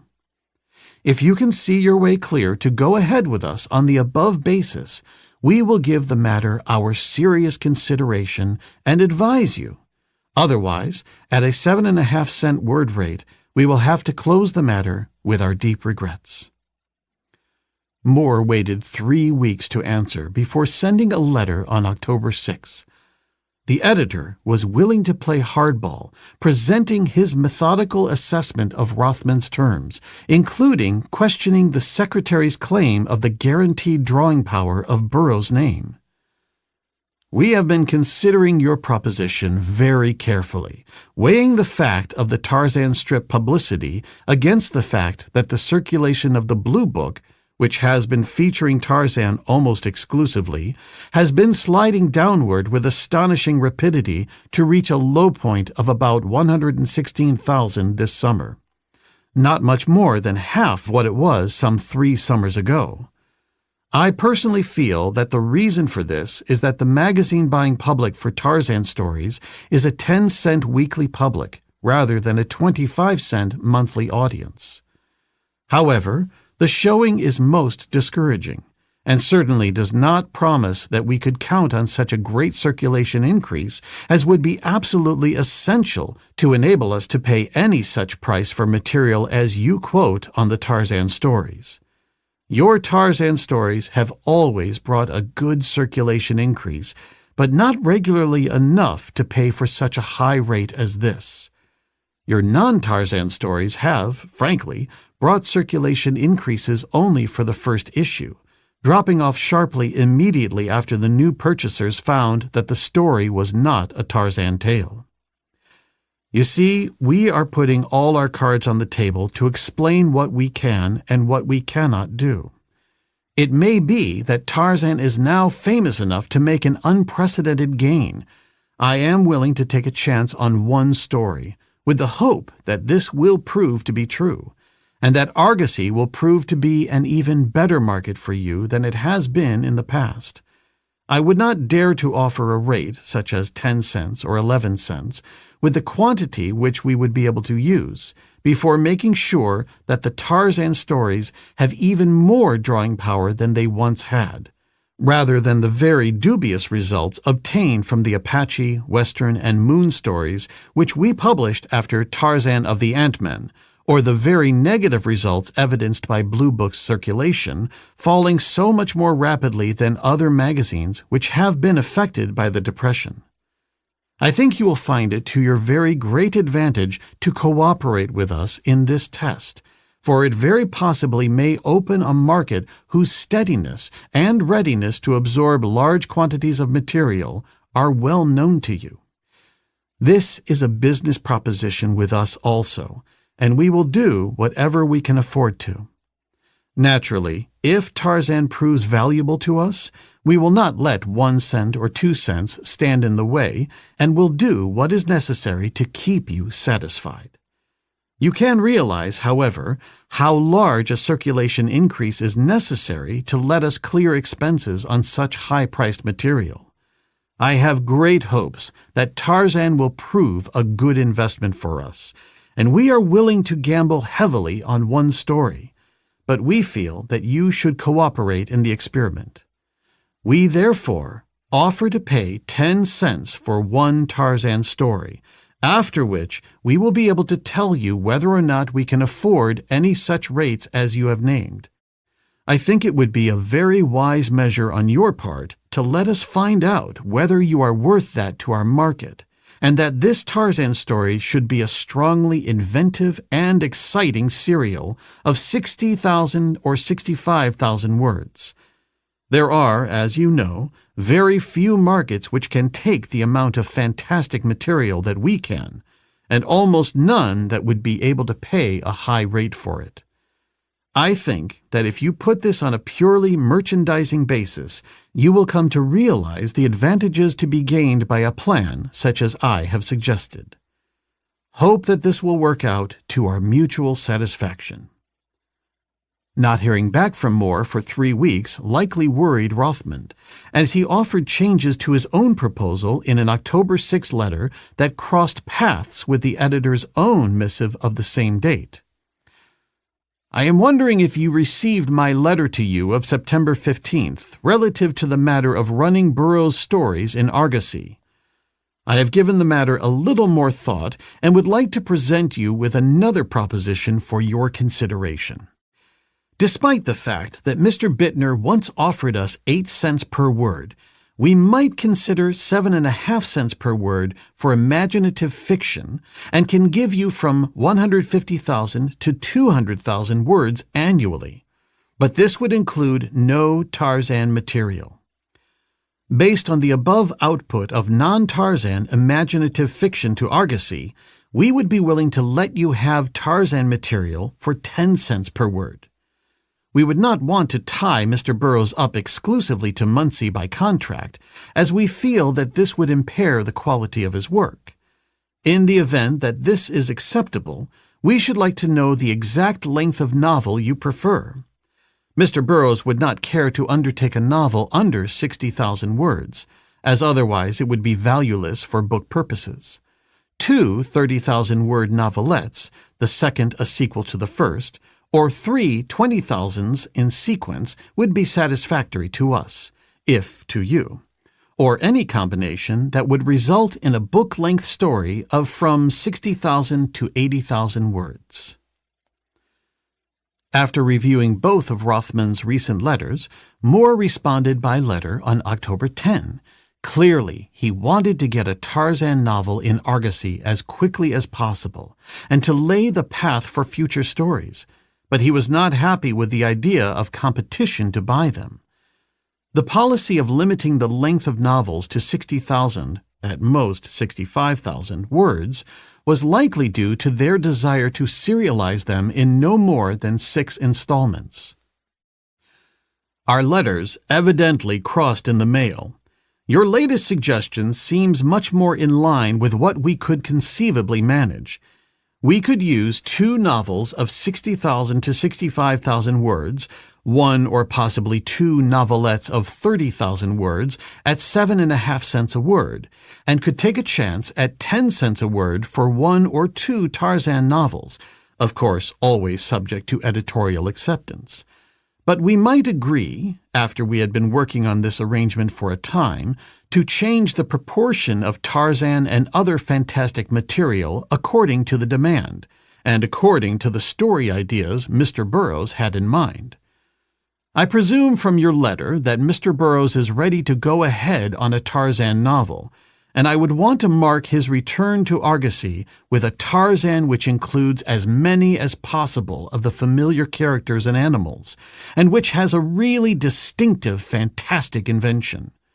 We would both want to have this first story be a tremendous success. Then we could decide on the next fantastic, perhaps a highly adventurous and vigorous Martian story. We would like the Tarzan as soon as possible. I note what you say about not wanting to be tied up exclusively to us by contract.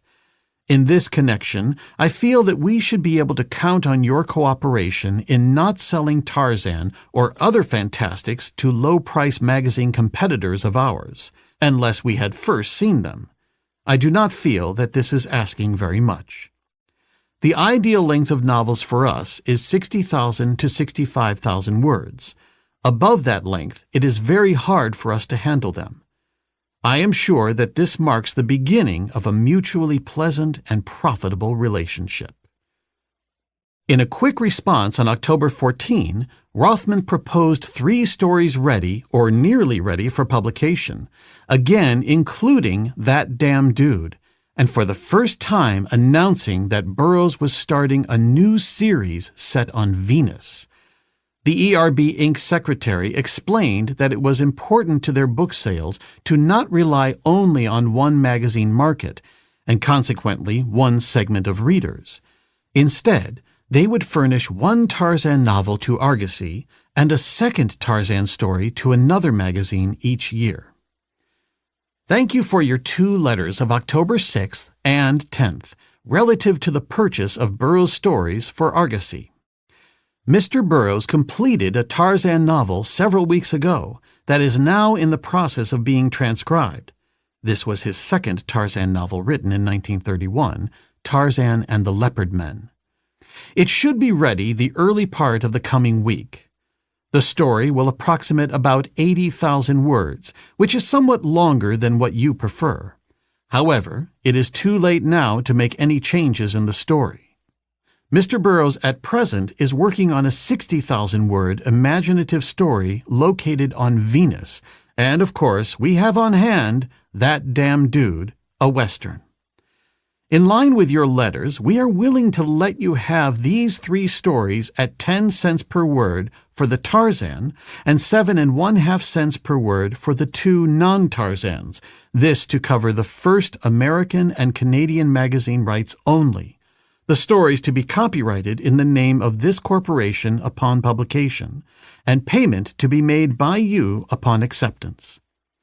If this meets with your approval, will you kindly wire us upon receipt of this letter, and we will immediately forward to you the Tarzan story and That Damn Dude, the third story to be forwarded to you upon completion, which will probably be sometime next month.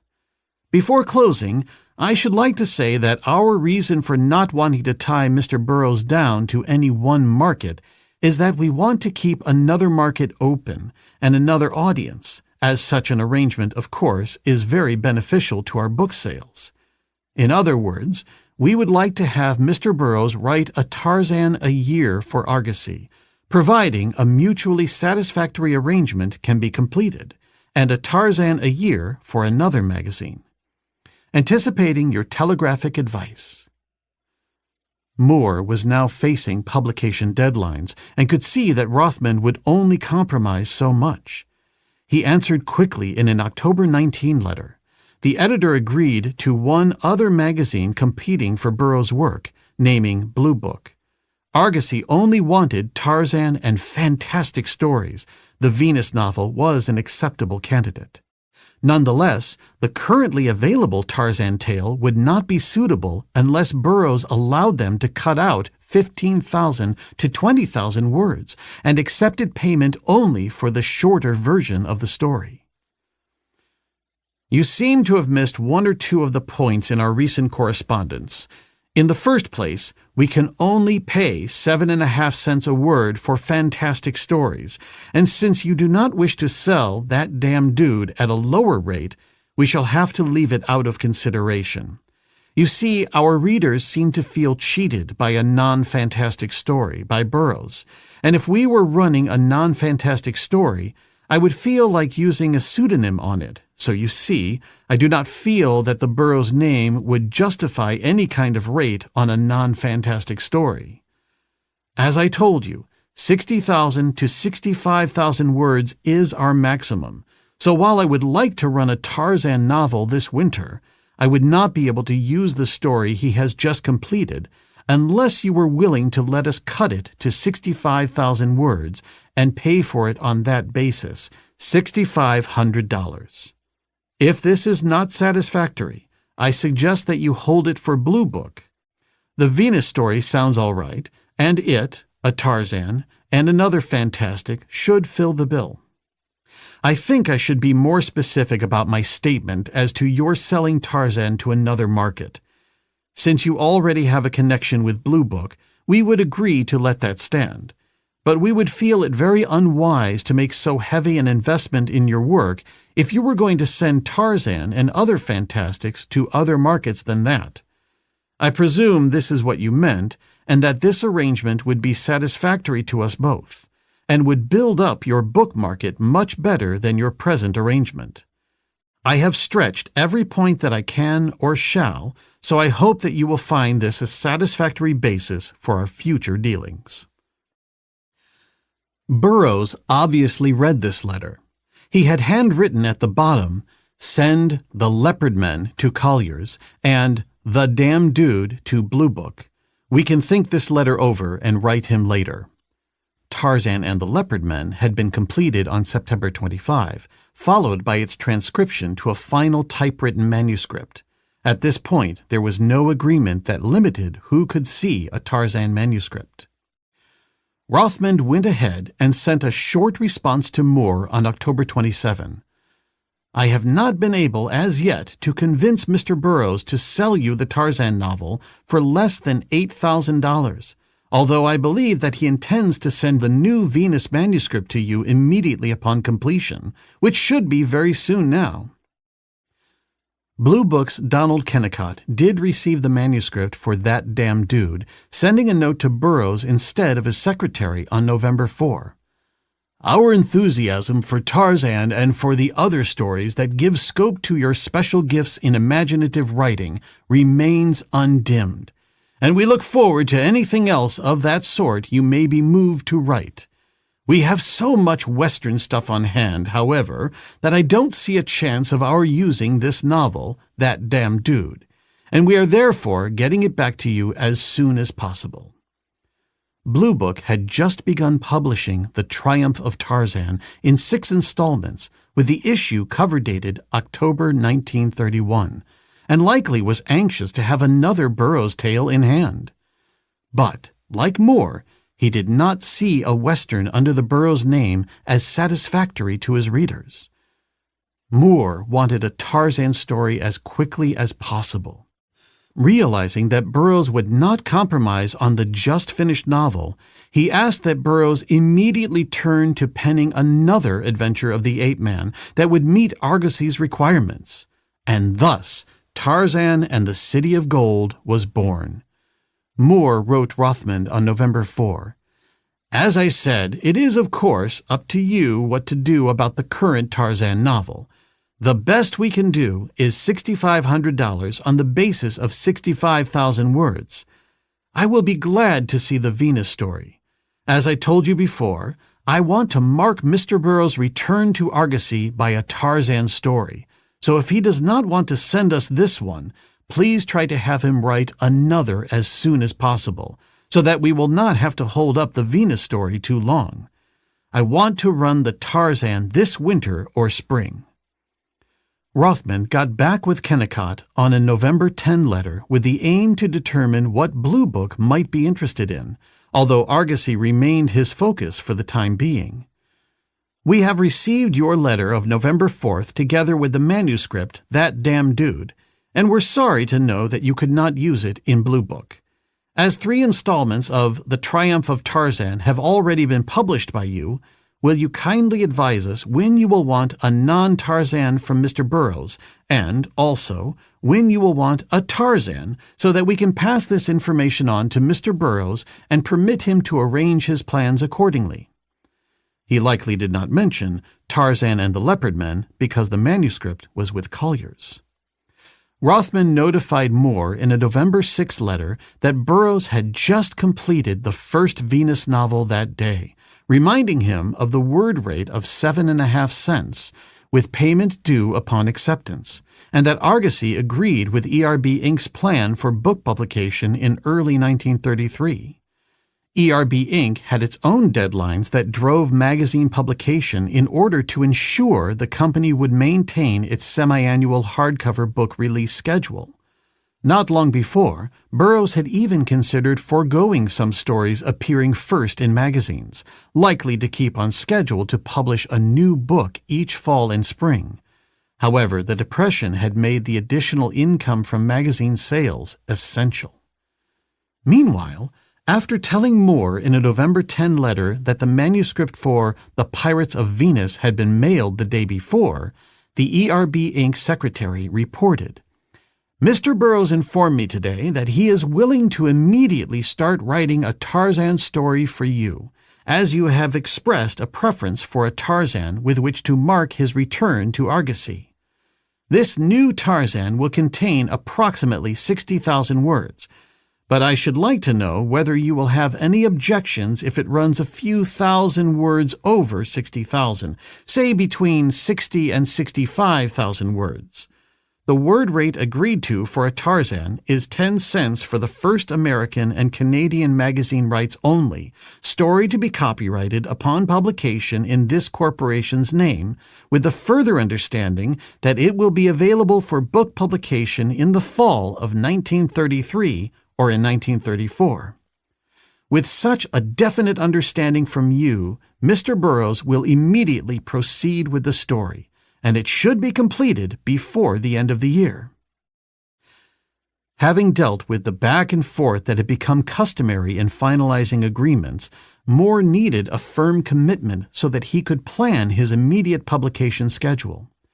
In a November 13 letter, Moore responded, "I am afraid I must ask you for a definite decision on the Tarzan story, as it will make a difference in our ability to schedule the Venus story. As I told you, I feel very strongly that I want to have a Tarzan serial to mark Mr. Burroughs' welcome return to his Argosy public." Rothman understood that Tarzan stood in the way of the Venus tale appearing in print and the promise for more sales to Argosy in 1932. Sending a telegram to the editor on November 18, Rothman confirmed their commitment to the new adventure of the Lord of the Jungle. Thank you for your letter, November 13th. Burroughs is now working on a Tarzan story for you and should complete it within 60 days, possibly sooner. We'll send it to you immediately upon completion. Burroughs started writing Tarzan and the City of Gold on November 21, 1931, less than 2 weeks after offering to start a new Tarzan story in answer to Don Moore's request. A major question is how Burroughs came up with a new story idea so quickly.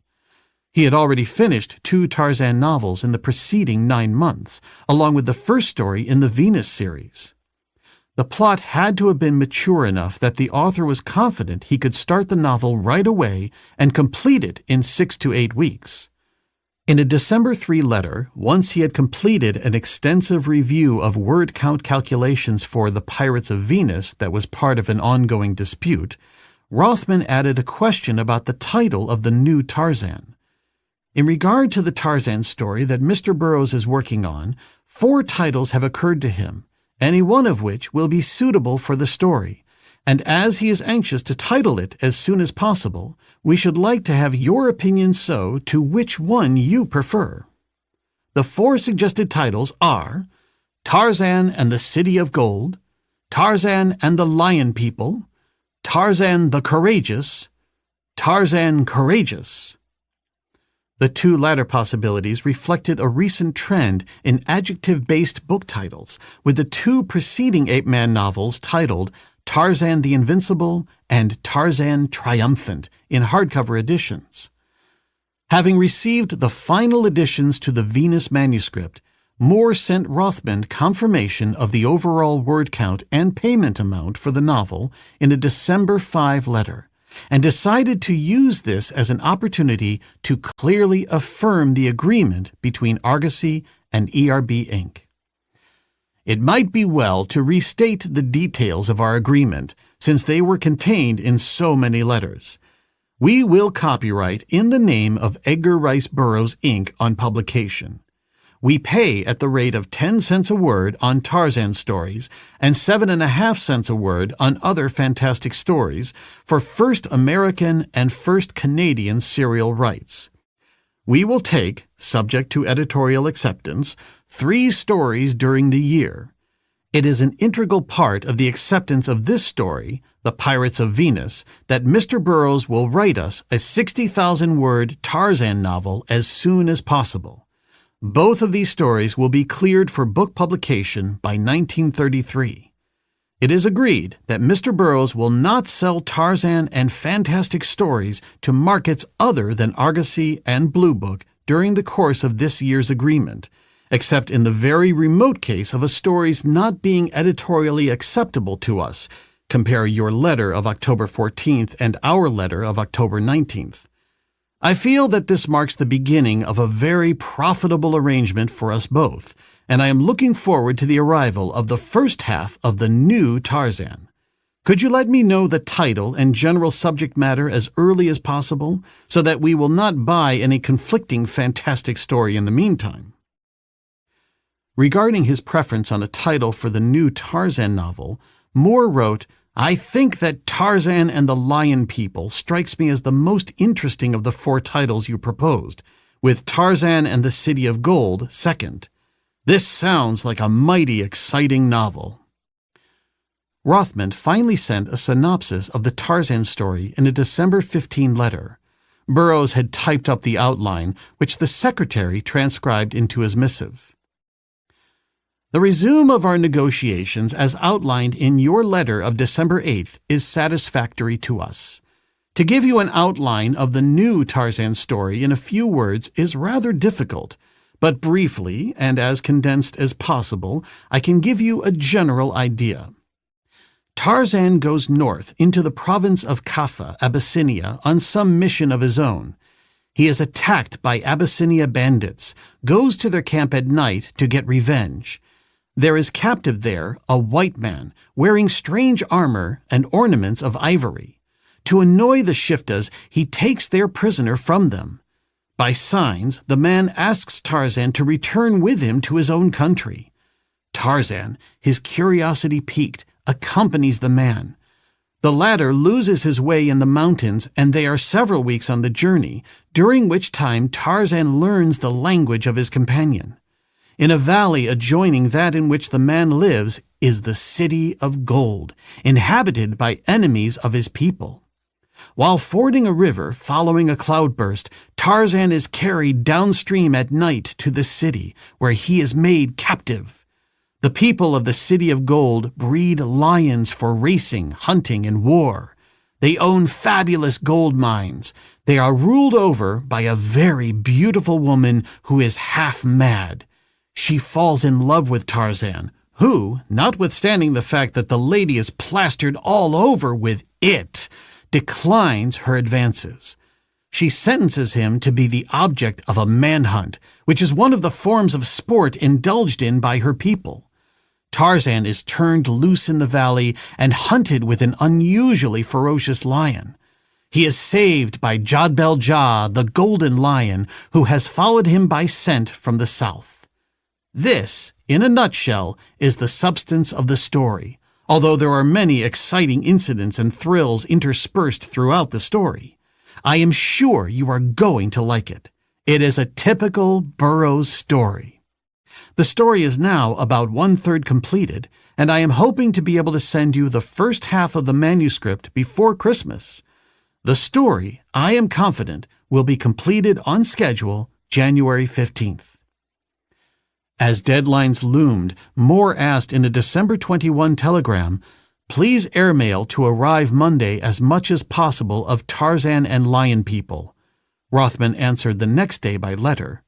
"Per your telegram of yesterday, we are sending you herewith approximately half of the manuscript titled Tarzan and the City of Gold, or pages 1 to 83 inclusive.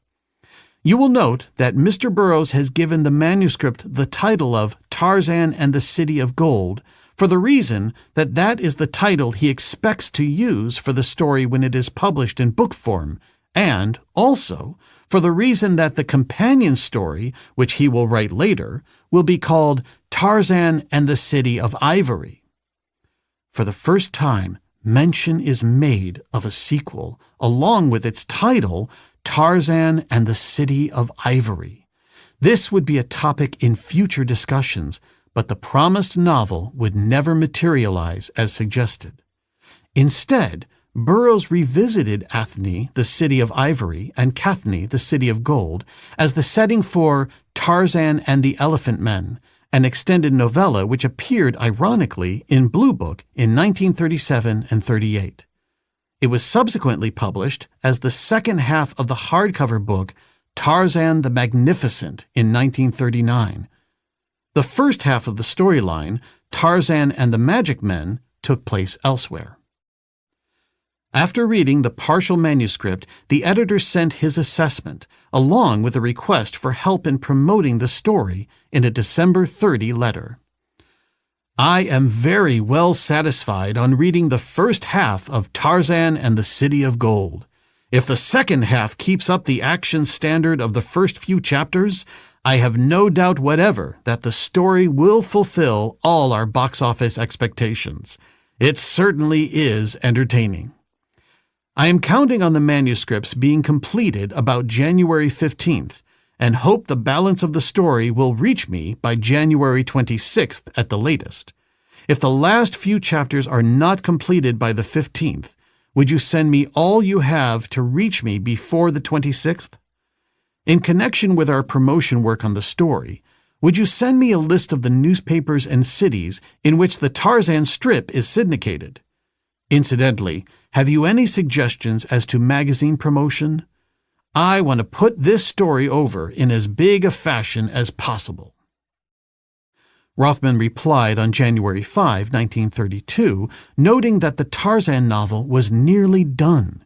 He also highlighted the upcoming release of Metro-Goldwyn-Mayer's film Tarzan the Ape Man and the planned Tarzan of the Apes radio show.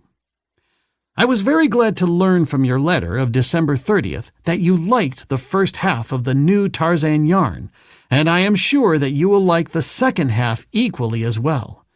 Mr. Burroughs should complete this story by the end of the week. in which event it will be in the mail the early part of next week and in your hands by the 15th on schedule. It is a pleasure to send you a list of the newspapers subscribing to the Tarzan strip, both daily and Sunday, and I am attaching a copy of such list here too. It may interest you to know that within a few months, Metro-Goldwyn-Mayer will release a feature picture titled Tarzan the Ape Man, which will be their outstanding production of the 1932 season, and which should create a very great interest in Tarzan. In addition to this, we are about to close negotiations for the release of Tarzan over radio, the programs to be adaptations of the Tarzan books, commencing with Tarzan of the Apes. We confidently expect that this radio program will be released in every large city in the country and will be listened to by over 25 million people daily, creating publicity and an interest in Tarzan that could be had in no other way. Another thing, we have a very large fan mail file, and as I recall it, many of these fan contributors deplored the fact that Mr. Burroughs left Argosy and wished that he would return. It is possible that many of them were regular readers of Argosy but shifted to Blue Book due to Burroughs' appearance in that magazine. Maybe a postal card or note to each of them might add many subscribers to your list. It will be quite a task to give you their names and addresses, but if you think it will help, we will be mighty glad to cooperate with you and furnish you with such a list as quickly as possible. If I can think of anything else in the next day or so that might help you, I shall be happy to pass it along. Tarzan right now is very hot, and if word could be gotten to his many thousands of admirers that he is to return to Argosy, your circulation is bound to swell. ERB Inc.'s secretary used this sales pitch as a springboard to bring up That Damn Dude again, recommending that Moore select it as the third story to be published in 1932. Burroughs had completed the remainder of Tarzan and the City of Gold on January 7, 1932. Rothman mailed the balance of the manuscript, pages 84 to 169 inclusive, the next day. Moore wrote on January 9, "I am glad that the story is being finished on schedule, as we are planning to start it March 12th. He offered to pay for the expense to transcribe ERB Inc.'s fan mail list, enclosing a sample postcard they had earlier sent to A. Merritt fans as prelude to publishing The Dwellers in the Mirage. Once more, the editor turned down the Western story. Rothman would not be dissuaded, next attempting to invoke his interpretation of the three-story agreement to get Moore to accept it after all, although the secretary subsequently acknowledged he had mistaken the terms reached in earlier letters. More than 2 months of further correspondence about the Western would follow. Moore's later comments concerning the quality of the novel would discourage Rothman to such an extent that a pseudonym was recommended, along with a slight discount in price. In the end, nothing changed Moore's mind. The editor remained focused on the ape-man and fantasies. In the meantime, Moore made another request in a short note sent on January 13. "I just happen to think that we have not yet printed Mr. Burroughs' biography in our Men Who Make the Argosy department. Would you be good enough to have him write a 300 or 400-word biography and send it in together with a glossy photograph suitable for reproduction?" Rothman submitted the biography on January 19. It would be printed in the March 12, 1932 issue of Argosy with the initial installment of Tarzan and the City of Gold.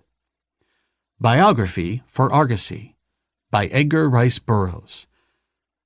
Sometime during the era between that of the Neanderthal man and the Capone man, I was born in Chicago, Illinois, where I attended public schools to the 6th grade.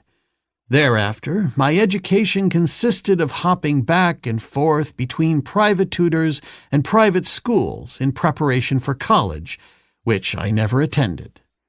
I tried many things with more or less, principally less, success until I commenced writing at the age of 35.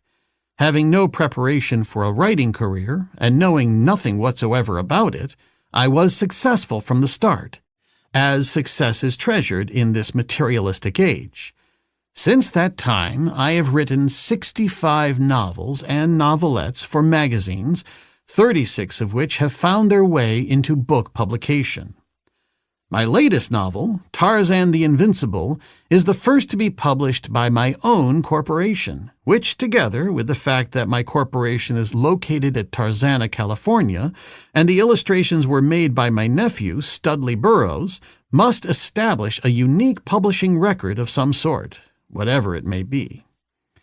In coming back to Argosy, I am reminded that my first plunge into literature was taken in the pages of another Frank A. Munsey publication, The All Story, in which my first story, A Princess of Mars, was published many years ago as Under the Moons of Mars by Norman Bean, a pen name that I adopted because I was mortified by the thought of having my own name connected with anything as foolish as fiction writing. I have learned much since then, however, and though I think even less of the importance of fiction than I did then, I am now glad to have my name connected with anything that gives even a little entertainment to a few people during their sojourn in this vale of tears. The editor praised the new Tarzan tale in a January 28 letter and notified Rothman that payment would be on its way. The latter part of Tarzan and the City of Gold certainly lived up to the opening half. The story ran to the full maximum which we can use, 65,000 words, so I am putting through a voucher this week for $6,500 for First American and First Canadian serial rights. The check will be sent to you airmail. It was sent on January 30. But Moore notified Rothman in a February 5 telegram that the plane carrying the check was forced down, with the check then transferred to a train and another airplane. The editor did not want to be accused of a late payment. I consider this an infinitely better and stronger story than the opening of the Venus series, far more action and drama. With the Ape Men now in print again in Argosy, Moore updated Rothman on reader reaction to the new story in an April 27 letter, then looked ahead regarding Burroughs' work in the magazine. We have been getting a rather favorable reaction on Tarzan and the City of Gold. A number of readers say that they think it is Mr. Burroughs' best Tarzan story yet. Plenty of action and color, and not too exclusively human a plot and cast of characters. Of course, a number of the readers are somewhat fed up with Tarzan, but that is true of any of our series characters. Incidentally, the movie seems to be going great guns here in New York. As things shape up at present, what I would like to do would be to run The Pirates of Venus in the fall and have Tarzan and the City of Ivory for winter publication. How would that fit in with Mr. Burroughs' schedule? After that, I should imagine the best order of stories, from our point of view, would be the second Venus story and a story of another setting, Pellucidar or something of the sort. Discussions between the two continued concerning the way ahead for Burroughs in the pages of Argosy. The editor wanted more Tarzan, while ERB Inc. stuck to its plan to alternate Tarzan and non-Tarzan stories. In a March 10 letter, Moore wrote, "As we outlined in the beginning, we expect to buy another story for use during the current year. Just at the moment, I am not yet sure what we want, as I would like to see how the Tarzan goes in order to know whether I would, assuming that it would fit into your plans, want Tarzan and the City of Ivory before using another non-Tarzan. Naturally, I want to schedule the second Venus story as closely after the first one as possible, so the scheduling of this first Venus story depends entirely on what I buy next. We can discuss this matter more definitely in a couple of weeks." On May 6, the secretary followed up, "Can you also give me an idea as to when you would want the next Tarzan story? if you propose running it during the winter months. Incidentally, I want to tell you that the Blue Book magazine has purchased the Tarzan and the Leopard Man manuscript. This is the 85,000-word story that we discussed last fall and which you stated in your letter of October 19th was okay to pass on to Blue Book. On May 11th, Moore told Rothman, "I think September would be a good time for us to receive the next Tarzan story, if that fits in with your plans. Glad to hear that Blue Book took care of the 85,000-word yarn, and I will appreciate your letting me know their publication dates so that there are no conflicts." Rothman, like his boss, had doubts about putting too many Tarzan stories in print. His May 26 letter discussed other options. "Thank you for your letter of May 11th. As soon as we learn from Blue Book when they plan release of Tarzan and the Leopard Men, we will let you know. As regards a Tarzan story during September, we doubt the wisdom of releasing so many Tarzan stories in such a short space of time. The readers will become fed up on Tarzan were they to have one after another. You published one in March. Blue Book will undoubtedly run theirs during the summer or early fall, and if you were to run one during the winter as suggested, it would mean 3 Tarzan stories in less than a year. Consequently, Mr. Burroughs will not do another Tarzan until early 1933. He has the choice of 3 stories right now, a sequel to the Venus story, another Martian, or an Inner World story, any of which would come under the category of a highly imaginative yarn and prove mighty interesting reading, at the same time giving Tarzan a respite. If you do not run The Pirates of Venus until fall, as suggested in your letter of April 27th, it would be a span of 6 months since you ran Tarzan, or the equivalent of 2 serials a year, whereas in our earlier negotiations, you mentioned you could use 4 6-part serials yearly, or approximately 250,000 words. Our price to you of 7.5 cents a word for non-Tarzan stuff was based on this rather large consumption of material by you. I had gathered from our correspondence that you would run a Burroughs story about every 3 months, and I am wondering why the long delay between drinks. Can you explain it to me? Incidentally, MGM will release another Tarzan feature next spring. At least they have bought another story and intend to release it at that time. So why wouldn't simultaneous or subsequent publication by you of a Tarzan story be more beneficial to Argosy than prior publication? Despite the original plan, MGM's second Tarzan movie, Tarzan and His Mate, would not be released until 1934. Let me hear from you as regards how many stories a year you can use. Also, whether one of the 3 types of stories mentioned in the 3rd paragraph above would be suitable for winter publication. Moore's June 3 letter answered as best he could. Don't worry. We want to use at least the 3 Burroughs serials a year, which I agreed to take during our final negotiations. With regard to the exact release date on Tarzan and the City of Ivory, I would like to put it out before March, as circulations usually fall off heavily from that time. It would depend on the Tarzan story whether I would rather have the Venus sequel first or a Pellucidar or Martian story first. Rothman or Burroughs penned at the bottom of this letter, Martian story this fall, although the next Martian tale was not written until late 1933. The possibility of a direct sequel to Tarzan and the City of Gold was fading away.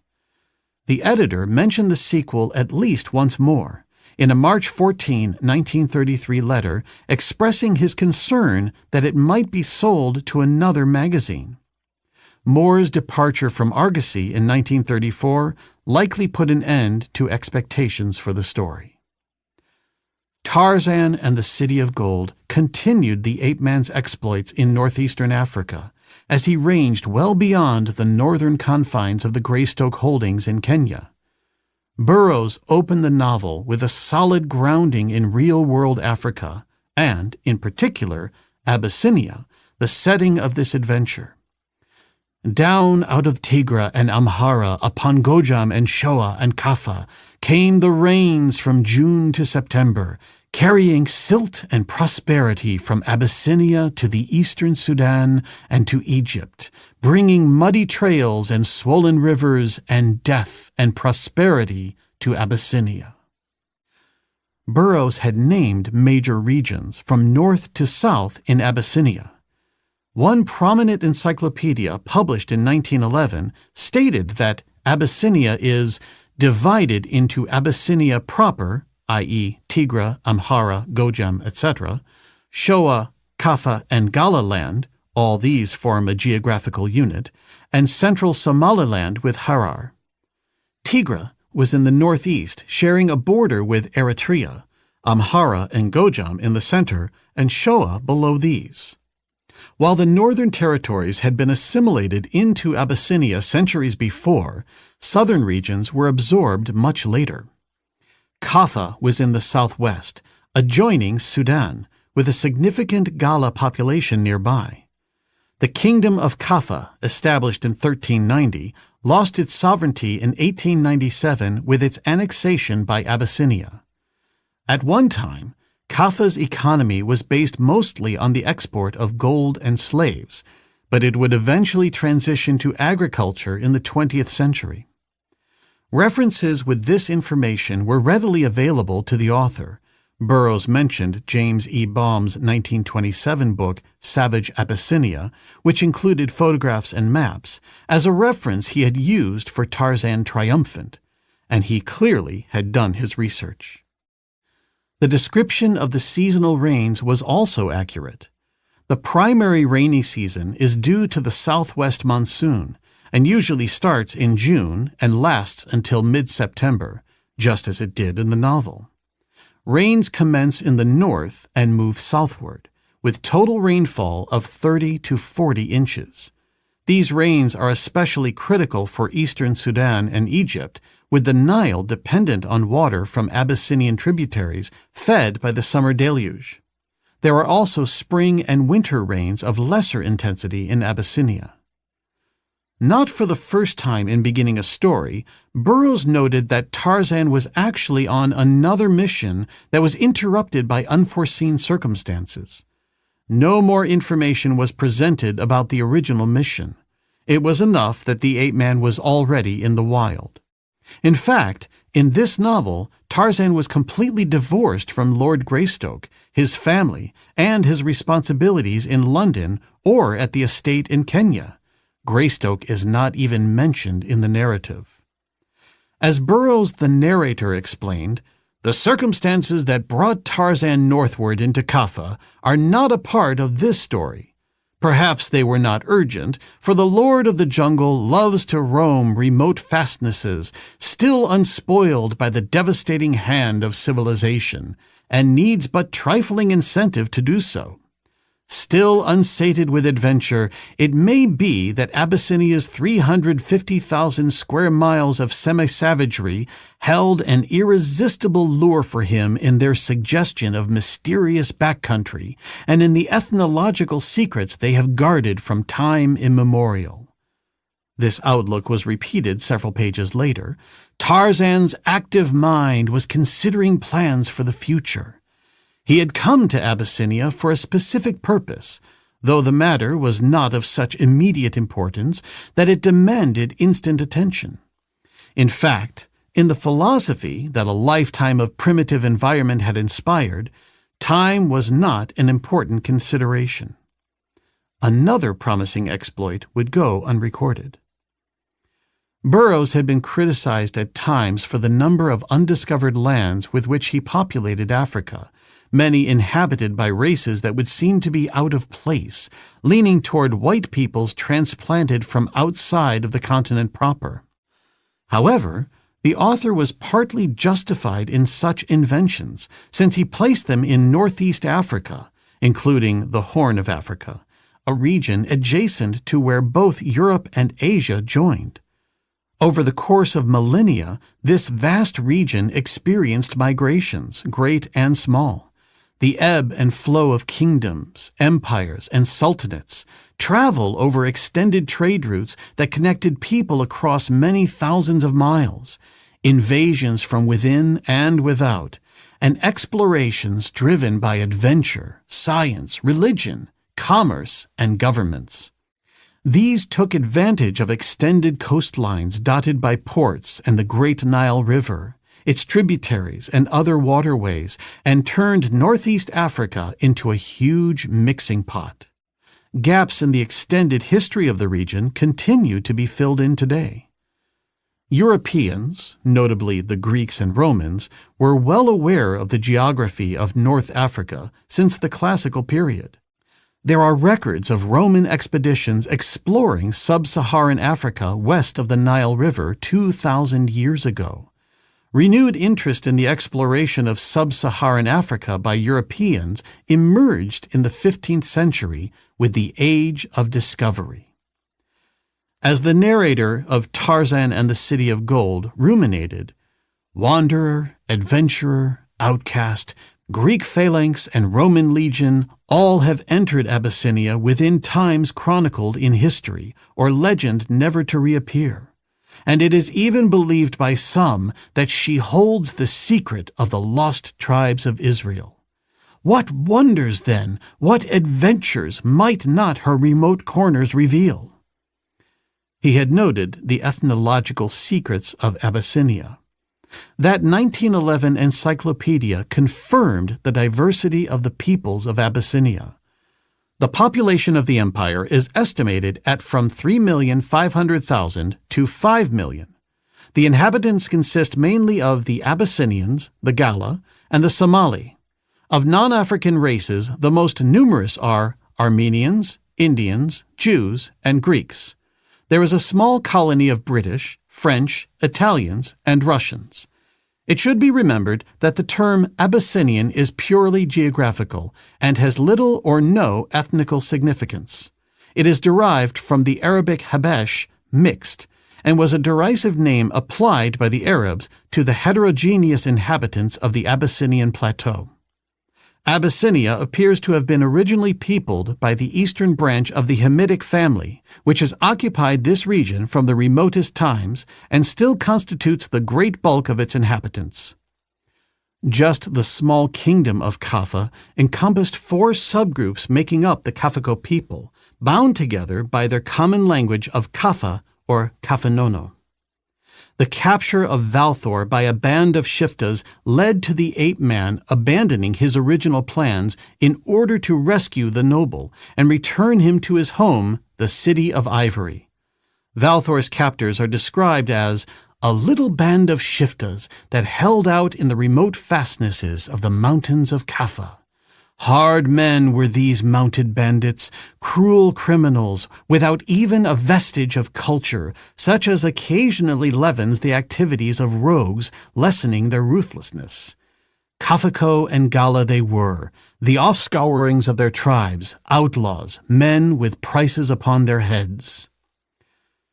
The paramount geographic feature in the Horn of Africa is the Great Rift Valley, which extends nearly 4,000 miles through Central Africa, with a width of 25 to 65 miles and a depth of up to a mile. The Great Rift Valley begins with the Ethiopian Rift, which bisects the Ethiopian Plateau along with its mountainous regions.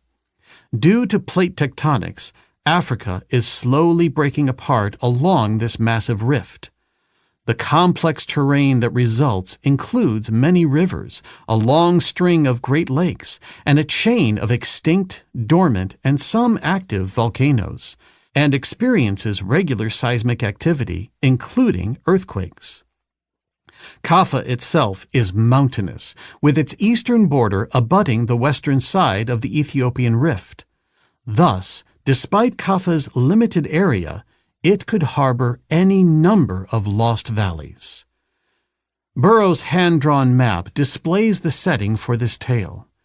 The most prominent aspect of the valley of Onthar, wherein lies Kathne, the City of Gold, is Zarator, an active volcano whose high peak and eternal glow can be spotted from a distance of up to 50 to 100 miles away if viewed from higher ground. Zerator lies at the northern end of the valley and is within the territory of Kathni. There are about 50 volcanoes in Abyssinia that have been active sometime in the past 12,000 years. The volcano currently most active in the country is Urta Ale, with its 2 active craters, located in the Danakil Desert in the isolated Afar region of northeast Ethiopia, 500 miles from Katha. Urta Ale's elevation is 2,011 feet, but since it is a shield volcano with a base 30 miles across and gentle slopes reaching to a low-lying summit, it cannot be called a peak. The last major eruption was in 2009, but smaller eruptions continue to this day. So, while Zerator is fictional, volcanoes in Ethiopia are real enough. Interestingly, while the valley of Unthar and the adjoining valley of Thenar, the home of Athni, the city of ivory, are isolated, they are not completely hidden away. As Valthor told Tarzan, "We trade a little with the outside world, paying for what we buy with ivory and gold. We buy salt, of which we have none of our own," explained Valthor. "We also buy steel for our weapons and black slaves, and occasionally a white woman, if she be young and pretty. These things we buy from a band of shiftas. With this same band we have traded since before the memory of man. Shifted chiefs and kings of Athni have come and gone, but our relations with this band have never altered. I was searching for them when I became lost and was captured by another band." Given that these traditional trading partners were bandits, it is understandable that the Shiftas did not advertise the existence of the cities of gold and ivory and jeopardize an easy income.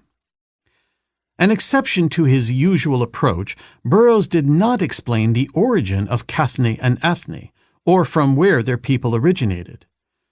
The names he devised for characters and places hint at their coming from one of the ancient Greek cities. The names he devised for characters and places hint at their coming from one of the ancient Greek city-states, or possibly from Persia, but none appear to exactly match any names commonly used in Greece or Persia. Burroughs also failed to refer to events in the last Tarzan novel in order to establish context and continuity. This had been standard practice for several novels in a row before this one. Perhaps he did not do so in City of Gold because the story would be published before Tarzan and the Leopard Men, which had actually been written first. Tarzan and the City of Gold was one of the very few Burroughs stories without a central romance. In this case, it was because of the novel's focus on the interplay of Tarzan and Nimon. In a way, this paralleled the ape-man's spurning of La, high priestess of Opar, in The Return of Tarzan. Their association, however, was not central to Return, although La's unrequited love for Tarzan would be raised with her subsequent appearances in later novels. But in Tarzan and the City of Gold, the relationship between the Lord of the Jungle and Queen Nimon is the backbone of the story, crowding out nearly all the usual background. While Tarzan told La that he was committed to his mate Jane, the ape-man does not mention being committed to another when Nimon makes her entreaties for his love. The Waziri are not even alluded to in this novel. Nekima is briefly mentioned as having been left behind because the little monkey was ill. The one key character from the Tarzan mythos who appears is Jadbel Jah, the Golden Lion. The great lion rescues the ape-man from an attack by Belthar, Kathni's lion god. Nimon believes that the beast shares a supernatural bond with her, with its life force intertwined with hers. Tarzan and Jadbel Jah can be viewed as a paired counterpoint to Nimon and Belthar, the former representing nobility, loyalty, and friendship, while the latter are the embodiment of hate and madness. Nemone is one of Burroughs' most fascinating characters, in many ways more fleshed out than nearly any other in the author's canon. Clearly unbalanced and often driven to the edge of madness, Burroughs makes Nemone a tragic figure. The ape-man nearly succumbs to the power of Nemone's innate sensuality more than once, although thoughts of his mate do not surface as a counter to the spell the queen casts upon him. The novel was penned between November 21, 1931 and January 7, 1932, appearing in print just weeks after being completed. This story concluded 10 months of concerted writing by Burroughs, including 4 novels and 1 novelette, which totaled nearly 300,000 words of fiction. Generating income was critical at the time. Burroughs had moved back into the main house on Tarzan Ranch in November 1930, at considerable expense and after an absence of 6 years. His former residence had been used as the clubhouse for the El Caballero Country Club since he sold it to the enterprise in 1924. When the author returned to the property, he realized that the house required substantial renovations, which he could not afford. He then decided in February 1931 that the necessary alternative was to demolish the building and construct a new one in its stead. He had even begun a search that month for a temporary home to live in during construction. But again, he realized that he lacked the funds to pursue this course of action. The hunt for a new home, however, continued. By 1931, Burroughs and his wife Emma were basically empty nesters. Daughter Joan, the eldest of their children, had married James Pierce in 1928, giving birth to the couple's first child in December 1929. Older son Hulbert, nicknamed Hully, was 22 and nearing the end of his studies at Pomona College. Younger son John Coleman, called Jack, at age 18 had started at Pomona College in 1930. Emma's alcoholism was steadily worsening, and the marriage was under significant strain by then. Besides the financial challenge in dealing with the house on the hill, a residence its size was likely unwarranted by 1931. Leaving Tarzan Ranch for the second time may have been inevitable. It is customary to consider Tarzan Ranch as a long-term fixture in Burroughs' life, but in reality, he only lived on the ranch proper for a total of 7 years, from March 1919 to June 1924, and then from November 1930 to August 1932. The Los Angeles Times reported in an August 9, 1931 article that Burroughs has bought a beach home at Malibu. The Burroughs home at Tarzana will be maintained only for the winter and early spring months. In the beach home is a specially fitted study where the author will continue to turn out his popular stories. The Los Angeles Evening Herald described the property at 90 Malibu La Costa Beach as a 7-room Mediterranean-style house with 40 feet of ocean frontage, purchased for $25,000. It was one of the first houses built on La Costa Beach, generally seen as a retreat for members of the movie industry. Burroughs relocated permanently to the Malibu house in August 1932, with the Tarzana house listed for sale by the next month. By the end of the year, a second and larger beach house was constructed next to the first. Clearly, the author did not confine himself to his home and study. He was elected honorary mayor of Malibu Beach at a town meeting on September 13, 1933. Although Blue Book published 2 Burroughs novels in 1931, Tarzan, Guard of the Jungle, in issues dated October 1930 to April 1931, titled Tarzan the Invincible in hardcover, and The Triumph of Tarzan in issues from October 1931 to March 1932, appearing as Tarzan Triumphant in hardcover. By the end of the year, Burroughs had switched from Blue Book to Argosy as his primary magazine publisher. The transition started with Tarzan and the City of Gold, which was printed in 6 installments in issues of Argosy cover dated March 12, 19, and 26, and April 2, 9, and 16, 1932. The story was featured on the cover of the first issue with art by Paul Starr. Burroughs was also the personality highlighted in the Men of Argosy feature in the March 12 issue. Samuel Kahan created one black-and-white interior illustration for each installment. Burroughs had taken over publishing the first edition hardcovers of his stories in 1931. Under the same title used for the magazine version, Tarzan and the City of Gold was the 5th book with the Burroughs imprint, released on September 1, 1933. Having illustrated the first 4 books, Burroughs' nephew, Studley O. Burroughs, was expected to create the dust jacket artwork and interior illustrations for City of Gold. However, Studley had been consistently late in completing his work since his first job. This time, his tardiness cost him the assignment and would end his relationship with ERB Inc. With planning underway by ERB Inc. to publish first edition hardcovers, Rothman had first contacted J. Allen St. John in February 1931, asking the artist about his rates to create artwork, including lettering, for their books. ERB Inc.'s secretary and St. John exchanged letters working out details, but then Studley reached out to his uncle later that month, offering to illustrate his books. Burroughs opted for family over his favorite artist, but when Studley proved to be unreliable in meeting deadlines and satisfying the author's standards of quality, as a contingency, Rothman wrote to St. John on February 24, 1932, about his standing by to take over. Hal Foster, lauded for his work on the Tarzan newspaper comic strip, was also asked about his rates. Noting financial challenges due to the deepening depression, Rothman asked the artist if the prices you quoted earlier could not be reduced considerably.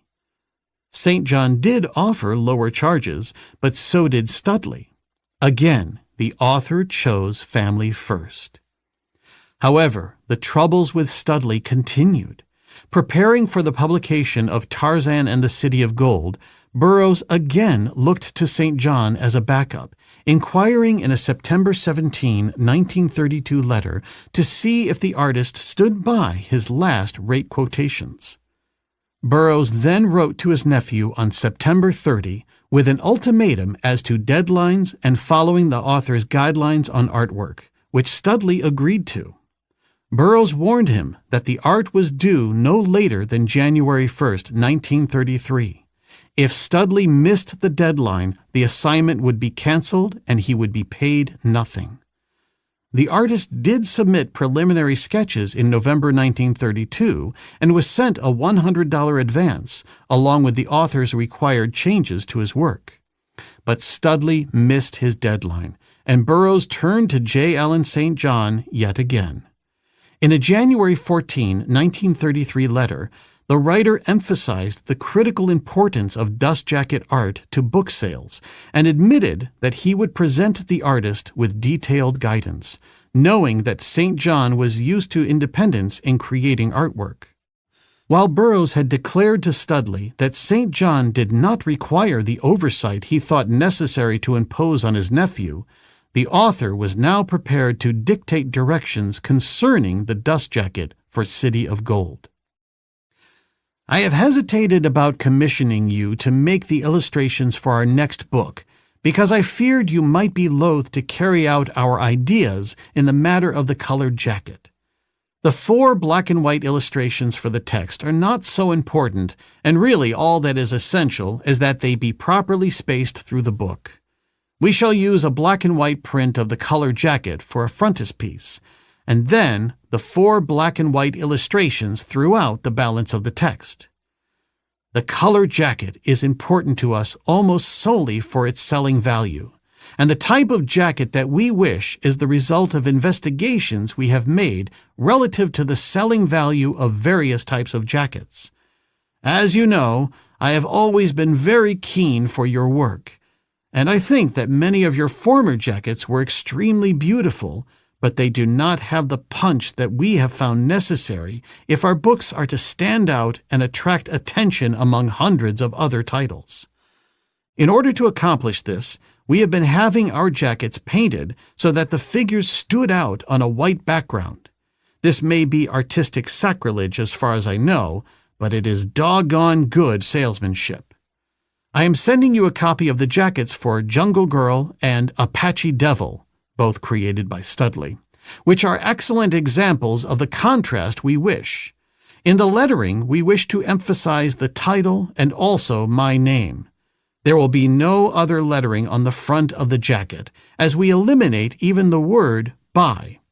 And in Tarzan titles, the name Tarzan should be emphasized more than the balance of the title.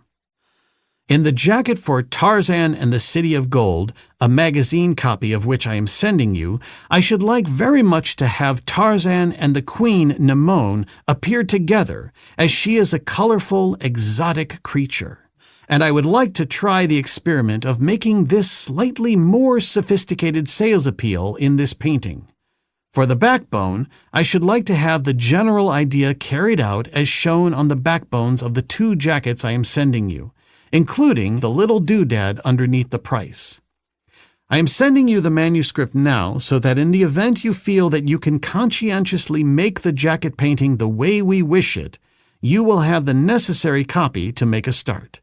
But please be sure to advise me at your earliest convenience whether or not you wish to undertake the commission and at the figure named in your letter of March 3, from which I quote, "In reply to your letter of Feb 24, we'll do full-color jacket, lettering on separate paper, and 4 black and white illustrations for $300, which is rock-bottom price for my type of work and a drastic reduction from former quotation as a concession to the unusual state of affairs now prevailing."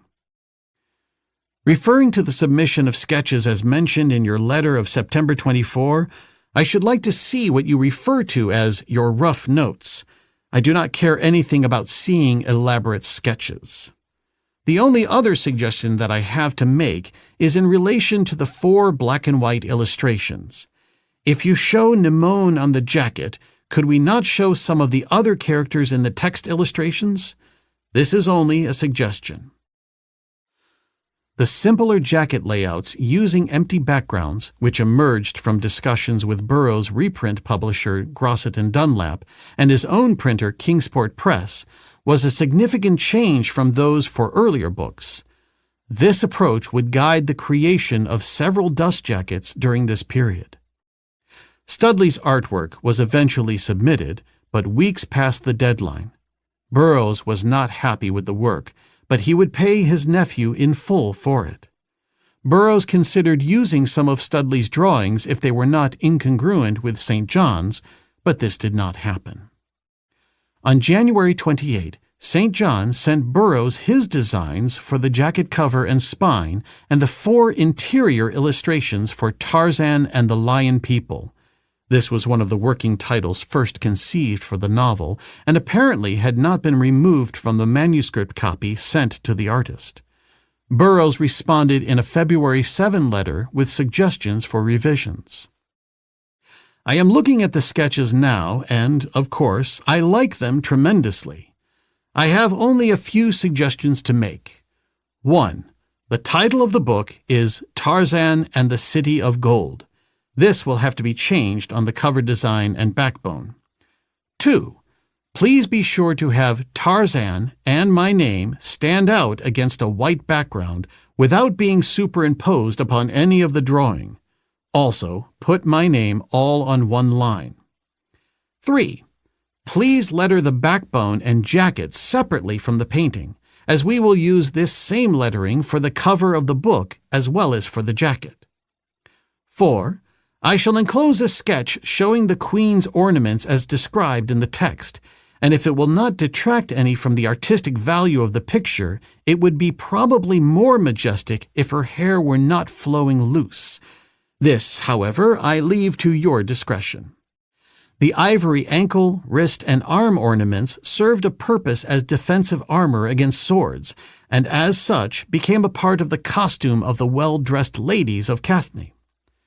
5. We have decided to omit the price on the backbone, so you may leave that off, but please do not forget to use my little hieroglyph as shown on the backbone of the jackets we sent you. I think it should be about midway between Illustrated and Burroughs. 6. In the finished drawing of number 3, please make the negress as old and withered as possible.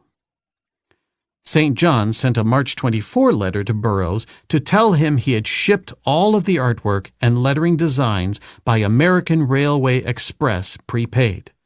He also included a detailed discussion on layout and coloring, underscoring both the artist and writer's attention to aesthetics, design, and technical issues. On the jacket, I have a purple motif that ties up the lettering as part of the composition, and, in my opinion, makes for a more striking color combination than without. If, as you wrote, you still wish the lettering against white, you can have the plate maker cut through the purple where it crosses the lettering. I should suggest with a perfectly straight horizontal, the width of the letter's height, or cut the purple out around the lettering. In my opinion, it is better as it stands. However, this is up to you. On the separate page of lettering, I have marked where I think the lettering should come by a blue outline of the composition. I have marked the black and white drawings "Don't Rub," as I find that by not fixing them, a better reproduction is secured, and, secondly, they do not become yellow and hard-looking in course of time, as they sometimes do with a coating of fixative. A bit of ordinary care in handling, the margins are broad, is all that is required. Would appreciate your sending me proofs to add to my collection. Finalizing the cover design required another exchange of letters. On March 31, Burroughs wrote, "I do not understand in what colors the lettering is to appear on the jacket. Is it to be any color filling in the open letters of the word Tarzan? It seems to me that otherwise these outline letters against a white background will not stand out very strongly. Will you please write and tell me what you intended and suggest how we may obtain the contrast that I wish? Check will go forward to you on our regular payday, the 10th of April." St. John responded on April 7, "The open lettering Tarzan was intended to be filled in with red, as in some of the McClurg ones. I left the letters open so as to have an outline in black, which I think will prove an addition in this particular case." St. John's artwork for the dust jacket of Tarzan and the City of Gold was indeed both striking in composition and color. A year later, ERB Inc. would use this full-color image on the cover of their promotional brochure, Tarzan of the Air, sent to radio stations and potential sponsors when the corporation took over the production and distribution of the Tarzan radio program. On September 25, Burroughs sent a letter to the artist with an update on their release of the new Tarzan novel and the challenges faced in book publishing during the Great Depression. It also showed how important illustrations were to the author, who was prepared to go against the contemporary trend of eliminating interior illustrations from books targeted to adult audiences. It may interest you to know that Tarzan and the City of Gold is doing splendidly. Before book publication date, September 1, we had to order a second printing, and it looks now as though this would be soon exhausted. Of course, with the book market what it has been, our first printing was rather small, 5,000 copies, but still we were very much surprised that it sold out so quickly. Our publishing venture as a whole has been satisfactory when times are considered. We have managed to keep out of the red, I think, though our profits will not be anything to get excited about. We are spending a great deal more on advertising than former publishers of my books, and I think eventually we will reap our reward, though I am rather concerned over the increased cost of manufacture under the new code. We felt it very distinctly in the price of the second printing of Tarzan and the City of Gold, and it is going to be much worse for our next book. What we shall be able to do with the book following the Venus story, which St. John was illustrating, I do not know. We may have to cut down our costs considerably, but I do not want to eliminate the illustrations if it is possible for us to continue them, as I think they add a great deal to the salability of the books, although Mr. Williams of the American News Company, one of the book distributors employed by ERB Inc., objects to them on the grounds that they bring my books into the juvenile class, something that they are trying to fight shy of. Mr. Rothman and I do not wholly agree with him, and if we can prove our point by increasing our sales, it may be the means of bringing illustrations back to the general run of novels once more. I should like to have an expression from you as to whether you believe you will be able to continue illustrating my stories at the same rate, as, of course, use of illustrations is largely contingent on the cost of the artwork, which I believe you will realize is one of the heaviest expenses of book publishing. Please think the matter over and let me have your reaction at your convenience. Grosset and Dunlap published the first popular copyright hardcover edition in 1935, with an immediate reprint that year, but without the 4 interior illustrations, and another reprint in 1940. ERB Inc. released their own reprint edition on March 26, 1948, as part of their extensive reprint run of many of the Burroughs titles that year. Whitman Publishing printed the authorized abridged edition for children on October 6, 1952.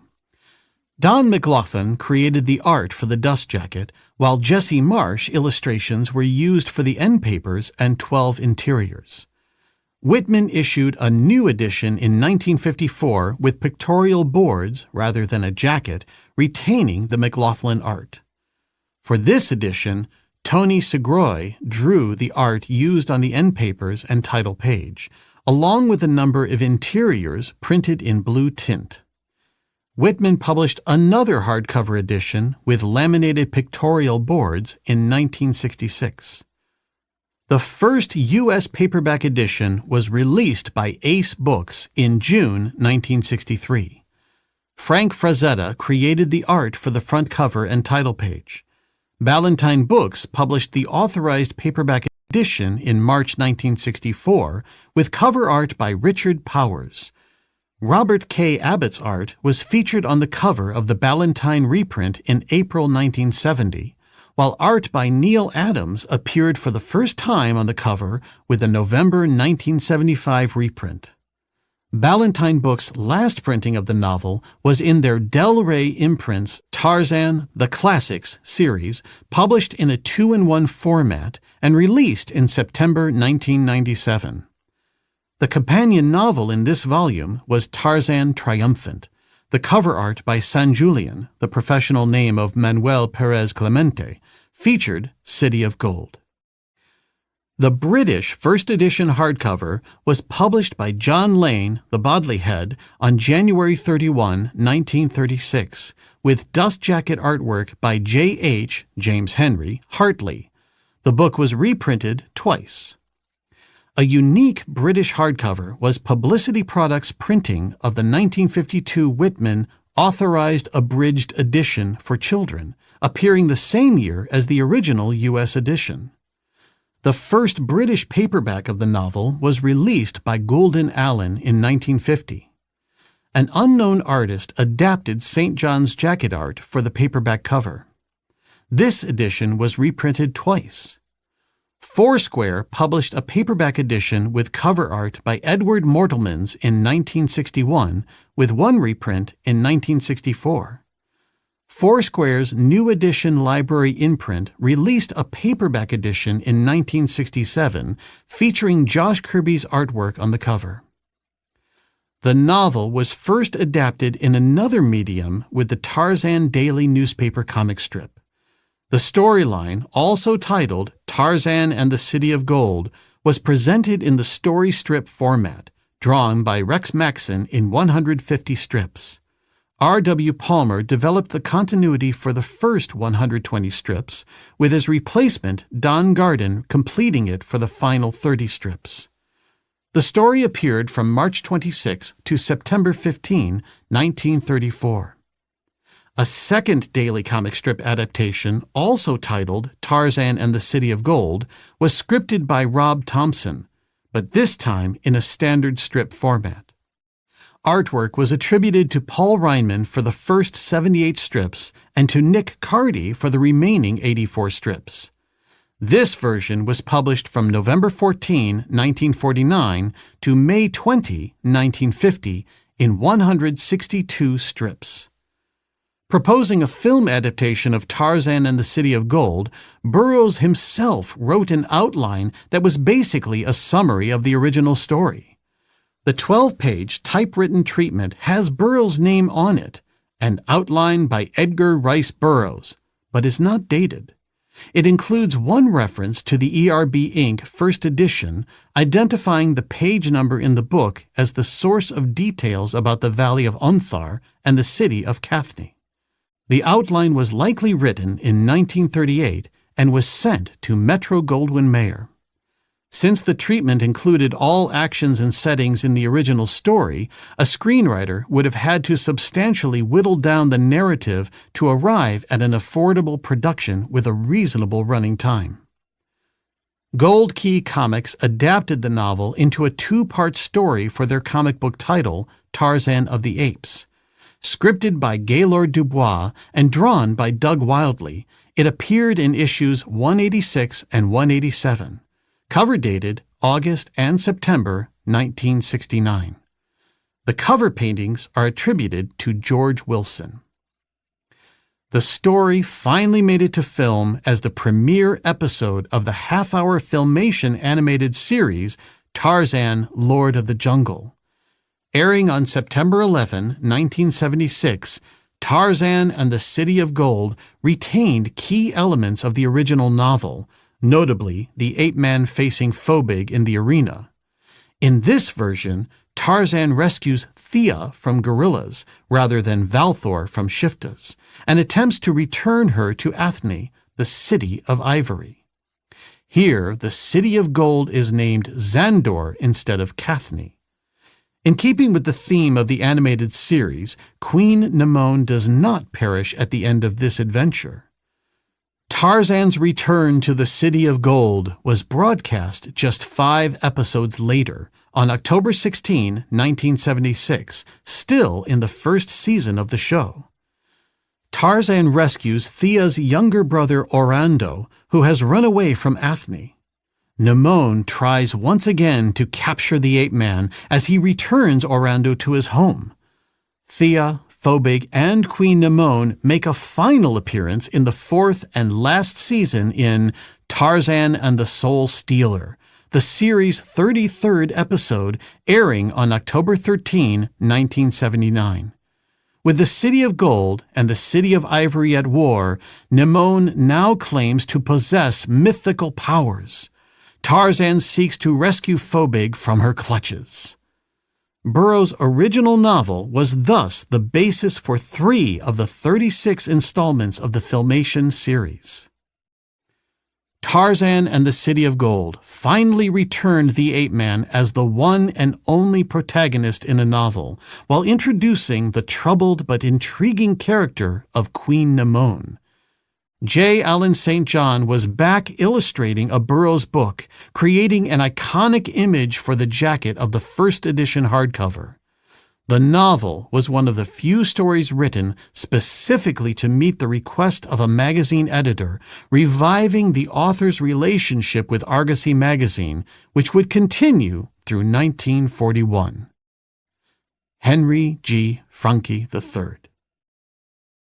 Henry G. Franke III is the editor of The Burroughs Bulletin, the journal of the Burroughs Bibliophiles, the nonprofit literary society devoted to the life and works of Edgar Rice Burroughs. He was the contributing editor and penned the introductions for IDW Publishing's Library of American Comics 4-volume archival series, reprinting Russ Manning's Tarzan newspaper comic strips. Volume 1 won the 2014 Eisner Award for Best Archival Collection, Strips. He also wrote book introductions for IDW's Tarzan, 1929 daily strip reprints, and for Tarzan and the Adventurers, the 5th volume in Titan Books' complete Byrne Hogarth comic strip library. He has served 3 times as the official editor of the Edgar Rice Burroughs Amateur Press Association, ERB-APA. Franke specializes in collecting art inspired by Burroughs' stories. Franke was in the U.S. Army from 1977 to 2009 and later served as an Army government civilian from 2009 to 2020. From the archives of Edgar Rice Burroughs, Inc. Working in the archives at Edgar Rice Burroughs, Inc. is like a treasure hunt.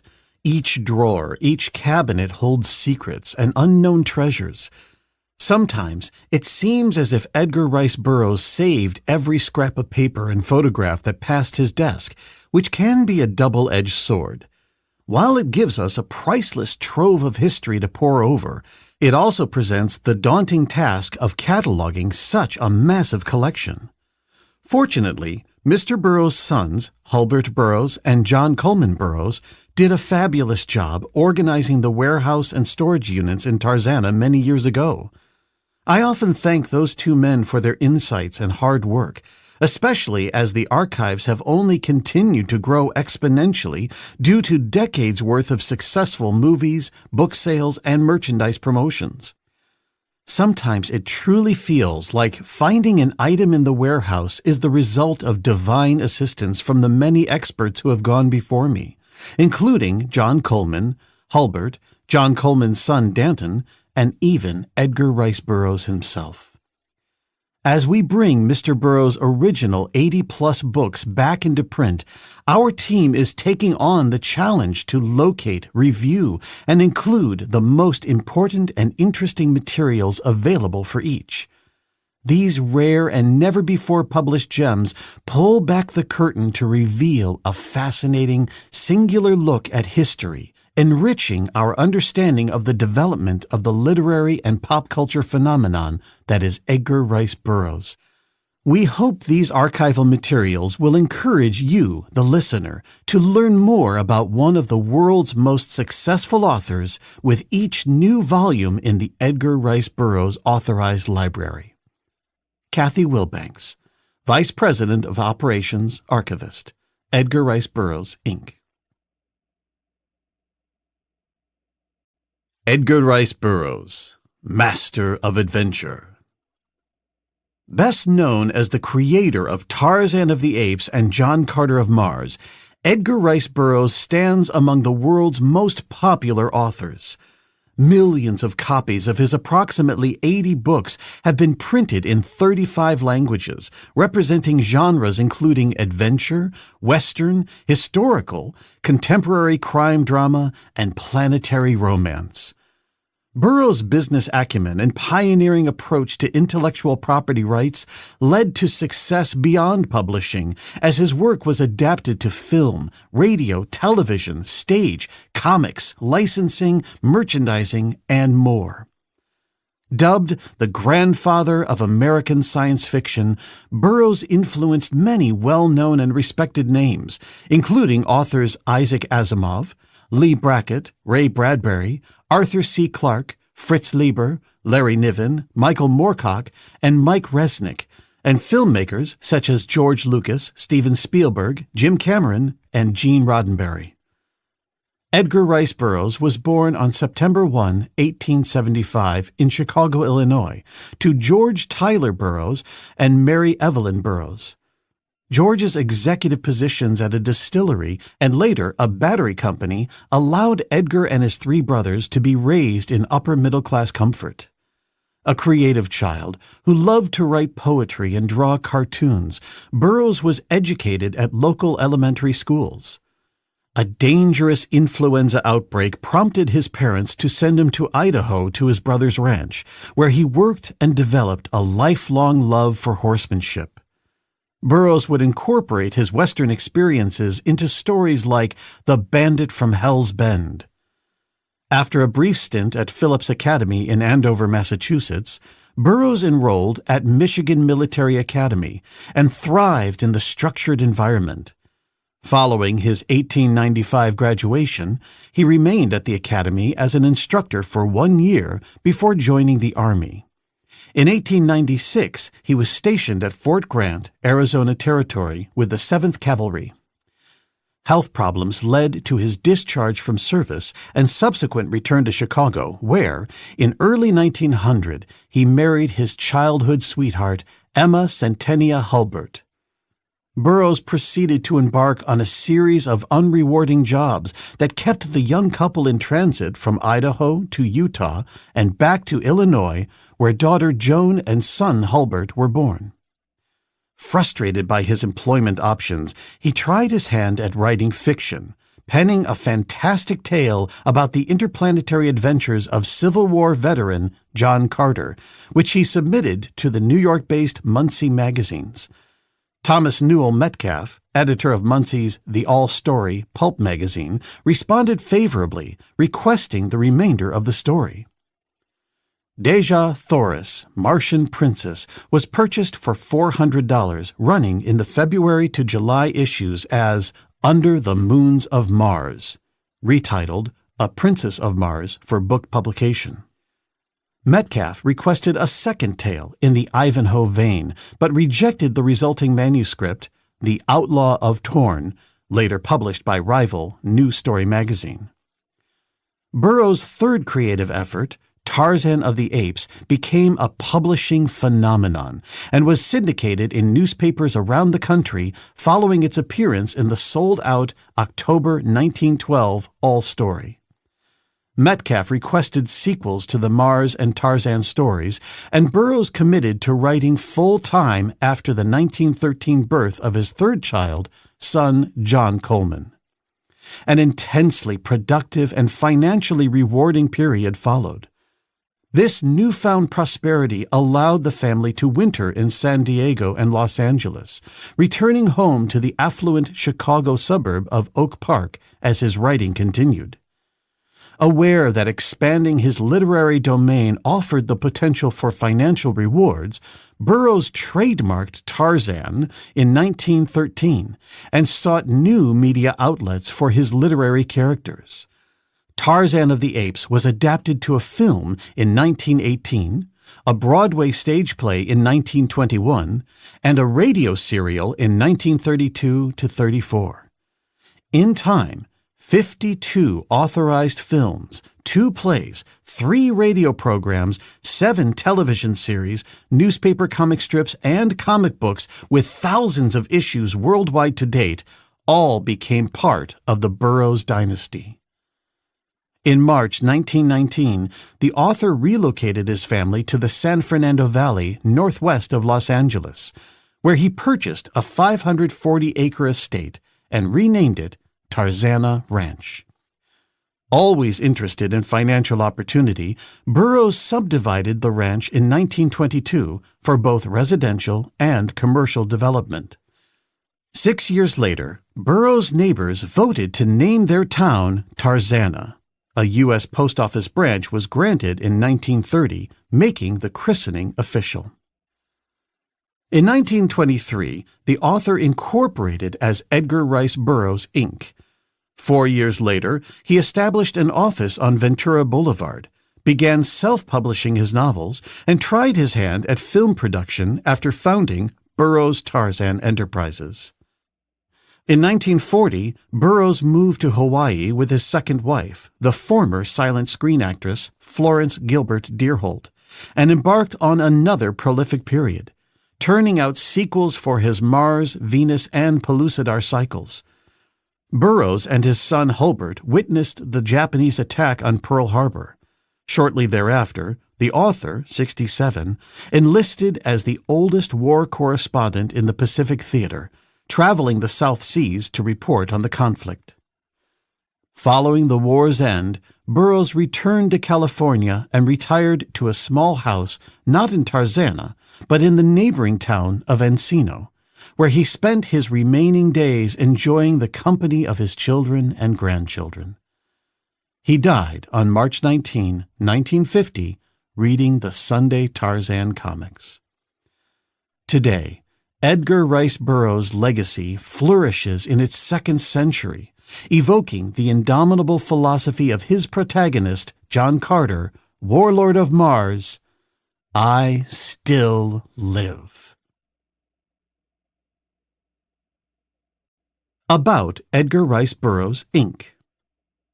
Founded in 1923 by Edgar Rice Burroughs, one of the first authors to incorporate himself, Edgar Rice Burroughs, Inc. holds numerous trademarks and the rights to all literary works of the author still protected by copyright, including stories of Tarzan of the Apes and John Carter of Mars.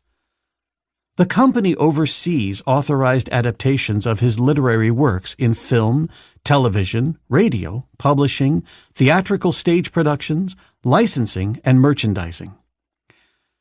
Edgar Rice Burroughs, Inc. continues to manage and license the vast archive of Mr. Burroughs' literary works, fictional characters, and corresponding artworks that has grown for over a century. The company is still owned by the Burroughs family and remains headquartered in Tarzan, California, the town named after the Tarzana ranch Mr. Burroughs purchased in 1919 that led to the town's future development. In 2015, under the leadership of President James Sullos, the company relaunched its publishing division, which was founded by Mr. Burroughs in 1931. With the publication of new authorized editions of Mr. Burroughs' works and brand new novels and stories by today's talented authors, the company continues its long tradition of bringing tales of wonder and imagination, featuring the master of adventure's many iconic characters and exotic worlds to an eager public. Visit EdgarRiceBurroughs.com for more information. Edgar Rice Burroughs' Authorized Library. I am grateful to see my grandfather's works made available in the Edgar Rice Burroughs Authorized Library, the first ever uniform editions of his entire literary catalog. Now readers everywhere can enjoy these timeless stories of wonder and adventure in a way they have never been presented before. These new editions represent the ultimate ERB experience, featuring magnificent cover art and frontispieces by legendary artist Joe Jusko, forewords and afterwords by noted authors and celebrities, and a bounty of rare and previously unpublished treasures straight from the archives of Edgar Rice Burroughs, Inc. in Tarzan, California.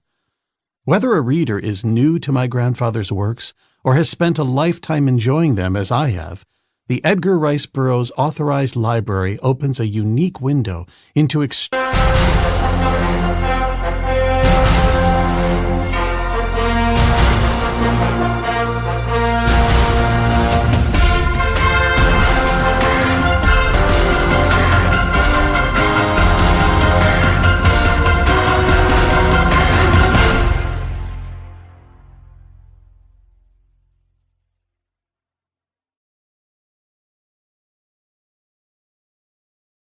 Audible hopes you have enjoyed this program.